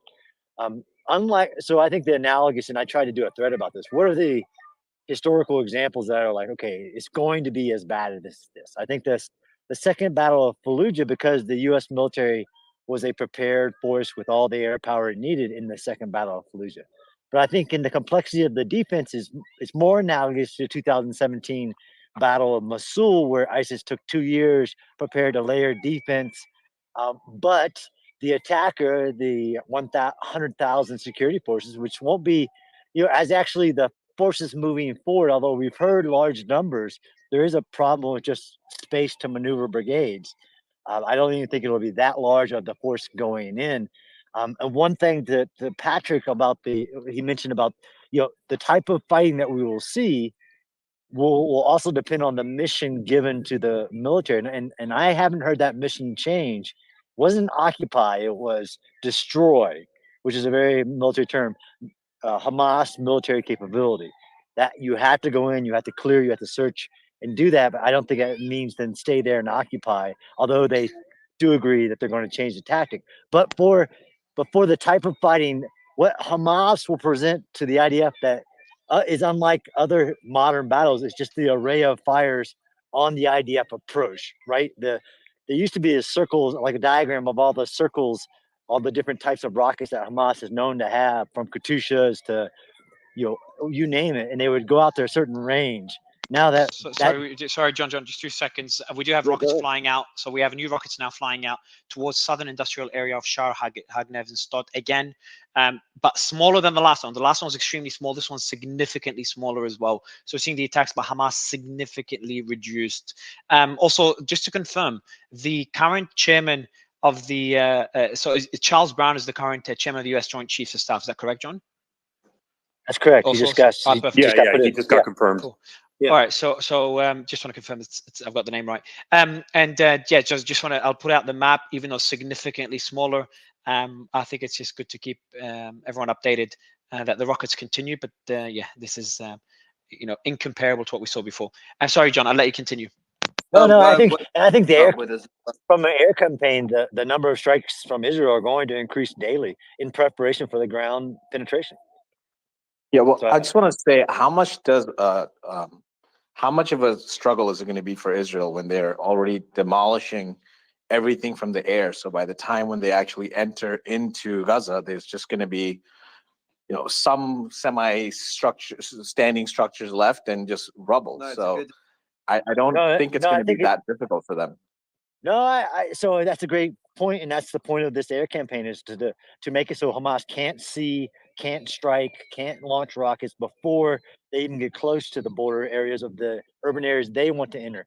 But I still, because of the tunnel complexes, because of the nature of steel reinforced concrete, they will still face a bloody street by street. That is the advantage of being the defender battle with multiple prepared positions, with tunnel complexes to maneuver from building to building. We have to drop. It's called the precision paradox. You have to drop every building in front of you. The IDF will still pay a huge price to move into Gaza. That I don't deny that.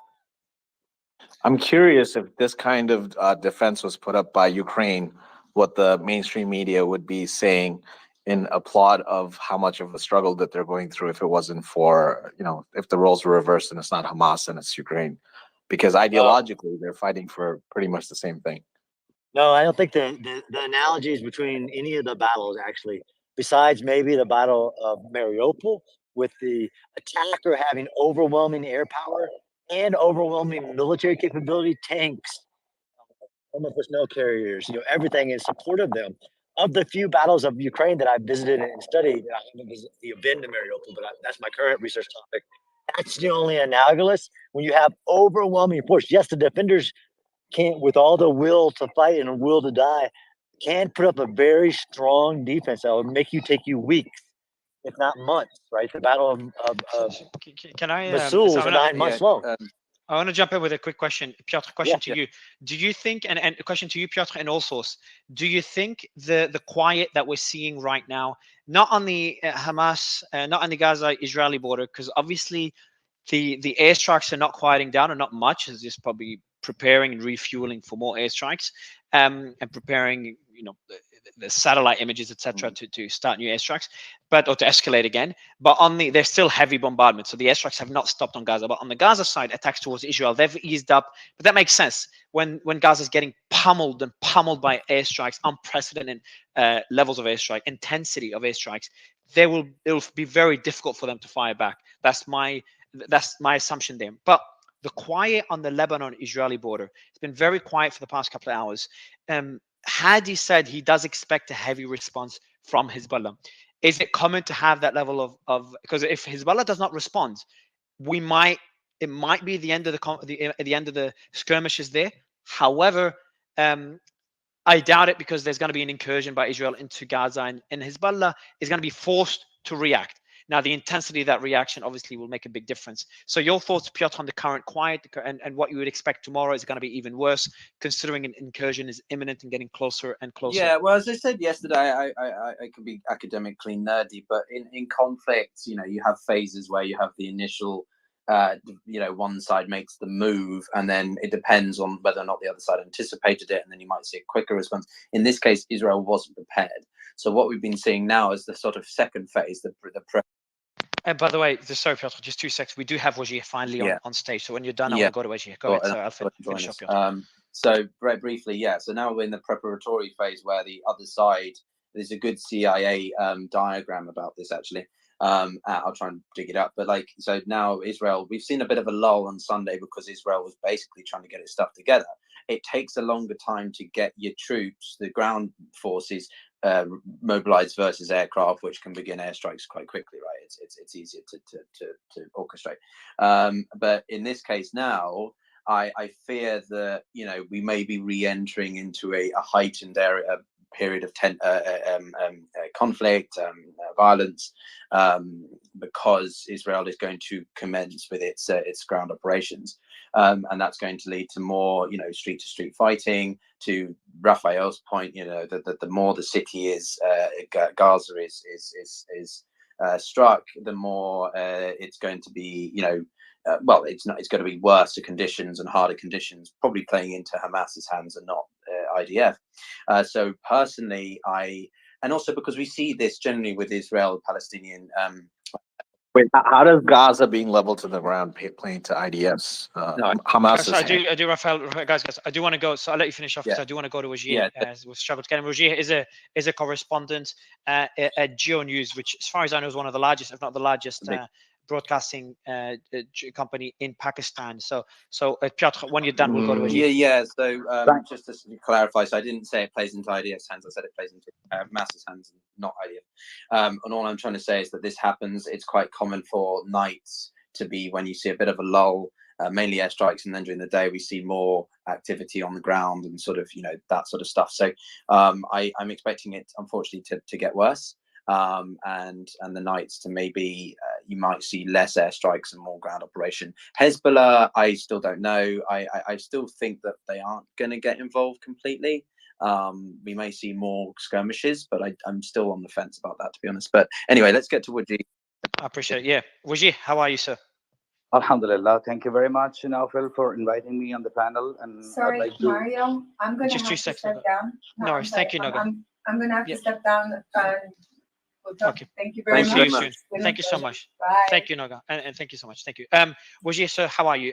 So first, appreciate you coming. It took us a while to get you on, and we try to be as fact-based as possible right now, because we do have people from Gaza, we have people from Israel, we have journalists, politicians from all sides coming on stage, and it's only possible by trying to keep things as objective and fact-based as possible, and as little politics as possible, and speculation or past discussions about history, etc. So, sir, I want to get your thoughts. I'll stick to the Go ahead, fact, Wajid. Naufel. Thank you so much, very Wajid. Go ahead, sir. I'll stick to So the your facts. thoughts, your thoughts on what's happening so far. What's the narrative like in Pakistan? What are your thoughts on the rhetoric? Do you think this will expand beyond the Gaza-Israeli border? Would love to get your thoughts, Wajid. Naufel, basically, people in Pakistan connect themselves with the Palestinians and the cause they're fighting for, the resistance they're putting up. They seem to understand that as a freedom fight. Having said that, I just want to quote Israeli Defense Minister. He said, there will be no electricity, no food, no fuel. Everything is closed. We are fighting human animals, and we'll act accordingly. So that's his viewpoint, and we can understand what they are going to do next. Next thing I would like to put in front of you as a comment from Barack Obama, former president, U.S. president. He said, as we support Israel's right to defend itself against terror, we must keep striving for a just and lasting peace for Israelis, Palestinians alike. So this is the point. The Gaza, the recent intervention, the escalations, it has become a flashpoint now, and we must come to a solution. We must come with a solution. All the nations that are up at the moment and looking things closely, we must find a solution to this problem. It's a very long-lasting problem. We've been facing it from last 75 years, and we have been looking the other way. Now it's time to resolve this once and for all. So every Israeli can sleep in peace, and every Palestinian can sleep in peace. That is the point. We have to create a win-win situation here. And how could we do that? This is the task we should be thinking. As things are escalating every day, tomorrow is going to be worse from today, and the next day is going to be more worse. So we'll have to be realistic and find a solution to this problem. Thank you. So Wajid, my question is about the stance of the current administration. So we know pretty well, or I know pretty well, how split politically Pakistan is in the I'm not going to use the word turmoil, but the issues you guys are facing. We've had former Prime Minister Imran Khan on the space here. He was here on hours before or during the invasion and during the mutiny in Russia. He was on our stage speaking. So I understand that the political landscape relatively well. What is the stance of the current administration, and what is the stance of Pakistani citizens? Are they sympathizing with Hamas? Are they sympathizing with Israel, or is it split? Is it neutral? Would love to get a bit of an update there. You're a well-read person. We need to make it very clear. Hamas does not represent the Palestinians either in West Bank or in Gaza. So they're not basically the representatives of Palestinians. They're a small faction who are putting a fight and a resistance, and they call it a freedom resistance, right? So we know that And most of our people in the world don't know that Hamas does not represent Palestinians. In Pakistan, we know that Hamas does not represent the Palestinians, but we do know that the people in Palestine are living in worse conditions. Like consider Gaza; it's a very small strip with 2 million people living there, and they don't get clean water. They got bombed every now and then. Let's not talk about this event. Let's talk about 2014. There was a war for 51 days. They were getting bombed every day. Even the hospitals were bombed. Even the schools were bombed. So this is not a one-day problem, a 4-day problem, or 1 week problem. It's a long-lasting problem, and we have to solve it now. This is what Pakistani people think. And the current administration you asked me about, so Yes.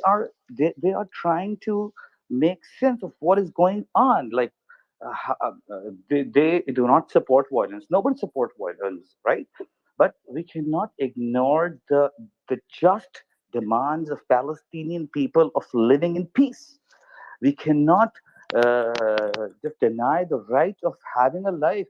They just want the right to exist. This is what we're starting with. Understand. We're not So supporting Hamas. We are supporting the Palestinian people who just want the right to exist. That is it. I appreciate it. And it is a very important distinction to make that Hamas does not, and I am getting messages to make sure I clarify that Hamas does not represent the Palestinian people, at least the majority of the Palestinian people. I'm sure there is a faction of the Palestinian people that support Hamas. I do want to ask you one more question, Wajih, then I'm going to go to Piotr. Is what are your thoughts on, from what we've read so far? We did see the Wall Street Journal article claiming that Iran was directly involved in planning this attack in meetings in Lebanon. We also have Iran distancing itself from the attacks, from the involvement, while still standing. Hezbollah denied it. The Hamas Iran denied it. The Hamas Iran denied denied it. it. Correct. Everyone denied it. So we need to have a concrete proof that of Iran's involvement. We haven't have any. Just a Wall Street Journal's article doesn't make Iran the aggressor. So we'll have to find some concrete proof before blaming Iran or accusing Iran. So we can think clearly about that. So I don't find it for Iran. Yes, Iran is supporting Hamas and all the freedom movements in Palestine for a long time. But this incident that took place 3 days ago or 2 days ago was a very well planned, well coordinated attack, and it is a complete intelligence failure on Israel's side. So we must look into Israeli intelligence side or what went wrong. I appreciate that. I just want to quickly reiterate that we've seen things like this before, like during the Iraq wars, where there's one claim and certain publications like Wall Street Journal here makes a claim, and then it just spreads wildly out of control, and it's like syndication. One publication, one media outlet, they just parrot the same thing. At least in the Let's U.S. talk side. about So the I'm in weapons the of mass US. destruction. You remember? The Absolutely. weapons of mass destruction. We never found out those weapons of mass destruction. So just we have to have concrete proofs before accusing anyone regarding Yeah, that. And I have screenshots from this morning here in the US where if you just searched Iran and you went to Google News, every single headline from CNBC, MSNBC, CNN, Wall Street Journal, of course, New York Times, all saying Iran was all involved. Iran was involved. Opinion: we must hold Iran accountable. So this is really dangerous rhetoric, especially considering the world temperature right now with Russia, Ukraine, and everything that's happening. We really need to be careful. This Peter, 1 second. This really started off when politicians started fanning that flame on the very first hours of the battle. We had politicians jumping on X and trying to fan the flame that, oh, Iran, Iran. We don't know yet. And guys, this is one thing. I'm sure if they were behind it, they'd come through and take would have taken credit by now. No, they wouldn't. No, Ryan, that's No, wrong they wouldn't. speculation. No, of course No. not.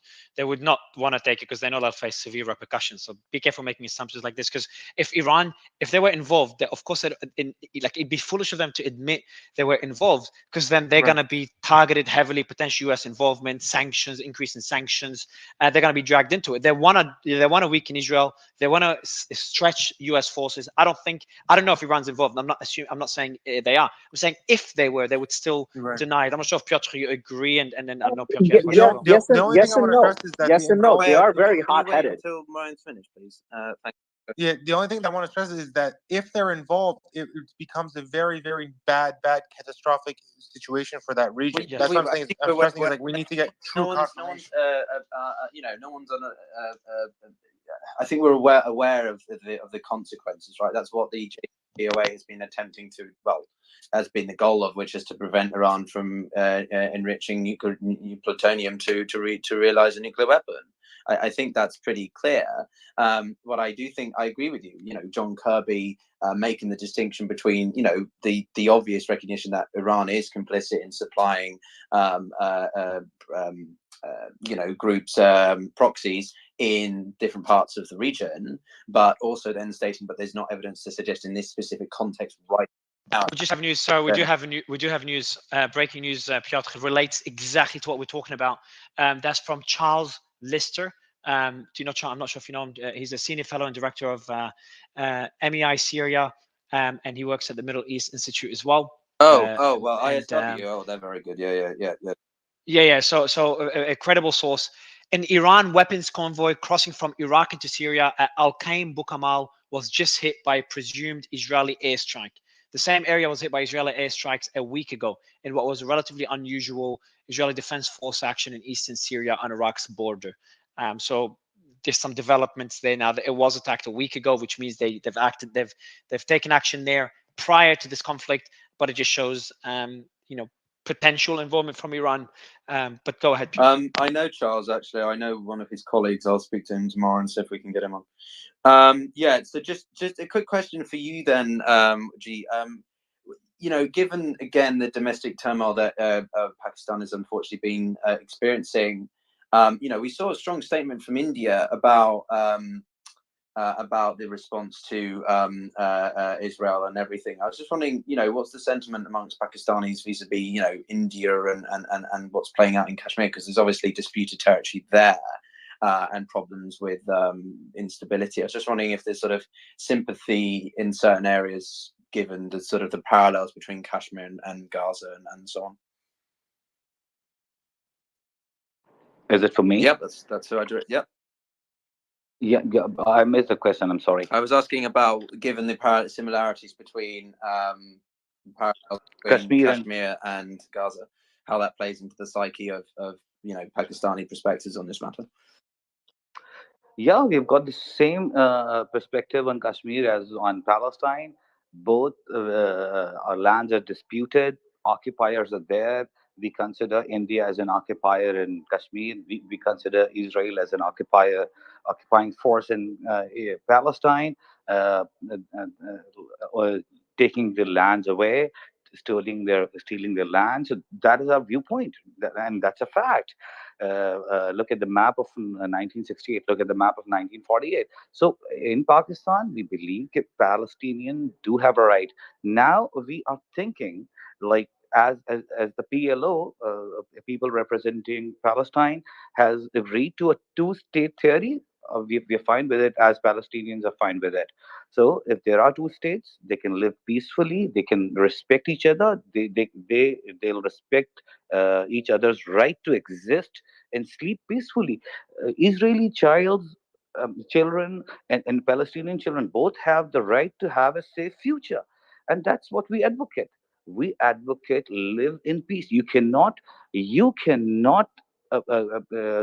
keep 2 million people in an open air prison for 14 years or 15 years and ask them to behave properly. They will not behave properly. They will act in frustration. I don't justify violence, but asking them to behave, it's far from sane. I do want to go to Patrick. Thanks for that, Wajir. Patrick, do you want to get your thoughts on the developments we saw now on the Syria-Iraq border No, with so the I have to convoy leave. being hit? Excuse me, I'll have to leave. Oh, thank you, Wajir. Stay Thank you so in the much. morning. No, Thank you very appreciate much. it.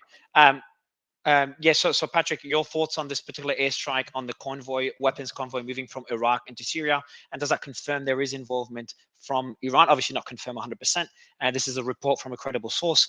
And my next question will be, is it, we're not discussing whether Iran is involved. We are discussing how involved is Iran, because we do know Iran does supply weapons and ammunition to and funding to Hezbollah, to Hamas, but we don't know their involvement in the current attacks. And for the audience, I've just pinned the news of the where the weapons convoy was and a bit more information. Just pinned it above. We just posted it on my account. Patrick, would love to get your thoughts. And just a reminder, anyone in the audience that is requesting, make sure you DM me, tell us why you'd like to come up on stage, so we could verify everything and bring you up. Go ahead, Patrick. Thanks, Mario. Well, yeah, I mean, if this was an IDF airstrike, then obviously the Israelis are worried about Iran moving weapons into Syria and resupplying Hamas, or Hezbollah or Hamas allied militias operating out of Lebanon. And you're right, the degree to which Iran is involved in this is the only thing under question. Obviously, we've seen Iran playing both sides of this. They're saying, on the one hand, we're not involved, this isn't us, but at the same time, they have been cheering this on officially, both their military and their, if you make that fine distinction, their civilian leadership. On a worst case scenario, if we see additional weapons convoys moving into eastern Syria from Iraq, this could indicate that they are doing some last minute preparations for what Piotr and I were talking about the other day, and what he was alluding to earlier, a Hezbollah action once the IDF has committed in the south, which obviously would be a major problem for Israel.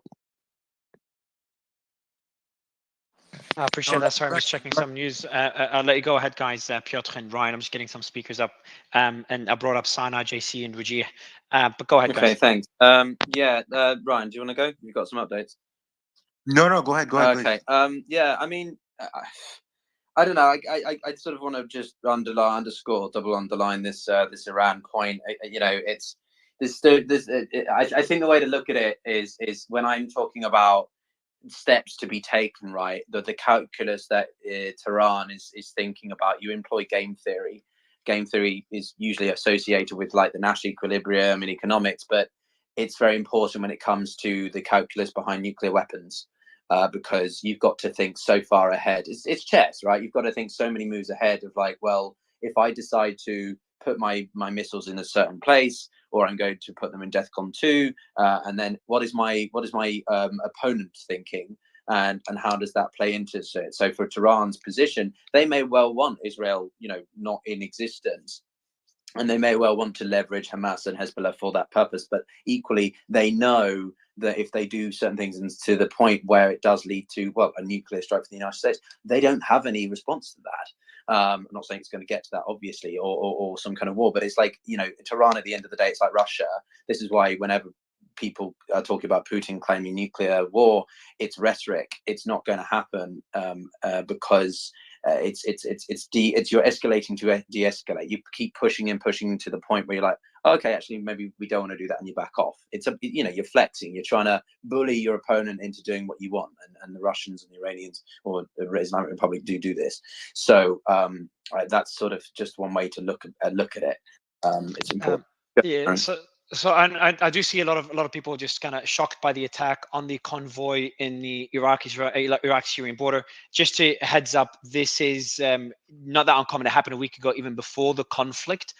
So not sure whether it has a bigger meaning now, considering we're in the midst of a war. But how much will this cross the Gaza-Israeli border? We don't know. We do have calm now on the Israeli side. There is no rockets, haven't been barely any rockets for hours now going from Gaza and barely any incursions from Gaza by Hamas into Israel. The airstrikes by Israel is still ongoing, hasn't stopped, and there's quiet on the northern border as well. So we'll be keeping everyone updated. We do have 2 journalists so far, and another one was injured, 2 killed after an airstrike at a tower west of Gaza City that happened earlier. Now it's been confirmed. I got the report a while ago now, like less than an hour. Okay. So we do have, let me just review that. Let me go to JC. I'm just reviewing something before I mention it on the space. Hey Mario, so I was just talking to a buddy of mine who is former Marine and he's in the reserves, and he was literally messaging me a few minutes ago saying, and I quote, "Sounds like we may get deployed to the Suez Canal between Egypt and Israel."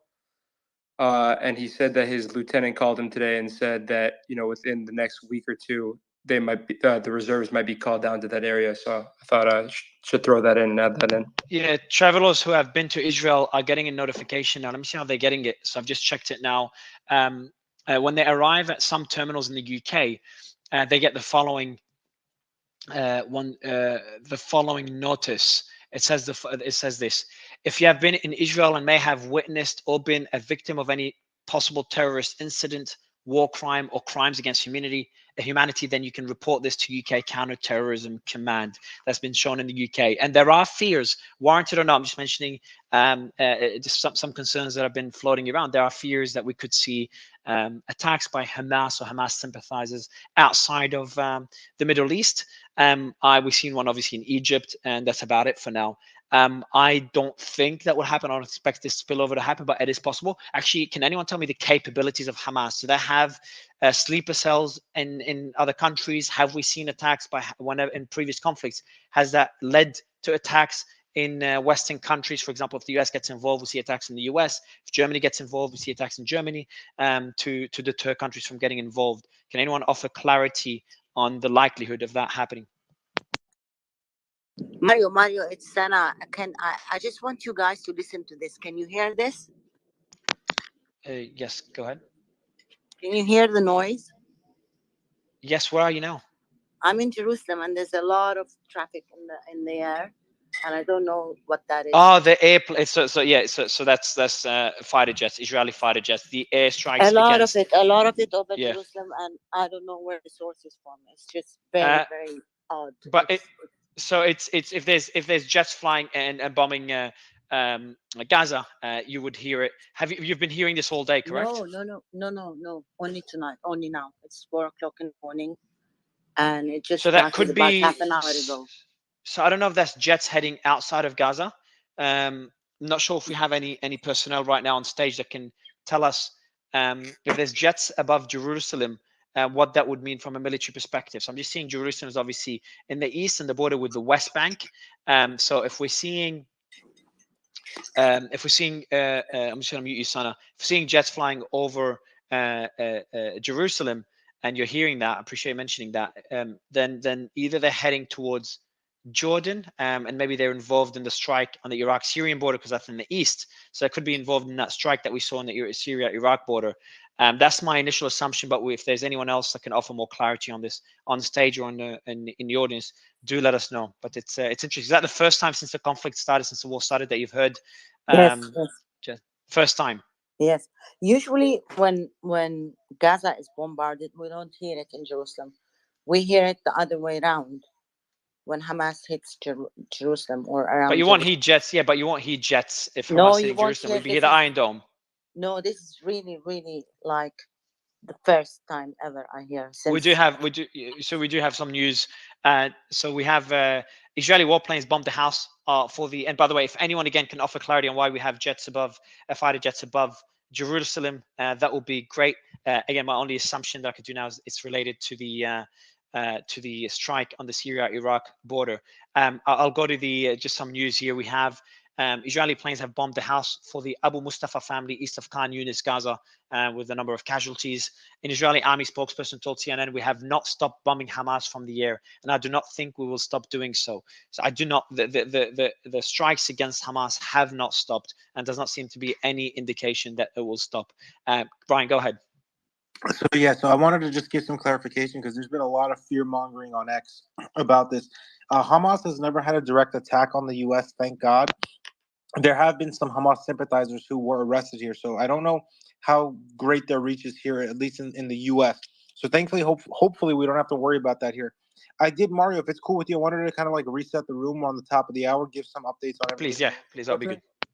So okay, so this is Wall Street Journal put out a small little summary. Plus, always I suggest you guys, if you want the most up to date news, Mario's team and Mario himself are posting all this stuff on his page. Make sure you're following. Make sure notifications are on, especially if you're leaving the space. It says the latest: the Israeli military. Before we go to the latest, Mickey, Joe, I've just sent you all invites to come up on stage, just to get your thoughts and analysis on these two things: the jets above Jerusalem and the strikes in Iraq, Syria. Sorry, go ahead, Ryan. Sure. So the latest, the Israeli military said it has retaken control of towns in the country south of Hamas and added that militants continue to trickle across the border of Israel, said it would impose a full siege of the Palestinian enclave. What happened? Earlier Saturday, Hamas launched a coordinated attack by land, sea, and air on Israel. Israel declared war on Hamas and launched retaliatory strikes. More than 900 Israelis have been confirmed dead, according to Israeli authorities, with more than 250 bodies found at the music festival and more than 100 in Kisbit, near the border. According to the health minister of Gaza, 687 Palestinians have been killed. At least 11 U.S. citizens have died, according to President Biden. Hostage situation. Hamas said it has abducted dozens of people and placed them in locations across Gaza to impede the Israeli operations. Hamas on Monday threatened to execute Israeli hostages if Israel continued to bombard civilian homes in Gaza without warnings. That's that knock on the roof that we were discussing earlier. From Iran. Iranian security officials has helped Hamas plan a surprise attack on Israel. Senior member of Hamas and Hezbollah said the Pentagon warned that Iran and Hezbollah, an Iranian-backed militia in Lebanon, against joining the fighting. So last final one, it's about the markets. It's not too important, but it says that oil surged and shekel dropped. But that was kind of like a quick summary there. And one thing to note on the death count, we always say this, is that these numbers are preliminary. Unfortunately, they have been rising significantly. So please take that with a grain of salt. Back to you, Maureen and Peter. Hey, I guess you guys. Yeah, I'm here, man. I'm here. I appreciate this. So I do have Mickey here as well. Mickey, how are you? Oh man, it's been a rough time, man. Just watching all this unfold. I'm certainly not an expert here, but just the unbelievable human suffering and just listening to your spaces and all the different speakers you had. So you've done an excellent job. But you know what a heartbreaking time we're in. You know, just watching all this is just it's just horrible to see. I appreciate it, Mickey. And your thoughts, what you've seen so far. You've been into many of our geopolitical spaces before. Obviously, you spent a lot of time with us when we're discussing the Ukraine-Russia war as well and the tensions in Taiwan a while ago.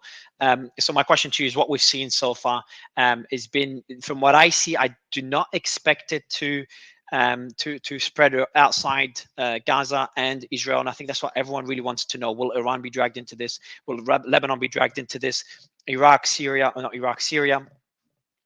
So from what you've seen so far, Mickey, and I want to ask that same question to Israeli strikes are continuing, by the way, and I think we do have an important statement here from the FBI. I'll be reading that, an FBI statement on the attacks and Hamas. I'll be reading that shortly. But Mickey, first, just get your thoughts on what we've seen so far. I'm not an expert on issues in the Middle East. Not lived or spent much time there. I can just say that what we're watching now, not just here, obviously in Gaza, but all over the world, is these issues that have been bubbling over the years are starting to boil, and they're starting to boil because of the geopolitical situation we find ourselves in, and it's just looking more and more. And I hate to say that that more war is on the horizon. Obviously, with myself with family in Taiwan, I worry. But just seeing this happen, I hope it doesn't spread. I certainly hope it doesn't. But it's hard to say at this point. But just my heart really goes out to everyone, the Palestinians and the Israelis and everybody, the innocent people in this in the music festival who are murdered so senselessly. It's just we're living difficult, man. We're living in historic times. and. I do have sorry, Mickey, I do have breaking news. I'll give you the mic, Piotr, as I bring in panelists. While the FBI, so this is a statement by the FBI, while the FBI does not have specific and credible intelligence indicating a threat to the United States stemming from the Hamas attacks in Israel, we are closely monitoring unfolding events and will share relevant information with our state, local, federal, and international law enforcement, intelligence, and homeland security partners to ensure they are prepared for any impact to public safety. We will not hesitate to adjust our security posture as appropriate to protect the American people. We are closely coordinating with our counterparts in the region, as well as other international partners. Through our legal attaché office in Israel, FBI personnel are working with our partners on the ground to locate and identify any impacted Americans. Reports of deceased, injured, or missing Americans are being treated with the utmost urgency and aggressively investigated. The FBI's Victim Services Division is coordinating with the Department of State to assist as necessary with family engagement. So we are seeing, unsurprisingly, we are seeing the FBI working with their attaché in Israel, with their office in Israel, to identify and I assume try to help impacted Americans in Israel. There was some statements earlier. People were surprised why the FBI has not started evacuating Israeli citizens, American citizens in Israel. We saw that from Poland and one other country I cannot remember that acted really fast, sending out 200 military personnel. And I think that was Colonel Jeff that was talking about this on stage earlier. And what we're seeing now is the FBI is taking action. I do want to point out the number of American citizens in Israel is significantly higher than Poland and the other country, which I cannot remember. I don't want to guess the name. So that's just an update here from the FBI that I've just posted as well. Mario, can I ask Piotr a question? Go ahead. Yes. Piotr, I mean, you're definitely the geopolitical expert that I look to for these issues. You know, we're seeing we have a war in Europe, we have a war in the Middle East. We're on the brink of war, it seems, in Asia. You know, this feels like to me that we're closer now to global war than we've been in any of our lifetimes. What's your perspective on the larger conflict? Well, across the region of the Middle East. So sorry, as I do have a statement. I'll be sorry, just 2 seconds, Piotr, and I'll add to it. There is a statement by Russia. I will read it out right after Piotr answered the question. I'll read out a statement by Russia that just came in. On the Actually, wires. maybe you should read it because it might. No, that was. I'm just checking. Let me check the time of it and confirm the source, and then I'll be reading because it. Depending upon what it is, it might actually influence my response. So you're talking about the regional Middle East, yeah, Mickey? Well, I feel like I as a Taiwanese worry about the situation in Taiwan. You know, there's already a land war in Europe. There's a war now in the Middle East. I mean, are we on the brink of? Is this? So let me read out. So Piotr, just now I can read it out and give you a bit context. This is 11 hours ago. So this was this morning. Russia expressed deep concern over the escalation of the conflict in Israel and the Palestinian territories and warned of the danger that the fighting could spread if other parties get involved. Again, asking other parties to de-escalate, asking Hezbollah and Iran in specific, I assume, not to get involved. Russia has strong relations with Hamas, the militant group that controls the Gaza Strip, as well as other Arab nations, Iran and Israel. And Moscow has in the past sought to position itself as a broker between the Israelis and the Palestinians. Quote, what we see now is that the situation simply continues to escalate.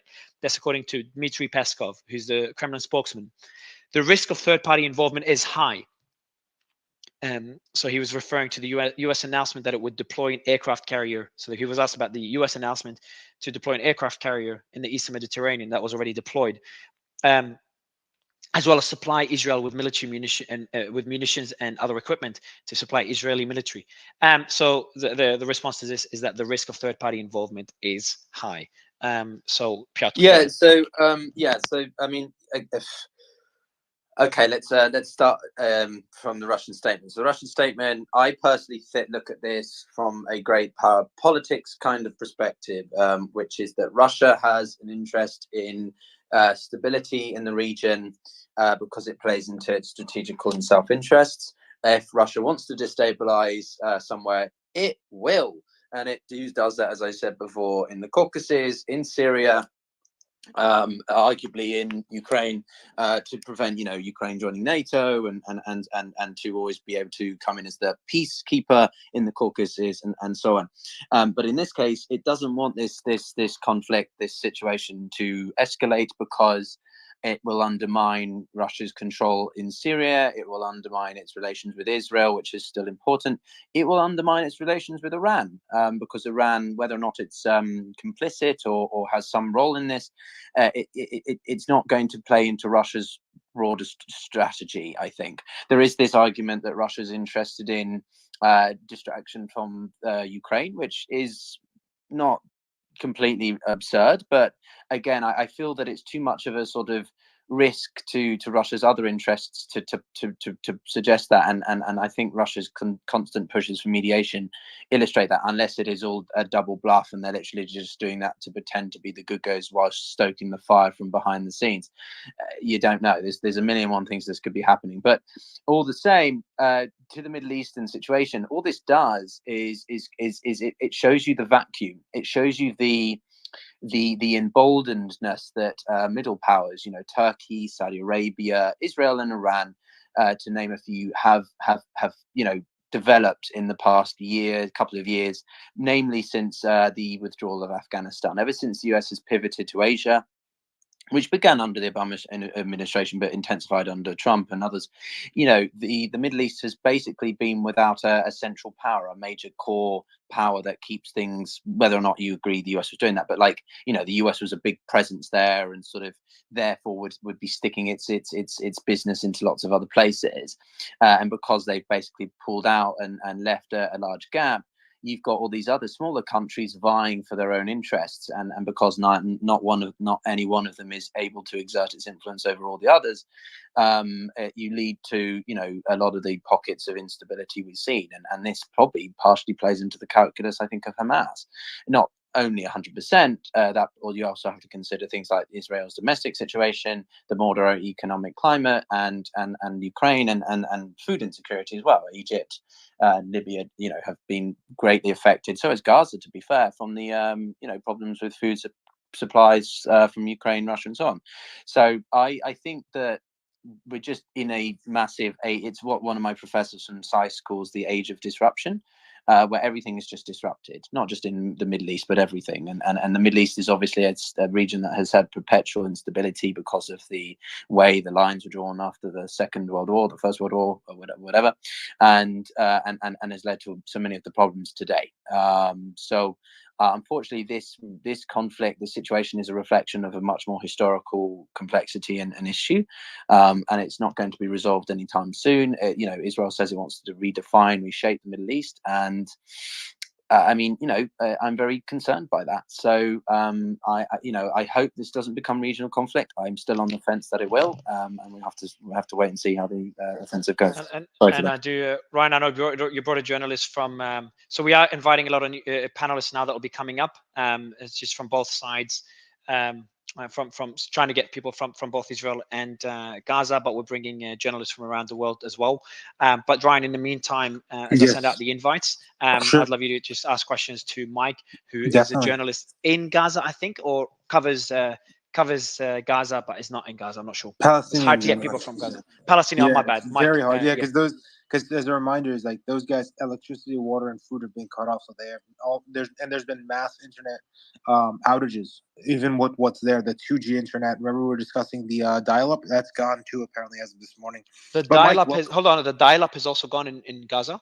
that's what someone was telling us this morning, and we were seeing some headlines come in the breaking news channel that we have, where there's been mass outages of internet across the area. So I don't know if that includes the dial-up or not, but that's all they had left as of yesterday. So if that outages, I'd assume it's about that. And just if you're not able to bring any value or any updates while you're on stage, we will be removing you. So we do have more speakers coming in. We're looking for anyone that can bring updates from the ground and developments. And we do have Gaja, who's also a journalist that focuses on foreign affairs in the Middle East and lived 5 years in the Middle East on stage. But let me go to you, Ryan. You've got questions for Mike? Yes, Mike. Hey, Mike, are you there? Please unmute. Yeah. Hi, guys. Hi, Mike. How are you? I just want to start with A, welcoming you to the panel, and B, where are you located right now? Sure. Thank you, Ryan. Thanks, Mario, for bringing me up. I'm Palestinian. I'm located in Ramallah, the West Bank. I'm not in Gaza. And I'm a journalist. I study journalism at the University of San Francisco in California, and I'm currently just keeping up with the news. And I have some people on the ground in Gaza, and that is correct. The internet infrastructure in Gaza is completely shut off, so we cannot get any basically information from them. We're checking on them to see if they're still alive. That's the only thing that we can do at the moment. But I'm happy to answer any questions. How do you check up on them? Is it just calling them on the landline? Yeah, we can call them the landline or like cell phone, but the problem is now there is limitations of like charging your phone and keeping basically like you have to be extra cautious on keeping your phone turned on because sometimes the Israeli army will send basically text messages to your phone number to inform you that you have 5 minutes to evacuate the building because they're going to airstrike it. So Oh wow. like we have to prioritize of like the importance of a call or just like Right, we hear Mike. that there Mike. is a bombing. Yeah. Mike, just to kind of get insights from your sources on the ground, what you're hearing, how are conditions? Are they getting worse? Are things kind of slowing down? If you can give us some insight from the ground there, we'd really appreciate it. Sure. Well, at the moment, I think as like last time I checked with people, the airstrikes are less than early hours in the night and yesterday morning. Uh, but like other than that, the situation currently for random citizens is extremely challenging. There is no electricity. The like just the panic of like keeping up with the news, hearing the news, and saying, "Well, we might invade Gaza from the ground." That will be a deadly situation for the Palestinians in Gaza. So it's just like full of emotions. The hospitals are extremely challenged right now of keeping up with the blood units and donations that they're getting from people on the ground. You have a hospital in Hayy Shajaiya in Gaza that was shut off because of lack of resources, and then the schools that are funded by the UNRWA and the UN are extremely packed with people seeking safety over there. I heard from the Palestinian Christians in Gaza that they're seeking refuge at churches, and unfortunately, one of the oldest churches in Gaza was bombed earlier this morning. That's like the situation currently. I think on the northern side of Israeli borders with Lebanon, it's quiet right now. I didn't see anything that is happening. The West Bank, on the other hand, we have some. Sorry, did you have a question? No, continue with the updates on the West Bank, please. Sure. The West Bank, on the other hand, we have. I don't like to use this word, but I'm going to use it for the sake of journalism. "Quote unquote" clashes between the Israeli military and the Palestinian youth, who are basically contacting each other through social media, saying, "Let's go protest on checkpoints." There is a checkpoint called DCO on the northern side of the borders between Ramallah and a settlement called Beit El. There is clashes over there happening. You have other clashes on the main checkpoint between Jerusalem and Ramallah, which is called Kalandia and Hezman. Over there, like you can see a lot of smokes coming out of the fire because of the wheels. Like they put wheels on fire. It's an act of showing the Israeli soldiers that, hey, we are here and we exist. We used to let wheels on fire. That these are the only means that we have to basically protect ourselves. Smoke coming out of wheels so we can seek coverage to hide from live ammunitions and rubber bullets and also rocks. That the only things they have in the West Bank. And I'm happy to answer any questions.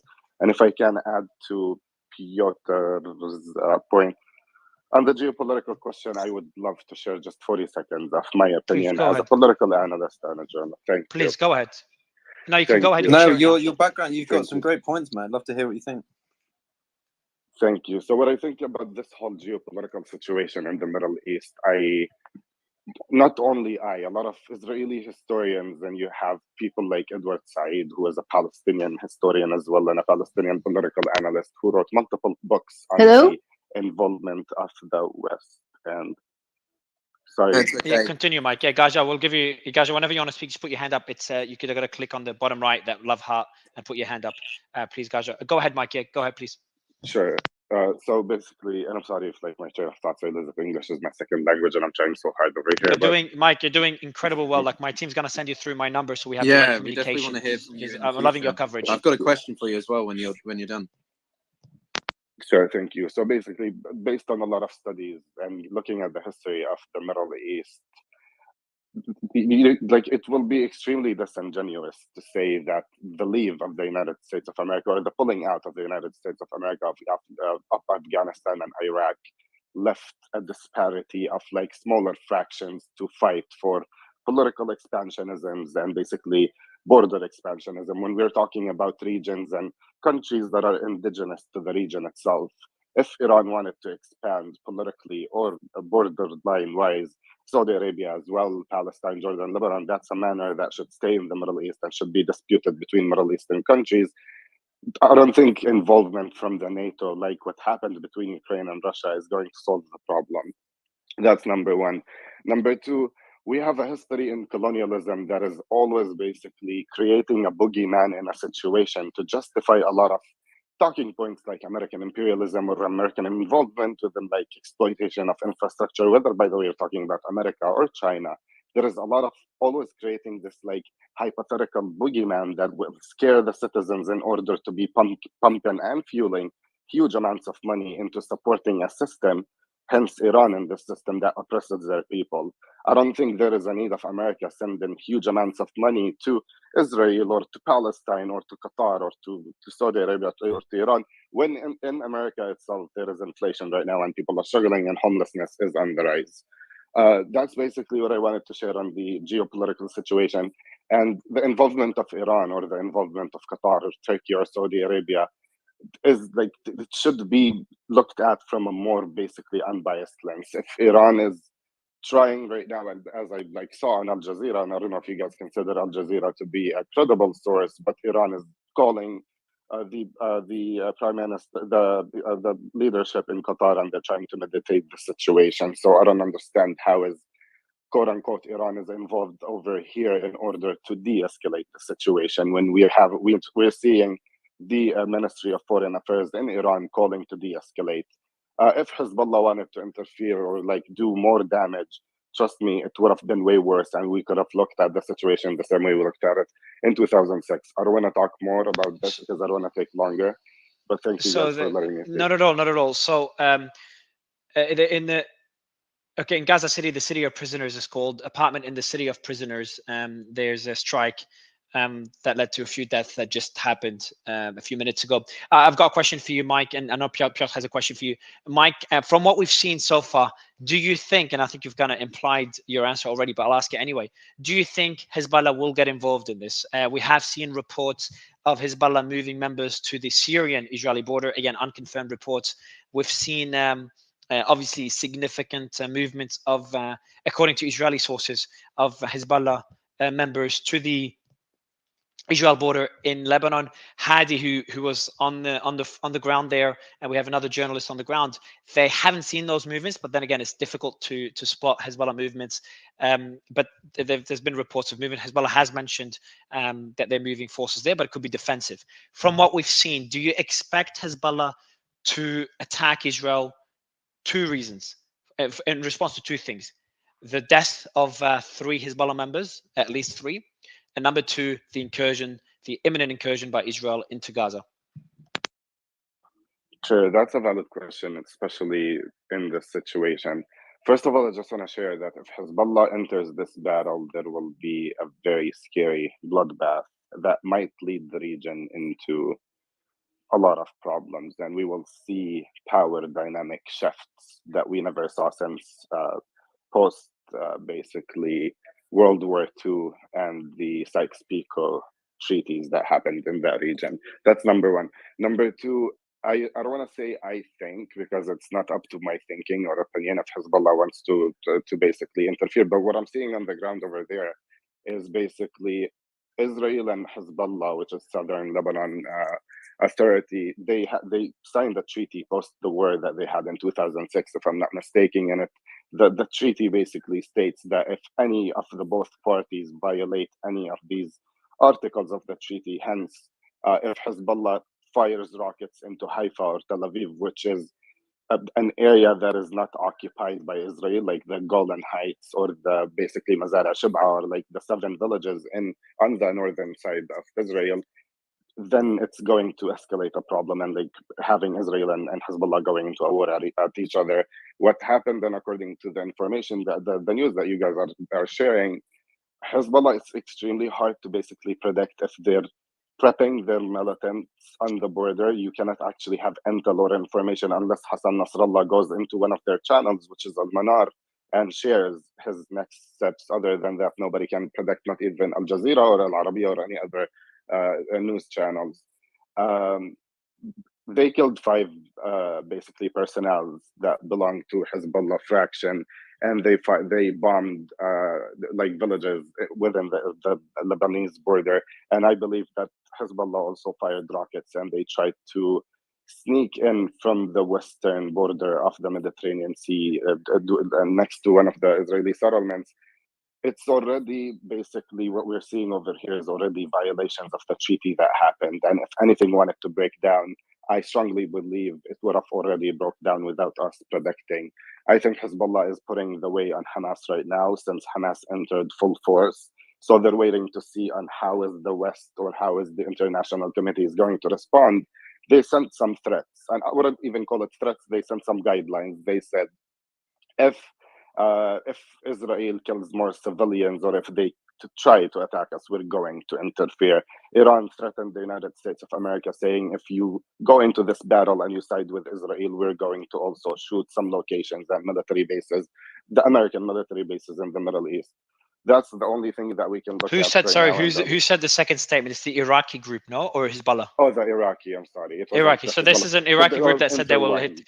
Yeah, so just for the record as well, I'm glad you mentioned that treaty. So the treaty says that there are certain locations within Israeli territory, not the occupied territory, that if Hezbollah strikes, then that breaks the treaty. So this is the big red line we should be watching out for there.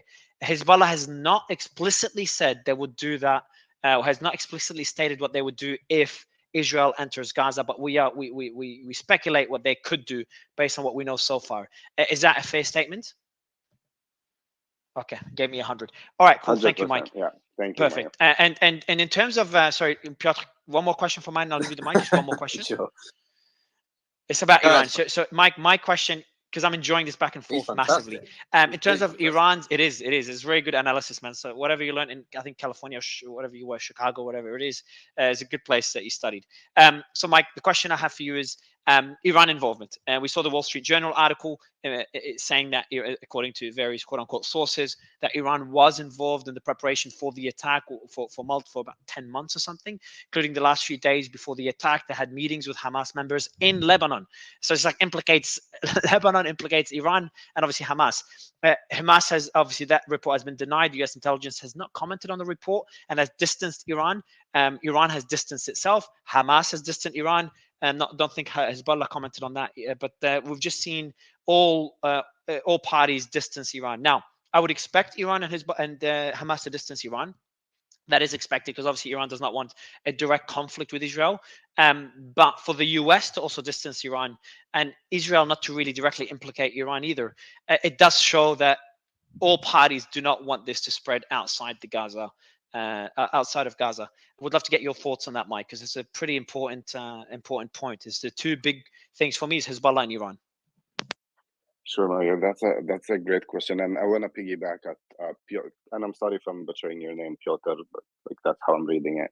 That's good.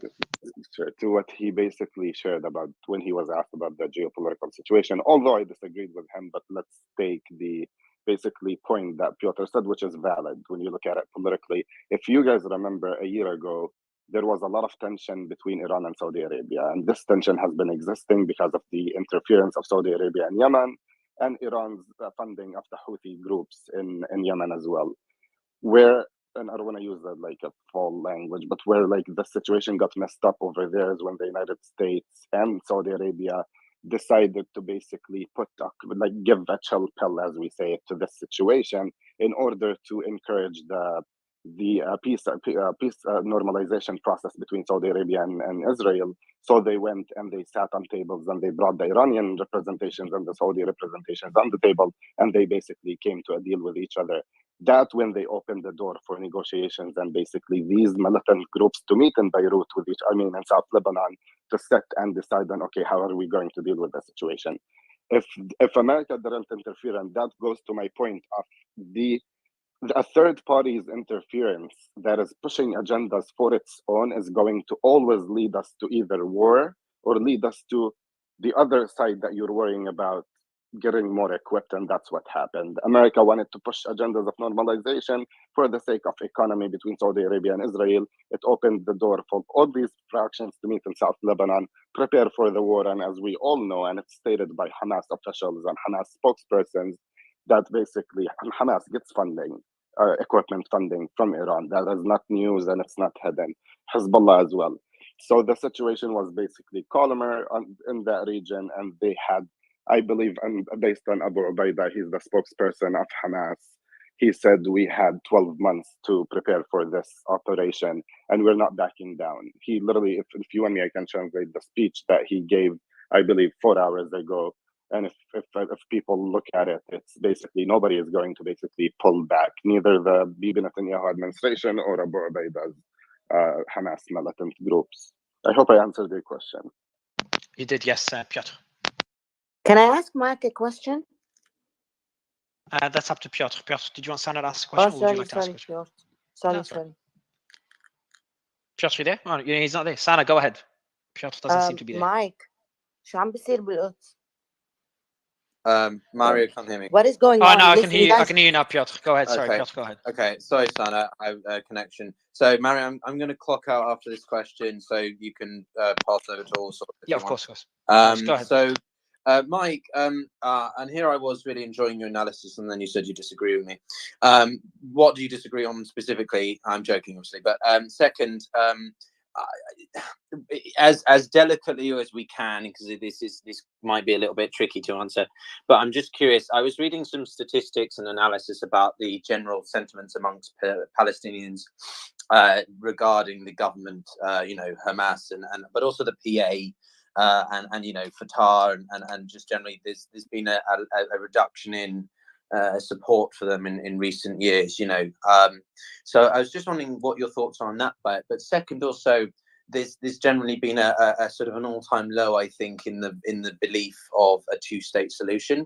Obviously now I think that's pretty much gone out the window. Is that something that Palestinians had felt as well?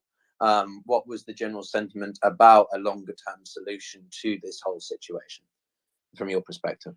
Sure, thank you, Peter. So the first part of the question was what do they disagree with? Well, they don't exactly? they don't like the PA. They don't like the governing body. Like there was dissatisfaction with that. Is that right? Sure, yeah. But like the first section, the only disagreement, Piotr, like I, as many other people in this space, get a lot of information from you. My disagreement with you is no means that I'm like trying to downplay your expertise on this. Yeah, it's just my like the disagreement here is basically the importance of if I misunderstood you, please let me know. The importance of Western interference in the situation. That's the only disagreement. The pulling out of Afghanistan and Iran and Iraq is, in my opinion, irrelevant to what's happening currently. The second part of your question, and it was about the two-state solution and basically the Palestinians. The Palestinians' opinion on it right now. That was the question. Yeah, exactly. Just like Sure. the longer term sort of viability. Sure. I would like tell you, based on basically the Palestinian street post the assassination of Yitzhak Rabin, who was the Israeli prime minister, who was the only Israeli prime minister who sat with Yasser Arafat and decided to come to a solution, which was the Oslo Accord. And they were going into a process of building a second state for the Palestinians with sovereignty, with self-determination for the Palestinians, of course, with some Israeli monitoration on it. The basically hope of having a second state for the Palestinians was killed the second that bullet left the gun by an Israeli extremist who is now welcomed by the current Israeli government in 1994. As for the Palestinians, I can tell you on behalf of myself and many other Palestinian fellows who are journalists or lawyers, the claim of we have to push for a two-state solution is nothing but a statement or a banter that America used, especially using Blinken, who's the spokesperson of America when it comes to this region specifically, or this quote-unquote conflict. It's just like to tell the people, you know what, the only thing we can hope for is a second state, when in reality, on the side of the Palestinians and on the side of the Israeli government, a second state reality is impossible. It's not even near achievement. You have the expansion of illegal settlements that are a huge obstacle within creating a second state for the Palestinians. And you have the problem of the Palestinian refugees who were exiled in 1948. And according to the United Nations, they have the right to come back to their territories or their homes that they were exiled from. But for Israel, this is a demography manner. They cannot have Palestinians who are Christians and Baha'is and Muslims to basically overcount the Israeli Jewish citizens in that land, because this is a Jewish state, and that's what the Zionist project was aiming for. So to wrap it up quickly, a second state for the Palestinians is an impossible option, and I hope the American officials who are basically looking at this situation, they try to find other solutions for this problem or for this dark times that we're going through. A second state is again impossible. No, I appreciate your perspective, and how much you're being measured in your responses. A quick follow up, and then I'll pass back to Mario, which is, but I mean, in my naive young days when I was just beginning to learn about geopolitics and international relations, you know, in my mind, I was always like, well, what about a land swap, right? What about some kind of, because in its current form, I'm a geographer, I look at a map and I see the current existence of the Gaza Strip and the West Bank, and I think, how does this work? How does this, let's say the two sides do in a alter reality, come to an agreement, and sort of it's like this exists, but it's just not functional. So that was never a viable option either then.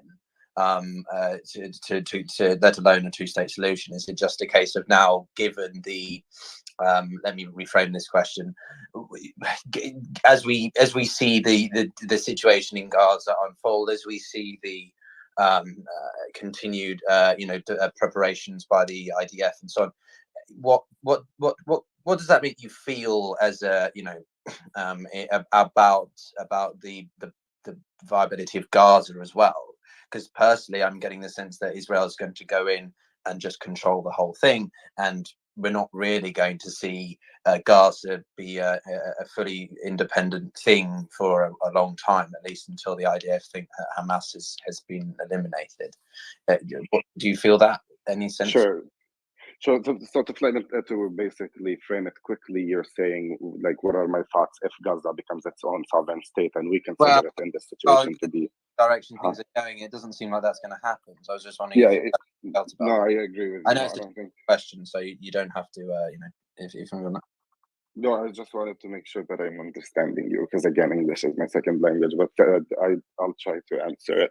I don't think people who are not Palestinian or Israeli Jews in this situation understand the importance or the length of basically the land to the Israelis, and that's like not only like the left, like the people on the left spectrum of politics. It's like you have to look at the people who hold power, and who holds power in this situation is a person who grabs a biblical book and they march the streets saying, this land was given to us. Judea and Samaria, which is the West Bank that we refer to in English, is a biblical important territory for Jewish people to exist in, based on the archaeological findings of basically the Kingdom of Israel 2,000 years ago. That's the narrative over there, and Gaza is extremely important for a lot of these Israeli Jewish members of basically the society.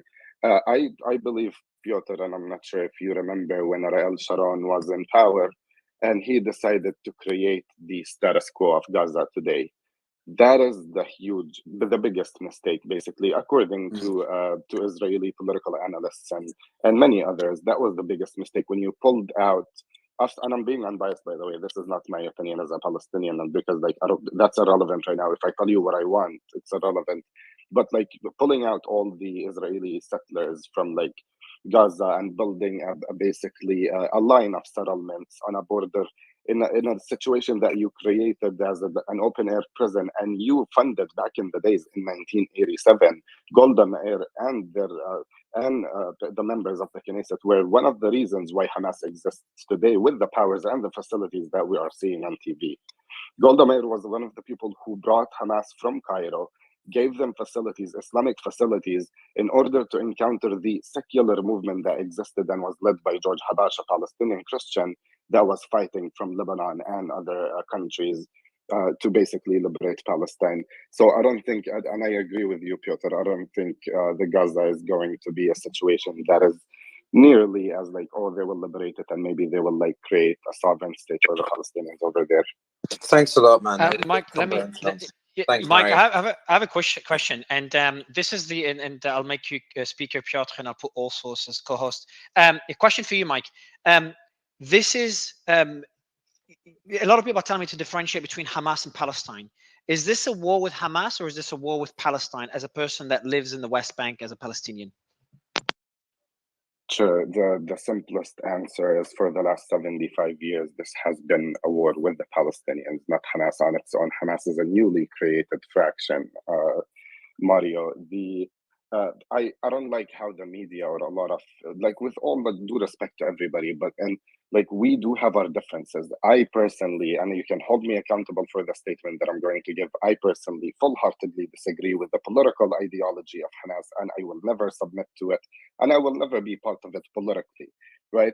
But currently, as we're speaking right now, and what's happening like between Israel and Hamas, militant groups, we're talking about Hamas, or a lot of people, like a lot of political analysts, are talking about Hamas as an external body to the Palestinian, or a foreigner object that was just like there, created.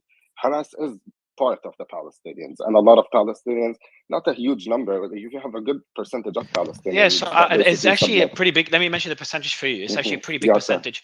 So according to a recent poll by the Palestinian Center for Policy and Survey Research, 58% of Palestinians in Gaza and 42% of Palestinians in the West Bank support Hamas. Now, this poll, I'll have to get you the poll's date, but no, this is what I have here. I think I saw it. You know, I saw that poll, and there is a reason for that, Mario. When you live your whole life in basically a situation like the Palestine-Israel situation, and the only government you grew up knowing was the Palestinian Authority, and you never had the chance to try anything else by default as a natural or normal human being, you're going to aim for the other option, and the other only option, which is Hamas in this situation, right? People are like, currently the United States of America, like if you look at the situation, people are done with the Democrats because of inflation. That's what the polls are saying. So they will go to the other option that is existing right now, whether it's Donald Trump or any other person who is a candidate running for presidency. And that's what's happening in Palestine. It's not necessarily they agree with the political ideologies or the charter of Hamas, or basically the actions of Hamas. They more want to see change. And by seeing change, the only option that is existing currently is Hamas. And I have another question for you.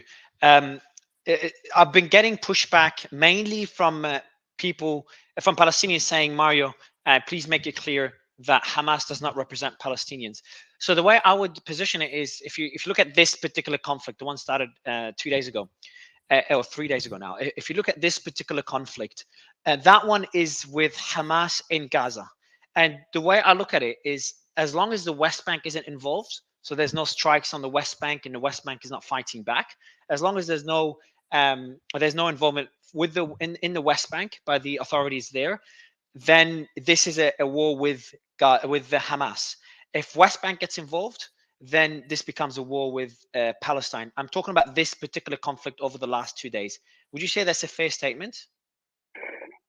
That is a great question. That will be a fair statement when you look at it from a political standpoint that is recognizable by the basically international committee.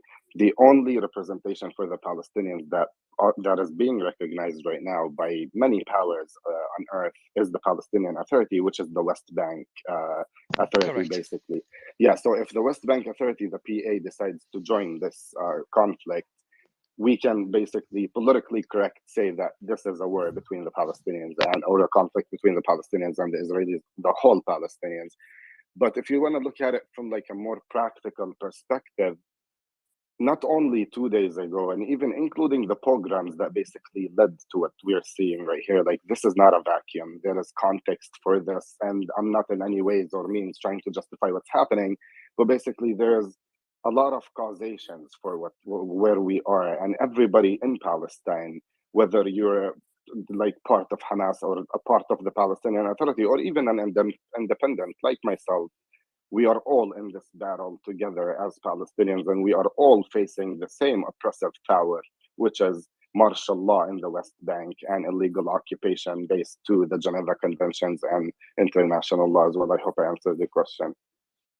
You did, and also, sir, like, I'll give you the mic, and I want to get your thoughts on this. Like, is this so? For example, if there's a conflict between Hezbollah and Israel, the right way framing it would be, or yeah, the right way, what you name it, is this an Israeli Hezbollah war? Maybe like Hezbollah's in Lebanon, Lebanon's getting hit, but then the Lebanese government has not implicated itself in this war. The Lebanese army has not implicated itself. So this is a war between Hezbollah and Israel. Obviously, Lebanon's getting impacted. So in this case, because of the PA is not involved, and obviously the PA and Hamas are two different organizations. Hamas is the governing body of Gaza.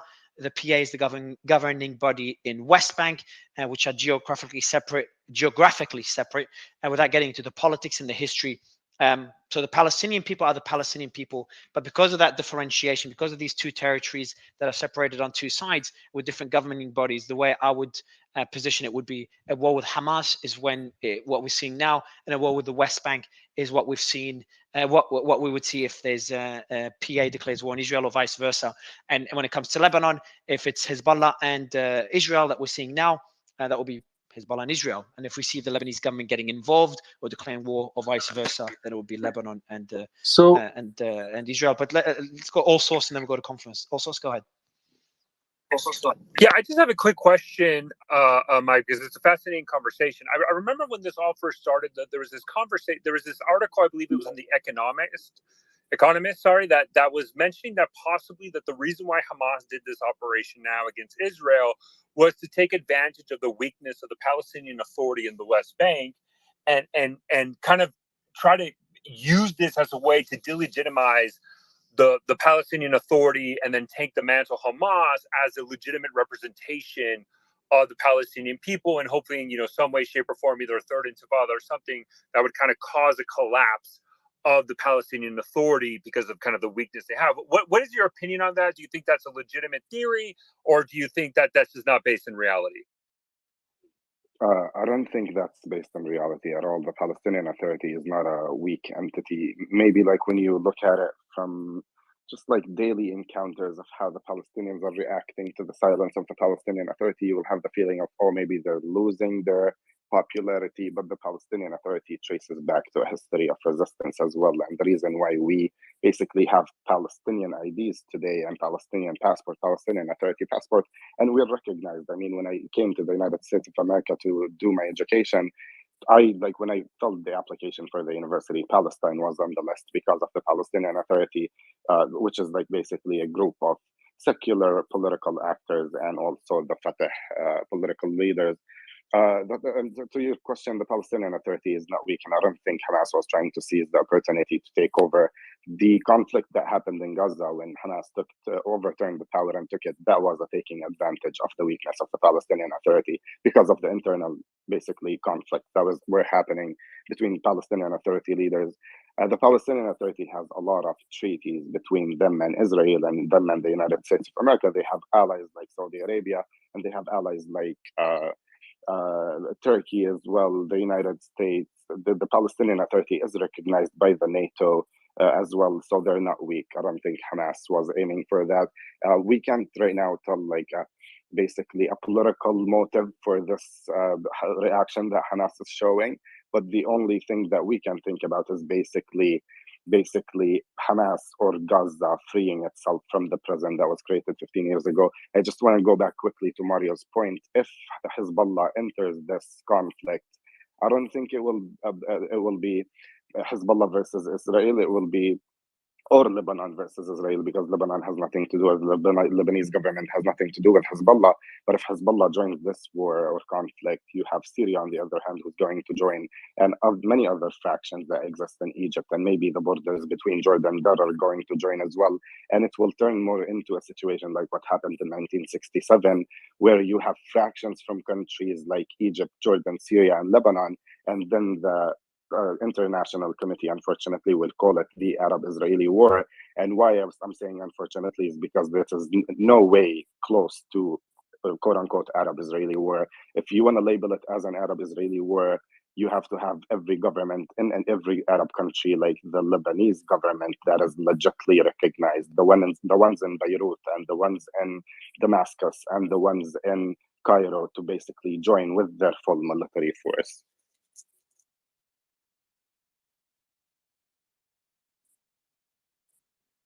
Thank you, Mike. So I'm going to go to Justin real quick. Justin, you have your hand up? And Yeah, so just actually, just go ahead. sorry, it's also maybe after Justin as well. What you could do is you could do your famous recaps, full recaps of what we have so far of the entire war, but mainly what's happened today. So it'd be good to get just an overview also. But yeah, Justin, go ahead. I'll be on a quick call. I'll be a couple of minutes, guys. Yeah, I mean, look, this is really the issue: is how much does Hamas represent the people and the views and the aspirations of the people of Gaza, of the West Bank, of Palestine in general, altogether, right? We've seen, for example, today, finally, former President Barack Obama chimed in on this article, very condemnatory, but also making a distinction between the people of Palestine and the people of Hamas. Just minutes ago, a joint statement on Israel, President Macron of France, Scholz of Germany, Meloni, Italy, the United Kingdom with Sunak and President Biden. They said they expressed their steadfast and united support to the state of Israel. And then later in the comment, they said Hamas does not represent those aspirations and offers nothing for the Palestinian people. So it looks like Hamas is being targeted as, the out guys, the people that are sort of they're randomly attacking, that they are not representative of the cause, and I'm not sure that's the case. It's a difficult thing. We have, for example, I saw a group of people, a video just came out chanting "Gas the Jews, F the Jews," and I thought that was deep within Iranian territory. Turns out it's on the steps of the Sydney Opera House in Australia. And the real question is something that Mark Stein brought up a decade and a half ago in his excellent book America Alone, which he talks about demographics and will. And the idea is that we've always consider ourselves in America a melting pot. At least that was the original analogy, that people could bring their cultures, still pay homage to what they had, but ultimately they became Americans. But people that are in this latest wave of immigrations, whether it's from the Middle East to Europe, or whether it's from, in many ways, South America to America, these folks are not necessarily looking to integrate. They bring with them, in many cases, a culture. And for example, no one immigrates to France to become French, right? A lot of people go with their own cultural identity, and then they have the demographic advantage as well. And that just leads to some real problematic things. If you do not have a very strong ideological baseline from which to work with, and that when you go into one city, when you go into another city, even though people come from different backgrounds, you still sustain the same ideals, then you're going to have problems. So the real question with the issue of Hamas is, do they become the scapegoat and the ostracized group, or do they truly represent a lot of the feelings of people in the Middle East, particularly in the West Bank and Gaza? No, that's an excellent point, Justin. So, before we continue this conversation, I'll just do kind of what Mario said is a quick overview of kind of just for today for anybody who's listening. So just kind of and just a broad overview. Again, we're not going to go to every single detail that occurred, but I think where we can start today is this. At least, U.S. time. If you're looking at the U.S. coast, so earlier in the morning, we started to get reports of massive airstrikes into Gaza, right? A heavy barrage of airstrikes, leveling significant areas of the Palestinian territory of Gaza, excuse me, and way more than what we saw since the incursion of Hamas, and that's kind of what started the day. From there, this other significant event, obviously that kind of broke the news, was this incursion from Lebanon into northern Israel. The Palestinian Islamic Jihad, one of the main, the second largest faction militant group out of Gaza, claimed responsibility. But subsequently, we got confirmation from Hezbollah that although the numbers started to rise significantly, it looked like the confirmed number from Hezbollah was that 3 of their fighters were killed in Israeli airstrikes subsequently as a retaliation for the Palestinian Islamic Jihad's incursion into northern Israel. Israel retaliated, airstrike, and 3 Hezbollah fighters were killed. From there, what the kind of the significant aspect as well that Mario kind of hit up is, like, we saw this kind of escalatory ladder growing along the Israeli-Lebanon border, what we haven't seen in the past. But kind of in the Gaza side, at least from Hamas, was that there wasn't the massive rocket barrages that we were seeing, yesterday and 2 days ago, of just this massive rocket attack. That just kind of had not materialized, at least today. But Israel has continued to conduct heavy airstrikes, and more video continues to come out of Israel amassing forces along the Israeli-Gaza border in preparation for basically an inevitable and almost imminent at this point ground incursion into the Gaza territory. We continue to get more and more reports of Palestinian militants in Gaza conducting incursions into Israel. It looks like there's still some of those militants, Hamas militants, inside Israel, or at least the Gaza militants are attempting to maintain a foothold in some of these areas to kind of at least disrupt maybe Israel's operations and ability to launch an incursion into Gaza. The other significant event, obviously, is we still getting a lot of reports of foreign countries are trying to evacuate their civilian population. Two notable examples, obviously, was Poland yesterday, and then today Mexico announcing they're sending 2 planes into Israel to evacuate their citizens. And then we continue to see, at least in the geopolitical and foreign policy side of the house, at least the Western world is continuing to coalesce and support Israel's stance and ability to defend themselves, while a lot of the Arab community and the countries of the Arab League are putting the blame squarely at Israel for the situation on the ground and what has occurred. Right now, we continue to have airstrikes currently, and soon it will be morning in the Gaza-Israel timeline. But it's kind of, although the couple rockets and airstrikes, it's not near the level of the activity that we saw earlier in the day. But generally what we see is once the day breaks, the morning hours break into Israel and Gaza, we will likely see an increase of both rockets and Israeli airstrikes, and possibly, it's pure speculation, but possibly the Israel launching its ground defense into Gaza. And then we are all obviously continue to wait word on the situation between Lebanon, the Hezbollah, and Israel.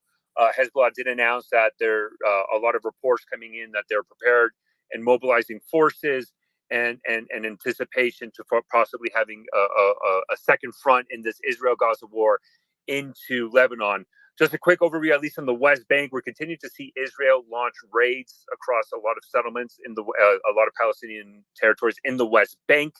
And we do see the occasional fighting and shootings in population centers of Palestinian territories in the West Bank, but nothing, I think, of the level that would rise of kind of what we saw historically in the Second Intifada, or something like my question earlier, that we're in this situation kind of like this third Intifada. So right now, everything is still, the vast majority of the fighting is occurring in the Gaza-Israel border. Ryan? Thank you, all. Source. Yeah, on my end again, we've been seeing. Thankfully, things have been slowing down a little bit. We don't know if it's due to the hours of the day. Usually around this time, we've been seeing for the past 2 days, things come to a little bit of a lull. News sources start kind of. We have a news source that is unexpected. There's Yeah. apparently an important report coming soon from North Korea news agency. No further details. So that literally came in 6 minutes ago. Okay, I hear echo. So I will say this is a very standard. Oh, can you hear me good? Yeah, I can hear echo. I don't know if it's on your end. Yeah, I don't know who it is. I don't think it's. Yeah, also it's on your end. I can hear echo, but that's fine. You just mute and unmute. Yeah, so we do have that. Obviously, it's unrelated, likely unrelated to what we're seeing now. And yeah, this also. So I'll let you explain it further. I know this is common every time there's going to be like an announcement or a test or something. Isn't that right? Also. Real quick, if I could just list something.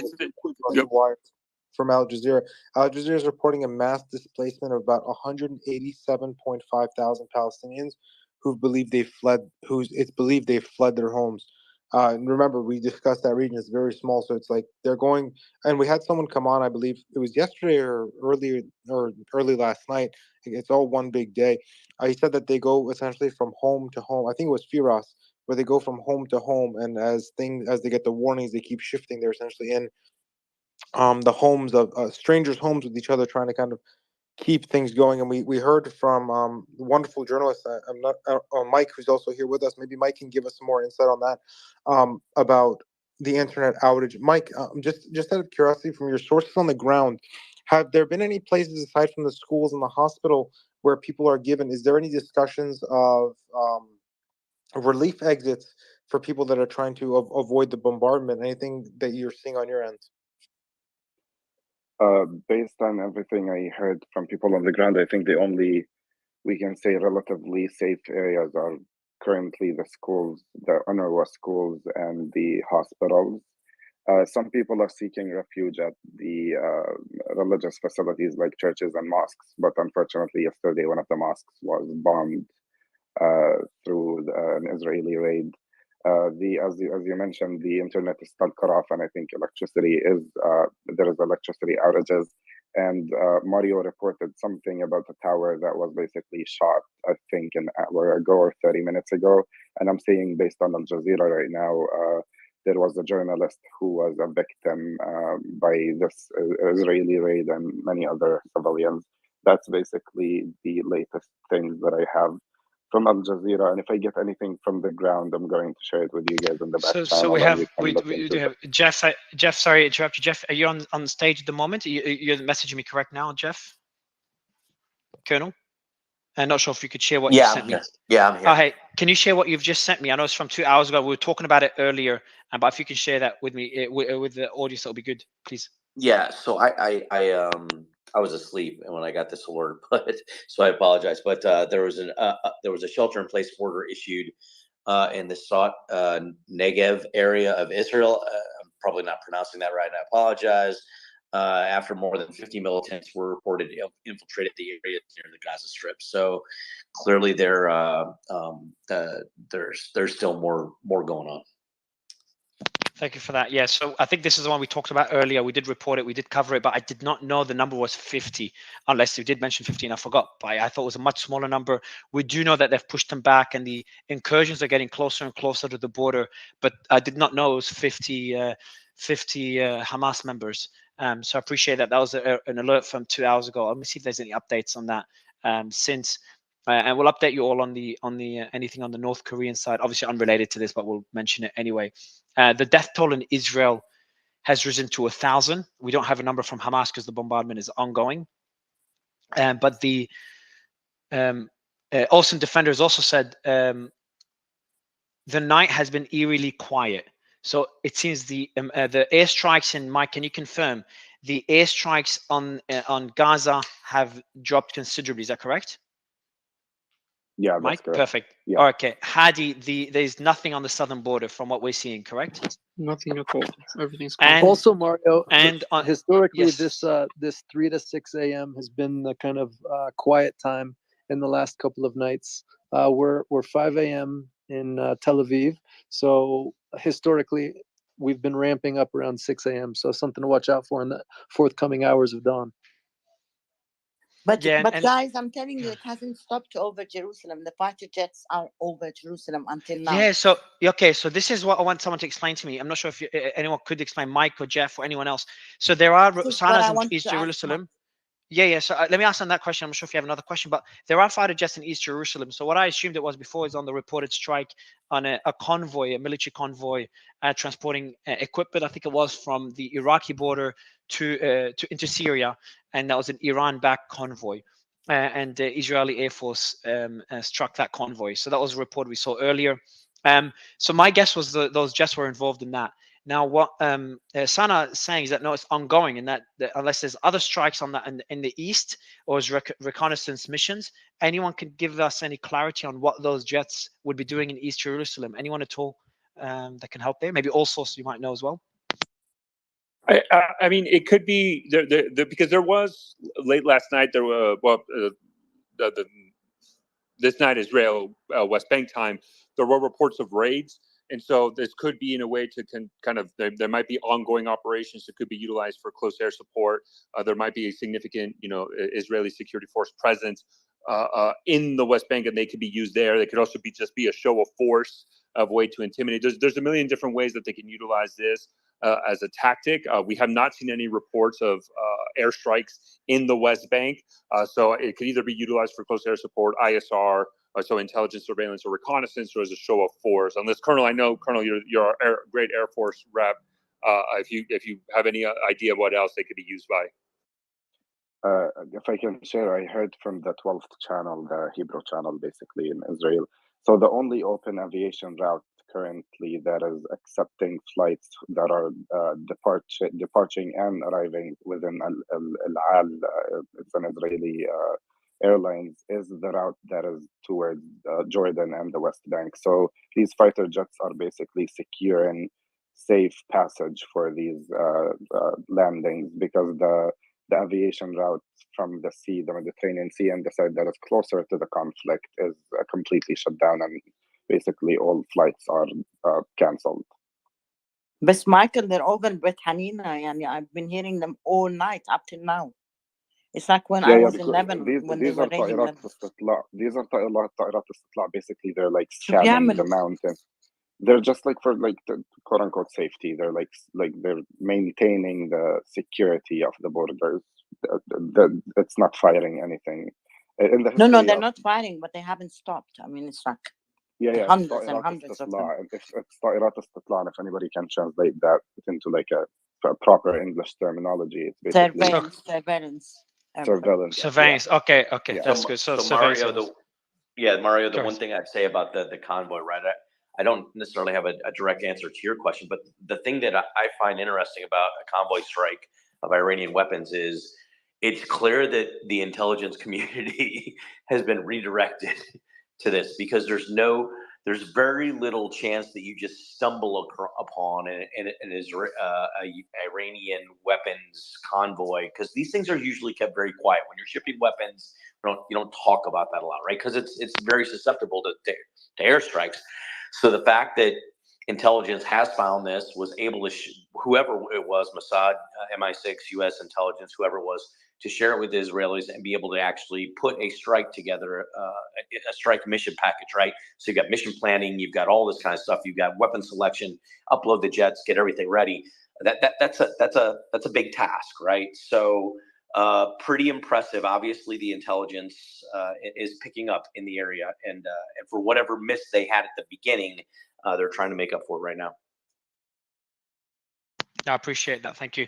And I do want to mention the latest casualties before going back to the panel. And again, just anyone on the panel that's not bringing value, just feel free to drop off. So I'm going to go through the casualties. Palestinian Ministry of Health, 704 deaths and 3,900 injuries. Israeli media on Israeli deaths, Israeli deaths, or Israeli media. 1,000 deaths and 2,600 injuries. So the deaths on the Israeli side are already more than 3 times what they were in the entirety of the period from 2008 till 2023. So it's 15-year period. And that in that 15-year period, the Israeli deaths were a third of what we have now. And on the Palestinian side, we expect the deaths to be significantly more, considering what we've seen from all the airstrikes. So that's the latest update of what we have so far. And obviously there are deaths in the Lebanese territory, but that's much smaller than what we see. Yeah, Mario, to put it in perspective, I just put this in the nest. During 9/11, when you had about 3,000 deaths on that single day, that was about 1 in 100,000 Americans. That was sort of the rate there of death for that day. The death with about 9 million citizens of Israel across all faiths, everything else there, with 1,000 deaths, you're talking about 1 in 10,000. So when they compare this to 9/11, it's not an untoward comparison. It is a legitimate comparison to the amount of deaths in a single day. Yeah, and we'll see what the ratio is in. It's hard to do a ratio now for the Palestinian deaths because obviously we don't know. It's too early to get the full body count. But it just shows exactly, like it shows, considering the population of both countries, these numbers are going to be terrible significant. toll. Terrible It is. toll. It is. Ahara, can you again, mention the total deaths of Palestinians during the same time frame that you mentioned? 6,000. Yeah. So yes, and that would diminish the deaths we're seeing now, because the number now is significantly less. But that's why I want to point out the deaths on the Palestinian side. It's way too early to have a full body count considering the airstrikes are ongoing. But we have in the period of 2008 till 2023, it was over 6,500 deaths on the Palestinian side. And at the moment, the deaths are, let me get the number again. I've just posted the numbers with a video on a few seconds ago. 704 deaths. So just I think we'll see the number on the Palestinian side. Yeah, and Mario, I mean, I don't know if you had the discussion. You know, I love talking about demographics and statistics on that, and just by comparison, right? I've always felt like the sort of fixation that America had on the enemies towards China and Russia were really misplaced, just because these are countries, including our own country, United States, that are growing older and older and older, right? And when you look at, for example, the median age in the United States is about 39 years old. The median age in Russia is like 42. The median age in China is somewhere around 38, 39. It's getting older and older. The median age in Israel is younger. It's like 31 years old. But just a few years ago, the median age, that is the average age of an individual, if you will, in the Gaza Strip was 15 or 16 years old. The only time that we've seen a population have that young of a populace demographically, you'd have to go back to like the 1800s. In London, the average age in the 1850 in London and England was about 15, 16 years old. So the Queen had all of this population, young men, young families, to send across the world, and the sun never set on the Queen's kingdom. And that answers the strange question, which is, why does most of the modern world, technical world, finance world speak the language of a small set of islands off the northwest coast of Europe? And the reason is they were the first country to conquer infant mortality and have a lot of kids. And now we have this issue, which is just it's a demographic issue, and it is important to recognize that that's where the trajectory is. And so the type of beliefs, the type of adherence that people have are important to know. Why is it an issue because they're younger? That doesn't. Your point makes no sense. This is No. My point is to say, across the board. Look, and I discussed 1 second, Justin, please. I discussed this earlier. There's been a ton of fear mongering on X that there's going to be some sort of ground attack on the U.S. because these guys are younger. Or I saw other people, I'm not going to name who, posting stuff on X about building up this fear mongering situation that's going on about attacks on U.S. and Europe. Yes, people. There's high alerts there, but there's no reason to build up speculation and fear amongst people, especially on a platform like this, and then try to like target on someone. The people on the Gaza Strip. Like we discussed this earlier too, with people on the ground that are separate from the people of Hamas. All of them don't align with them. There's people that there's innocent people that are dying. This is let's please not make this to be clear, my statement is to say this is an important people. They will be basically, if you had to go, where is the puck headed? You know, where is the ball headed? And you go to that point, it is with the people who are of the Islamic faith. They will have a population that will outnumber anything in Europe. That's why, for example, by mid-century, 75% of Italians will have no aunts, uncles, brothers, or sisters. And the reason this is important, let me just finish. The reason this is important is that the fastest growing demographic has a fractious relationship, to put it mildly, with the tenets of Western society. And so, if that's the case, it's important to have these discussions to say. Justin, you're regarding to 2 billion. You're painting 2 billion people with one stroke of a brush, which is not fair, and that's not right. And those people are scattered all across the world, through the Asiatic world, through the American world, to the Latin world, and that's a complete mischaracterization of them. Just because you've seen a small fraction the fertility rate among reaction. I think it matters. But I do. So I want to stick to what's happening on the ground and what could happen next over the next few hours. So, for example, I'm going to post a video now. It was a bit heartbreaking to watch, and I've posted a lot of heartbreaking videos. And this is a girl sharing her experience right now in Gaza. I was just watching it and just making sure there's no gore or anything as we're listening to this. And it's an example, and we've shared similar videos on both sides. Example of the pain and suffering that the citizens are going through on both sides. So I'm just going to post that video now. There's a girl in Gaza sharing her experience. So I'll post that now, and I'll pin it for everyone to see. And I'm glad she was able to get that video out, considering the internet in the country is gone, and it has audio. I haven't listened to the audio of the video, but I've just bits and pieces while you guys were speaking, and yeah, I think it's worth sharing. I've just pinned it above.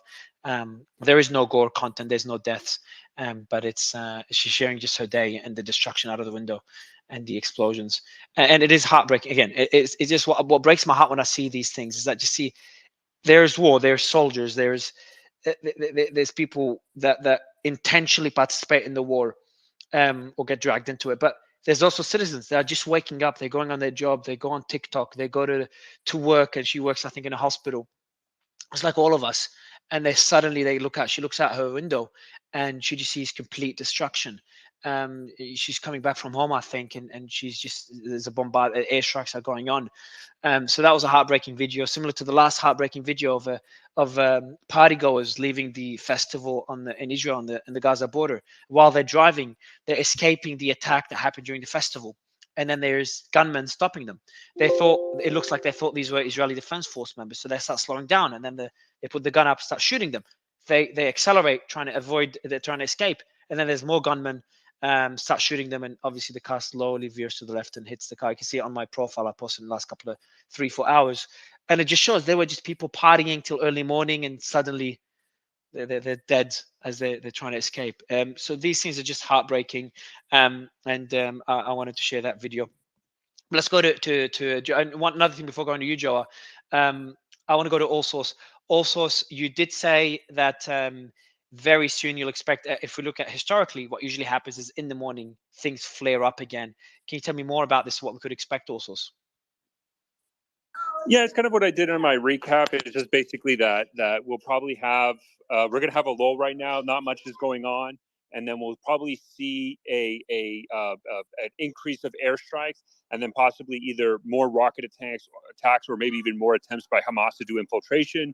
Hamas as a militant group, although there are probably some elements of the Hamas organization that has the ability to operate at night, it's probably not that widespread. This is very common with most non-state actors. It's just their nighttime capabilities not as robust, and so any ability for them to launch any offensive operations, either rockets or infiltration, is probably limited. So generally, this is kind of the hour of the day where we see things kind of drop, and then it starts to pick up in the early morning hours, and then pick up exponentially from there. So that's why I was kind of saying that either, now Israel's ability to launch ground operations, there is a possibility they can launch it in the middle of the night. They're a very modern military, a very professional military, without dispute, probably the most modern and powerful military of the Middle East.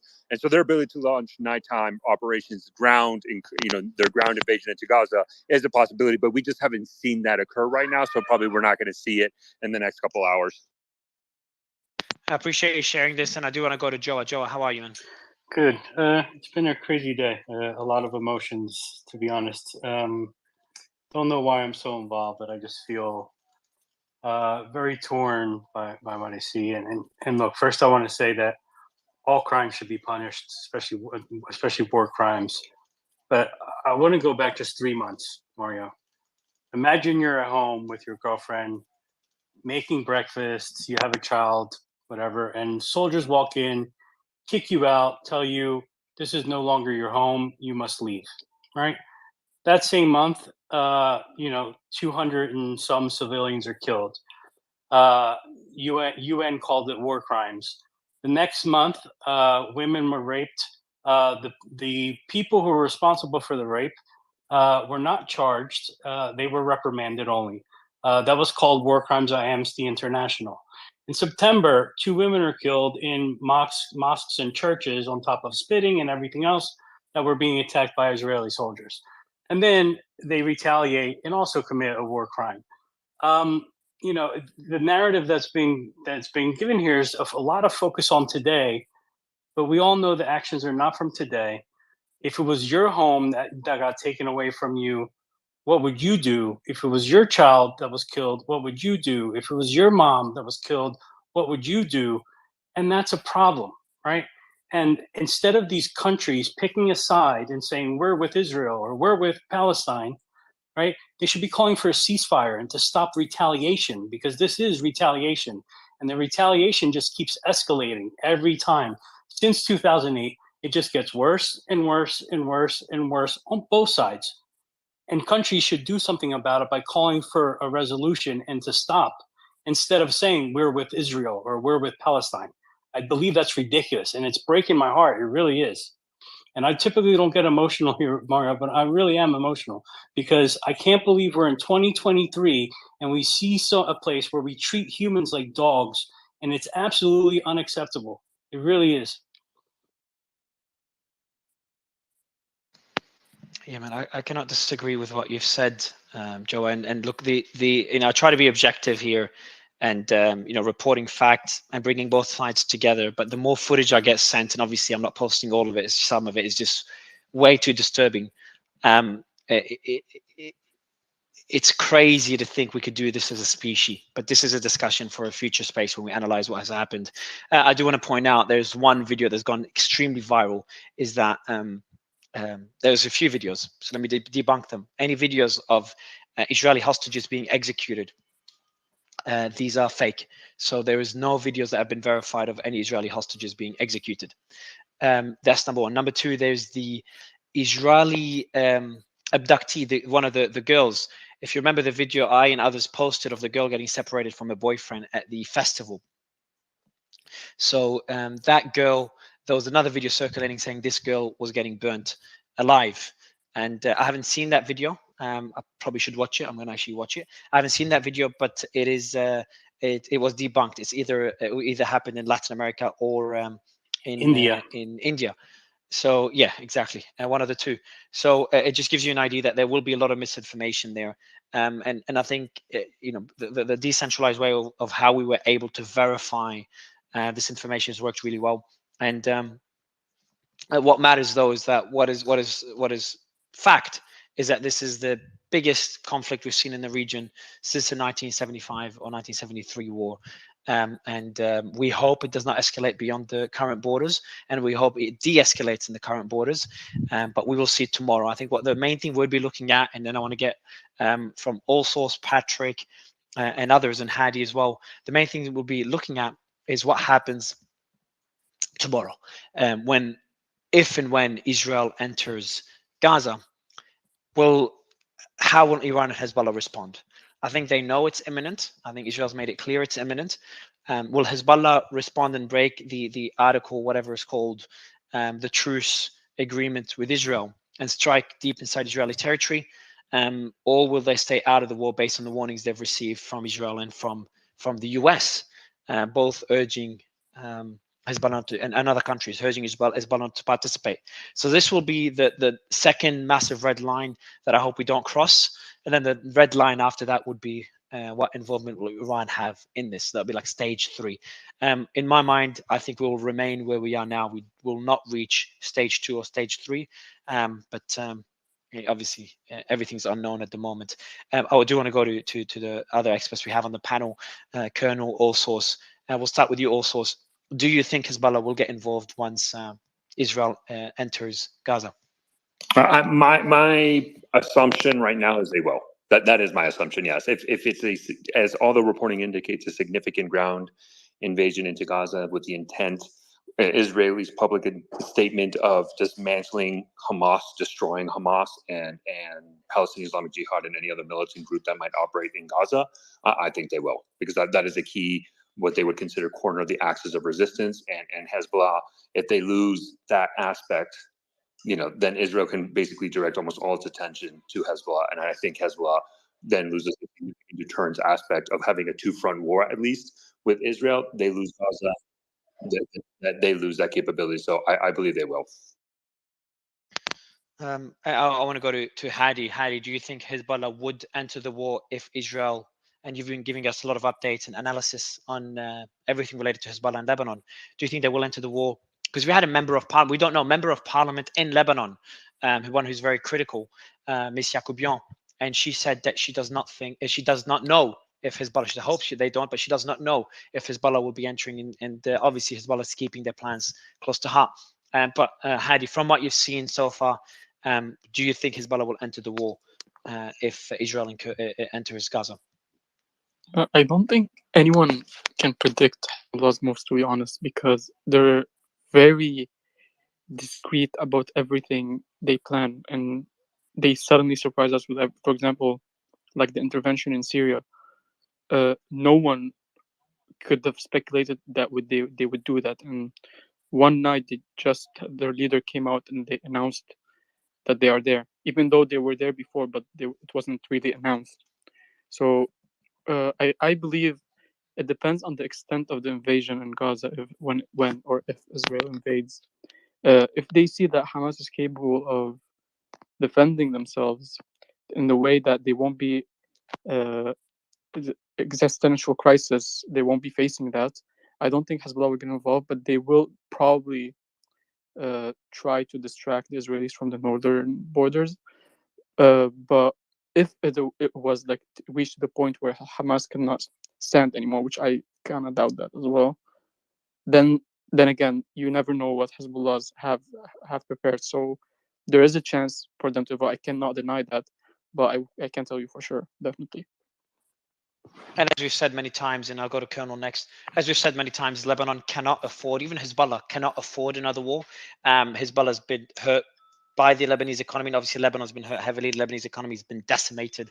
Currency fell 90 whatever % over the last few years, and obviously there's the explosion at the port that just destroyed the country. The country doesn't even have a president at the moment. So it's definitely not in a position to have a war. And as always, a counter argument. There's some saying that Iran is making the decisions, and Iran wants to stretch the U.S. Army, and maybe some sort of Russian involvement in these decisions. There's so much happening behind the scenes that we cannot verify.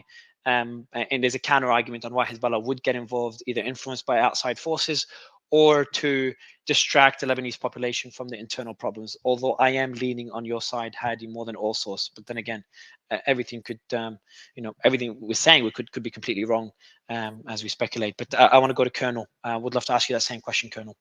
Yeah, so I went to National Defense University in 2011. One of the foreign students there was a Lebanese officer, and he and I are fairly good friends. And we had a long chat, and he'd asked me to keep his name out. And he's a general officer now. He's a fairly senior general officer in Lebanon, and I respect that. But he did say I could share the conversation, and that is, anything's possible. is how he started. He said, but he's leaning to the side I think that you are on, that Hezbollah's not going to get involved, especially with the USS Gerald Ford on its way maneuvering off the coast of Israel, right? There's just too much. There's the risk versus reward calculus, according to my friend who's generally says it doesn't make sense.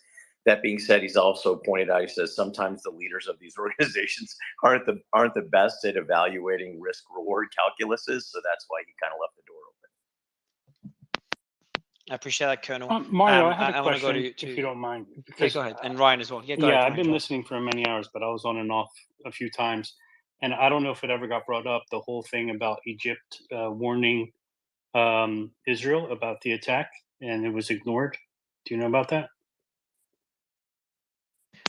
No, about what exactly? That Egypt warned Israel that there was going to be an attack, and that it got a yeah. So there's that report, but again, it's hard to verify. So that report was by. Do you remember who it was by? It's everywhere now, Mario. AP. I think it's been confirmed. No, but who's the initial? Exactly. I think that's what AP. Okay, so I'd give that more credibility than the one by, and let me know if you agree also, but I'd give that more credibility than the one by the Wall Street Journal. I could be wrong. Maybe you disagree, all source, but and that report has been denied by Israel. It's been denied by Egypt. But then you'd expect that anyway. You would not expect them to admit this. Israel does not want to admit the intelligence failure in Egypt. Obviously, it could be various reasons on why they deny that. There's no point in I just mean saying it's I true. wonder the pressure Netanyahu will face because of that article, though. How much influence it'll have. With or without that article, there is an intelligence failure. It's in the short term they'll be rallying around Netanyahu and everyone's rallying around the common enemy, but expect that to change once the conflict is over, or if it becomes a long-term conflict. So that's my 2 cents on that particular point. I'm not sure if anyone disagrees with that. I do want to go to Patrick. Patrick, are you with us? Patrick, are you there? I will go to Confluence. I think Patrick is having mic issues. Confluence. Yeah, I've got a question for Patrick and All Source.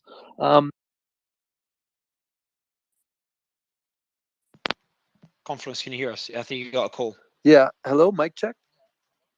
Yes, Yep. yes, we can hear you now. Okay, great. Patrick and All Source, and really anyone else who wants to weigh in. There was some staggering numbers from yesterday that changed to today, besides, of course, the tragic death toll on both sides. The assailants, or whatever the correct term is here, we had 300 yesterday reported, and then there was the death of over 1,700 inside the border of Israel. For me, the scale of the security breach was already astronomical, to think of the intelligence failure or whatever that was. And then for that to have grown by some 6 or 7x is just confounding to the mind. To even see it at 300 was already something. This is on the order of multi-decades magnitude, if not a century-long breach. How do you guys see this scale?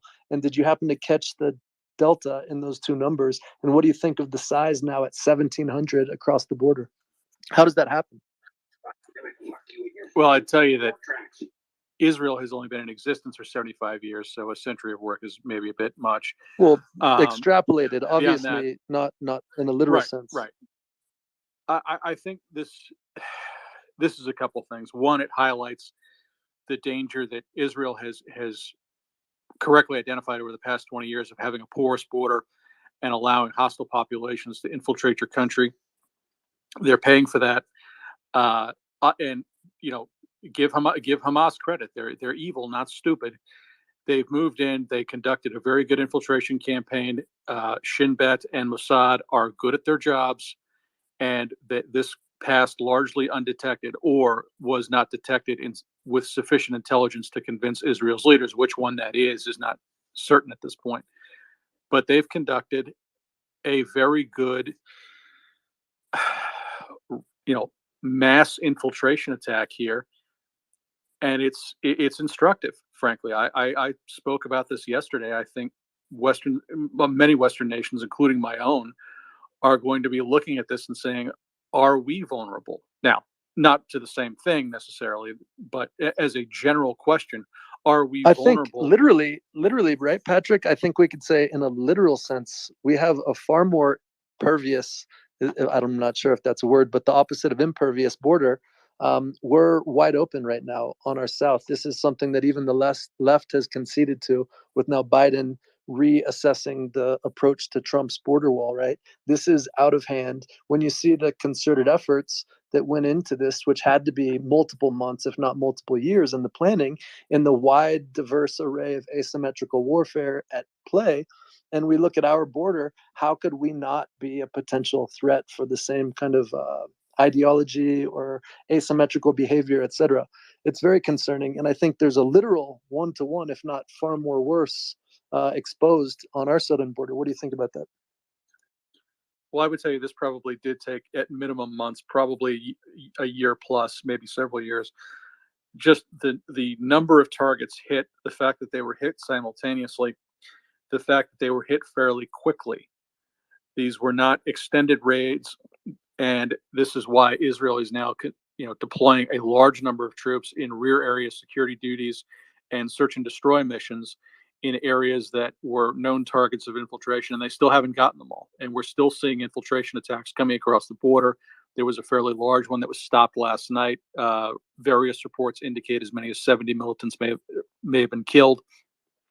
As far as the U.S. exposure, yeah, I mean, our border has been a problem for decades. Neither party is really looking at solving it, but just staying away from the politics and from a security standpoint, if you don't know who's in your country and you have enemies, that's a problem.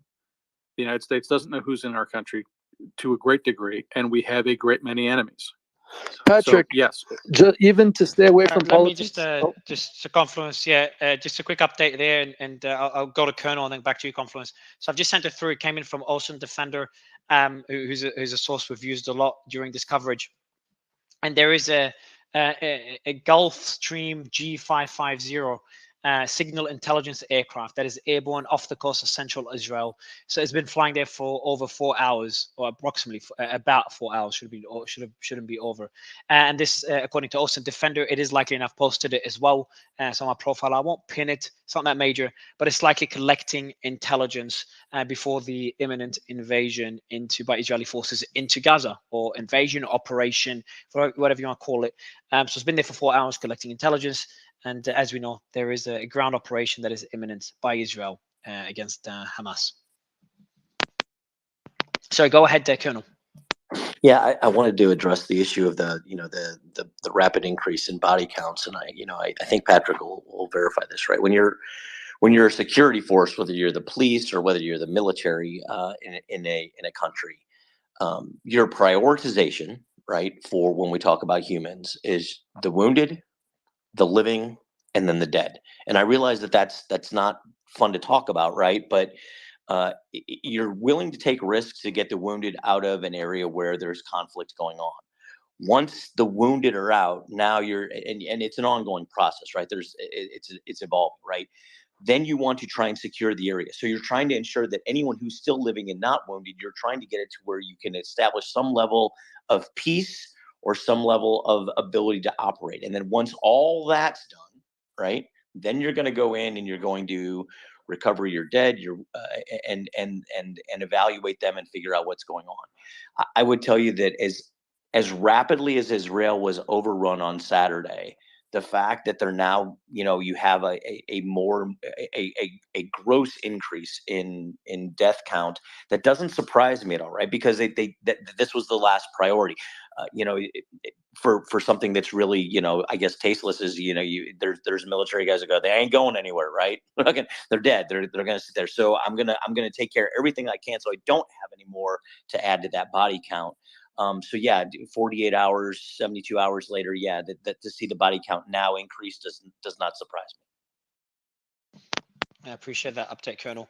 Confluence, go ahead. And Chief, let me know if you've got any updates on your end. Confluence. Yeah, I was just going to say that in what I believe Patrick had mentioned, the border being porous over the last presidencies, yeah, I get, but you cannot step over, nor is this anything political, but an apolitical, objective, bipartisan observation. The border right now is at a critical juncture that's not been seen ever in the history of America. So to kind of glance past that, or to see that as a political position, I don't think is the case. And right now, with our southern border as the most porous it's been since our dawning, alongside the asymmetric attack by well-oiled, kind of decentralized participants, is got to be concerning. So I don't think that just is washed away and, oh, it's been bad for some time. I think we have a acute issue to address that really affects our security. And also, it puts us in a potential liability to be pushed into a corner to react by a small asymmetrical force that acts in some sort of symphony or unison. There could be a lot of impact and a lot of scale that could happen with effect. And also, just to put one last point on the table here, the discussion of potentially dozens, at last count, American hostages has grave implications on the entire situation. That, as a thread in the greater tapestry, as a single vector to escalate things, has not really been addressed, that alone.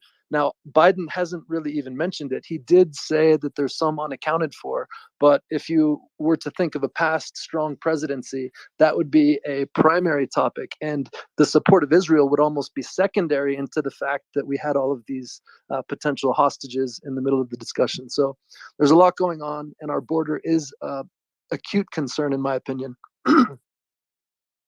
Mario, I'd like to address that if I could. Please, and, go ahead, Patrick. Confluence, we talked about this a little bit yesterday. I don't know if you were with us. I said yesterday we would probably see the USS Forward Strike Group move in. We've now seen that. I've been telling people, watch the USS Bataan. Her amphibious ready group's in the Gulf at the moment. If she moves, we'll get a better idea of what's going on. Right now, it looks like, again, as I mentioned yesterday, it was probably going to be the case. We've seen offers of intelligence and logistics sharing by the U.S. government. I expect the Israelis have probably received similar offers from the Brits, the French, and others whose nationals are involved. And because the IDF is about to have its hands full, there is an outside chance. And again, the Israelis usually like to handle this themselves because they're very good at it and it simplifies things for them, but they're about to be very busy. We may see foreign special operations people operating in conjunction with the Israeli army in attempts to secure these people before or during the Israeli ground offensive. That is definitely possible.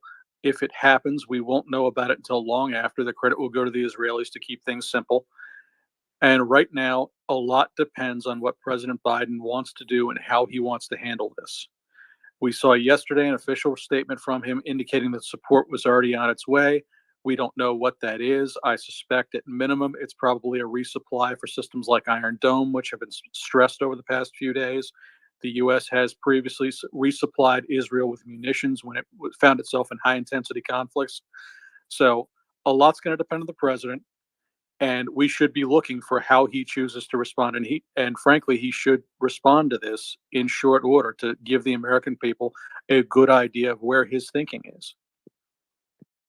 Yeah, I'm gonna go to the just give a recap for the audience. First, I'm gonna go to Ryan if there's any other updates on your end. Before I just go through a full recap for the audience on the latest developments we've seen today. If you do want to go through the recap in your own time and get into more details, videos, footage, the team has just posted hundreds of posts, probably at least 100, 150. I'd say about 100 total posts throughout the day if you look at all day. And it shows everything, all the developments on both sides. And I can see any corrections, any not barely any community notes, maybe one or two there when the footage is a bit old, or there's something that was revealed to be like some statement or claim that then the authority said this is not true, but otherwise they've done an incredible job at posting verified information. So I'm going to give that recap over the last 24 hours, just read out some important notes, some important posts. But Ryan, is there anything on your end before I do so? Sure. So the last thing on my end that's come out is that the UN believes that the number of displaced people in Gaza is the highest since 2014, coming in at 187,518 people who have tried to flee their homes. You were discussing footage a little bit earlier, Mario. I wanted to jump in. One of the most disturbing pieces of footage I saw was a Palestinian child who was set on fire. That was very disturbing to see. There's a lot of disturbing footage left and right, and the death count tolls. We haven't received an Sorry, update. who was set on fire? A Palestinian child. I don't want to post it. It's extremely Palestinian. graphic. Sorry. Yeah, I thought you said the Israeli one. No. The lady. Okay, go ahead. Sorry. No, it was a child. That post has been verified. That was extremely disturbing. Also, we're seeing that the death toll numbers have gone silent for a little bit because honestly, I know that on the Israeli side that they need to inform before they can report, especially when it comes to soldiers. And on the Gaza side, on the Palestinian side, there is I'm seeing photos. It's literally places have been leveled, and they're literally pulling bodies out with bulldozers and by hand to pull this out. One of the most disturbing videos that's been echoing throughout the internet is a father who pulled his daughter out of the rubble. And I couldn't understand what he said because he was speaking Arabic, but it was really, really, really heartbreaking. This is the ugliness and atrocities of war that we need to keep in mind. So we have a political statement. And by the way, maybe Ryan, you could do like a montage of clips on both destruction on both sides. We could post it out. It'd be good to get that. DD just posted a statement by the Venezuelan President Maduro. No electricity, no water, no fuel, total blockade, invasion of Gaza. There in a small place live millions of humans beings who for decades have been bombed, tortured, attacked, persecuted, and martyred. That is the sacred people of Gaza. The world has to react and say no to the genocide against the people of Gaza, no to the genocide against the Palestinian people. The Christian world, the Muslim world, the Jewish world, the world of the South has to react. We have to wake up. This is a statement by Venezuelan President Maduro showing support for Gaza. And I'm seeing like support for Gaza is coming in slower than it would usually come in, considering the atrocities we saw when the conflict kicked off. Generally, the support comes in quicker than this. And Joe, have you noticed this? Have you noticed like generally when there's airstrikes on Gaza, support and calls for de-escalation come in a lot quicker, but considering what triggered the attacks this time, it seems to be very different and unsurprising. Yeah, and it's understandable too, right? Like, how do you defend the actions of Hamas? You can't. It's impossible to defend, right? But there are more people that are aware of the entire story and not just that one, but you can't excuse that. So it's really hard I think it's really hard for any leader to come out and show support for them in any way. I'm surprised anyone has, to be honest. Yeah, it's a bit crazy. But then I saw Netanyahu. Sorry, go ahead, man. Netanyahu's speech to me was the thing that was a bit scary, Mario. If you really listen to what he said there, the way I took it was basically, look, we're going to attack and there's going to be casualties. Don't believe the reports that are going to come out about us, because the stories are going to change, but we do need to retaliate. And I just feel like they're blaming all Gazans, and I've seen Israeli government officials call out all Gazans and not the people from Hamas, and it's very scary. And call them animals But too. Yeah. That word, so they did call them animals. And the thing is, you have to understand is there will be, like, it's impossible. Now, obviously, we could debate intentional, unintentional. That's not a debate we can have in this space. Not today, though. But there will be a lot of civilians dying. Even if Israel tried everything, I'm not saying they are, I'm saying even if they tried as much as they can to avoid civilian casualties, the level of bombardment, the level of airstrikes will kill a lot of civilians. So obviously blaming Hamas, as they are, blaming Hamas for these civilian deaths is something you'd expect, because there will be massive destruction in Gaza, and there has already been massive destruction. Like, we're getting a lot of footage on the Israeli side. Obviously, they've got fast internet, they've got the infrastructure to put out to film and put out content really quickly. Gaza, there's no internet, no electricity, so you can't even recharge your phone to be able to film. And then if you film it and you have the video, then you cannot send it because there's no internet to be able to send it. So it's a lot harder to get an idea of the scale of destruction. Now, so I do want to just go through the timeline. And if anyone wants to jump in to discuss anything, just put your hand up. Can I just bring one just thing jump up, in. Mario, before you do? Because sure. Here, like, I work in crisis management, do PR, things like that. I've done that for brands. The thing that is confusing to me, and I can't figure out, they attacked mosques, right? Israel bombed mosques. The reason to bomb mosques is, where do people go when they're scared? Like, very religious people. They go to mosques. Right, and that doesn't get called out. That doesn't get played. I think a lot of countries wouldn't be supporting Israel if they really connected the dots of why they why they bomb mosques. Do you know? Yeah. So also Defender did put out a post, and he put out a video of 2 mosques getting hit. And then usually when there's an airstrike on a weapons depot, there's the after effect, whatever you want to call it. I can't remember what to call it, but it's like incendiary. Again, if someone can explain it better than I am. But he had a good post explaining it, and you can see in those videos, not all of them, and I'm just kind of giving the different perspectives, is that the Israel claims there's weapons within those mosques. Impossible to know. I'm not sure where Mike. Oh, Mike is there. Mike, actually, I didn't know you're still here. It's perfect. Mike, I want to get your thoughts on these 2 claims. So on the Hamas side, they're claiming that Israel is bombing mosques as a way to inflict maximum casualties, or as a way to inflict maximum destruction. Just trying to understand why they would bomb mosques. From a PR perspective, Joe, it just doesn't make sense. Just think of it strategically. Why would they do it? And then on the other side, on the Hamas side, they're saying, on the Israeli side, they're saying the mosques had weapons and ammunition. So I want to get your thoughts, Mike. Do you think there is weapons? And I'm not telling you to excuse the airstrikes or anything like that. Just on this particular point, do you think there is weapons in mosques? Do you think it's a case by case basis, or you think there's no weapons in any of the mosques, and Hamas would never do that? Mike? Sure. So I'm going to give 2 hypothetical answers. The first one, let's assume there is arms within the mosque. If you look at Gaza, Gaza is a small geographical area with a highly populated intensity over there. So if Hamas wants to use mosques as storage, they basically don't have anywhere else to use it.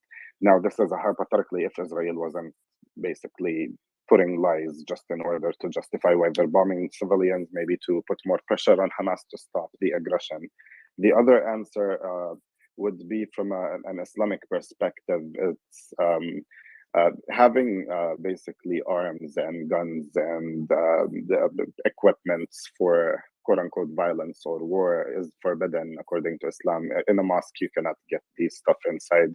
You have to basically take off your shoes, and the purpose of going to the mosque is either only for praying, studying, and another thing that we see a phenomena in Palestine is kids playing soccer in the basically compound of the mosque. That's the only purpose that is mosque used for.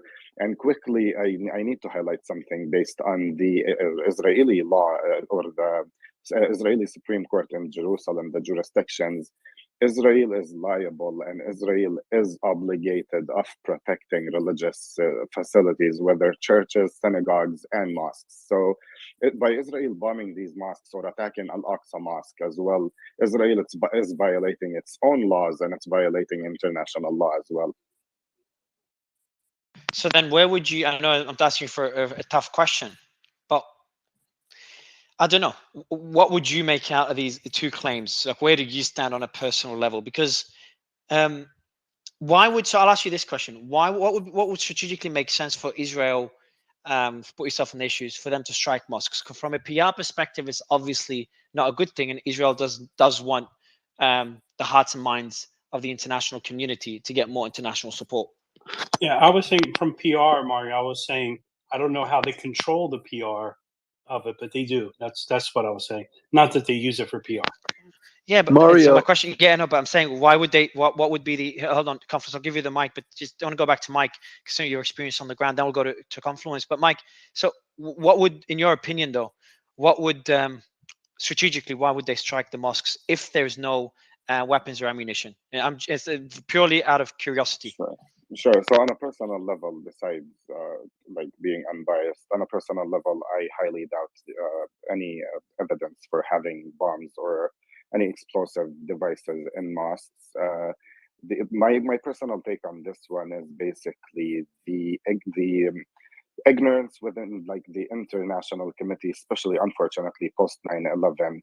There is an account of multiple attacks on mosques, especially the Al-Aqsa Mosque, which is the third holiest spot on earth for Muslims. And by Muslims, we're talking about 2 billion of the population, or like I forgot the exact number of the numbers of Muslims across the world. It always goes unchecked. So Israel has a very, very strong PR unit when it comes to their strategizing or attacks on the Palestinians, and they always find a way to justify. For example, you have the myth that Israelis always use, or the Israeli government always use, which is the human shields. And in reality, if you look at the history of the occupation in Palestine, the human shield tactic was first used by the Israelis during the first Intifada, when they used to capture Palestinians from the streets and put them in front of their tanks in order to prevent the Palestinian resistance people from attacking these tanks. So it's more, in my opinion, it's more of a projection aspect that Israel is doing. And if you want to look at it more practically, Gaza, again, is a small geographical area, and you have fighter jets that are basically airstriking the strip. So why are they firing schools? Do we have guns in schools as well? The UNRWA funded schools. And when I talk about UNRWA, I live in Ramallah and I live next to a refugee camp called Al Jalazan. And I've been to these schools and I participated in like education programs to teach the kids in these, which are like refugees within the West Bank. It's always monitored by the United Nations and the USAID. We get a lot of funds from the USAID and United Nations, and there is no way you can get guns into these schools. I'm sorry, we're not in the United States of America. This is not Texas. We don't have access to guns anyways. It's it's extremely hard to find guns or find rockets within the Palestinian territories, and to store it in schools and mosques, that is just like mind-boggling for me. It's not. Let me go to Confluence before you. I actually want to get Ben's thoughts on this particular point. It's actually an interesting discussion. So we are getting into bit kind of tough discussions here, but not going too political. Just still looking at more from a strategic perspective. So actually, Mike, one more question. So why, very briefly, what will be the strategic reason Israel attacks a mosque? If from a PR perspective, obviously the Muslim world will be very unhappy with this, and this makes it very difficult to normalize relations or to get support from the Muslim community. So obviously a lot of Muslims do not sympathize with Hamas. So if Israel is striking mosques, doesn't that do a disservice for the country? Not really. That actually gives an advantage for Israel. And the reason why I'm saying that, Israel always makes sure to make this conflict sound like it's Judaism versus Islam. And by bombing mosques, it's emphasizing the religious, basically nature around this conflict, which is non-factual. That's number one. Number two, I think personally the main reason for attacking mosques and residential buildings and schools is to basically give more pressure on the Palestinians to stop what the means of resistance that they're taking. Yeah, Ben, I actually want to ask you that question before going to other speakers that have their hand up. I want to ask you a question about the discussing the mosques. I just look. I want to mention another point, Mike, is before going to Ben. One more point is obviously Hamas is vastly outnumbered capability-wise, like vastly Outgunned. Outgunned. There you go. Sorry, guys. It's been 20 whatever hours. So vastly outgunned by the Israeli Defense Force. Weaponry technology, also, of course. Yeah, exactly. Weaponry technology, the international support, etc. So there, it's David and Goliath, and even much weaker than Goliath. So then, obviously, always the weaker side is forced to be able to fight. Is forced to leverage guerrilla tactics. Okay. Now, and to add to it, Gaza is extremely populated in a very small piece of land. So, is there a possibility that they're just forced to place ammunition in schools, in mosques, as well as depots and everything, but also to be able to hide them as well? If they put them in just warehouses, Israeli intelligence makes it a lot easier for Israeli radars and reconnaissance planes to be able to spot them. Is that a possibility? Because you do make a good argument that if they do that, though, if they do put ammunition and weapons in mosques, they do lose the support of the Palestinian people in Gaza. And based on a survey we mentioned from last year, 48% of citizens of Gaza support Hamas. So there is an argument there on why it wouldn't make sense. But the argument of guerrilla tactics and having such a small piece of land and being able to hide the ammunition from Israeli jets, is that a possibility in your opinion? I don't think this is a possibility. I don't think any human on earth will be okay with putting their sons and daughters under jeopardy of war.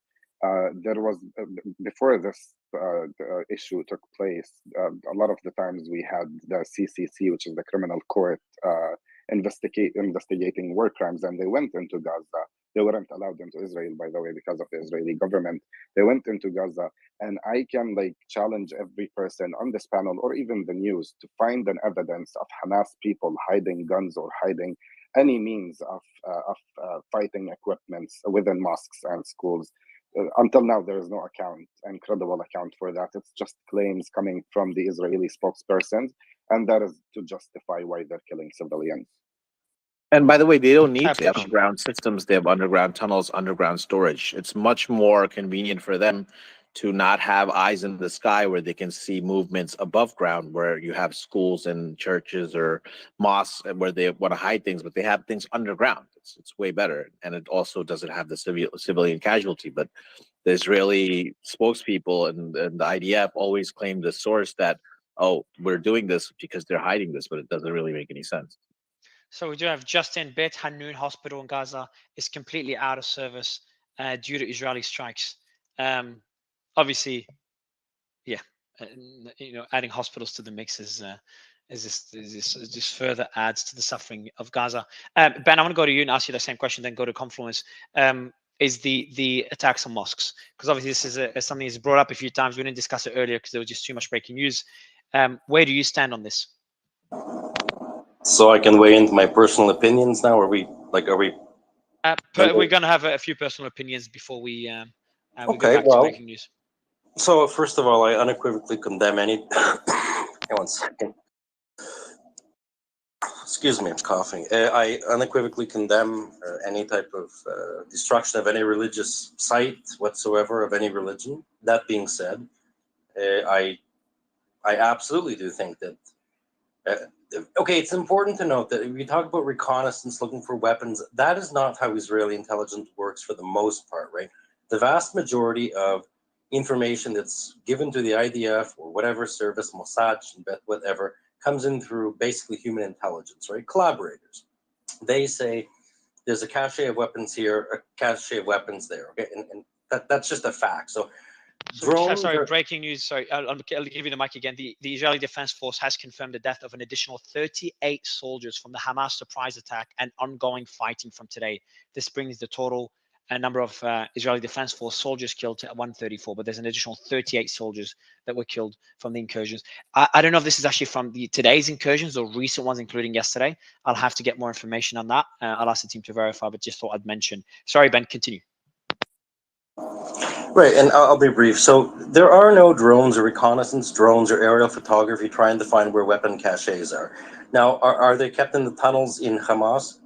Yes, but not exclusively, because there is an understanding. This is my opinion and from my own personal whatever. Look, I do believe that probably Israel was tipped. There's a couple explanations. It could be that Israel was tipped off by a collaborator because there are tens of thousands, if not 100,000 Palestinians who are on the Israeli payroll. Many of them are in Hamas. They usually give them a heads up. Can't explain what happened with this attack, but that being said, that's a different story. So look, I think that I think probably there was a cache of weapons in there, and they felt it would be safe because they weren't sure that Israel would strike a religious center. That's my gut feeling, and I am not an expert on it, but that is my opinion. So yeah, but it's wrong clearly. But again, and I think Colonel Jeff would tell you this too. If there is any location that's used as either a launching pad or that is used in the guise of committing an attack on a sovereign nation, that unfortunately does become a legitimate target. There's no ways about it according to international law. Hospitals, right?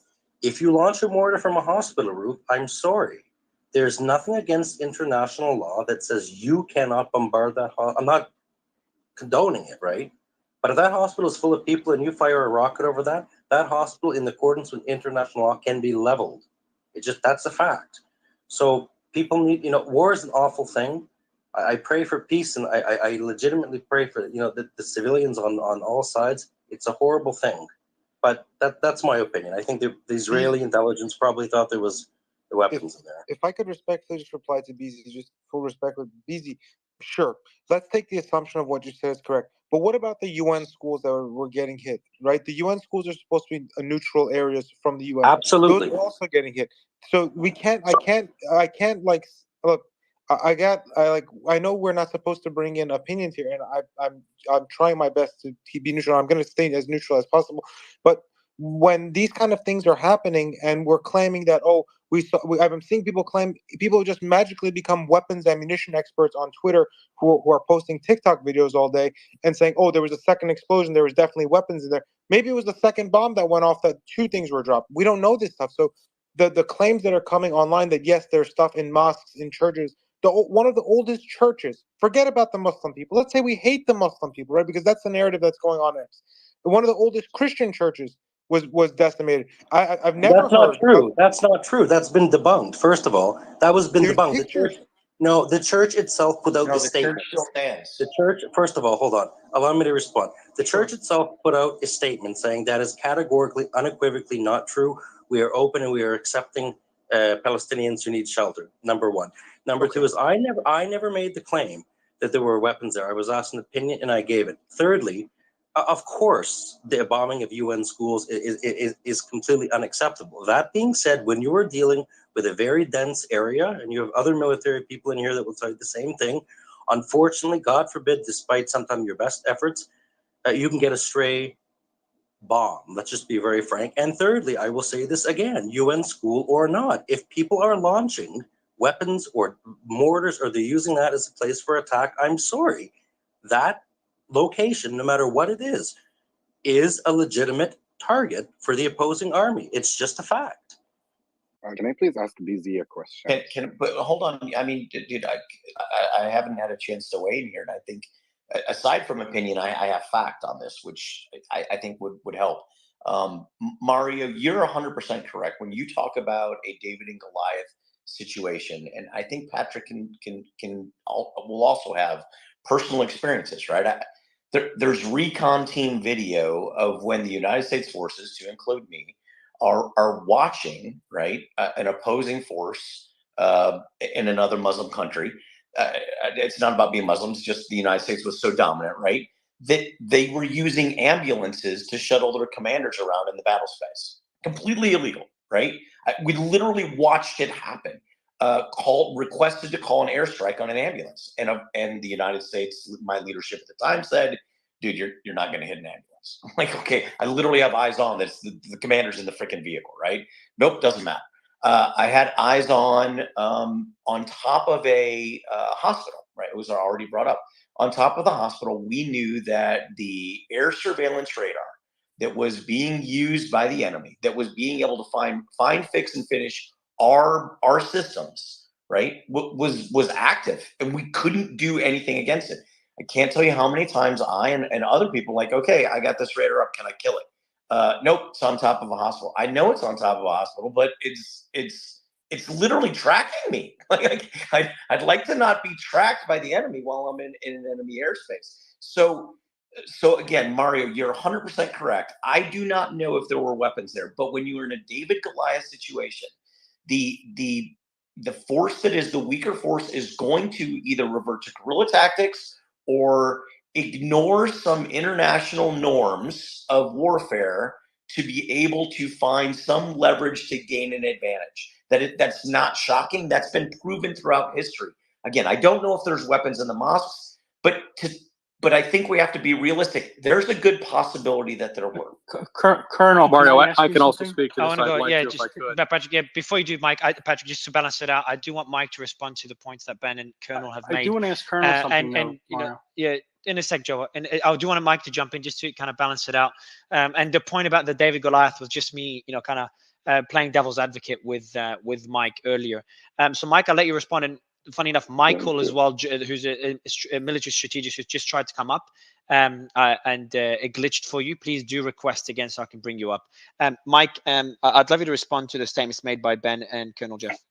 Thank you, Mario. With all due respect, but I think it's highly disingenuous to hold the United States of America to a higher moral ground when it comes to war crimes, when we all, as Americans and non-Americans, know the war crimes that America committed in Iraq, where the victims of that war was 1 million Iraqi civilians. Number two, I would have stayed quiet and not shared my opinion on this if the statements that have been said just right now about the mosques and the schools and the tactics that Israel is using to basically quote unquote encounter terrorism were basically put on an equal footing. And we also looked at the situation when Hamas attacked Israel and said, well, the rave that was taking place that looked like Burning Man or Coachella was basically on top of a disputed territory in Palestine, where it's the illegal settlements, and according to not only international law but also Israeli law, these areas are occupied illegally by Israel. So if Hamas is attacking over there, these are the consequences of quote-unquote conflict and occupation. Mario, can I just say something? I just came up to say one thing. I just came up to say one thing. Listen, Mike said according to Islam, you're not allowed to have weapons in mosques. Well, according to Islam, you're also not allowed to kill women, children, and grandmothers. So Hamas is not exactly following the rules of Islam. So to say, according to Islam, Hamas doesn't follow the rules of traditional Islam. So there's no point in quoting Islam in this conversation because we're not talking about people who are following the rules here. And that's all I really came to say. Thank you, Andrea. Thank you, Andrea. And Mike, I'd let you to respond to this as well, if you don't mind. And I'll go to before this degenerates too much more, I'd really like to jump in here. Yeah, very brief. Mike, respond, and I want to go straight to Patrick right after because he's been patient. Mike, please go ahead. Mario, can you please reiterate the question she asked? What about Islam? I think, yeah, so I don't understand the religion of Islam well, so I'll let you clarify because I'm sure you understand it better than I. So she said, according to the religion of Islam, you're not allowed to kill children, elderly, and women, I think. And yet Hamas is doing that intentionally. So they're not playing by the rules of Islam. So she wanted you to she was making that point. So I'll let you Sure. counter that point, and we'll go to. And we Yeah, are just for the first time, and for the first time, the audience, we are, and we're not going to do it for much longer, but we are going through opinions here and opening it up because it's been such a cordial panel, and I've enjoyed the discussion before going back to the news. But Mike, go ahead. Thank you. So there is a shared we have like there is a verse in the Quran, and I strongly believe, because I know it's in the Torah and the Bible as well, that says, and I'm sorry if my translation is not fully accurate. Those who kills one innocent soul is like he killed all mankind, and this who saved one innocent soul is like who saved all mankind. I believe we share it in all the Abrahamic faiths, Islam, Judaism, and Christianity. The hyper focus on Islamic teachings when it comes to resolution and conflict and war is just extremely disingenuous coming from the West. When we have a Jewish state like Israel that calls itself the only Jewish state in the Middle East and the only quote unquote democracy in the Middle East for the last 75 years have been killing and massacring innocent civilians, including babies and children and women and elderly, and the United States of America is also complicit to killing innocent civilians. And these countries go by the Bible and they go by the Torah. So the focus on Islam is nothing but to basically take this whole political stance into a more religious, especially that serves post 9/11, to the dehumanization of Middle Eastern people that are being lumped under one umbrella. I have an accent that makes me sound like a Muslim in America. I will face Islamophobia, although I have nothing to do with Islam. That's my answer to you, Andrea. I appreciate it, Mike. I do want to go to Patrick. Patrick, you've been waiting patiently, and I've got some updates on the ground that I'll mention afterwards. Patrick. Thanks, Mario. Well, because the 2014 bombing of the UN schools was brought up, I think it's important for people to know that the UN's own after-action inquiry indicates they concluded that the Palestinians were, in fact, using them as weapon storage depots and firing positions. And I want people to understand this because the UN is no friend to Israel. They are, in fact, you could very easily argue the opposite. And when they are coming out and saying, yes, they did do this, they have been hiding them in schools and in mosques and using them as firing positions, Jeff is exactly right. The US encountered the same thing in Iraq and Afghanistan, knowing that insurgents understand that mosques, especially bombing them, does not play well in the West. It comes across as culturally insensitive and indeed offensive, and that's why they do it. This is a tactic. The UN has independently confirmed this is a known tactic they use. And so the notion that they just don't do this and it's all made up by the Zionists is nonsense. Patrick, I have a question. Patrick, so one thing, Mario. Hold on, Ben, because I don't want to get off topic, and then I'll come to you. Patrick, the one thing is 3 of the mosques were actually raided by Israeli soldiers in the prior month, in September. How much is it possible to like move all the weapons in by then? Or like, I don't know how it works militarily, and that's why I'm coming to you. You give me 4 weeks, I can move almost anything you want. The tunnel system in Gaza is notorious, to say nothing of the fact that you're in a highly built up urban area that is difficult to surveil unless you have constant overhead surveillance. And even then, it's very, very difficult. Now, it depends on what they thought it was there. If it's small arms, absolutely, you could move tons of that stuff in 4 weeks. Even mortars and small rockets. It's very, very easy to do. Okay, Ben. I do have a just breaking. Yeah, go ahead. I'll give me another 30 seconds. I'll mention some breaking news. Ben, you wanted to speak? Yeah, go ahead. I wanted just to make sure, it's been a long time since I've been out of service, but to Colonel Jeff and Patrick, was my assessment about the rules of engagement and what is a legitimate and illegitimate target, is it not valid? No, you're spot on. 100%. And look, again, I don't know if the weapons were in the mosque. Nobody does, to be fair, other than perhaps the people that run the mosque and a mosque. So I think we're a little bit speculative, but I take a little look, Mike. You're a nice guy, and I take a little umbrage because when you were challenged, your answer was you didn't address the question. You actually just talked about whataboutism. You challenged me on, the United States shouldn't be calling things out, and then when someone else said you didn't follow the Quran, you said, well, you don't follow your own. So this whataboutism doesn't really help us. The answer the questions would be a little bit more helpful, I think.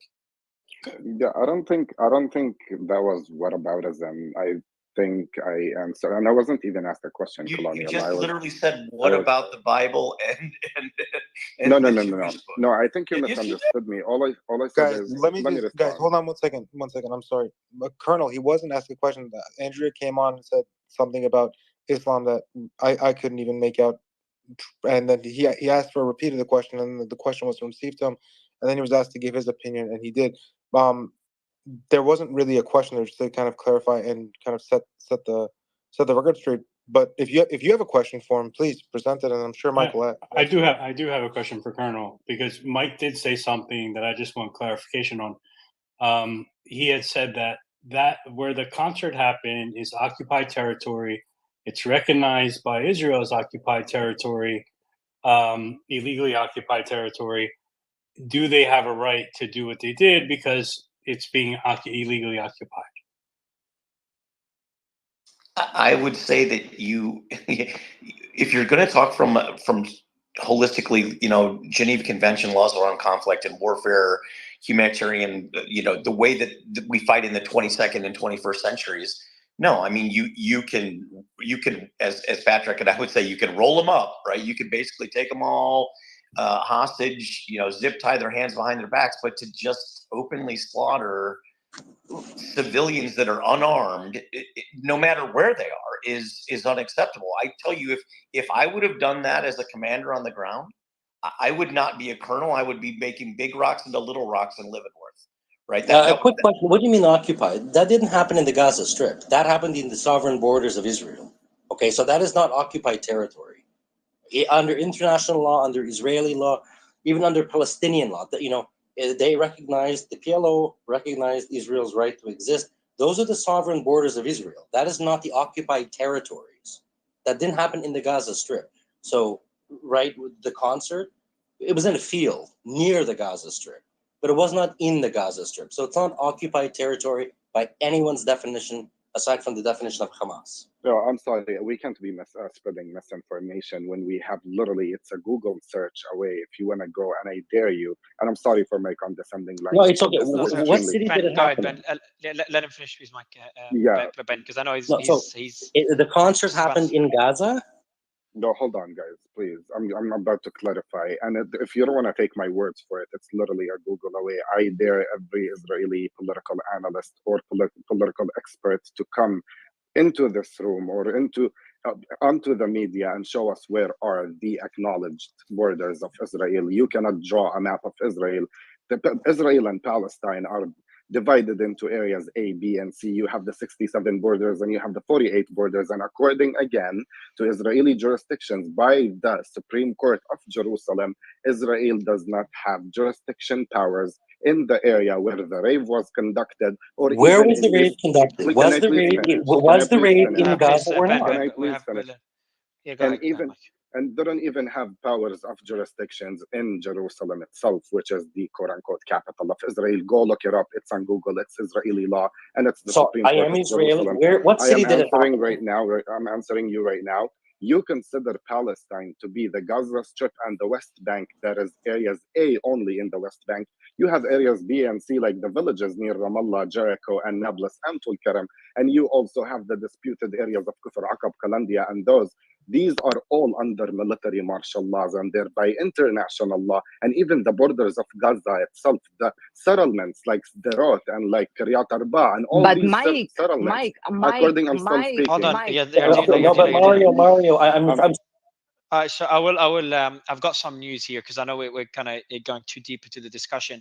I did not hear the last couple of minutes just because I was verifying some information. I've just posted some data, and that data has just been released. So we're talking about total casualties, but now we're going to talk about casualties within the Israeli military and put that into perspective as well. So if you look at my latest post, Ryan, if you can, I'm going to read it. So if you can pin it above, that would be great. So we've just got the Israeli army just published the names of 38 additional soldiers killed since the beginning of the conflict. So that brings the total death of the Israeli Defense Force members to 134. Now, this makes the war deadlier than the 2006 Second Lebanon War. It also makes it almost deadlier, and I think it will surpass it soon, than the is getting closer to surpassing the 334 death toll number between 2000 and 2006 during the uprising. So just kind of give you a perspective of the death toll on the Israeli side, and obviously we've talked about the death toll on the Palestinian side as well. So I do want to go, before you go to Yardina, welcome to the stage. I do want to go to the Confluence, if that's okay. Confluence, go ahead. Yeah, sorry. I was just going to say that, oh yeah, so we've got a political distinction of, going against the people of Hamas and not Palestine. But in some of the discussion, especially calling all of the people inside of Palestine animals, that's not very productive and effective toward those ends. So also, you made the distinction earlier that yes, indeed, politically and through a communications lens, the issue is with Hamas, but operationally, when the people within the West Bank have no place to go, operationally, it's a very different experience for them. So I just wanted to call out the operational distinction versus the kind of media narrative or the political distinction that we can all talk about. It's very different for people going through the experience there.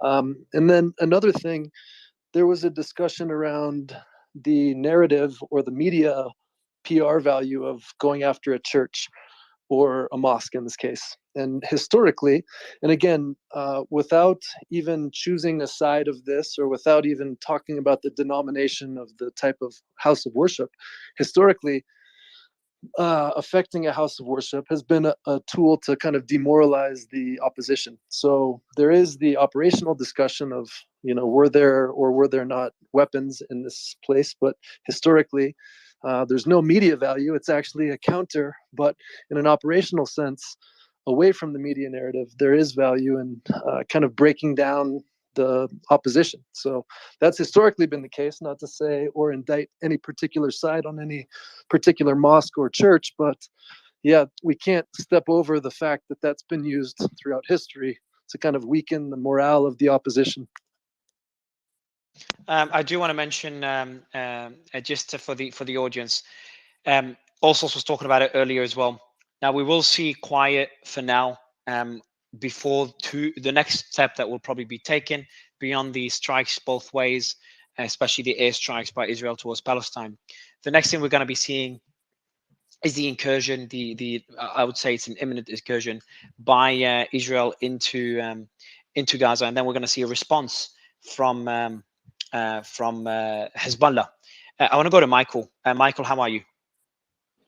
I'm sorry. Before you go to Michael, I'm sorry. Yardin, I'm moving on. Yardin, I know you have. No, I get it. No, I get it. I get it. You don't get it because I don't know.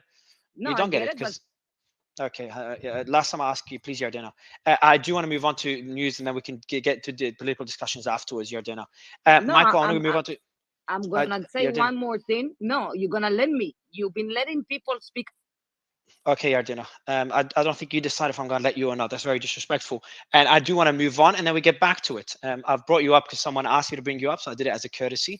But to come up and speak like this, just not doesn't respect the panel. Michael, I wanted to move on from the discussion. We did have a political opinionated discussion for the first time on stage for the past 20 minutes. But I want to get back to the military discussion. What we're going to see next, when the incursion begins, we will see a response from Hezbollah, I could say. I want to get your thoughts, Michael, and then Patrick and Colonel, what the incursion itself would look like. And when I say incursion, let's talk about the military ground force of the Israeli Defense Force entering Gaza. How did that look like last time? What casualties could we see on both sides, and what would the outcome be? Michael, it's your first time on stage. I'd like to get your thoughts on this, and we'll go to Colonel. Hey, Mario, thank you so much for having me. Just really quick for everybody on my background, I'm a former CIA counterterrorism officer. I've spent a lot of time in the region. I'm a military analyst at a think tank currently, and I think I have a lot of expertise that I can bring to this discussion. So I think the conversation on casualties and the figures you just brought up, Mario, are really relevant here. If we look at 2014, which was the last time that Israel went in in a major ground incursion with Operation Protective Edge. The IDF took about 600 or so casualties in a month, and it was very difficult fighting, and they didn't make a ton of progress. And the result of that, from a strategic perspective and from a doctrine perspective for the Israelis, was a shift to reliance on airstrikes, complemented by occasional raids and things like that. And that's been the norm for response options since. And so if they were to go back in, I think it would look similar to 2014. I think it would be on a larger scale. And I think if those kinds of casualty figures were unacceptable to the IDF ultimately at that time, they could be facing, significantly more than that in a broader ground operation this time. We could see Gaza look like, Mosul in 2016, things like that. And I don't know how high the tolerance is for the IDF to sustain casualties like that. So I think it'll be interesting to see how similar and how different the tactics are this time as opposed to 2014. And your thoughts, Michael? First, a pleasure to have you on stage, and we'd love to have you again. Before we go to Patrick, and what could we see from the Hezbollah side? We've talked about the likelihood of Hezbollah participating in the war, and we're not talking about small clashes on the border. We're talking about full participation. Do you think that is a possibility? Do you think that is a likely possibility? And what would that look like, especially what we saw after the 2006 war, which was more deadly than expected for Israeli forces and obviously very deadly for Lebanon? Yeah, I think Hezbollah's capabilities right now are really interesting. There's been a lot of analysis done sort of across the board to say that their capabilities have improved since some of these last conflicts that we've seen. I don't know, from a strategic perspective, what Hezbollah's intent is right now. And I think that if a lot of people are trying to tell you confidently that they do know, I would suggest to you that they really don't. So I don't have much on that. I think that's going to be really interesting, though. The extent to which Hezbollah decides to commit their forces and which forces they decide to commit is obviously, I think, the big question that a lot of us are kind of waiting to see develop here in the next couple days. Mike, were you talking about Protective Edge? Operation Protective Edge? Is that? I didn't hear what you were. Sorry. Well, I was just referring to the first question, right, on Israeli casualties. Right. No, but you said there were 600. I didn't hear you. I'm sorry, I wasn't listening. How many were you talking about in 2014? Operation Protective Edge. Yes. Yes. Okay, so there were not 400 military casualties. 68 soldiers were lost during Protective Edge. No, the numbers for total casualties. I'm not talking about deaths. Okay, but no, because you said there were either 400 or 600 soldiers lost, and you said you didn't know that if Israel had the appetite for that. There were 68 IDF soldiers lost during that operation. Just small clarification. Right. No, but I guess what our confusion is, you're talking about soldiers killed. I'm talking about casualties, which includes soldiers wounded. Okay. Patrick? Well, I largely agree with Michael about the 2014 operation and its effects, but I would point a couple of things out. We've seen a greater number of civilian deaths prior to the start of ground operations this time out, and the brutality involved has been truly stunning. That generally means that a nation is more willing to accept casualties in order to, frankly, seek revenge for that type of thing, for lack of a better word. We also have seen the Israeli government declare open war for the first time since '73. We're seeing a massive call up of reserves. This has the earmarks of something that will be different in tone. Now, whether that proves to be true, obviously no one can say at this point. It will know when they start going in. But it would not surprise me if we listen to Bibi Netanyahu that they do intend to destroy Hamas functionally. That would require a massive investment of personnel, of firepower, and you probably would have to see them level portions of Gaza where fighting is intense around Hamas strongholds. If they really do intend to do what they say they want to do, the tone of this will be very different from 2014. We'll have to see whether or not they are really serious about it. Because as Michael says, the 2014 operation was much more circumspect and even their use of firepower there was not proliferate or prolific. Excuse me. I think really quick on that.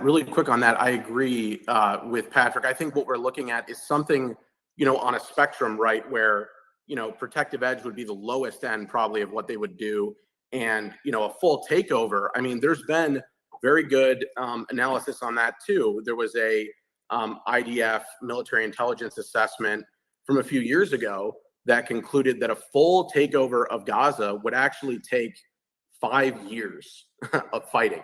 So, right, I mean, we just don't know how much of Bibi's comments are designed to signal to domestic audiences, to his own polities. I mean, right, we know all the struggles that Israel's had internally over the past year or so, which I think played a role too in the intelligence failures that we've seen. And I've seen a lot of people comment on that have never been intelligence officers, that have never worked on national level intelligence questions. And the reality is, look, as good as Mossad and Shin Bet are, they're not infallible. There are intelligence gaps for every service in the world, including in the U.S. And there were, some signs that, at least on a strategic level, Bibi did get some warning from his own services and from others that, hey, we have circumstantial evidence that X actor may do Y, right? And that strategic warning often gets ignored by policymakers because it's not specific enough. And I actually totally understand that. Tactical warning, we know that X thing is going to happen at this location at this time. That's very hard to provide. It's very hard for CIA to provide. It's very hard for anybody to provide. So, it's not totally shocking to me that there would have been some gaps here, especially given all of the infighting politically in Israel and between the security services that we've seen over the last year. No, I think that's a very good point. And just final thing, Mario.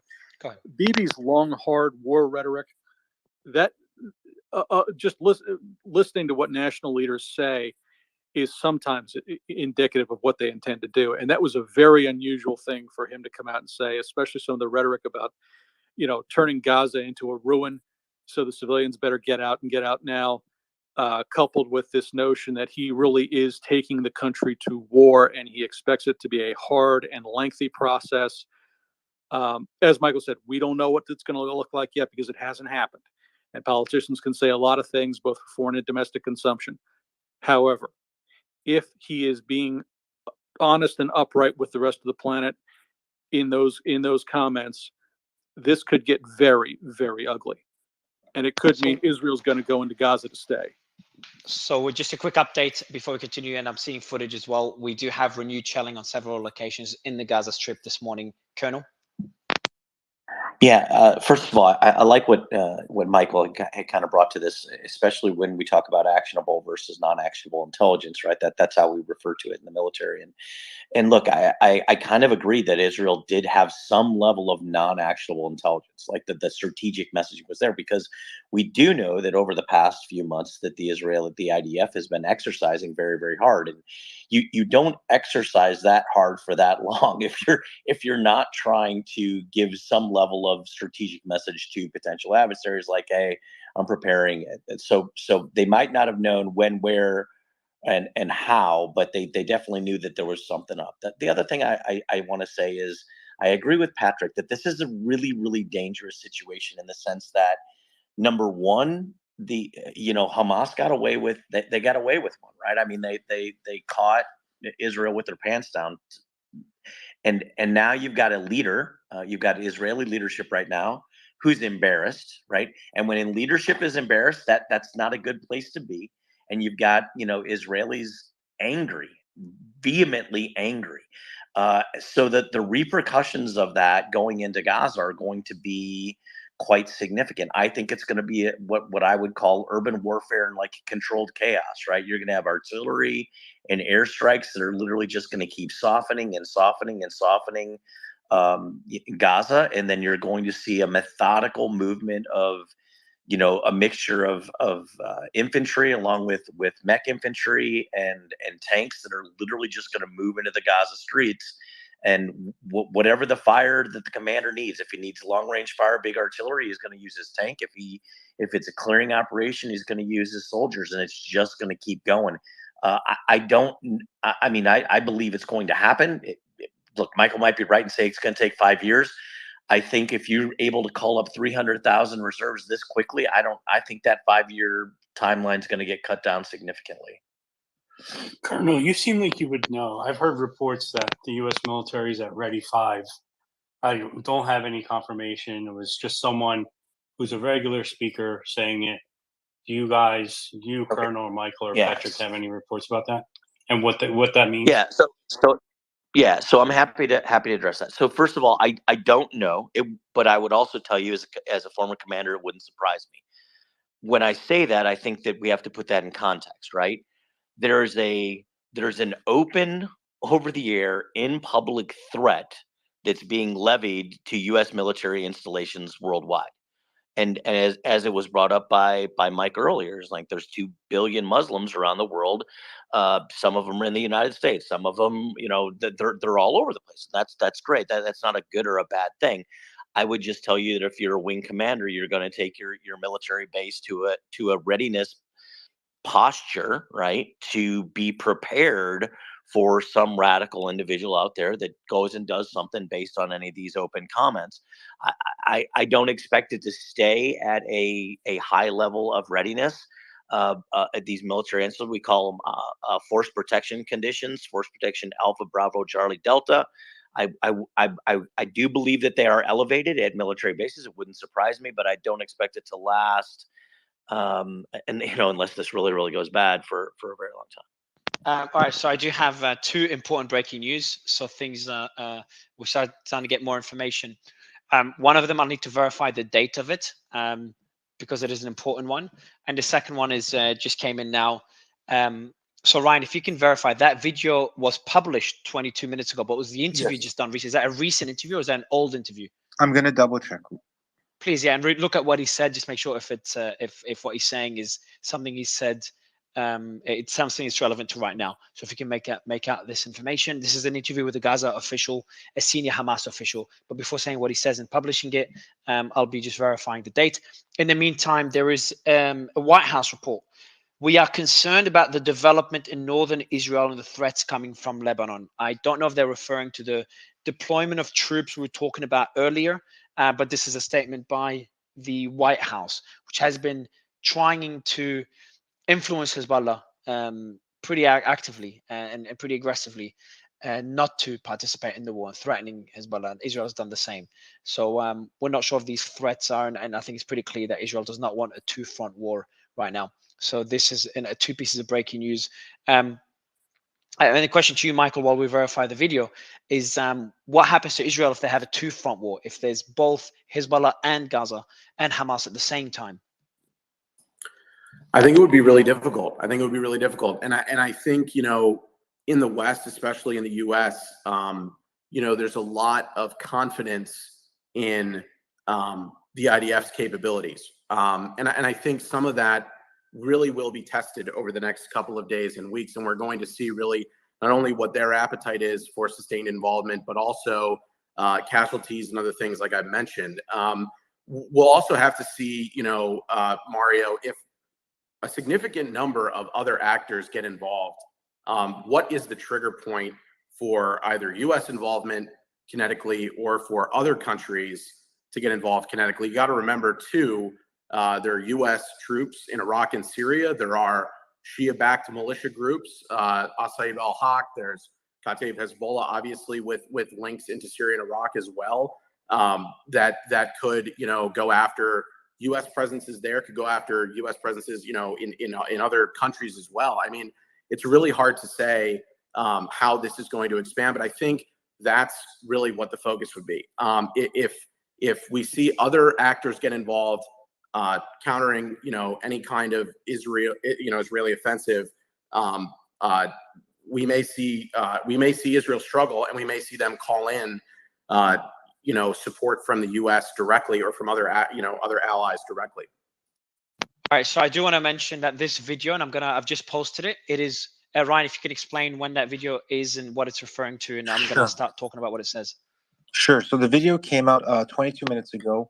It was posted on the Guardian's website. This is a Hamas official who said the organization is prepared for a scenario of a long war. Mario's going to go into some more details of it. But Yeah. this So is let me literally exactly. 20 minutes ago. Yeah. So this is a senior Hamas official by the Guardian. 0 hour was not known to anyone other than a handful. We picked the right time when the enemy is busy with their holidays. There are Palestinians held in America. There are Palestinians who were detained by the US on charges of supporting the resistance in Palestine. They were detained in America because they were accused of running charity organizations. By the way, if you could do the transcript, Ryan, that would be great. So I can. It's posted above if anyone wants to watch it, and I'll be adding. If you can also pin it, please, Ryan, because it's an important video. Because it has some important statements. They were detained in America because they were accused of running charity organizations that support the people besieged in Gaza and help orphans in Gaza. So America detained and sentenced these people as requested by Israel.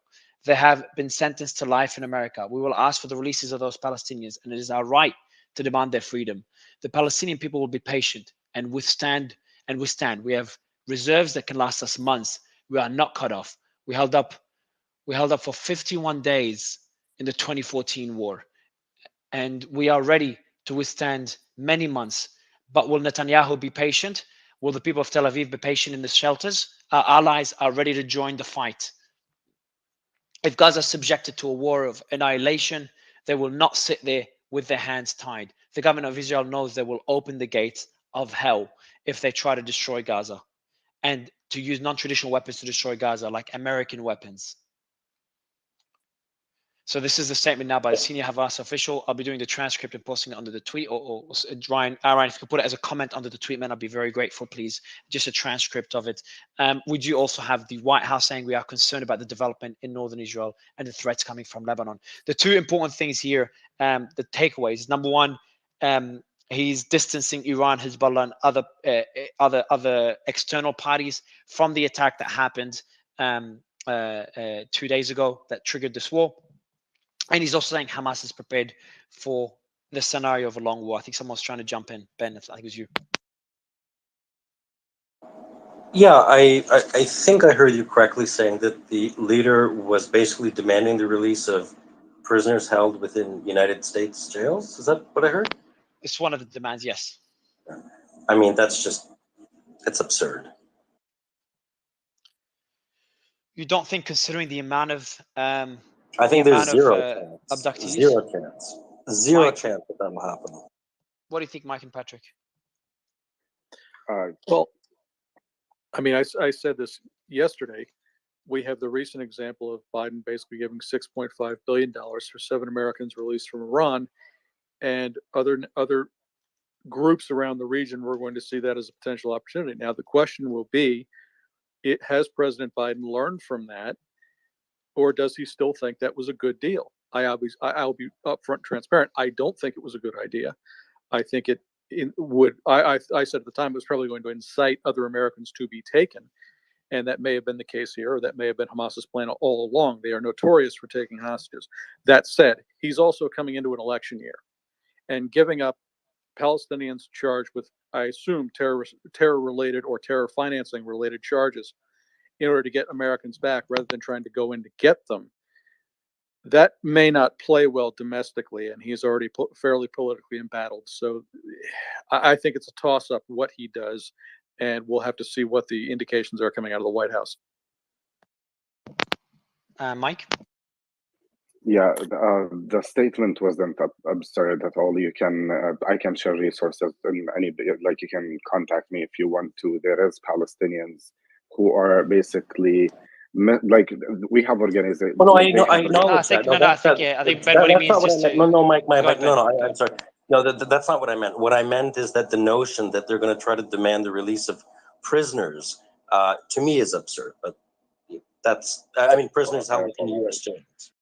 No. And listen, Mike, sorry I snapped at you earlier, right? I want to, it's a tense situation. I understand that. So I apologize for snapping at you earlier about just the confusion about where the rave was held, because it was not held in Gaza. So I apologize.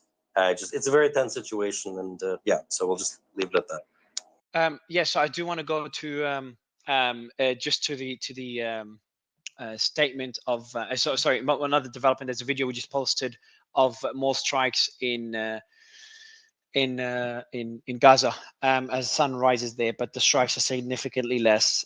So I think it's now things are easing up, and we'll be hopefully have a few hours of quiet so we can all rest. So citizens in those countries could rest, but we don't expect that quiet to last.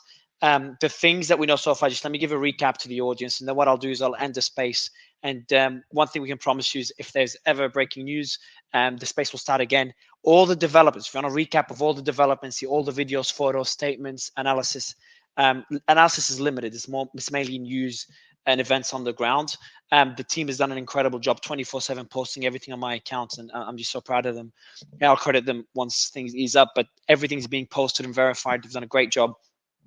So if you want to go through it, and Ryan is one of those team members, so thank you, Ryan. If you want to go through it, it's all on my profile. But just to give you a recap, so we saw massive escalation on the Israeli side in terms of, as expected, in terms of airstrike on Gaza.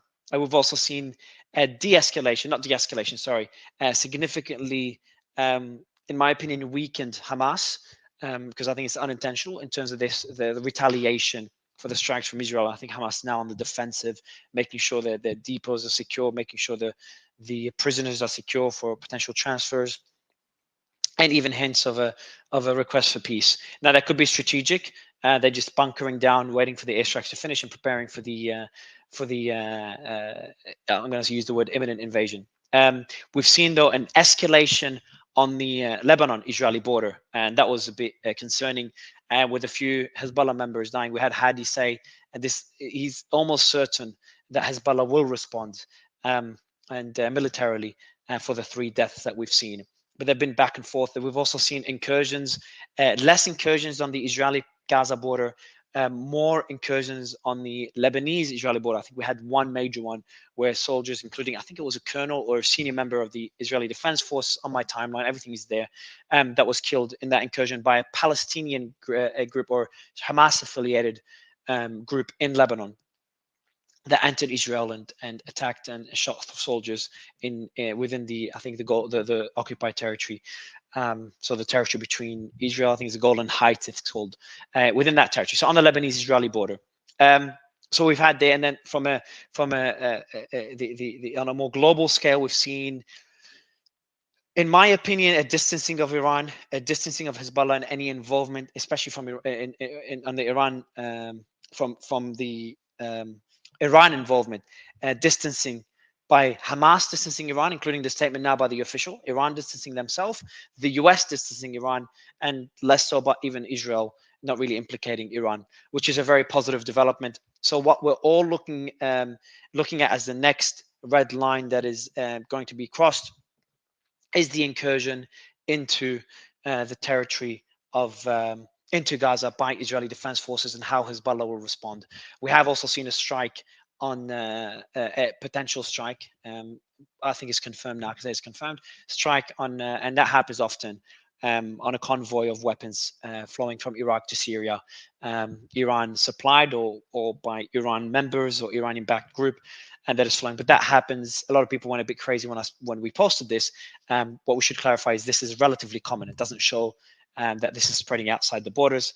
This is expected. So the airstrikes are ongoing on Gaza, but significantly less. No rockets towards Israel, and we saw a few in the last few hours, but very small number of rockets going towards Israel. And we'll see what happens when the incursion begins.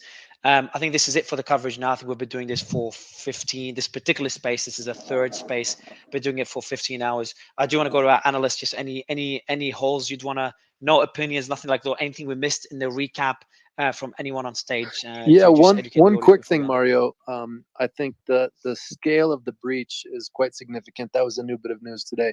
From what was yesterday reported at 300, maybe 400 people coming on their kites with the box fans and with the tractors and all of this, and now that's. Are you talking about the? Oh, okay, the initial breach. Yeah, the initial breach, and then now it's up to 1,700 or so that were apparently Hamas agents within the Israeli borders there. So that's quite significant. Already the breach was hard to understand. Now it's just nearly impossible to reconcile the failure.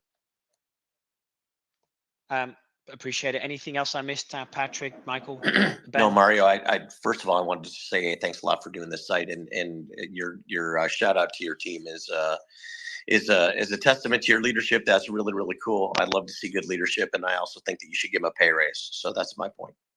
Thanks, man. Last time I could bring you on a panel. No, I'm joking. Go ahead, Ben. No, actually, that's pretty. I just want to echo what he said. You know, it's fascinating, right? Despite what people's opinions are, literally tens of thousands and millions of people who've heard this space have got firsthand information from this space, as opposed to the mainstream media, right? Like stories broke here an hour before they broke on Fox News, CNN, including I watched the Israeli stations. You had news here first and people on the ground, so it was. Very good job, Mario. Much appreciated. No, I appreciate it. And I want to thank the panel. Like, this space was significantly more cordial than others. And what I appreciate is that we've had people on the ground in both, including Mike, for example. And we had, I don't know if anyone on stage now is in Israel, but we had obviously multiple speakers on the ground in Israel earlier on stage having very cordial discussions. And probably one of the most memorable segments of the show was when we had within the same half an hour period. I think it was the second show we had on day one. So day one crash, we did it again. And in that, there was a small segment, which will eventually, when we have time, we'll clip it and post it, where we had one of our regular guests that tells us, hey, I just found out 3 of my family members died in Gaza. And then another person on stage is like, also I found out, it was not long afterwards, because I found out my friends were some of the victims of the attack on the festival on the border with Gaza. And they were both sympathizing with each other. So that was kind of a testament of the beauty of having both sides come together, have that sort of dialogue, something that I wish would happen more on the ground. To kind of wrap up the space, we'll see you again in a few hours. So you can keep your eyes on this account for the news that will continue to be tweeted. And when there's something major enough, we will start a space and we'll bring out analysts and start dissecting it for you all. I appreciate you all. Thank you so much for allowing us to do this, and we'll see you again soon. Thank you, everyone. Thank you to the Mario. co-hosts that are on now and they were on before. Go team. Thank you. Bye.